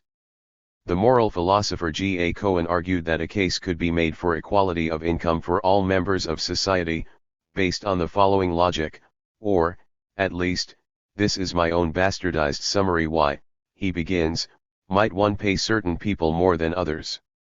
Normally, the justification is that some produce more or benefit society more than others. But then we must ask why they do so. 1. If some people are more talented than others, for example, have a beautiful singing voice, are a comic genius or a math whiz, we say they are gifted. If someone has already received a benefit, a gift, then it makes no sense to give them an additional benefit, more money, for that reason. 2. If some people work harder than others, it is usually impossible to establish the degree to which this is because they have a greater capacity for work, a gift again, and the degree to which it is because they choose to work harder. In the former case, it would again make no sense to reward them further for having an innate advantage over others. 3. Even if it could be proved that some work harder than others purely out of choice, one would then have to establish whether they did so out of altruistic motives, that is, they produced more because they wished to benefit society, or out of selfish motives, because they sought a larger proportion for themselves. 4. In the former case, if they produced more because they were striving to increase social wealth, then giving them a disproportionate share of that wealth would contradict their purpose. It would only make moral sense to reward those driven by selfish motives. 5. Since human motives are generally shifting and confused, one cannot simply divide the workforce into egoists and altruists. One is left with the choice of either rewarding everyone who makes greater efforts, or not doing so. Either option means that some people's intentions will be frustrated. Altruists will be frustrated in their attempts to benefit society, while egoists will be frustrated in their attempts to benefit themselves. If one is forced to choose one or the other, it makes better moral sense to frustrate the egoists.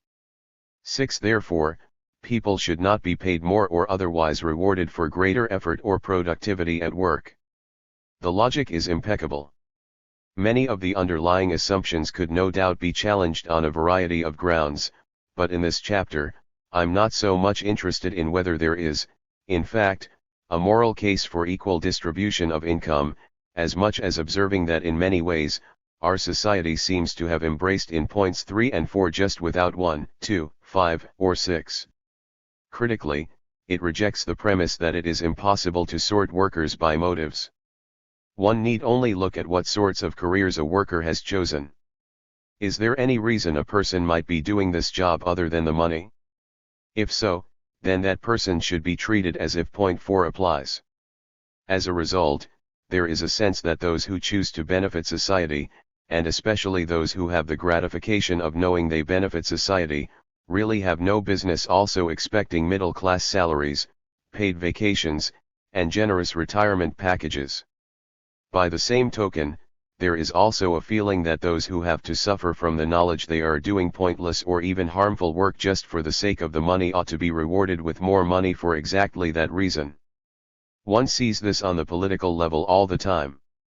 In the UK, for instance, 8 years of austerity have seen effective pay cuts to almost all government workers who provide immediate and obvious benefits to the public: nurses, bus drivers, firefighters, railroad information booth workers, emergency medical personnel. It has come to the point where there are full-time nurses who are dependent on charity food banks. Yet creating this situation became such a point of pride for the party in power that parliamentarians were known to give out collective cheers on voting down bills proposing to give nurses or police a raise. The same party took a notoriously indulgent view of the sharply rising compensation of those city bankers who had very nearly crashed the world economy a few years before. Yet that government remained highly popular. There is a sense, it would seem, that an ethos of collective sacrifice for the common good should fall disproportionately on those who are already, by their choice of work, engaged in sacrifice for the common good, or who simply have the gratification of knowing their work is productive and useful. This can make sense only if one first assumes that work, more specifically, paid work, is a value in itself, indeed, so much a value in itself that either the motives of the person taking the job, or the effects of the work, are at best secondary considerations. The flip side of the left-wing protest marchers waving signs demanding more jobs is the right-wing onlooker muttering "get a job," as they pass by. There seems a broad consensus not so much even that work is good but that not working is very bad, that anyone who is not slaving away harder than he'd like at something he doesn't especially enjoy is a bad person, a scrounger, a skiver, a contemptible parasite unworthy of sympathy or public relief. This feeling is echoed as much in the liberal politicians' protest against the sufferings of hard-working people, what about those who work with only moderate intensity, as it is in conservative protests about skivers and welfare queens. Even more strikingly, the same values are now applied at the top.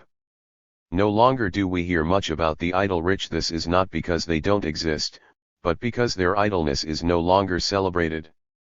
During the Great Depression of the 1930s, impoverished audiences liked to watch high society movies about the romantic escapades of playboy millionaires.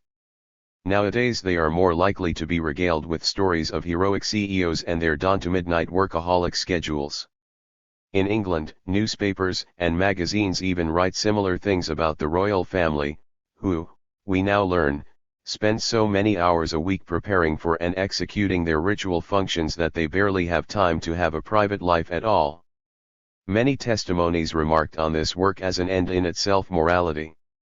Clement had what he described as a BS job evaluating grants at a public university in the Midwest. During his off hours, which was most of them, he spent a lot of time on the web familiarizing himself with alternative political perspectives and eventually came to realize much of the money flowing through his office was intimately tied to the U.S. war efforts in Iraq and Afghanistan. He quit, and, to the surprise and consternation of his co-workers, took a significantly lower-paying job with the local municipality. There, he said, the work is harder, but at least some of it is interesting and helpful to humans. One of the things that puzzled Clement was the way that everyone at his old job felt they had to pretend to one another they were overwhelmed by their responsibilities, despite the obvious fact that they had very little to do. Clement, my colleagues often discussed how busy things would get and how hard they work, even though they would routinely be gone at 2 or 3 in the afternoon. What is the name for this kind of public denial of the crystal clear reality? My mind keeps going back to the pressure to value ourselves and others on the basis of how hard we work at something we'd rather not be doing. I believe this attitude exists in the air around us. We sniff it into our noses and exhale it as a social reflex in small talk. It is one of the guiding principles of social relations here. If you're not destroying your mind and body via paid work, you're not living right. Are we to believe that we are sacrificing for our kids, or something, who we don't get to see because we're at work all fucking day? Clement felt this kind of pressure was especially acute in what he described as the German Protestant-inflected culture of the American Midwest. Others spoke of Puritanism, but the feeling does not appear to be limited to Protestant or North Atlantic environments. It exists everywhere, the differences are more a matter of varying degrees and intensities. And if the value of work is in part the fact that it's something we'd rather not be doing, it stands to reason that anything we would wish to be doing is less like work and more like play, or a hobby, or something we might consider doing in our spare time, and therefore less deserving of material reward. Probably we shouldn't be paid for it at all. This certainly resonates with my own experience. Most academics are first drawn to their careers because they love knowledge and are excited by ideas. After all, pretty much anyone capable of spending 7 years earning a PhD knows that she could just as easily have spent 3 years in law school and come out with a starting salary many times higher. Yet despite that, when two academics in the same department hobnob over coffee, a love of knowledge or excitement about ideas is likely to be the last thing they express. Instead, they will almost invariably complain about how overwhelmed they are with administrative responsibilities. True, this is partly because academics actually are expected to spend less and less of their time reading and writing, and more time dealing with administrative problems, but even if one is pursuing some exciting new intellectual discovery, it would be seen as inconsiderate to act as if one was enjoying one's work when others clearly aren't. Some academic environments are more anti-intellectual than others. But everywhere, at the very least, there is a sense that the pleasurable aspects of one's calling, such as thinking, were not really what one is being paid for, they were better seen as occasional indulgences one is granted in recognition of one's real work, which is largely about filling out forms. Academics aren't paid for writing or reviewing research articles, but at least the universities that do pay them acknowledge, however reluctantly, that research is part of their job description. In the business world, it's worse. For instance, Jeff Schulenberger, a writing professor at New York University, reacted to my original 2013 essay with a blog pointing out that many businesses now feel that if there's work that's gratifying in any way at all, they really shouldn't have to pay for it. For Graeber, bullshit jobs carry with them a moral imperative: if you're not busy all the time doing something, anything doesn't really matter what it is, you're a bad person. But the flip side of that logic seems to be, if you actually like doing X activity, if it is valuable, meaningful, and carries intrinsic rewards for you, it is wrong for you to expect to be paid, well, for it. You should give it freely, even, especially, if by doing so you are allowing others to profit. In other words, we'll make a living from you doing what you love, for free, but we'll keep you in check by making sure you have to make a living doing what you hate. Schulenberger gave the example of translation work. Translating a paragraph or document from one language to another, particularly from a dry business document, is not a task that many people would do for fun. Still, one can imagine some reasons people might do it other than the money. They are trying to perfect their language abilities, for example. Therefore, most executives' first instinct, upon hearing that translation work is required, is to try to see if they can't find some way to make someone do it for free. Yet these very same executives are willing to shell out handsome salaries for vice presidents for creative development and the like, who do absolutely nothing. In fact, such executives might themselves be vice presidents for creative development, and do nothing at all other than trying to figure out how to get others to do work for free. Schulenberger speaks of an emerging voluntariat, with capitalist firms increasingly harvesting the results not of paid labor but of unpaid interns, internet enthusiasts, activists, volunteers, and hobbyists, and digitally sharecropping the results of popular enthusiasm and creativity to privatize and market the results.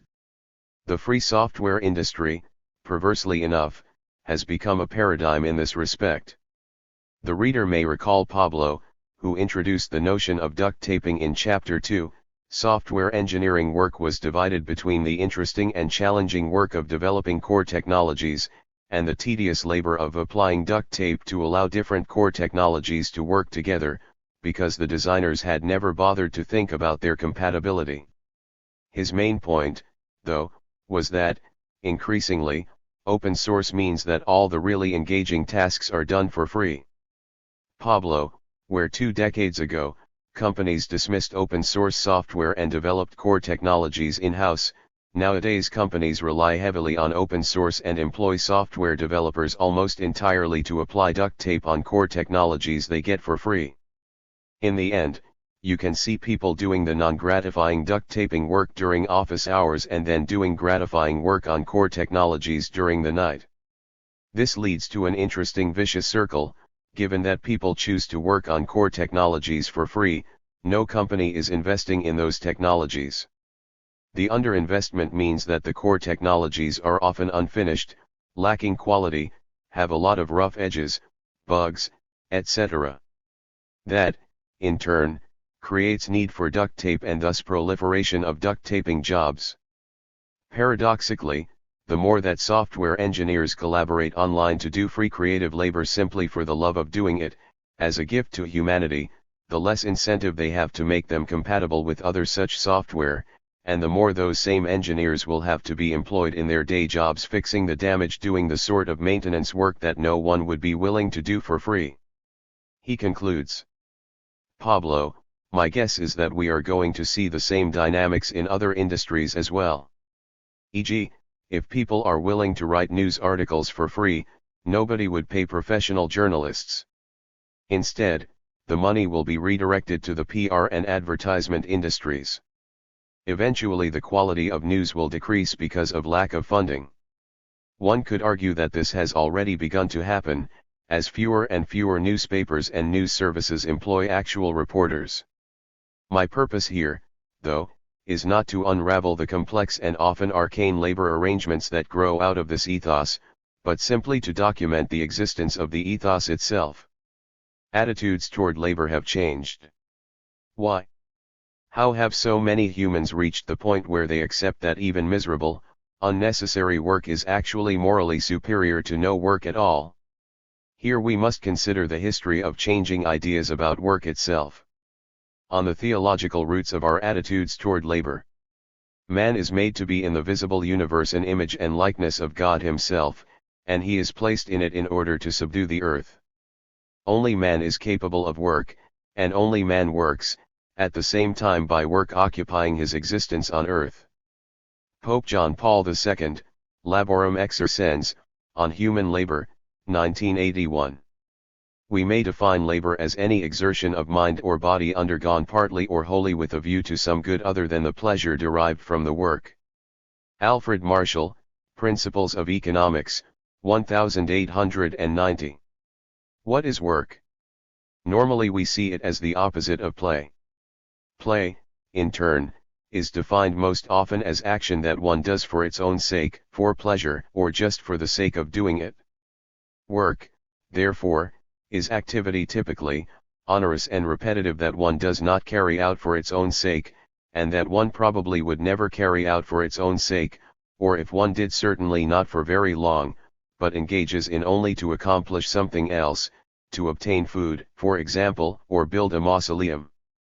Most languages have some word that translates at least roughly as work, but the precise borders between what we designate work, play, teaching, learning, ritual, or nurturance tend to vary a great deal from one culture to another. The particular tradition that has come to shape sensibilities about work in most parts of the world today harkens back to the Eastern Mediterranean, where it is first documented in the early chapters of the book of Genesis, and in the works of the Greek epic poet Hesiod. In both the story of the Garden of Eden and in the myth of Prometheus, the fact that humans have to work is seen as their punishment for having defied a divine creator, but at the same time, in both, work itself, which gives humans the ability to produce food, clothing, cities, and ultimately our own material universe, is presented as a more modest instantiation of the divine power of creation itself.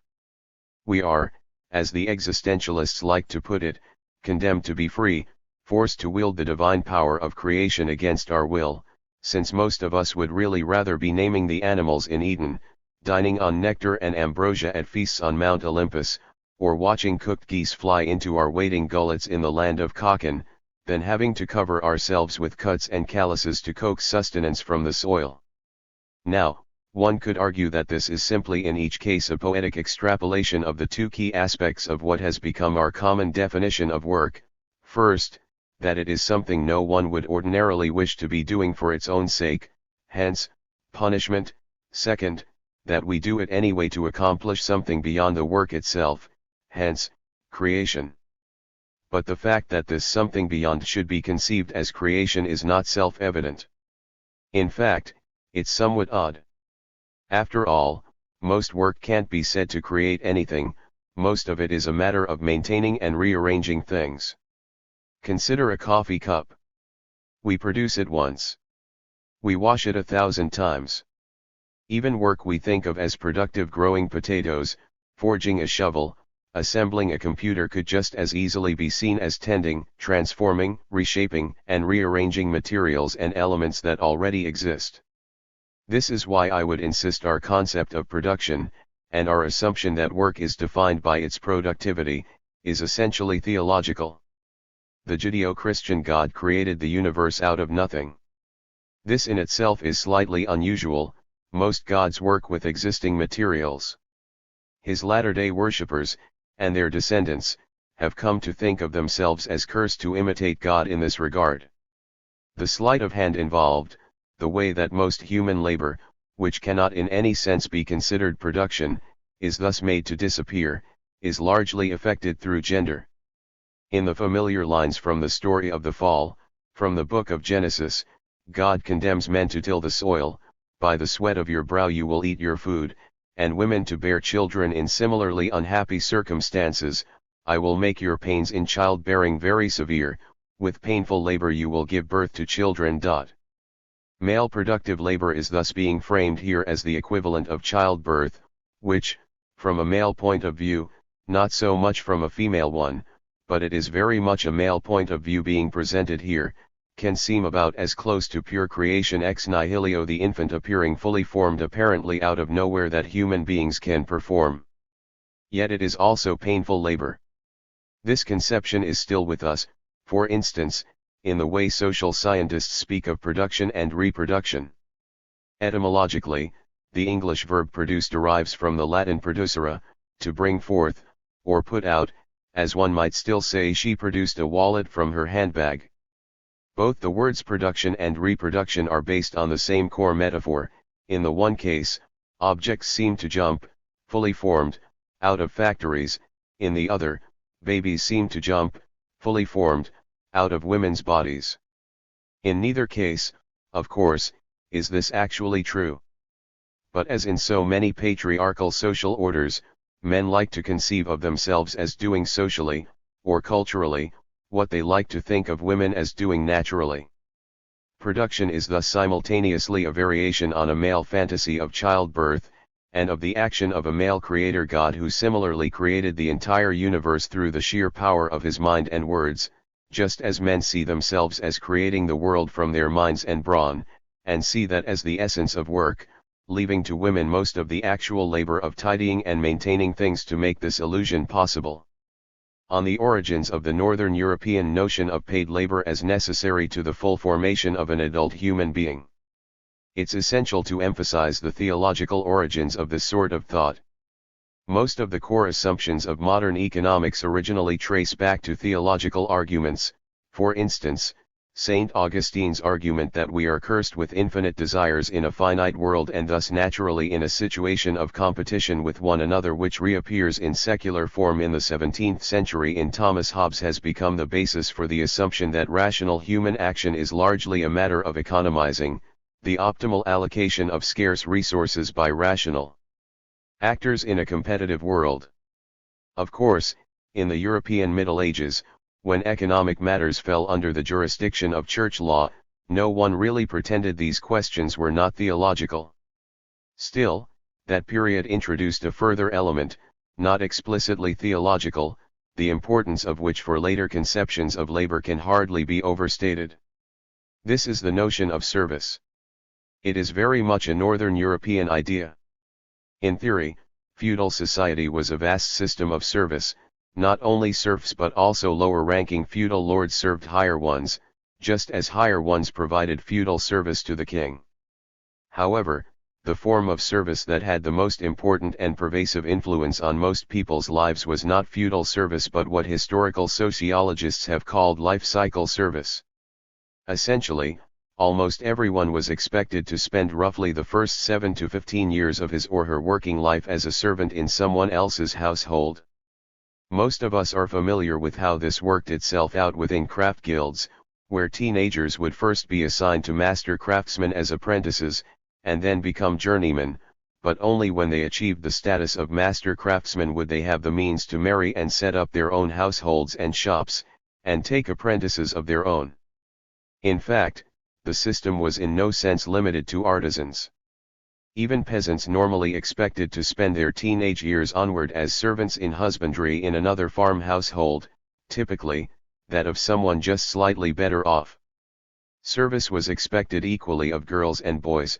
That's what milkmaids were, daughters of peasants during their years of service, and was usually expected even of the elite. The most familiar example here would be pages, who were apprentice knights, but even noblewomen, unless they were at the very top of the hierarchy, were expected to spend their adolescence as ladies-in-waiting, that is, servants who would wait upon a married noblewoman of slightly higher rank, attending to her privy chamber, toilette, meals, and so forth, even as they were also waiting for such time as they, too, were in a position to marry and become the lady of an aristocratic household themselves. Royal court similarly had gentlemen waiters, who attended to the privy chamber of the king. In the case of young nobles, waiting largely meant waiting for an inheritance or for one's parents to decide one was old and sufficiently well groomed to merit a transfer of title and property.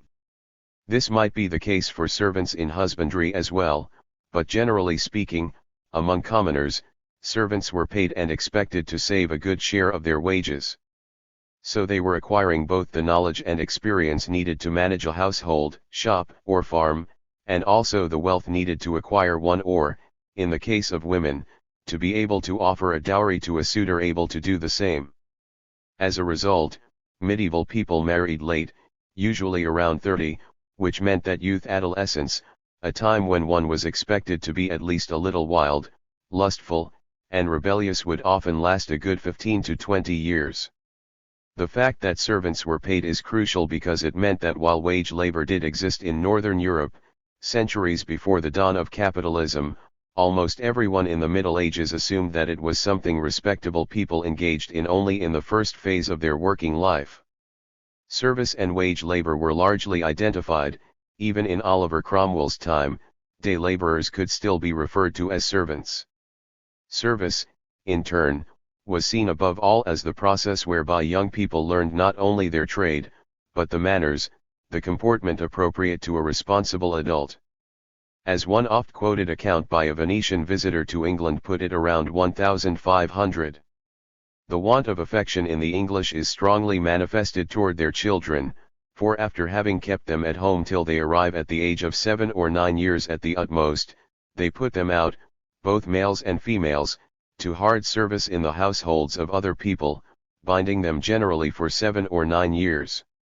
And these are called apprentices, and during that time they perform all the most menial offices, and few are born who are exempted from this fate, for everyone, however rich he may be, sends away his children into the houses of others, whilst he, in return, receives those of strangers into his own.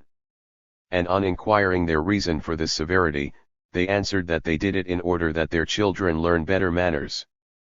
Manners, in the medieval and early modern sense, went well beyond etiquette. The term referred to one's manner of acting and being in the world more generally, one's habits, tastes, and sensibilities. Young people were expected to work for wages in the households of others because unless one was intending to join the clergy and become a scholar, what we would consider paid work, and what we would consider education, were seen as largely the same thing, and both were a process of learning self-discipline, about achieving mastery of one's baser desires and learning how to behave like a proper self-contained adult. This is not to say that medieval and early modern culture had no place for the rambunctiousness of youth. To the contrary. Young people, even though in service in others' households, typically also created an alternative culture of their own, centered on youth lodges with names such as the Lords of Misrule and Abbots of Unreason, which sometimes were even allowed to take temporary power during the popular festivals. Yet ultimately, disciplined work under the direction of an adult head of a household was to transform the young into self-disciplined adults, at which point they would no longer have to work for others but would be self-employed. As a result of such arrangements, attitudes toward work in medieval Northern Europe look quite different from those that prevailed in the classical world, or even, as we've seen, the later Mediterranean. The Venetian ambassador was scandalized by English practices.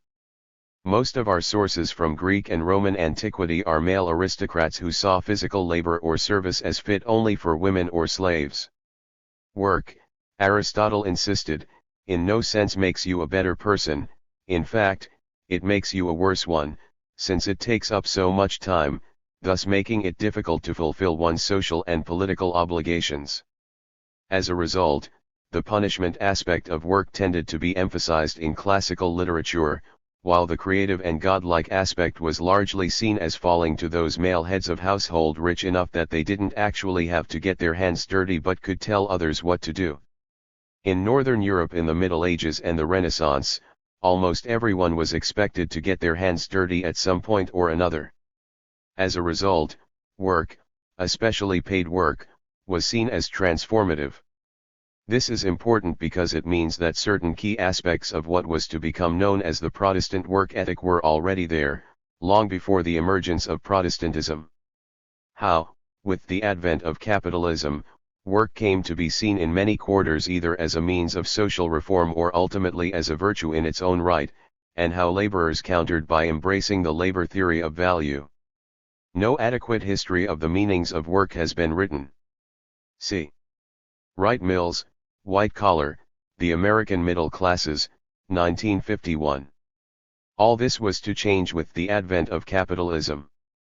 By capitalism, here I am referring not to markets these had long existed but to the gradual transformation of relations of service into permanent relations of wage labor, that is, a relation between some people who owned capital, and others who did not and thus were obliged to work for them. What this meant in human terms was, first of all, that millions of young people found themselves trapped in permanent social adolescence. As the guild structures broke down, apprentices could become journeymen, but journeymen could no longer become masters, which meant that, in traditional terms, they would not be in a position to marry and start families of their own. They were expected to live their entire lives effectively as unfinished human beings. Inevitably, many began to rebel, give up on the interminable waiting, and began marrying early, abandoning their masters to set up cottages and families of their own which, in turn, set off a wave of moral panic among the emerging employing class very reminiscent of later moral panics about teenage pregnancy. The following is from the Anatomy of Abuses, a 16th-century manifesto by a Puritan named Philip Stubbs. And besides this, you shall have every saucy boy, of 10, 14, 16, or 20 years of age, catch up a woman, and marry her, without any fear of God at all, or, which is more, without any respect how they may live together, with sufficient maintenance for their callings and estate. No, no. It maketh no matter for these things, so he have his pretty pussy to huggle withal, for that is the only thing he desireth. Then build they up a cottage, though but of elder poles, in every lane end almost, where they live as beggars all their life after. This filleth the land with such store of mendicants, that in short time it is like to grow to great poverty and scarceness. It was at this moment that one can speak of the birth of the proletariat as a class, a term derived appropriately enough from a Latin word for those who produce offspring, since in Rome, the poorest citizens who did not have enough wealth to tax were useful to the government only by producing sons who could be drafted into the army. Stubbs's Anatomy of Abuses might be considered the very manifesto of the Puritan Reformation of Manners, as they called it, which was very much a middle-class vision, with an equally jaundiced view of both the carnality of court life, and the heathenish rioting of popular entertainment. It also shows it's impossible to understand debates about Puritanism and the origins of the Protestant work ethic without understanding this larger context of the decline of life cycle service and creation of a proletariat.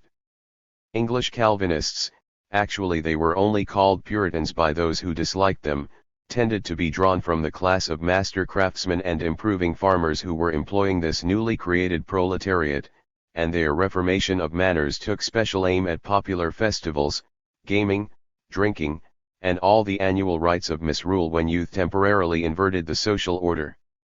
The Puritan ideal was for all such masterless men to be rounded up, and placed under the stern discipline of a pious household whose patriarch could direct them in work and prayer. But this was just the first of a long history of attempts to reform the manners of the lower classes that has followed, from Victorian workhouses where the poor were taught proper time discipline, to workfare and similar government programs today. Why, starting in the 16th century, did the middle classes suddenly develop such an interest in reforming the moral comportment of the poor, a subject they had not previously found of much interest one way or the other? This has always been something of a historical mystery. In the context of life cycle service, though, it actually makes perfect sense. The poor were seen as frustrated adolescents. Work, and specifically, paid labor under the eye of a master, had traditionally been the means by which such adolescents learned how to be proper, disciplined, self-contained adults. While in practical terms Puritans and other pious reformers could no longer promise much to the poor, certainly not adulthood as it used to be conceived, as freedom from the need to work under the orders of others, they substituted charity, discipline, and a renewed infusion of theology. Work, they taught, was both punishment and redemption. Work was self-mortification, and as such had value in itself, even beyond the wealth it produced, which was merely a sign of God's favor, and not to be enjoyed too much. After the Industrial Revolution, the celebration of work was taken up with renewed vigor by the Methodists, but even more, if anything, in educated middle-class circles that didn't see themselves as particularly religious. Perhaps its greatest advocate was Thomas Carlyle, an enormously popular essayist, who, concerned with the decline of morality in the new age of mammon, proposed what he called a gospel of work. Carlyle insisted that labor should not be viewed as a way to satisfy material needs, but as the essence of life itself. God had intentionally created the world unfinished so as to allow humans the opportunity to complete his work through labor. A man perfects himself by working. Consider how, even in the meanest sorts of labor, the whole soul of man is composed into a kind of real harmony, the instant he sets himself to work. Doubt, desire, sorrow, remorse, indignation, despair itself, all these like hell-dogs lie beleaguering the soul of the poor day worker, as of every man, but he bends himself with free valor against his task, and all these are stilled, all these shrink murmuring far off into their caves. The man is now a man. The blessed glow of labor in him, is it not purifying fire, wherein all poison is burnt up? All true work is sacred, in all true work, were it but true hand labor, there is something of divineness. O brother, if this is not worship, then I say, the more the pity for worship, for this is the noblest thing yet discovered under God's sky. Who art thou that complainest of thy life of toil? Complain not. Look up, my wearied brother, see thy fellow workman there, in God's eternity, sacred band of the immortals, celestial bodyguard of the empire of mankind. Carlyle was ultimately led to the conclusion so many reach today, that if work is noble, then the most noble work should not be compensated, since it is obscene to put a price on something of such absolute value. The wages of every noble work do yet lie in heaven or else nowhere, though he was generous enough to allow that the poor did need to be afforded fair wages in order to obtain the means to live. Such arguments were immensely popular in middle-class circles. Unsurprisingly, the workers' movement beginning to form in Europe around Carlyle's time was less impressed. Most workers involved in Luddism, Chartism, Ricardian socialism, and the various early strains of English radicalism would probably have agreed there was something divine in work, but that divine quality lay not in its effect on the soul and body as laborers. They knew better than that, but that it was the source of wealth. Everything that made rich and powerful people rich and powerful was, in fact, created by the efforts of the poor. Adam Smith and David Ricardo, the founders of British economic science, had embraced the labor theory of value, as did many of the new industrialists, since it allowed them to distinguish themselves from the landed gentry, whom they represented as mere idle consumers. But the theory was almost instantly taken up by socialists and labor organizers and turned against the industrialists themselves. Before long, economists began seeking for alternatives on explicitly political grounds.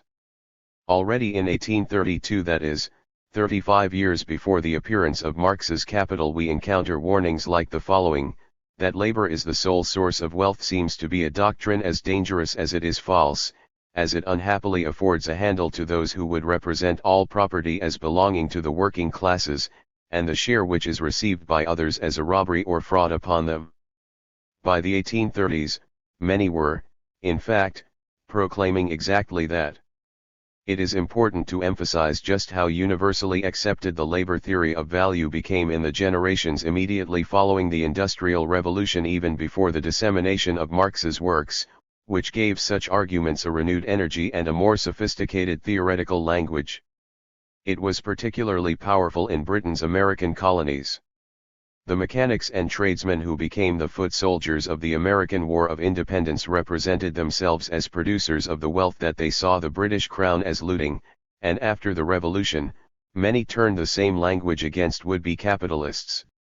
The solid rock on which their idea of the good society rested, as one historian put it, was that labor created all wealth.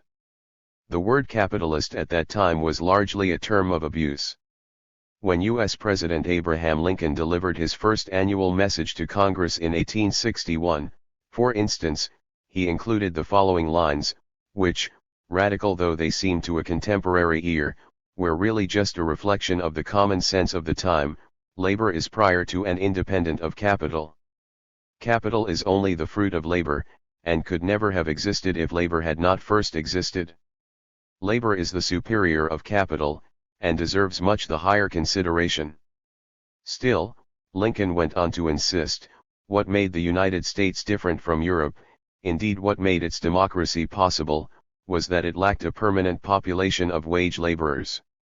There is not of necessity any such thing as the free hired laborer being fixed to that condition for life. Many independent men everywhere in these states a few years back in their lives were hired laborers. The prudent, penniless beginner in the world labors for wages a while, saves a surplus with which to buy tools or land for himself, then labors on his own account another while, and at length hires another new beginner to help him.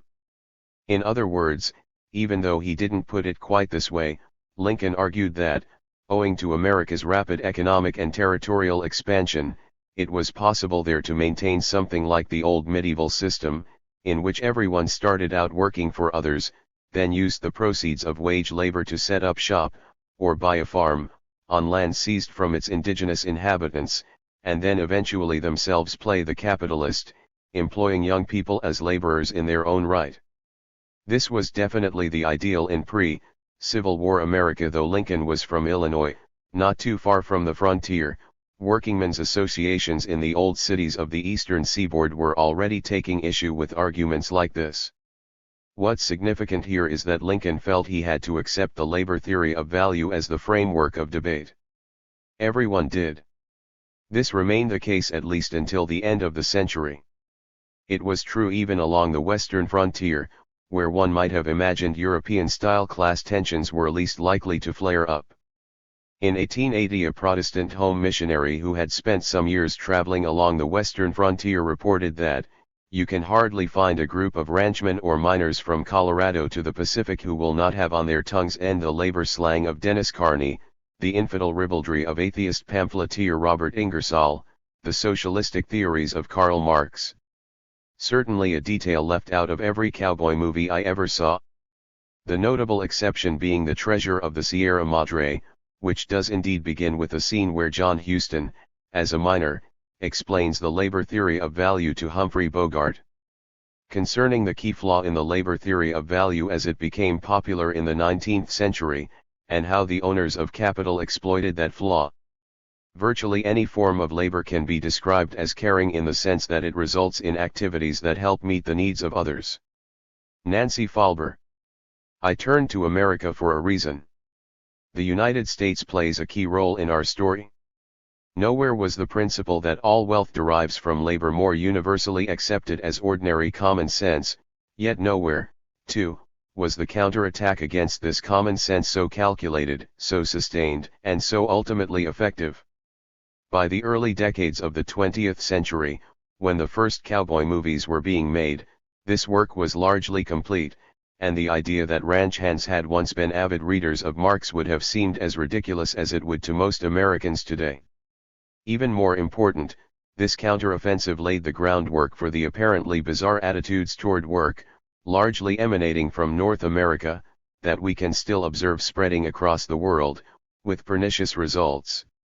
Lincoln was no doubt overstating his case, but it is nonetheless true that in the artisans' republic that existed before the Civil War, something roughly like the older tradition of life cycle service did endure, with the notable difference that most hired laborers were not called servants and did not live in their employers' homes. Politicians did see this as the ideal and legislated accordingly. Would-be capitalists were not granted the right to create limited liability corporations unless they could prove doing so would constitute a clear and incontestable public benefit. In other words, the notion of social value not only existed but was inscribed in law. This usually meant, in practice, only if they were proposing to dig a canal or build a railroad. Apart from the atheists along the frontier, much of this anti-capitalist feeling was justified on religious grounds. Popular Protestantism, drawing on its Puritan roots, not only celebrated work, but embraced the belief that, as my fellow anthropologists Dimitra Dukas and Paul Durenberger have put it, work was a sacred duty and a claim to moral and political superiority over the idle rich, a more explicitly religious version of Carlyle's Gospel of Work. Most historians simply call it producerism, which insisted that work was both a value in itself and the only real producer of value. In the immediate wake of the Civil War, all this began to change with the first stirrings of large-scale bureaucratic, corporate capitalism. The robber barons, as the new tycoons came to be called, were at first met, as the name given them implies, with extraordinary hostility. But by the 1890s they embarked on an intellectual counteroffensive, proposing what Dukas and Durenberger call, after an essay by Andrew Carnegie, a gospel of wealth. The fledgling corporate giants, their bankers, and their political allies objected to producerist moral claims and, starting in the 1890s, reached out with a new ideology that claimed, to the contrary, that capital, not labor, creates wealth and prosperity. Powerful coalitions of corporate interests made concerted efforts to transform the message of schools, universities, churches, and civic groups, claiming that business had solved the fundamental ethical and political problems of industrial society. Steel magnate Andrew Carnegie was a leader of this cultural campaign. To the masses, Carnegie argued for what we'd now call consumerism, the productivity of concentrated capital, under the wise stewardship of the fit, would so lower the price of commodities that the workers of tomorrow would live as well as the kings of the past. To the elite, he argued that coddling the poor with high wages was not good for the race. The promulgation of consumerism also coincided with the beginnings of the managerial revolution, which was, especially at first, largely an attack on popular knowledge. Where once Hoopers and Wainwrights and seamstresses saw themselves as heirs to a proud tradition, each with its secret knowledge, the new bureaucratically organized corporations and their scientific management sought as far as possible to literally turn workers into extensions of the machinery, their every move predetermined by someone else. The real question to be asked here, it seems to me, is, why was this campaign so successful? Because it cannot be denied that, within a generation, producerism had given way to consumerism, the source of status, as Harry Braverman put it, was no longer the ability to make things but simply the ability to purchase them, and the labor theory of value, which had, meanwhile, been knocked out of economic theory by the marginal revolution, had so fallen away from popular common sense that nowadays, only graduate students or small circles of revolutionary Marxist theorists are likely to have heard of it. Nowadays, if one speaks of wealth producers, people will automatically assume one is referring not to workers but to capitalists. This was a monumental shift in popular consciousness. What made it possible? It seems to me that the main reason lies in a flaw in the original labor theory of value itself. This was its focus on production, a concept which, as earlier noted, is basically theological, and bears in it a profound patriarchal bias. Even in the Middle Ages, the Christian God was seen as a craftsman and an artificer, and human work, which was always conceived primarily as male work, as a matter of making and building things, or perhaps coaxing them from the soil, while for women labor was seen primarily and emblematically as a matter of producing babies. Most real women's labor disappeared from the conversation. Obviously, the startling, unprecedented increases in productivity that followed in the wake of the Industrial Revolution played a role here, too. They could only have had led to arguments about the relative importance of machines, and the people operating them, and indeed those arguments remained at the center of political and economic debate throughout the 19th century. But even when it comes to factory labor, there is something of a darker story. The initial instinct of most early factory owners was not to employ men in the mills at all, but women and children. The latter were, after all, considered more tractable, and women especially, more inured to monotonous, repetitive work. The results were often brutal and horrific. The situation also left traditional male craftsmen in a particularly distressing situation. Not only were they thrown out of work by the new factories, their wives and children, who used to work under their direction, were now the breadwinners. This was clearly a factor in the early wave of machine breaking during the Napoleonic Wars that came to be known as Luddism, and a key element in allaying that rebellion seems to have been a tacit social compromise whereby it came to be understood that it would be primarily adult men who would be employed in factory work. This, and the fact that for the next century or so labor organizing tended to focus on factory workers, partly simply because they were the easiest to organize, led to the situation we have now, where simply invoking the term working class instantly draws up images of men in overalls toiling on production lines, and it's common to hear otherwise intelligent middle-class intellectuals suggest that, with the decline of factory work, the working class in, say, Britain or America no longer exists, as if it were actually ingeniously constructed androids that were driving their buses, trimming their hedges, installing their cables, or changing their grandparents' bedpans. In fact, there was never a time most workers worked in factories. Even in the days of Karl Marx, or Charles Dickens, working-class neighborhoods housed far more maids, bootblacks, dustmen, cooks, nurses, cabbies, school teachers, prostitutes, caretakers, and costermongers than employees in coal mines, textile mills, or iron foundries. Are these former jobs productive? In what sense and for whom? Who produces a souffle? It's because of these ambiguities that such issues are typically brushed aside when people are arguing about value, but doing so blinds us to the reality that most working-class labor, whether carried out by men or women, actually more resembles what we archetypically think of as women's work, looking after people, seeing to their wants and needs, explaining, reassuring, anticipating what the boss wants or is thinking, not to mention caring for, monitoring, and maintaining plants, animals, machines, and other objects, than it involves hammering, carving, hoisting, or harvesting things. This blindness has consequences. Let me give an illustration.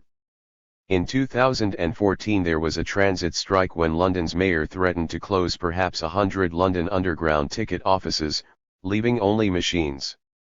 This sparked an online debate among certain local Marxists about whether the workers threatened with redundancy had bullshit jobs, the logic put forward by some being that, either a job produced value for capitalism, which the capitalists clearly no longer thought these jobs did, or else it served a social function that would be necessary even if capitalism did not exist, which clearly these did not, since under full communism, transport would be free. Needless to say, I was drawn in. Asked to respond, I eventually referred my interlocutors to a circular put out by the strikers themselves, called Advice to Passengers Using the Future London Underground. It included lines like these. Please ensure you are thoroughly familiar with London Underground's 11 lines and 270 stations before travelling. Please ensure that there are no delays in your journey, or any accidents, emergencies, incidents, or evacuations. Please do not be disabled, or poor, or new to London. Please avoid being too young or too old. Please do not be harassed or assaulted while traveling. Please do not lose your property or your children. Please do not require assistance in any way. It apparently never having occurred to many advocates of proletarian revolution to investigate what it is that transit workers actually did, they appear to have lapsed into something very like the right-wing tabloid stereotype of city employees as overpaid idlers lounging about on the public dime. What tube workers actually do, then, is something much closer to what feminists have termed caring labor. It has more in common with a nurse's work than a bricklayer's. It's just that, in the same way as women's unpaid caring labor is made to disappear from our accounts of the economy, so are the caring aspects of other working class jobs made to disappear as well. One might make a case, perhaps, that British working class traditions of caring labor do make themselves known in popular culture, which is largely a working class product, with all the characteristic gestures, manners, and cadences by which working class people cheer one another up reflected in British music, British comedy, and British children's literature. But it is not recognized as value-creating labor in itself. Caring labor is generally seen as work directed at other people, and it always involves a certain labor of interpretation, empathy, and understanding. To some degree, one might argue that this is not really work at all, it's just life, or life lived properly. Humans are naturally empathetic creatures, and to communicate with one another at all, we must constantly cast ourselves imaginatively into each other's shoes and try to understand what others are thinking and feeling, which usually means caring about them at least a little, but it very much becomes work when all the empathy and imaginative identification is on one side. The key to caring labor as a commodity is not that some people care but that others don't, that those paying for services, note how the old feudal term is still retained, feel no need to engage in interpretive labor themselves. This is even true of a bricklayer, if that bricklayer is working for someone else. Underlings have to constantly monitor what the boss is thinking, the boss doesn't have to care. That, in turn, is one reason, I believe, why psychological studies regularly find that people of working class background are more accurate at reading other people's feelings, and more empathetic and caring, than those of middle class, let alone wealthy, backgrounds. To some degree, the skill at reading others' emotions is just an effect of what working class work actually consists of. Rich people don't have to learn how to do interpretive labor nearly as well because they can hire other people to do it for them. Those hirelings, on the other hand, who have to develop a habit of understanding others' points of view, will also tend to care about them. By this token, as many feminist economists have pointed out, all labor can be seen as caring labor, since, to turn to an example from the beginning of the chapter, even if one builds a bridge, it's ultimately because one cares about people who might wish to cross the river. As the examples I cited at the time make clear, people do really think in these terms when they reflect on the social value of their jobs. To think of labor as valuable primarily because it is productive, and productive labor as typified by the factory worker, affecting that magic transformation by which cars or tea bags or pharmaceutical products are produced out of factories through the same painful but ultimately mysterious labor by which women are seen to produce babies, allows one to make all this disappear. It also makes it maximally easy for the factory owner to insist that no, actually, workers are really no different from the machines they operate. Clearly, the growth of what came to be called scientific management made this easier, but it would never have been possible had the paradigmatic example of worker in the popular imagination been a cook, a gardener, or a masseuse. Most economists nowadays see the labor theory of value as a curiosity from the formative days of the discipline, and it's probably true that, if one's primary interest is to understand patterns of price formation, there are better tools available. But for the workers' movement and arguably, for revolutionaries like Karl Marx, that was never the real point. The real point is philosophical. It is a recognition that the world we inhabit is something we made, collectively, as a society, and therefore, that we could also have made differently. This is true of almost any physical object likely to be within reach of us at any given moment. Everyone was grown or manufactured by someone on the basis of what someone imagined we might be like, and what they thought we might want or need. It's even more true of abstractions like capitalism, society, or the government. They only exist because we produce them every day. John Holloway, perhaps the most poetic of contemporary Marxists, once proposed to write a book entitled "Stop Making Capitalism." After all, he noted, even though we all act as if capitalism is some kind of behemoth towering over us, it's really just something we produce. Every morning we wake up and recreate capitalism. If one morning we woke up and all decided to create something else, then there wouldn't be capitalism anymore. There would be something else. One might even say that this is the core question, perhaps ultimately the only question of all social theory and all revolutionary thought. Together we create the world we inhabit. Yet if any one of us tried to imagine a world we'd like to live in, who would come up with one exactly like the one that currently exists? We can all imagine a better world. Why can't we just create one? Why does it seem so inconceivable to just stop making capitalism? Or government?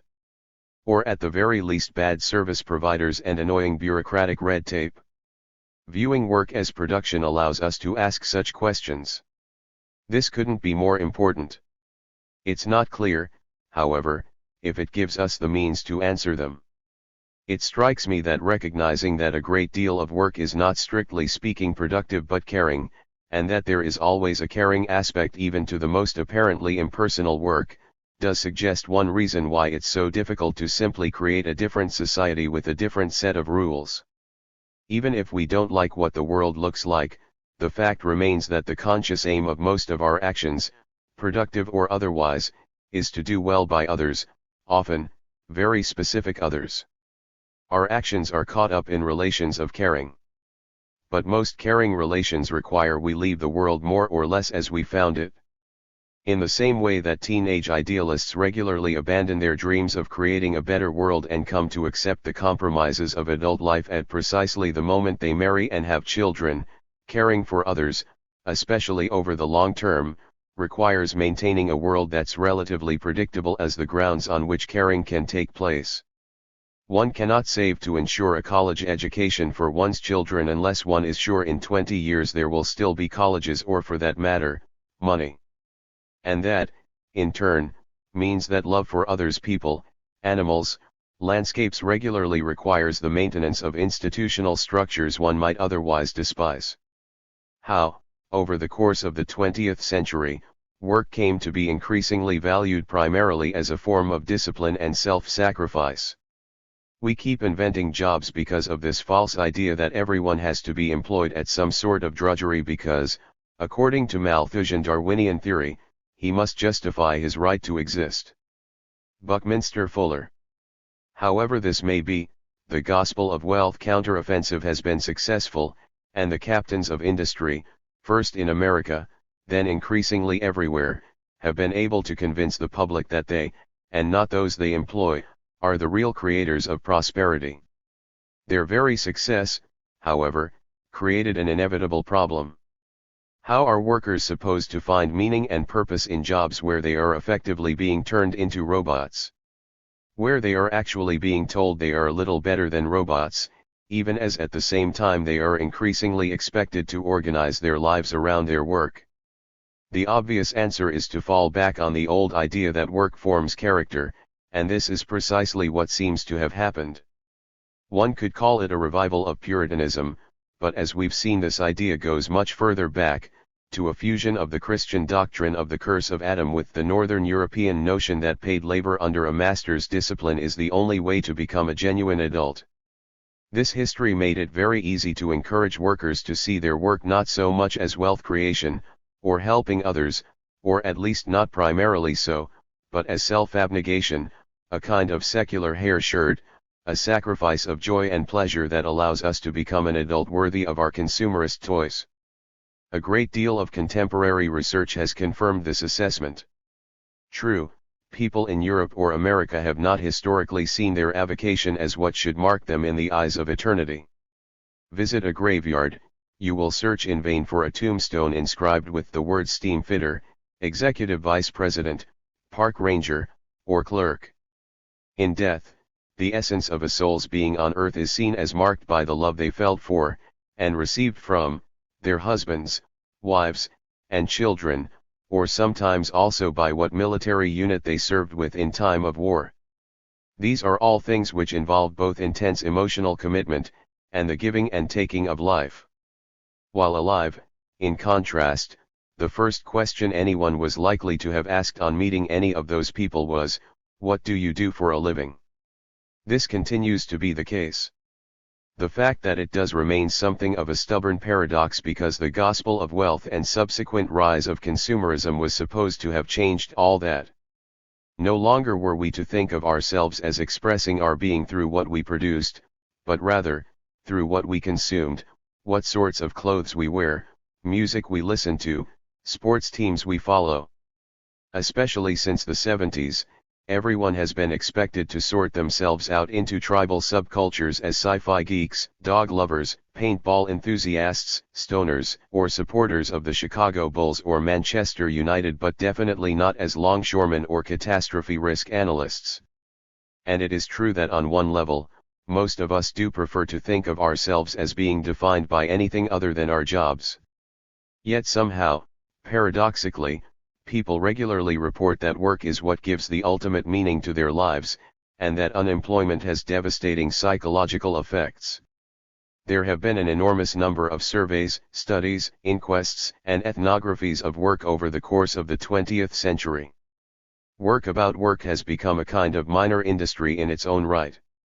The conclusions reached by this body of research and what follows appears to hold true, with only minor variations, for both blue and white-collar workers virtually anywhere in the world might be summarized as follows. 1. Most people's sense of dignity and self-worth is caught up in working for a living. 2. Most people hate their jobs. We might refer to this as the paradox of modern work. The entire discipline of the sociology of work, not to mention industrial relations, has largely been concerned with trying to understand how both these things can be true at the same time. As two paragons of the field, Al Gini and Terry Sullivan, put it in 1987. In well over 100 studies in the last 25 years, workers have regularly depicted their jobs as physically exhausting, boring, psychologically diminishing or personally humiliating and unimportant.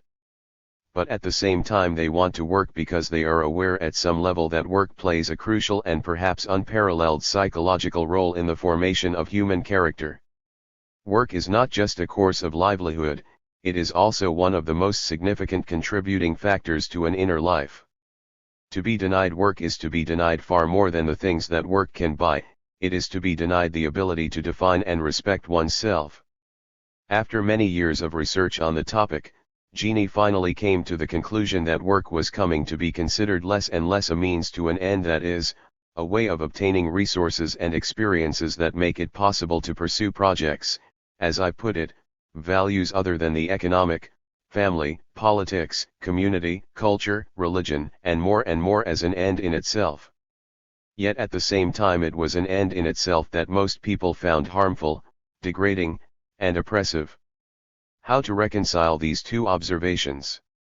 One way might be to return to the arguments I made in Chapter 3 and to acknowledge that human beings essentially are a set of purposes, so that without any sense of purpose, we would barely be said to exist at all.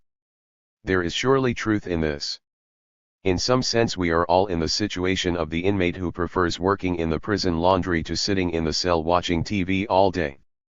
But one possibility the sociologists generally overlook is that, if work is a form of self-sacrifice or self-abnegation, then the very awfulness of modern work is what makes it possible to see it as an end in itself. We have returned to Carlyle, work should be painful, the misery of the job is itself what forms character. Workers, in other words, gain feelings of dignity and self-worth because they hate their jobs. This is the attitude that, as Clement observed, seems to remain in the air all around us, implicit in office small talk. The pressure to value ourselves and others on the basis of how hard we work at something we'd rather not be doing. If you're not destroying your mind and body via paid work, you're not living right. It is, to be sure, more common among middle-class office workers like Clement than among migrant farm workers, parking lot attendants, or short-order chefs. But even in working-class environments, the attitude can be observed through its negation, since even those who do not feel they have to validate their existence, on a day-to-day basis, by boasting how overworked they are will nonetheless agree that those who avoid work entirely should probably drop dead. In America, stereotypes of the lazy and undeserving poor have long been tied up in racism. Generations of immigrants learned what it means to be a hard-working American by being taught to despise the imagined indiscipline of the descendants of slaves, just as Japanese workers were taught to disdain Koreans, or English workers, Irish. Nowadays mainstream media is usually obliged to be more subtle, but there is an endless drumbeat of vilification of the poor, the unemployed, and especially those on public relief, and most people do seem to accept the basic logic of the contemporary moralists, that society is besieged by those who want something for nothing, that the poor are largely poor because they lack the will and discipline to work, that only those who do or have worked harder than they'd like to at something they would rather not be doing, preferably under a harsh taskmaster, deserve respect and consideration from their fellow citizens. As a result, the sadomasochistic element in work described in Chapter 4, rather than being an ugly, if predictable, side effect to top-down chains of command in the workplace, has actually become central to what validates work itself. Suffering has become a badge of economic citizenship. It's not that much different than a home address. Without it, you have no right to make any other claim. We have come full circle, then, to the situation with which we began, but at least now we can understand it in its full historical context. Bullshit jobs proliferate today in large part because of the peculiar nature of managerial feudalism that has come to dominate wealthy economies, but to an increasing degree, all economies. They cause misery because human happiness is always caught up in a sense of having effects on the world, a feeling which most people, when they speak of their work, express through a language of social value. Yet at the same time they are aware that the greater the social value produced by a job, the less one is likely to be paid to do it. Like any, they are faced with the choice between doing useful and important work like taking care of children, but being effectively told that the gratification of helping others should be its own reward, and it's up to them to figure out how to pay their bills, or accepting pointless and degrading work that destroys their mind and body for no particular reason, other than a widespread feeling that if one does not engage in labor that destroys the mind and body, whether or not there is a reason to be doing it, one does not deserve to live. Perhaps we should leave the last word to Carlyle, who includes in his celebration of work one chapter that consists entirely of a peculiar diatribe against happiness. Here he was responding to the utilitarian doctrines of men like Jeremy Bentham, who had proposed that human pleasure could be precisely quantified, and therefore all morality reduced to calculating what would provide the greatest happiness for the greatest number. Happiness, Carlyle objected, is an ignoble concept. The only happiness a brave man ever troubled himself with asking much about was, happiness enough to get his work done.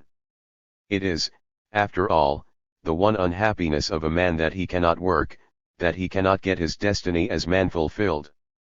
Bentham and the utilitarians, who saw no purpose of human life other than the pursuit of pleasure, can be seen as the philosophical ancestors of modern consumerism, which is still justified by an economic theory of utility.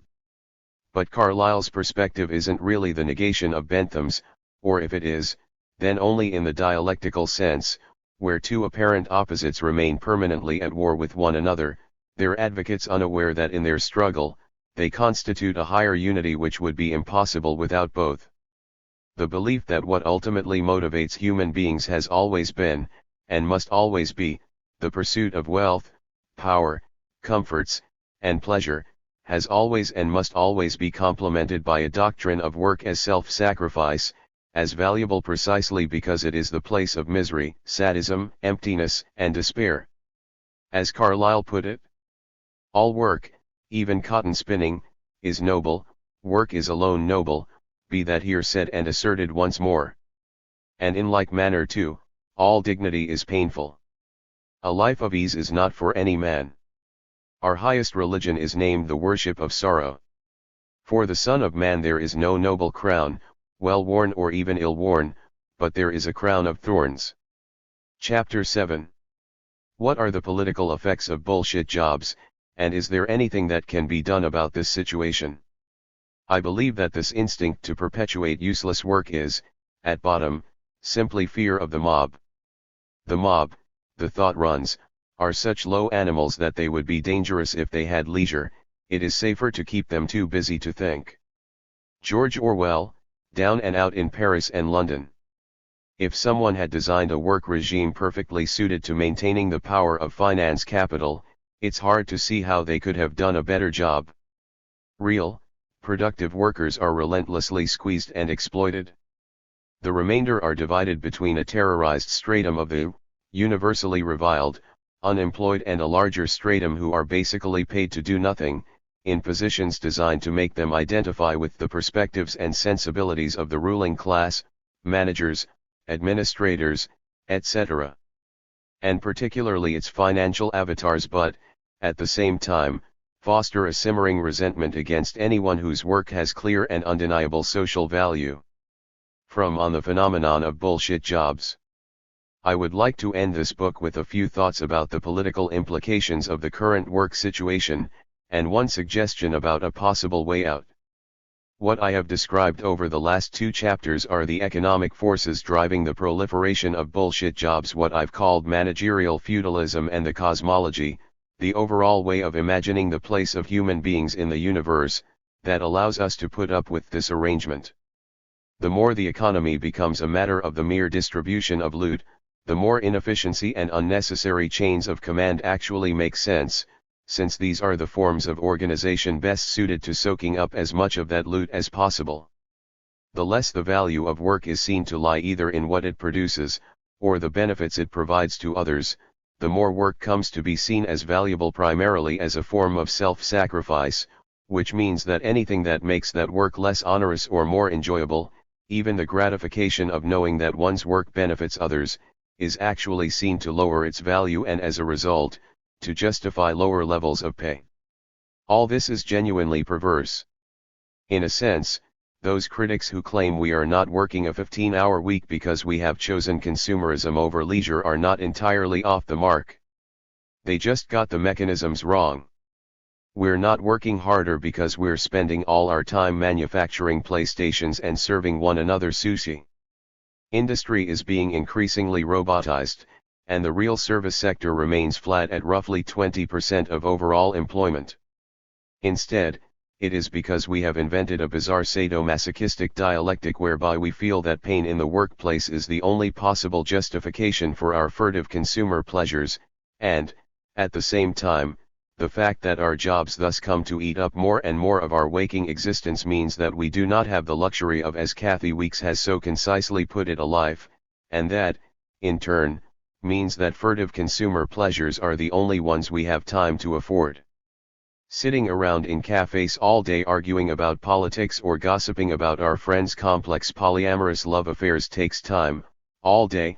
In fact, in contrast, pumping iron or attending a yoga class at the local gym, ordering out for Deliveroo, watching an episode of Game of Thrones, or shopping for hand creams or consumer electronics can all be placed in the kind of self-contained predictable time slots one is likely to have left over between spates of work, or else while recovering from it. All these are examples of what I like to call compensatory consumerism. They are the sorts of things you can do to make up for the fact that you don't have a life, or not very much of one. On how the political culture under managerial feudalism comes to be maintained by a balance of resentments. Now at the time of which I was speaking, as the voters were inscribing their ostraca to determine which politician would be expelled from the city, it is said that an unlettered and utterly boorish fellow handed his ostracan to Aristides, whom he took to be one of the ordinary crowd, and asked him to write Aristides on it. He, astonished, asked the man what possible wrong Aristides had done him. "None whatever," was the answer. "I don't even know the fellow, but I am tired of hearing him everywhere called the Just." On hearing this, Aristides made no answer, but wrote his name on the ostracan and handed it back. Plutarch, Life of Aristides the Just. No doubt I am overstating my case. People in consumer societies, even those in bullshit jobs, do eke out some kind of a life, though one might ask how viable such forms of life really are in the long term, considering that the stratum of the population most likely to be trapped in pointless employment would also appear to be the most likely to have lives marked by episodes of clinical depression or other forms of mental illness, not to mention, to fail to reproduce. At least, I suspect that this is the case. Such suspicions could only be affirmed by empirical research. Even if none of this turned out to be the case, though, one thing is inescapable: such work arrangements foster a political landscape rife with hatred and resentment. Those struggling and without work resent the employed. The employed are encouraged to resent the poor and unemployed, who they are constantly told are scroungers and freeloaders. Those trapped in bullshit jobs resent workers who get to do real productive or beneficial labor, and those who do real productive or beneficial labor, underpaid, degraded, and unappreciated, increasingly resent those who they see as monopolizing those few jobs where one can live well while doing something useful, high-minded, or glamorous, who they refer to as the liberal elite. All are united in their loathing for the political class, who they see, correctly, as corrupt, but the political class, in turn, finds these other forms of vacuous hatred extremely convenient, since they distract attention from themselves. Some of these forms of resentment are familiar enough, and will be instantly recognizable by the reader, others are less discussed, and might seem at first puzzling. It's easy to imagine how someone working in a French tea factory might resent the flock of useless new middle managers imposed on them, even before those middle managers decided to fire them all. It's not nearly so clear why those middle managers should resent the factory workers. But often middle managers, and even more, those managers' administrative assistants, clearly do resent factory workers, for the simple reason that the latter have legitimate reason to take pride in their work. A key part of the justification of underpaying such workers is simple envy. Moral envy is an under-theorized phenomenon. I'm not sure that anyone has ever written a book about it. Still, it's clearly an important factor in human affairs. By moral envy, I am referring here to feelings of envy and resentment directed at another person, not because that person is wealthy, or gifted, or lucky, but because his or her behavior is seen as upholding a higher moral standard than the envier's own. The basic sentiment seems to be, how dare that person claim to be better than me, by acting in a way that I do indeed acknowledge is better than me.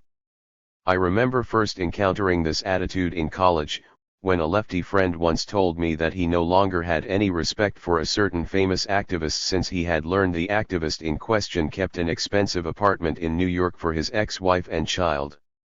"What a hypocrite," he exclaimed. "He could have given that money to the poor." When I pointed out the activist in question gave almost all his money to the poor, he was unmoved. When I pointed out the critic, while not exactly poor himself, appeared to give nothing to charity, he was offended. In fact, I'm not sure he ever spoke to me again. I've run into this attitude repeatedly ever since. Within a community of do-gooders, anyone who exemplifies shared values in too exemplary a way is seen as a threat. Ostentatiously good behavior, virtue signaling is the new catchword, is often perceived as a moral challenge. It doesn't matter if the person in question is entirely humble and unassuming. In fact, that can even make it worse, since humility can be seen as itself a moral challenge to those who secretly feel they aren't humble enough. Moral envy of this sort is rife in activist or religious communities. What I would like to suggest here is that it is also, more subtly, present in the politics surrounding work. Just as anger at immigrants often involves the simultaneous accusation that newcomers work both too much and too little, so does resentment against the poor focus simultaneously on those who don't work, since they are imagined to be lazy, and those who do work, since, unless they've been dragooned into some kind of workfare, at least they don't have bullshit jobs. Why, for instance, have conservatives in the United States been so successful at whipping up popular resentment against unionized hospital or auto workers? During the 2008 bailout of the financial industry, while there was a public outcry against bankers' million-dollar bonuses, no actual sanctions followed. However, the consequent bailout of the auto industry did involve sanctions on assembly line workers. They were widely denounced as coddled for having union contracts that allowed them generous health and pension plans, vacations, and $28 per hour wages, and forced into massive givebacks. Those working in the financial offices of the same companies who, insofar as they were not just sitting around doing nothing at all, were the ones who had actually caused the problems and were not expected to make similar sacrifices.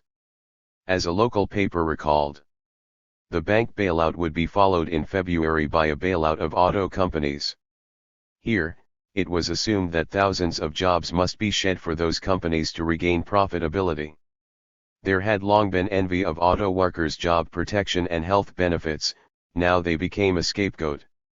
As once proud Michigan manufacturing cities all but shut down, right-wing radio commentators asserted that workers instrumental, historically, through their labor struggles in obtaining 7-day work weeks and 40-hour days for everyone were getting their just desserts. One reason American auto workers had such relatively generous plans, compared with other blue-collar workers, was first and foremost because they played such an essential role in creating something their fellow citizens actually needed, and what's more, something recognized as culturally important, indeed, central to their sense of themselves as Americans. It's hard to escape the impression that this was precisely what others resented about them. They get to make cars. Shouldn't that be enough for them? I have to sit around filling out stupid forms all day, and these bastards want to rub it in by threatening to go on strike to demand a dental plan, or 2 weeks off to take their kids to see the Grand Canyon or the Coliseum.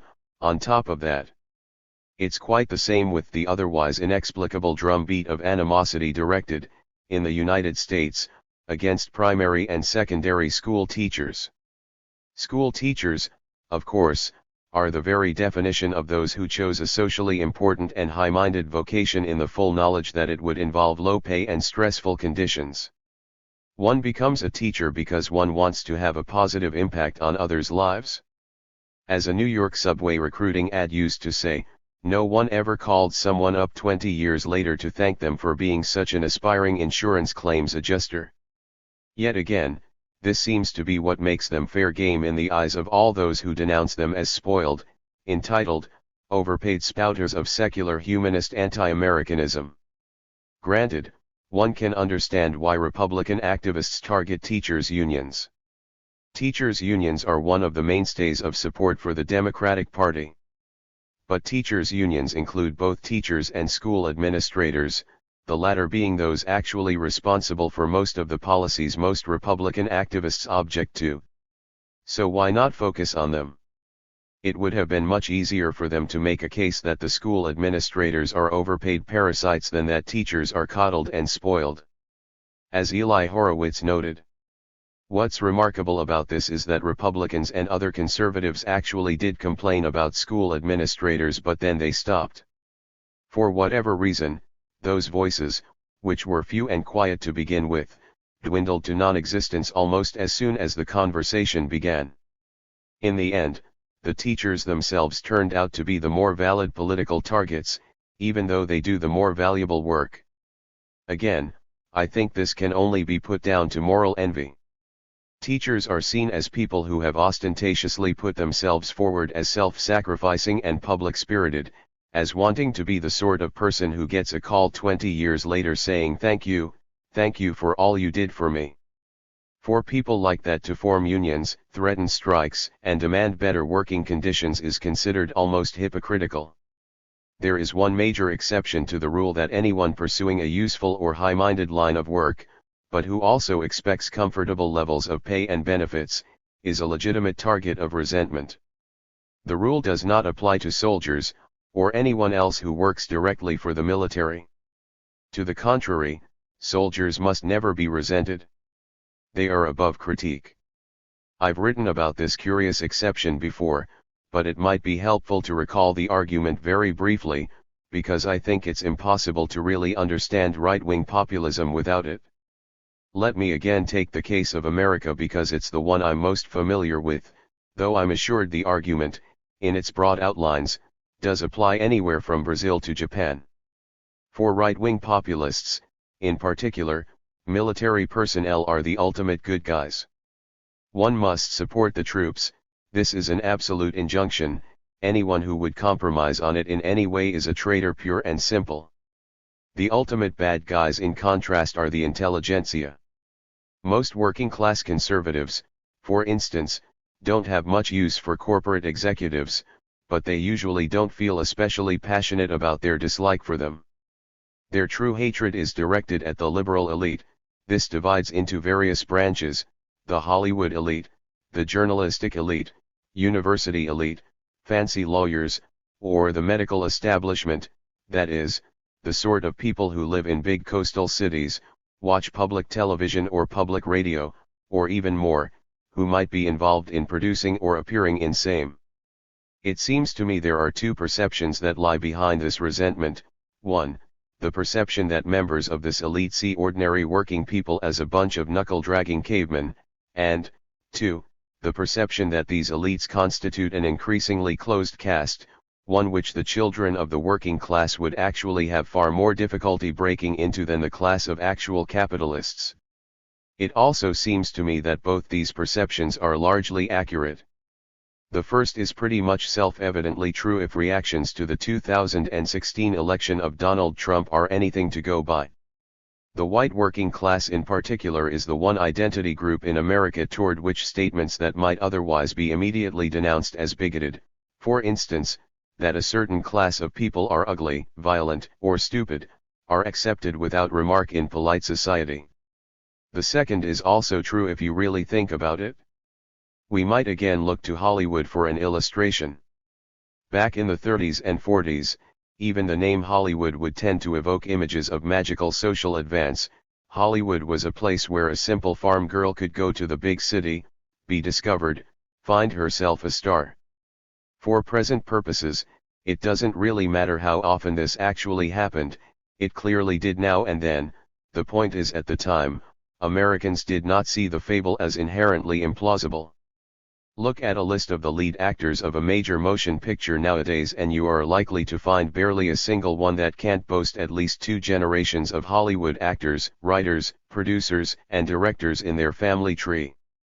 The film industry has come to be dominated by an in-marrying cast.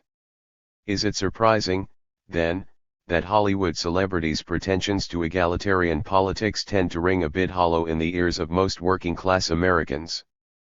Neither is Hollywood in any way an exception in this regard.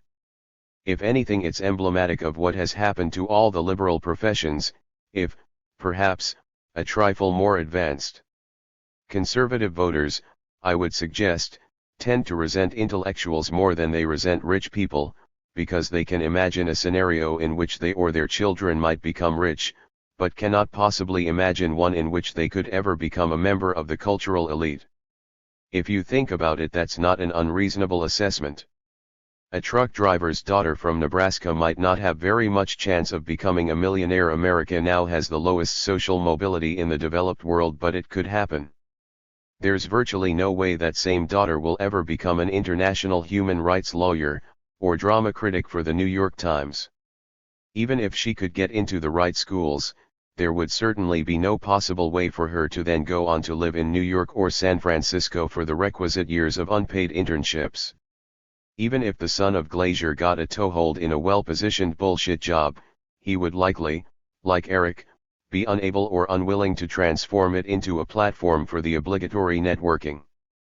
There are 1,000 invisible barriers.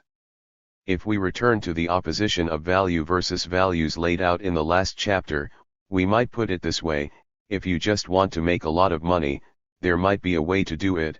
On the other hand, if your aim is to pursue any other sort of value, whether that be truth, journalism, academia, beauty, the art world, publishing, justice, activism, human rights, charity, and so forth, and you actually want to be paid a living wage for it, then if you do not possess a certain degree of family wealth, social networks, and cultural capital, there's simply no way in.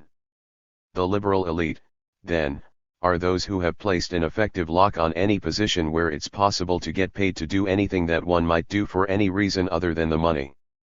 They are seen as trying, and largely succeeding, in constituting themselves as a new American nobility in the same sense as the Hollywood aristocracy, monopolizing the hereditary right to all those jobs where one can live well, and still feel one is serving some higher purpose, which is to say, feel noble.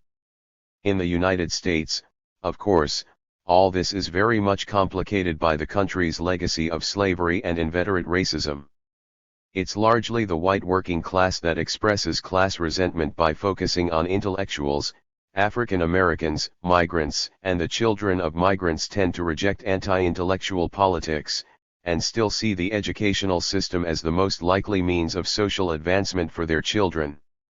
This makes it easier for poor whites to see them as unfairly in alliance with rich white liberals.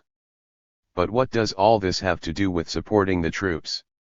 Well, if that truck driver's daughter was absolutely determined to find a job that would allow her to pursue something unselfish and high-minded, but still paid the rent and guaranteed access to adequate dental care, what options does she really have? If she's of a religious temperament, there might be some possibility in her local church.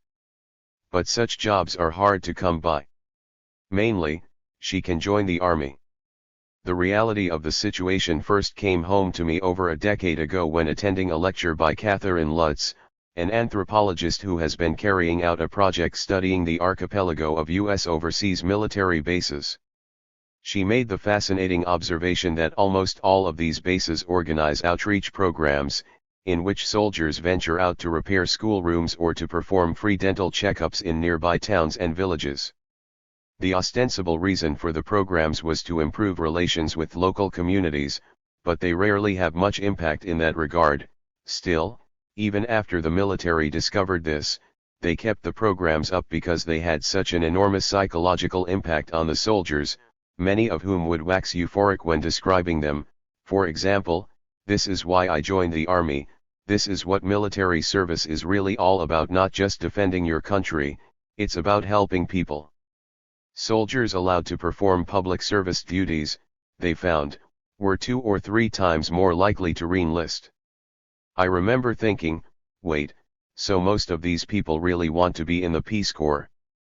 And I duly looked it up and discovered, sure enough, to be accepted into the Peace Corps, you need to already have a college degree. The U.S. military is a haven for frustrated altruists.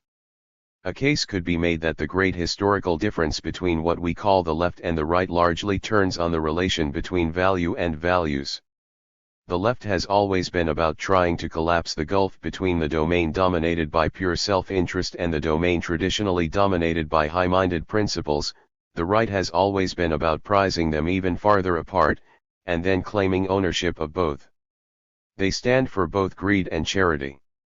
Hence, the otherwise inexplicable alliance in the Republican Party between the free market libertarians and the values voters of the Christian right. What this comes down to in practice has usually been the political equivalent of a strategy of good cop bad cop: first unleash the chaos of the market to destabilize lives and all existing verities alike, then, offer yourself up as the last bastion of the authority of church and fatherhood against the barbarians they have themselves unleashed. By juxtaposing the call to support the troops with condemnations of the liberal elite, the right is effectively calling out the left as hypocrites. They're saying, 60s campus radicals claimed they were trying to create a new society in which everyone could be happy idealists living in material prosperity, where under communism the distinction between value and values would be annihilated and all would work for the common good, but all they really ended up doing was to guarantee any jobs which allow one to feel like one is doing that are set aside exclusively for their own spoiled children. This has some very important implications for the nature of the societies we live in.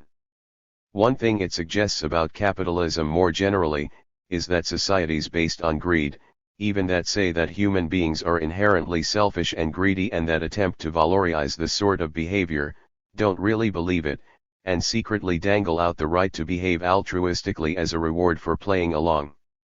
Only those who can prove their mettle at selfishness are to be afforded the right to be selfless. Or, that's how the game is supposed to work. If you suffer and scheme and by doing so manage to accumulate enough economic value, then you are allowed to cash in and turn your millions into something unique, higher, intangible, or beautiful, that is, turn value into values. You assemble a collection of Rembrandts, or classic racing cars. Or you set up a foundation and devote the rest of your life to charity. To skip straight to the end is obviously cheating. We are back to Abraham Lincoln's version of medieval life cycle service, with the proviso that now, the overwhelming majority of us can only expect to experience anything like full adulthood on retirement, if at all.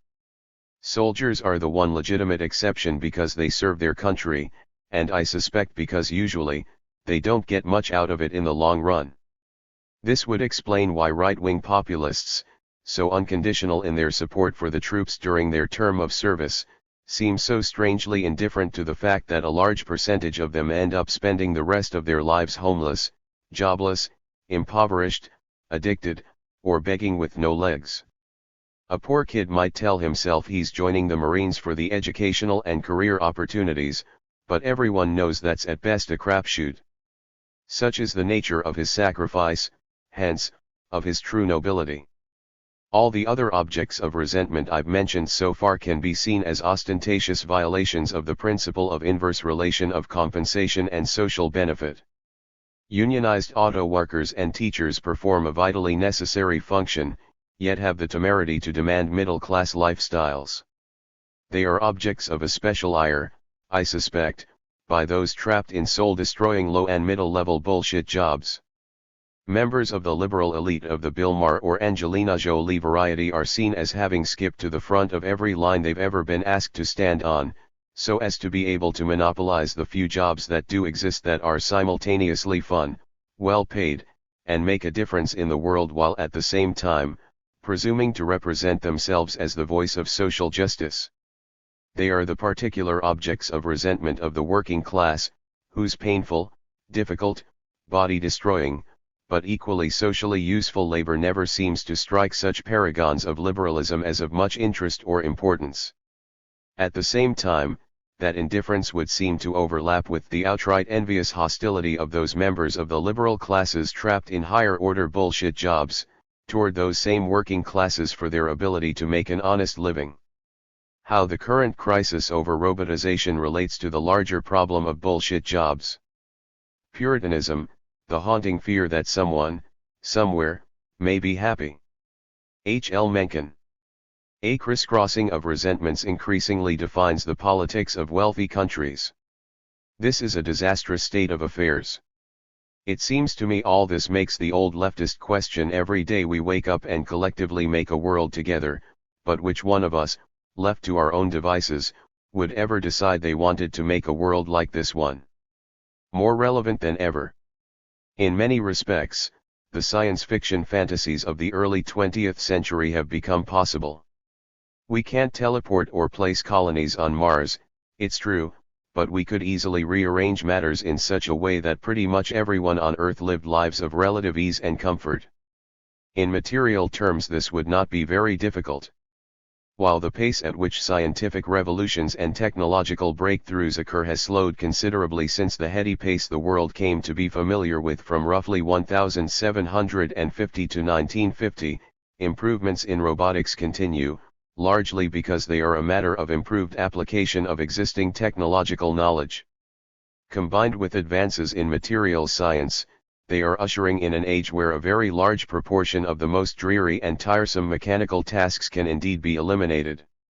What this means is that work, as we know it, will less and less resemble what we think of as productive labor, and more resemble caring labor since, after all, caring consists mainly of the sorts of things most of us would least like to see done by a machine.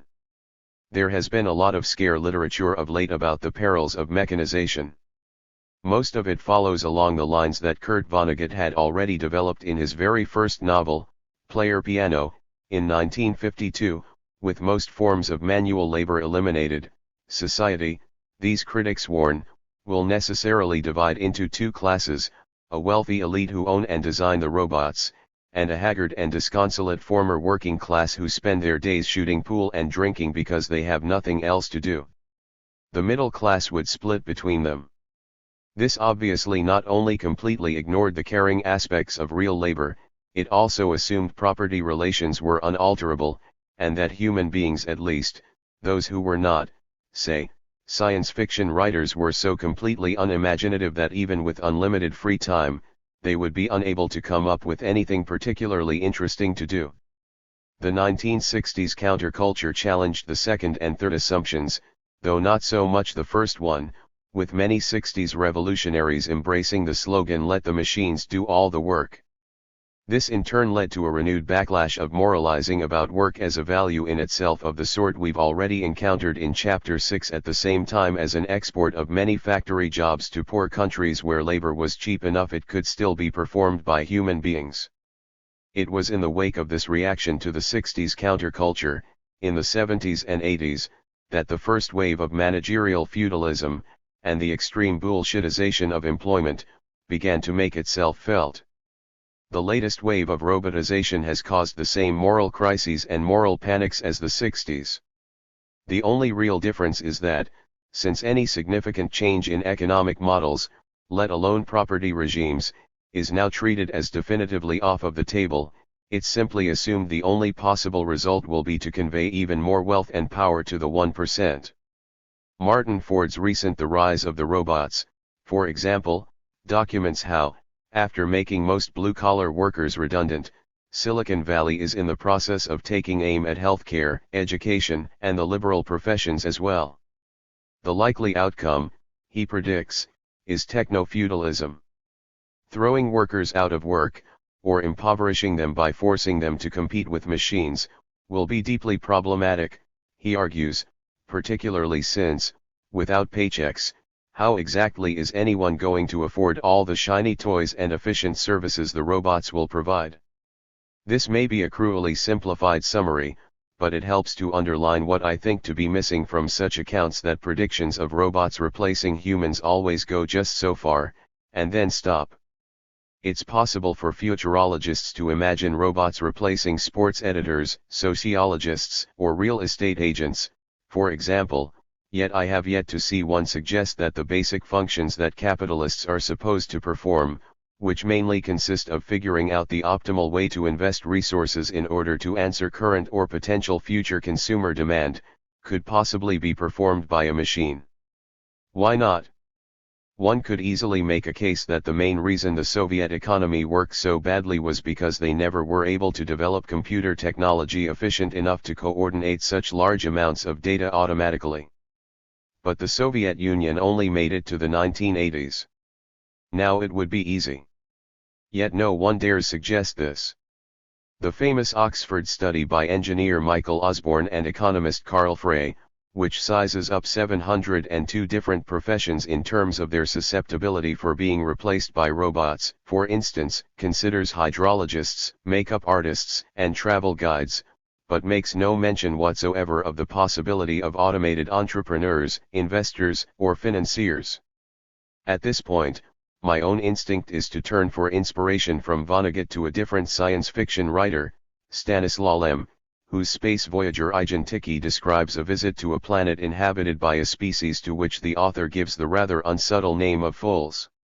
At the time of his arrival, the Fulls were experiencing a classic Marxian overproduction crisis.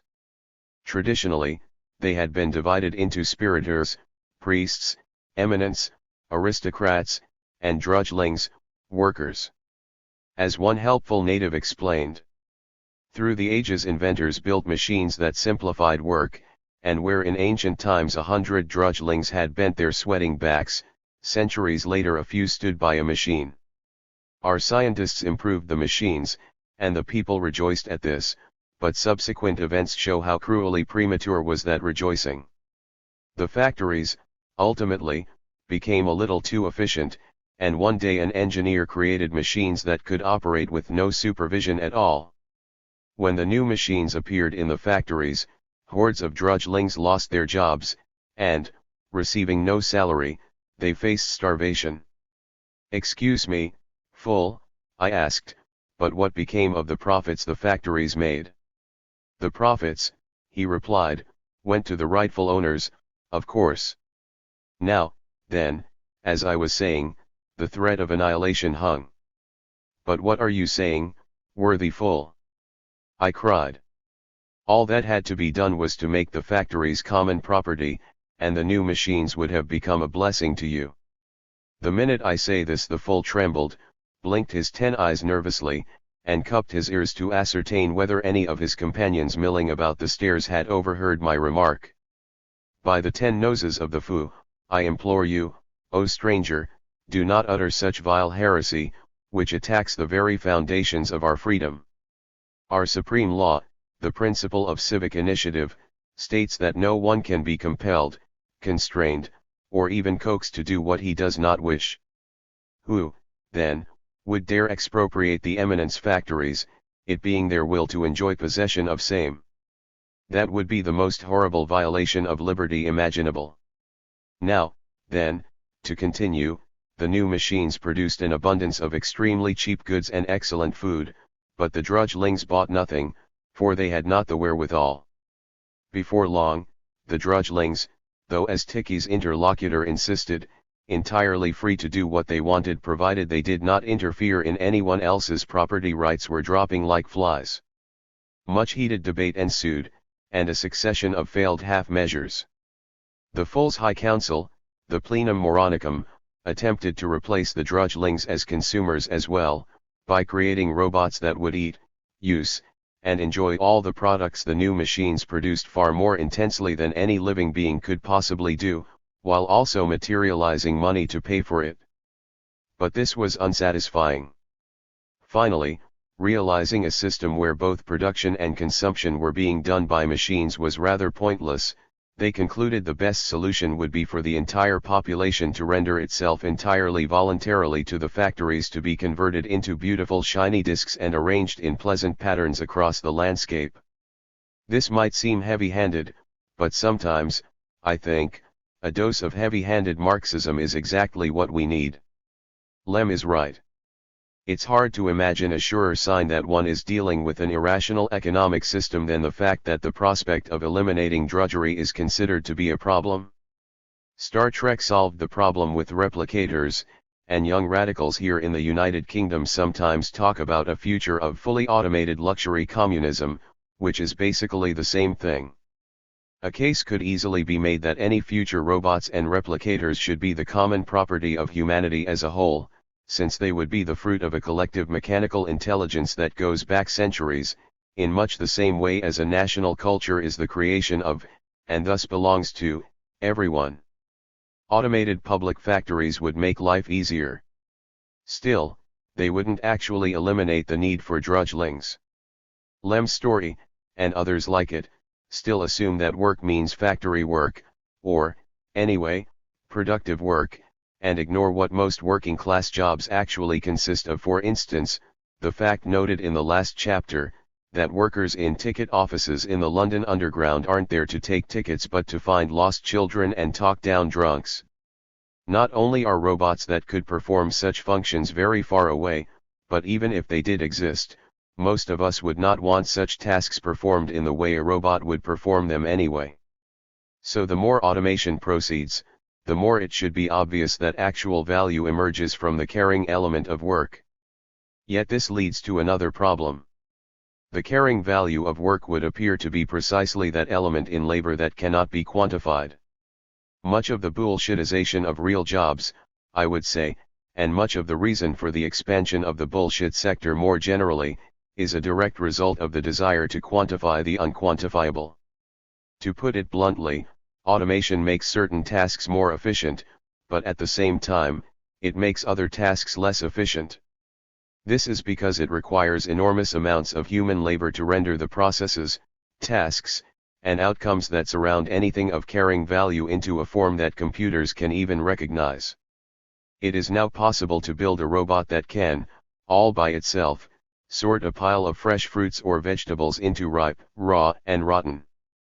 This is a good thing because sorting fruit, especially for more than an hour or two, is boring. It is not possible to build a robot that can, all by itself, scan over a dozen history course reading lists and decide which is the best course. This isn't such a bad thing, either, because such work is interesting, or at least, it's not hard to locate people who would find it so. One reason to have robots sorting fruit is so that real human beings can have more time to think about what history course they'd prefer to take, or some equally unquantifiable thing like who's their favorite funk guitarist or what color they'd like to dye their hair. However, and here's the catch, if we did for some reason wish to pretend that a computer could decide which is the best history course, say, because we decided we need to have uniform, quantifiable, quality standards to apply across the university for funding purposes, there's no way that computer could do the task by itself. The fruit you can just roll into a bin. In the case of the history course, it requires enormous human effort to render the material into units that a computer would even begin to know what to do with. To get even the most minimal sense of what happens when you try, consider the following diagrams, which illustrate the difference between what's required to print an exam, or upload a syllabus, in Queensland, a contemporary managerial university in Australia, where all course materials have to be in a uniform format, as compared with a traditional academic department, see figures 8.1 to 8.4. Figure 8.1 Creation of course profile/syllabus, managerial. Figure 8.2 Creation of course profile/syllabus, non-managerial. Figure 8.3 Creation of exam, managerial. Figure 8.4 Creation of exam, non-managerial. The critical thing about this diagram is that each of those additional lines represents an action that has to be performed, not by a computer, but by an actual human being. On the political ramifications of bullshitization and consequent decline of productivity in the caring sector as it relates to the possibility of a revolt of the caring classes. Since at least the Great Depression, we've been hearing warnings that automation was or was about to be throwing millions out of work. Keynes at the time coined the term technological unemployment, and many assumed the mass unemployment of the 1930s was just a sign of things to come. And while this might make it seem such claims have always been somewhat alarmist, what this book suggests is that the opposite was the case. They were entirely accurate. Automation did, in fact, lead to mass unemployment. We have simply stopped the gap by adding dummy jobs that are effectively made up. A combination of political pressure from both right and left, a deeply held popular feeling that paid employment alone can make one a full moral person, and finally, a fear on the part of the upper classes, already noted by George Orwell in 1933, of what the laboring masses might get up to if they had too much leisure on their hands, has ensured that whatever the underlying reality, when it comes to official unemployment figures in wealthy countries, the needle should never jump too far from the range of 3 to 8%. But if one eliminates bullshit jobs from the picture, and the real jobs that only exist to support them, one could say that the catastrophe predicted in the 1930s really did happen. Upward of 50% to 60% of the population has, in fact, been thrown out of work. Except, of course, there's absolutely no reason it should have been a catastrophe. Over the course of the last several thousand years there have been untold thousands of human groups that might be referred to as societies, and the overwhelming majority of them managed to figure out ways to distribute those tasks that needed to be done to keep them alive in the style to which they were accustomed, in such a fashion that most everyone had some way to contribute, and no one had to spend the majority of their waking hours performing tasks they would rather not be doing, in the way that people do today. What's more, faced with the problem of abundant leisure time, people in those societies seem to have had little trouble figuring out ways to entertain themselves or otherwise pass the time. From the perspective of anyone born in one of those past societies, we'd probably look just as irrational as the fools to Ijantiki. The reason the current allocation of labor looks the way it does, then, has nothing to do with economics or even human nature. It's ultimately political. There was no reason we had to try to quantify the value of caring labor. There is no real reason we have to continue to do so.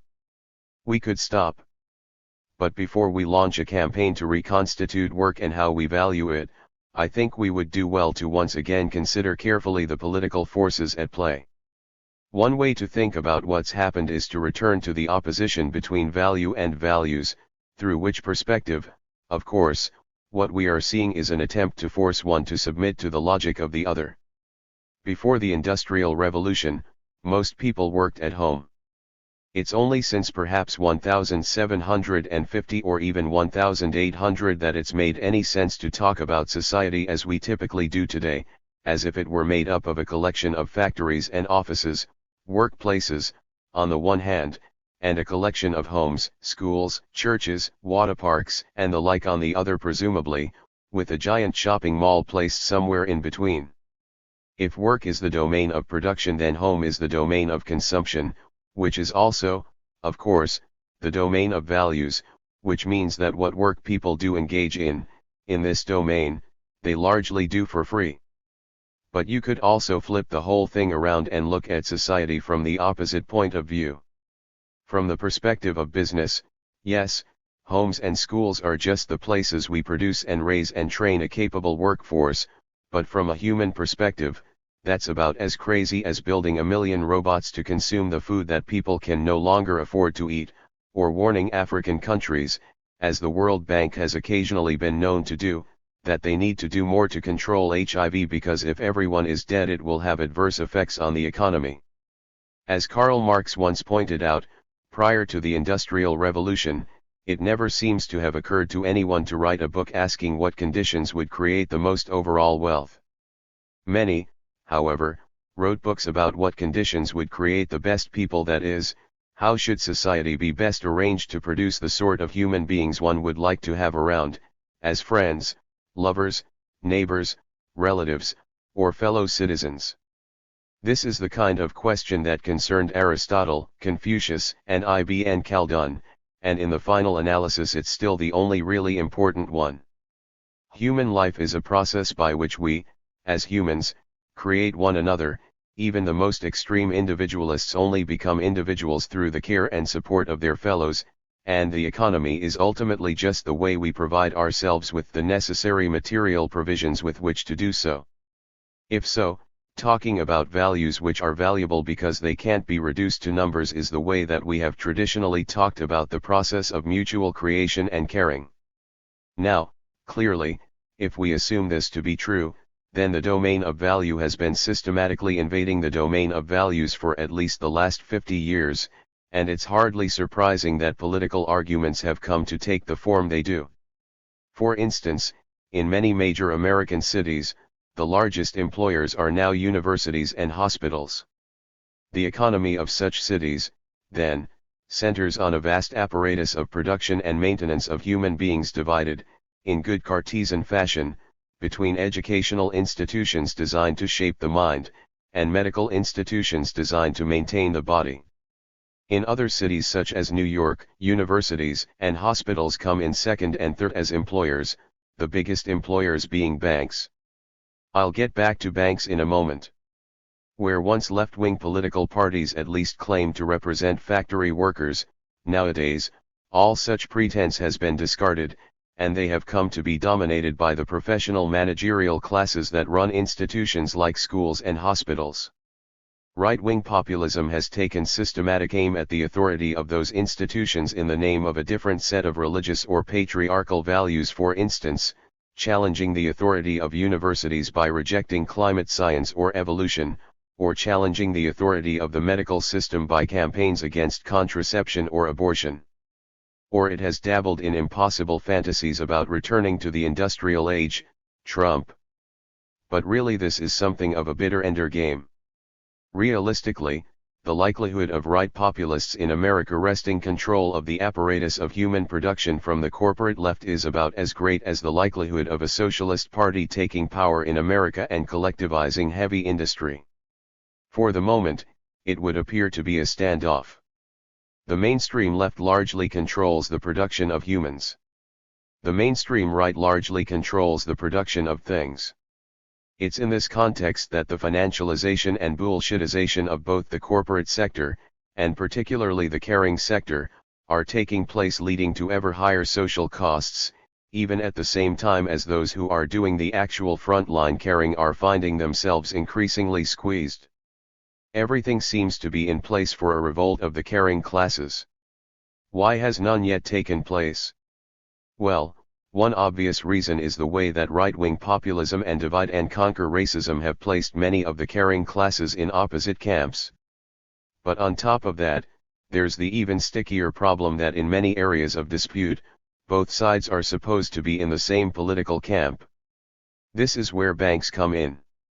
The entanglement of banks, universities, and hospitals has become truly insidious. Finance works its way into everything, from car loans to credit cards, but it's significant that the principal cause of bankruptcy in America is medical debt, and the principal force drawing young people into bullshit jobs is the need to pay student loans. Yet since Clinton in the United States and Blair in the United Kingdom, it's been the ostensibly left parties that have most embraced the rule of finance, received the largest contributions from the financial sector, and worked the most closely with financial lobbyists to reform the laws to make all this possible. It was exactly at the same time that these same parties self-consciously rejected any remaining elements of their old working-class constituencies, and instead became, as Tom Frank has so effectively demonstrated, the parties of the professional managerial class, that is, not just doctors and lawyers, but the administrators and managers actually responsible for the bullshitization of the caring sectors of the economy. If nurses were to rebel against the fact that they have to spend the bulk of their shifts doing paperwork, they would have to rebel against their own union leaders, who are firmly allied with the Clintonite Democratic Party, whose core support comes from the hospital administrators responsible for imposing the paperwork on them to begin with. If teachers were to rebel, they'd have to rebel against school administrators who are actually represented, in many cases, by the exact same union. If they protest too loudly, they will simply be told they have no choice but to accept bullshitization, because the only alternative is to surrender to the racist barbarians of the populist right. I have myself smashed my head against this dilemma repeatedly. Back in 2006, when I was being kicked out of Yale for my support of grad students engaged in a teacher unionization drive, the anthropology department had to get special permission to change the reappointment rules for my case, and my case only, in order to get rid of me. Union strategists considered a campaign on my behalf on MoveOn.org and similar left liberal mailing lists until reminded that the Yale administrators behind my dismissal were probably active on those lists themselves. Years later, with Occupy Wall Street, which might be considered the first great rising of the caring classes, I watched those same progressive professional managerials first attempt to co-opt the movement for the Democratic Party, then, when that proved impossible, sit idly by or even collude while a peaceful movement was suppressed by military force. On universal basic income as an example of a program that might begin to detach work from compensation and put an end to the dilemmas described in this book. I don't usually like putting policy recommendations in my books. One reason for this is that it has been my experience that if an author is critical of existing social arrangements, reviewers will often respond by effectively asking, "So what are you proposing to do about it?" Then, search the text until they find something that looks like a policy suggestion, and then act as if that is what the book is basically about. So if I were to suggest that a mass reduction of working hours or a policy of universal basic income might go far in solving the problems described here, the likely response will be to see this as a book about reducing working hours or about universal basic income, and to treat it as if it stands and falls on the workability of that policy or even, the ease by which it could be implemented. That would be deceptive.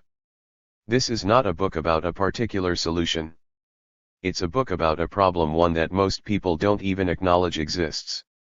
Another reason I hesitate to make policy suggestions is that I am suspicious of the very idea of policy. Policy implies the existence of an elite group, government officials, typically, that gets to decide on something, a policy, that they then arrange to be imposed on everybody else. There's a little mental trick we often play on ourselves when discussing such matters. We say, for instance, what are we going to do about the problem of X, as if we were society as a whole, somehow acting on ourselves, but, in fact, unless we happen to be part of that roughly 3% to 5% of the population whose views actually do affect policy makers, this is all a game of make-believe. We are identifying with our rulers when, in fact, we're the ones being ruled. This is what happens when we watch a politician on television say, "What shall we do about the less fortunate?" even though at least half of us would almost certainly fit that category ourselves. Myself, I find such games particularly pernicious because I'd prefer not to have policy elites around at all. I'm personally an anarchist, which means that, not only do I look forward to a day sometime in the future when governments, corporations, and the rest will be looked at as historical curiosities in the same way as we now look at the Spanish Inquisition or nomadic invasions, but I prefer solutions to immediate problems that do not give more power to governments or corporations, but rather, give people the means to manage their own affairs. It follows that when faced with a social problem, my impulse is not to imagine myself in charge, and ponder what sort of solutions I would then impose, but to look for a movement already out there, already trying to address the problem and create its own solutions. The problem of bullshit jobs, though, presents unusual challenges in this regard. There are no anti-bullshit job movements. This is partly because most people don't acknowledge the proliferation of bullshit jobs to be a problem, but also because even if they did, it would be difficult to organize a movement around such a problem. What local initiatives might such a movement propose? One could imagine unions or other worker organizations launching anti-bullshit initiatives in their own workplaces, or even across specific industries, but they would presumably call for the debullshitization of real work rather than firing people in unnecessary positions.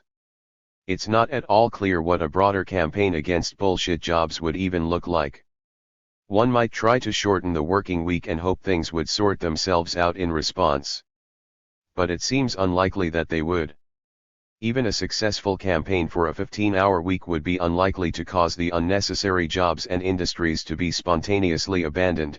At the same time, calling for a new government bureaucracy to assess the usefulness of jobs would inevitably itself turn into a vast generator of bullshit.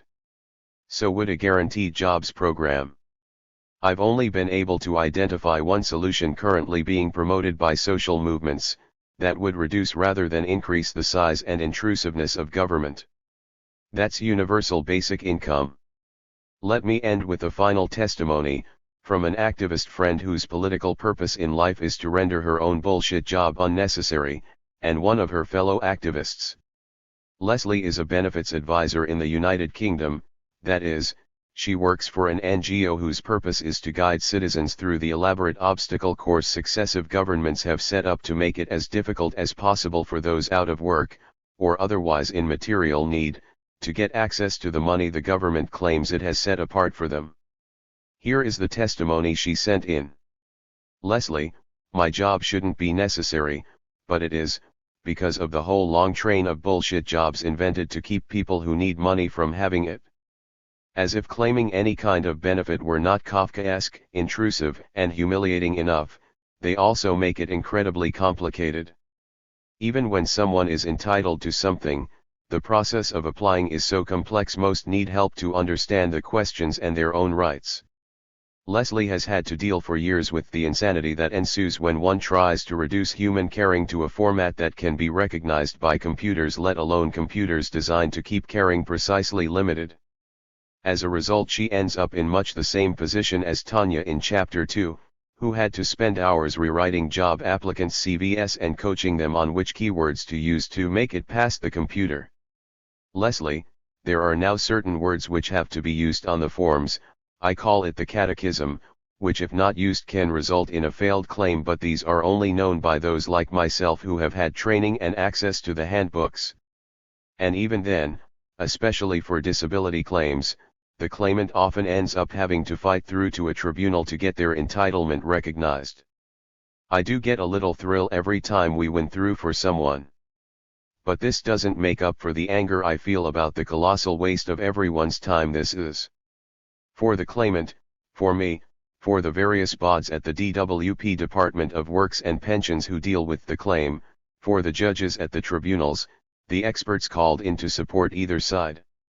Isn't there something more constructive we could all be doing, like, I don't know, installing solar panels or gardening? I also often wonder about whoever made up these rules. How much did they get paid for it? How long did it take them? How many people were involved? To their minds, I guess they were ensuring that the non-ligable don't get money. And then I think of visiting aliens laughing at us, humans inventing rules to prevent other humans from getting access to tokens of a human concept, money which is by its nature not scarce.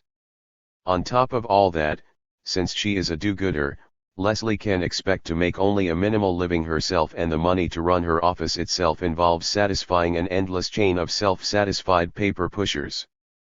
Leslie, to add insult to injury, my work is funded by charity trusts, a whole other long chain of BS jobs, from me applying for money up to the CEOs who claim their organizations fight poverty, or make the world a better place. At my end, this starts with hours searching for relevant funds, reading their guidelines, spending time learning how to best approach them, filling out forms, making phone calls. If successful, I'll next have to spend hours every month compiling statistics and filling out monitoring forms. Each trust has its own catechism and its own sets of indicators.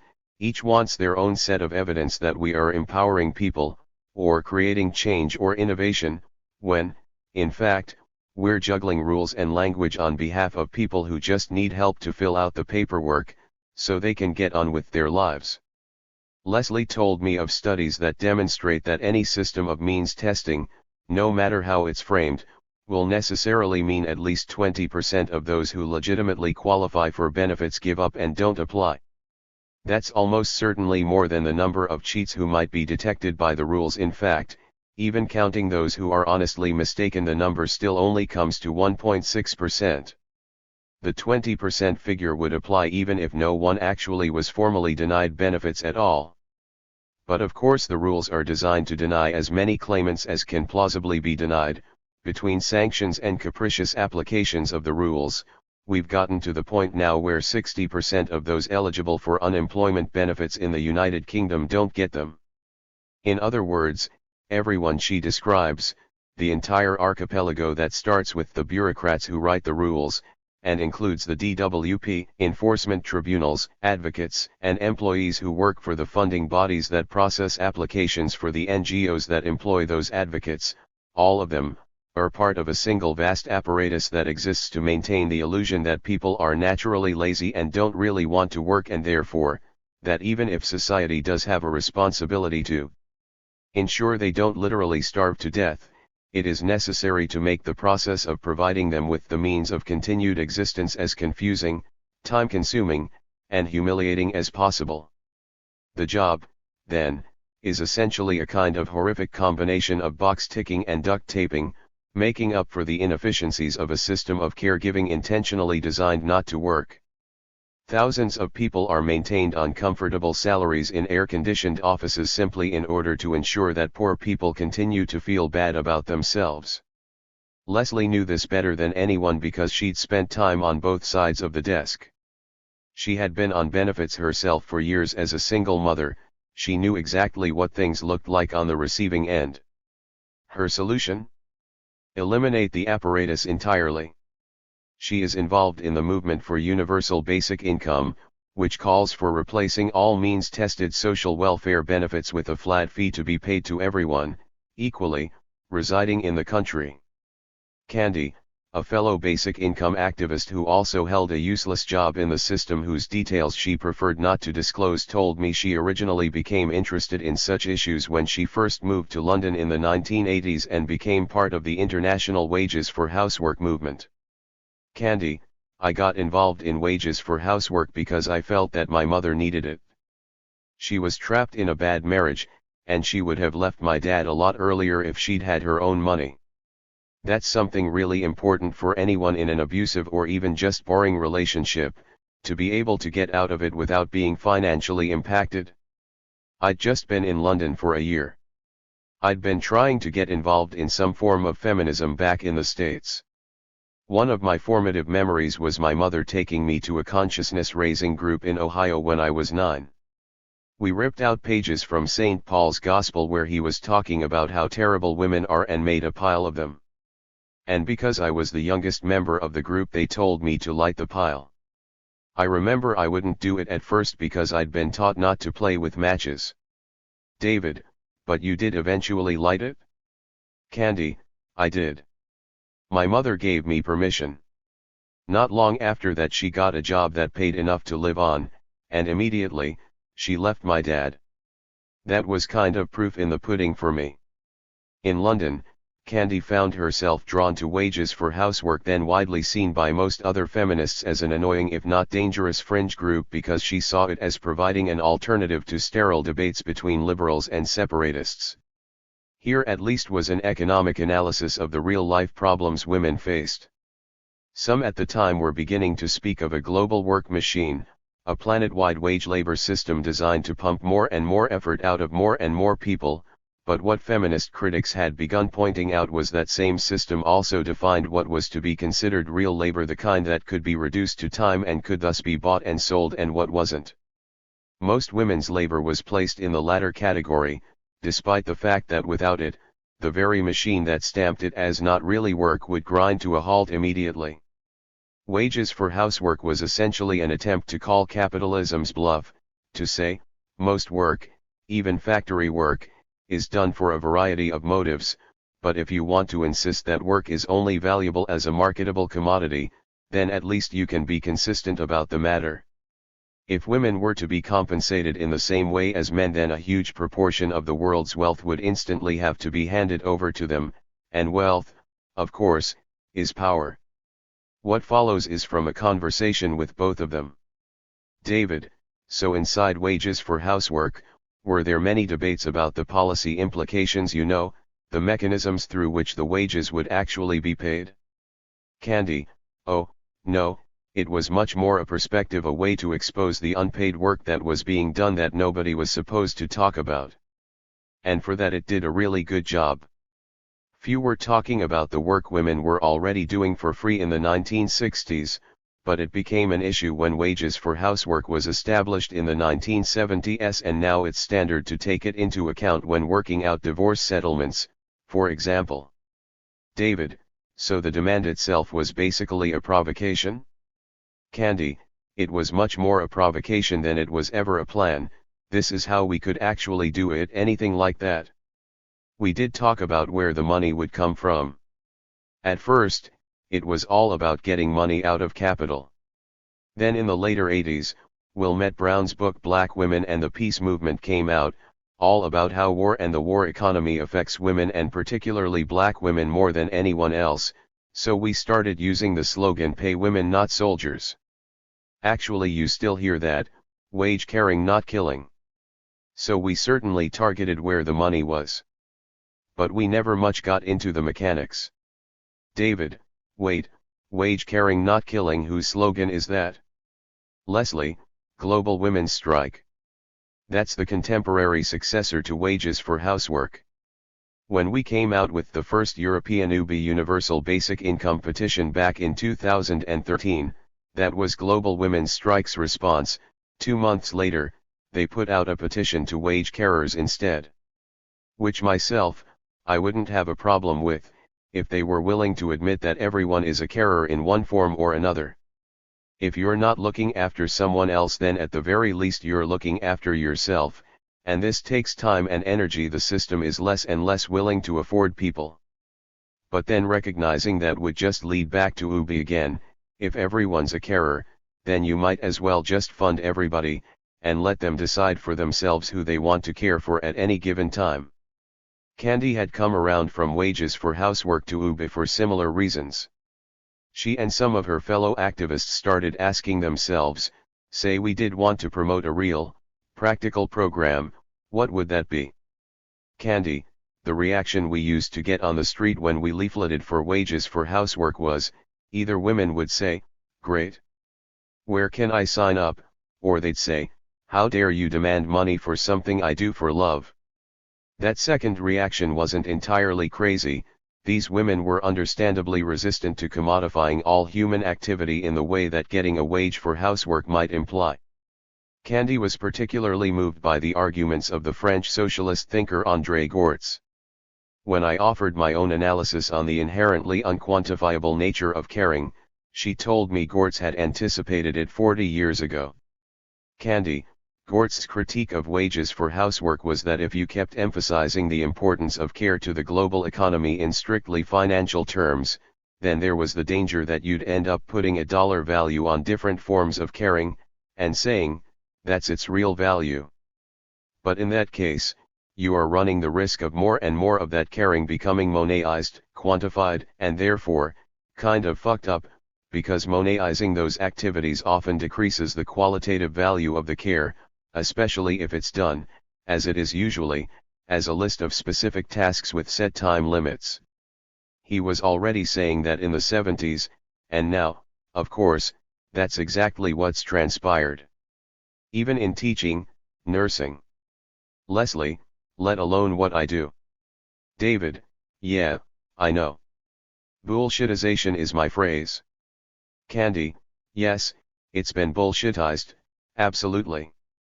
Leslie, whereas UBI. Didn't Sylvia Federici write or talk in an interview recently about how the UN and then all sorts of world bodies kind of glommed onto feminism as a way to resolve the capitalist crisis of the 70s? They said, sure, let's bring women and carers into the paid workforce. Most working class women were already doing a double day, not to empower women but as a way of disciplining men.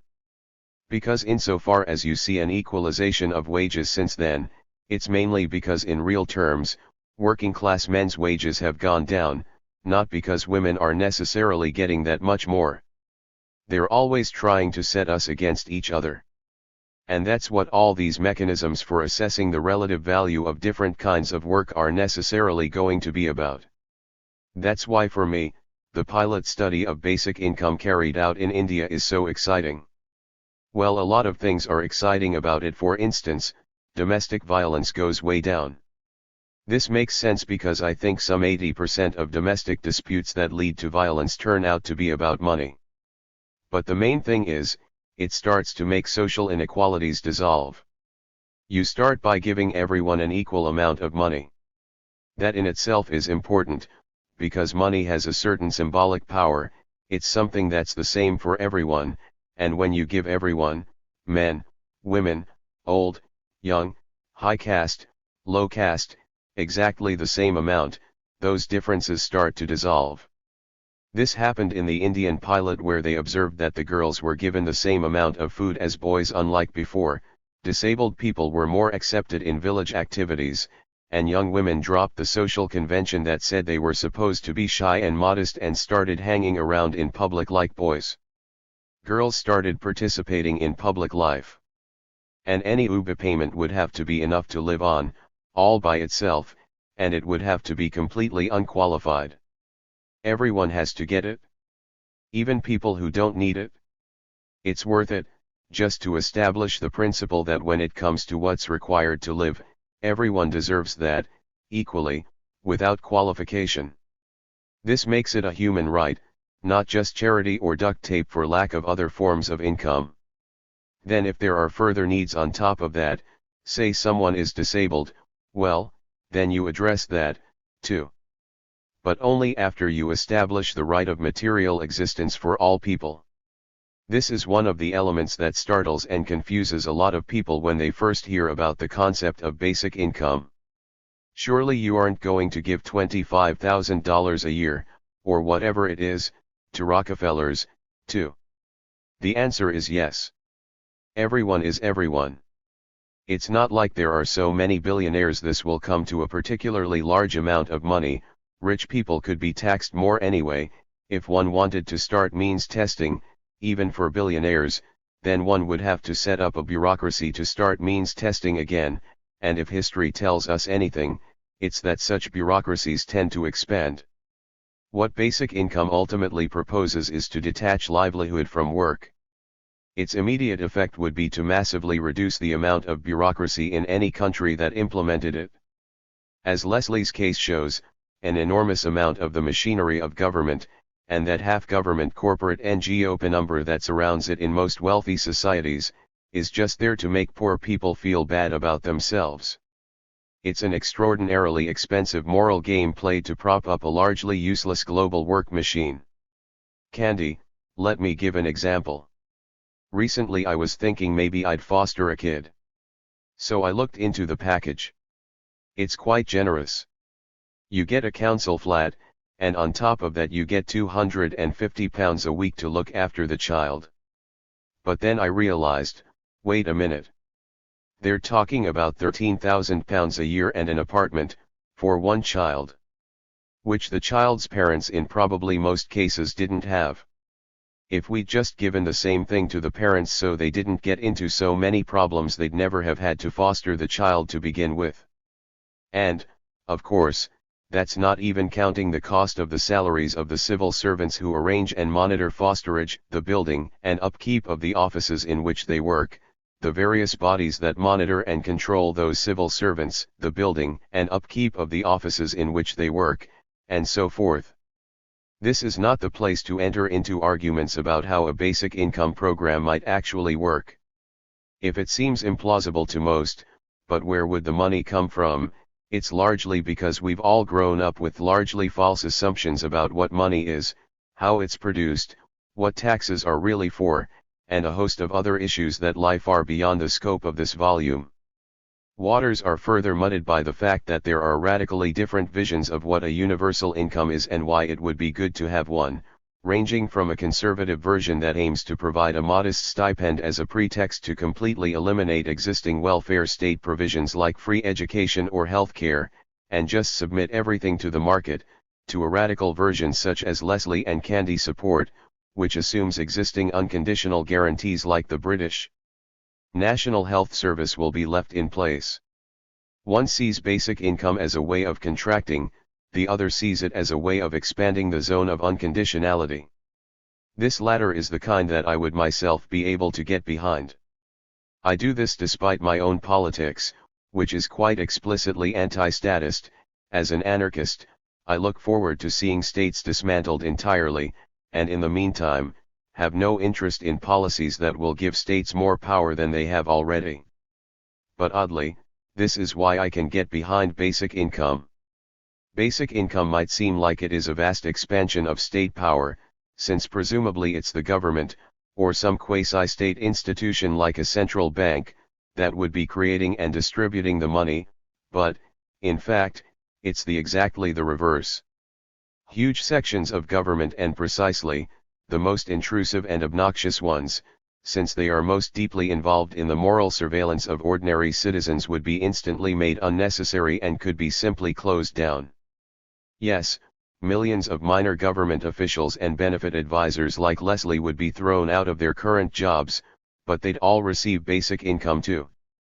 Maybe some of them will come up with something genuinely important to do, like installing solar panels, as Leslie suggests, or discovering the cure for cancer. But it wouldn't matter if they instead formed jug bands, devoted themselves to restoring antique furniture, spelunking, translating Mayan hieroglyphics, or trying to set the world record for having sex at an advanced age. Let them do what they like. Whatever they end up doing, they will almost certainly be happier than they are now, imposing sanctions on the unemployed for arriving late at CV building seminars or checking to see if the homeless are in possession of 3 forms of ID, and everybody else will be better off for their newfound happiness. Even a modest basic income program could become a stepping stone toward the most profound transformation of all, to unlatch work from livelihood entirely. As we saw in the last chapter, a strong moral case can be made for paying everyone the same regardless of their work. Yet the argument cited in that chapter did assume people were being paid for their work, and this would at the very least require some kind of monitoring bureaucracy to ensure that people were, in fact, working, even if it did not have to measure how hard or how much they produced. A full basic income would eliminate the compulsion to work, by offering a reasonable standard of living to all, and then either leaving it up to each individual to decide whether they wished to pursue further wealth, by doing a paying job, or selling something, or whether they wished to do something else with their time. Alternately, it might open the way to developing better ways of distributing goods entirely. Money is after all a rationing ticket, and in an ideal world, one would presumably wish to do as little rationing as possible. Obviously, all this depends on the assumption that human beings don't have to be compelled to work, or at least, to do something that they feel is useful or beneficial to others. As we've seen, this is a reasonable assumption. Most people would prefer not to spend their days sitting around watching TV, and the handful who really are inclined to be total parasites are not going to be a significant burden on society, since the total amount of work required to maintain people in comfort and security is not that formidable. The compulsive workaholics who insist on doing far more than they really have to would more than compensate for the occasional slackers. Finally, the concept of unconditional universal support is directly relevant to 2 issues that have come up repeatedly over the course of this book. The first is the sadomasochistic dynamic of hierarchical work arrangements, a dynamic that tends to be sharply exacerbated when everyone knows the work to be pointless. A lot of the day-to-day misery in working people's lives springs directly from this source. In Chapter 4, I cited Lynn Chancer's notion of sadomasochism in everyday life, and particularly the point that, unlike actual BDSM play, where there's always a safe word, when normal people fall into the same dynamic, there's never such an easy way out. You can't say orange to your boss. It's always occurred to me this insight is important and could even become the basis for a theory of social liberation. I like to think that Michel Foucault, the French social philosopher, was moving in this direction before his tragic death in 1984. Foucault, according to people who knew him, underwent a remarkable personal transformation on discovering BDSM, turning from a notoriously cagey and standoffish personality to one suddenly warm, open, and friendly. But his theoretical ideas also entered into a period of transformation that he was never able to fully bring to fruit. Foucault, of course, is famous mainly as a theorist of power, which he saw as flowing through all human relationships, even as the basic substance of human sociality, since he once defined it as simply a matter of acting on another's actions. This always created a peculiar paradox, because while he wrote in such a way as to suggest he was an anti-authoritarian opposed to power, he defined power in such a way that social life would be impossible without it. At the very end of his career, he seems to have aimed to resolve the dilemma by introducing a distinction between what he called power and domination. The first, he said, was just a matter of strategic games. Everyone is playing power games all the time, we can hardly help it, but neither is there anything objectionable about our doing so. So in this, his very last interview, power is not an evil. Power is strategic games. We know very well that power is not an evil. Take for example, sexual relationship or love relationships. To exercise power over another, in a sort of open strategic game, where things could be reversed, that is not evil. That is part of love, passion, of sexual pleasure. It seems to me we must distinguish the relations of power as strategic games between liberties, strategic games that result from the fact that some people try to determine the conduct of others, and the states of domination, which are what we ordinarily call power. Foucault isn't quite explicit on how we are to distinguish one from the other, other than to say that in domination, things are not open and cannot be reversed, otherwise fluid relations of power become rigid and congealed. He gives the example of the mutual manipulation of teacher and student, power good, versus the tyranny of the authoritarian pedant, domination bad. I think Foucault is circling around something here, and never quite gets to the promised land, a safe word theory of social liberation. Because this would be the obvious solution. It's not so much that certain games are fixed, some people like fixed games, for whatever reasons, but that sometimes, you can't get out of them. The question then does indeed become, what would be the equivalent of saying orange to one's boss? Or to an insufferable bureaucrat, obnoxious academic advisor, or abusive boyfriend? How do we create only games that we actually feel like playing, because we can opt out at any time? In the economic field, at least, the answer is obvious. All of the gratuitous sadism of workplace politics depends on one's inability to say I quit and feel no economic consequences. If Annie's boss knew Annie's income would be unaffected even if she did walk off in disgust at being called out yet again for a problem she'd fixed months ago, she would know better than to call her into the office to begin with. Basic income in this sense would, indeed, give workers the power to say orange to their boss. Which leads to the second theme.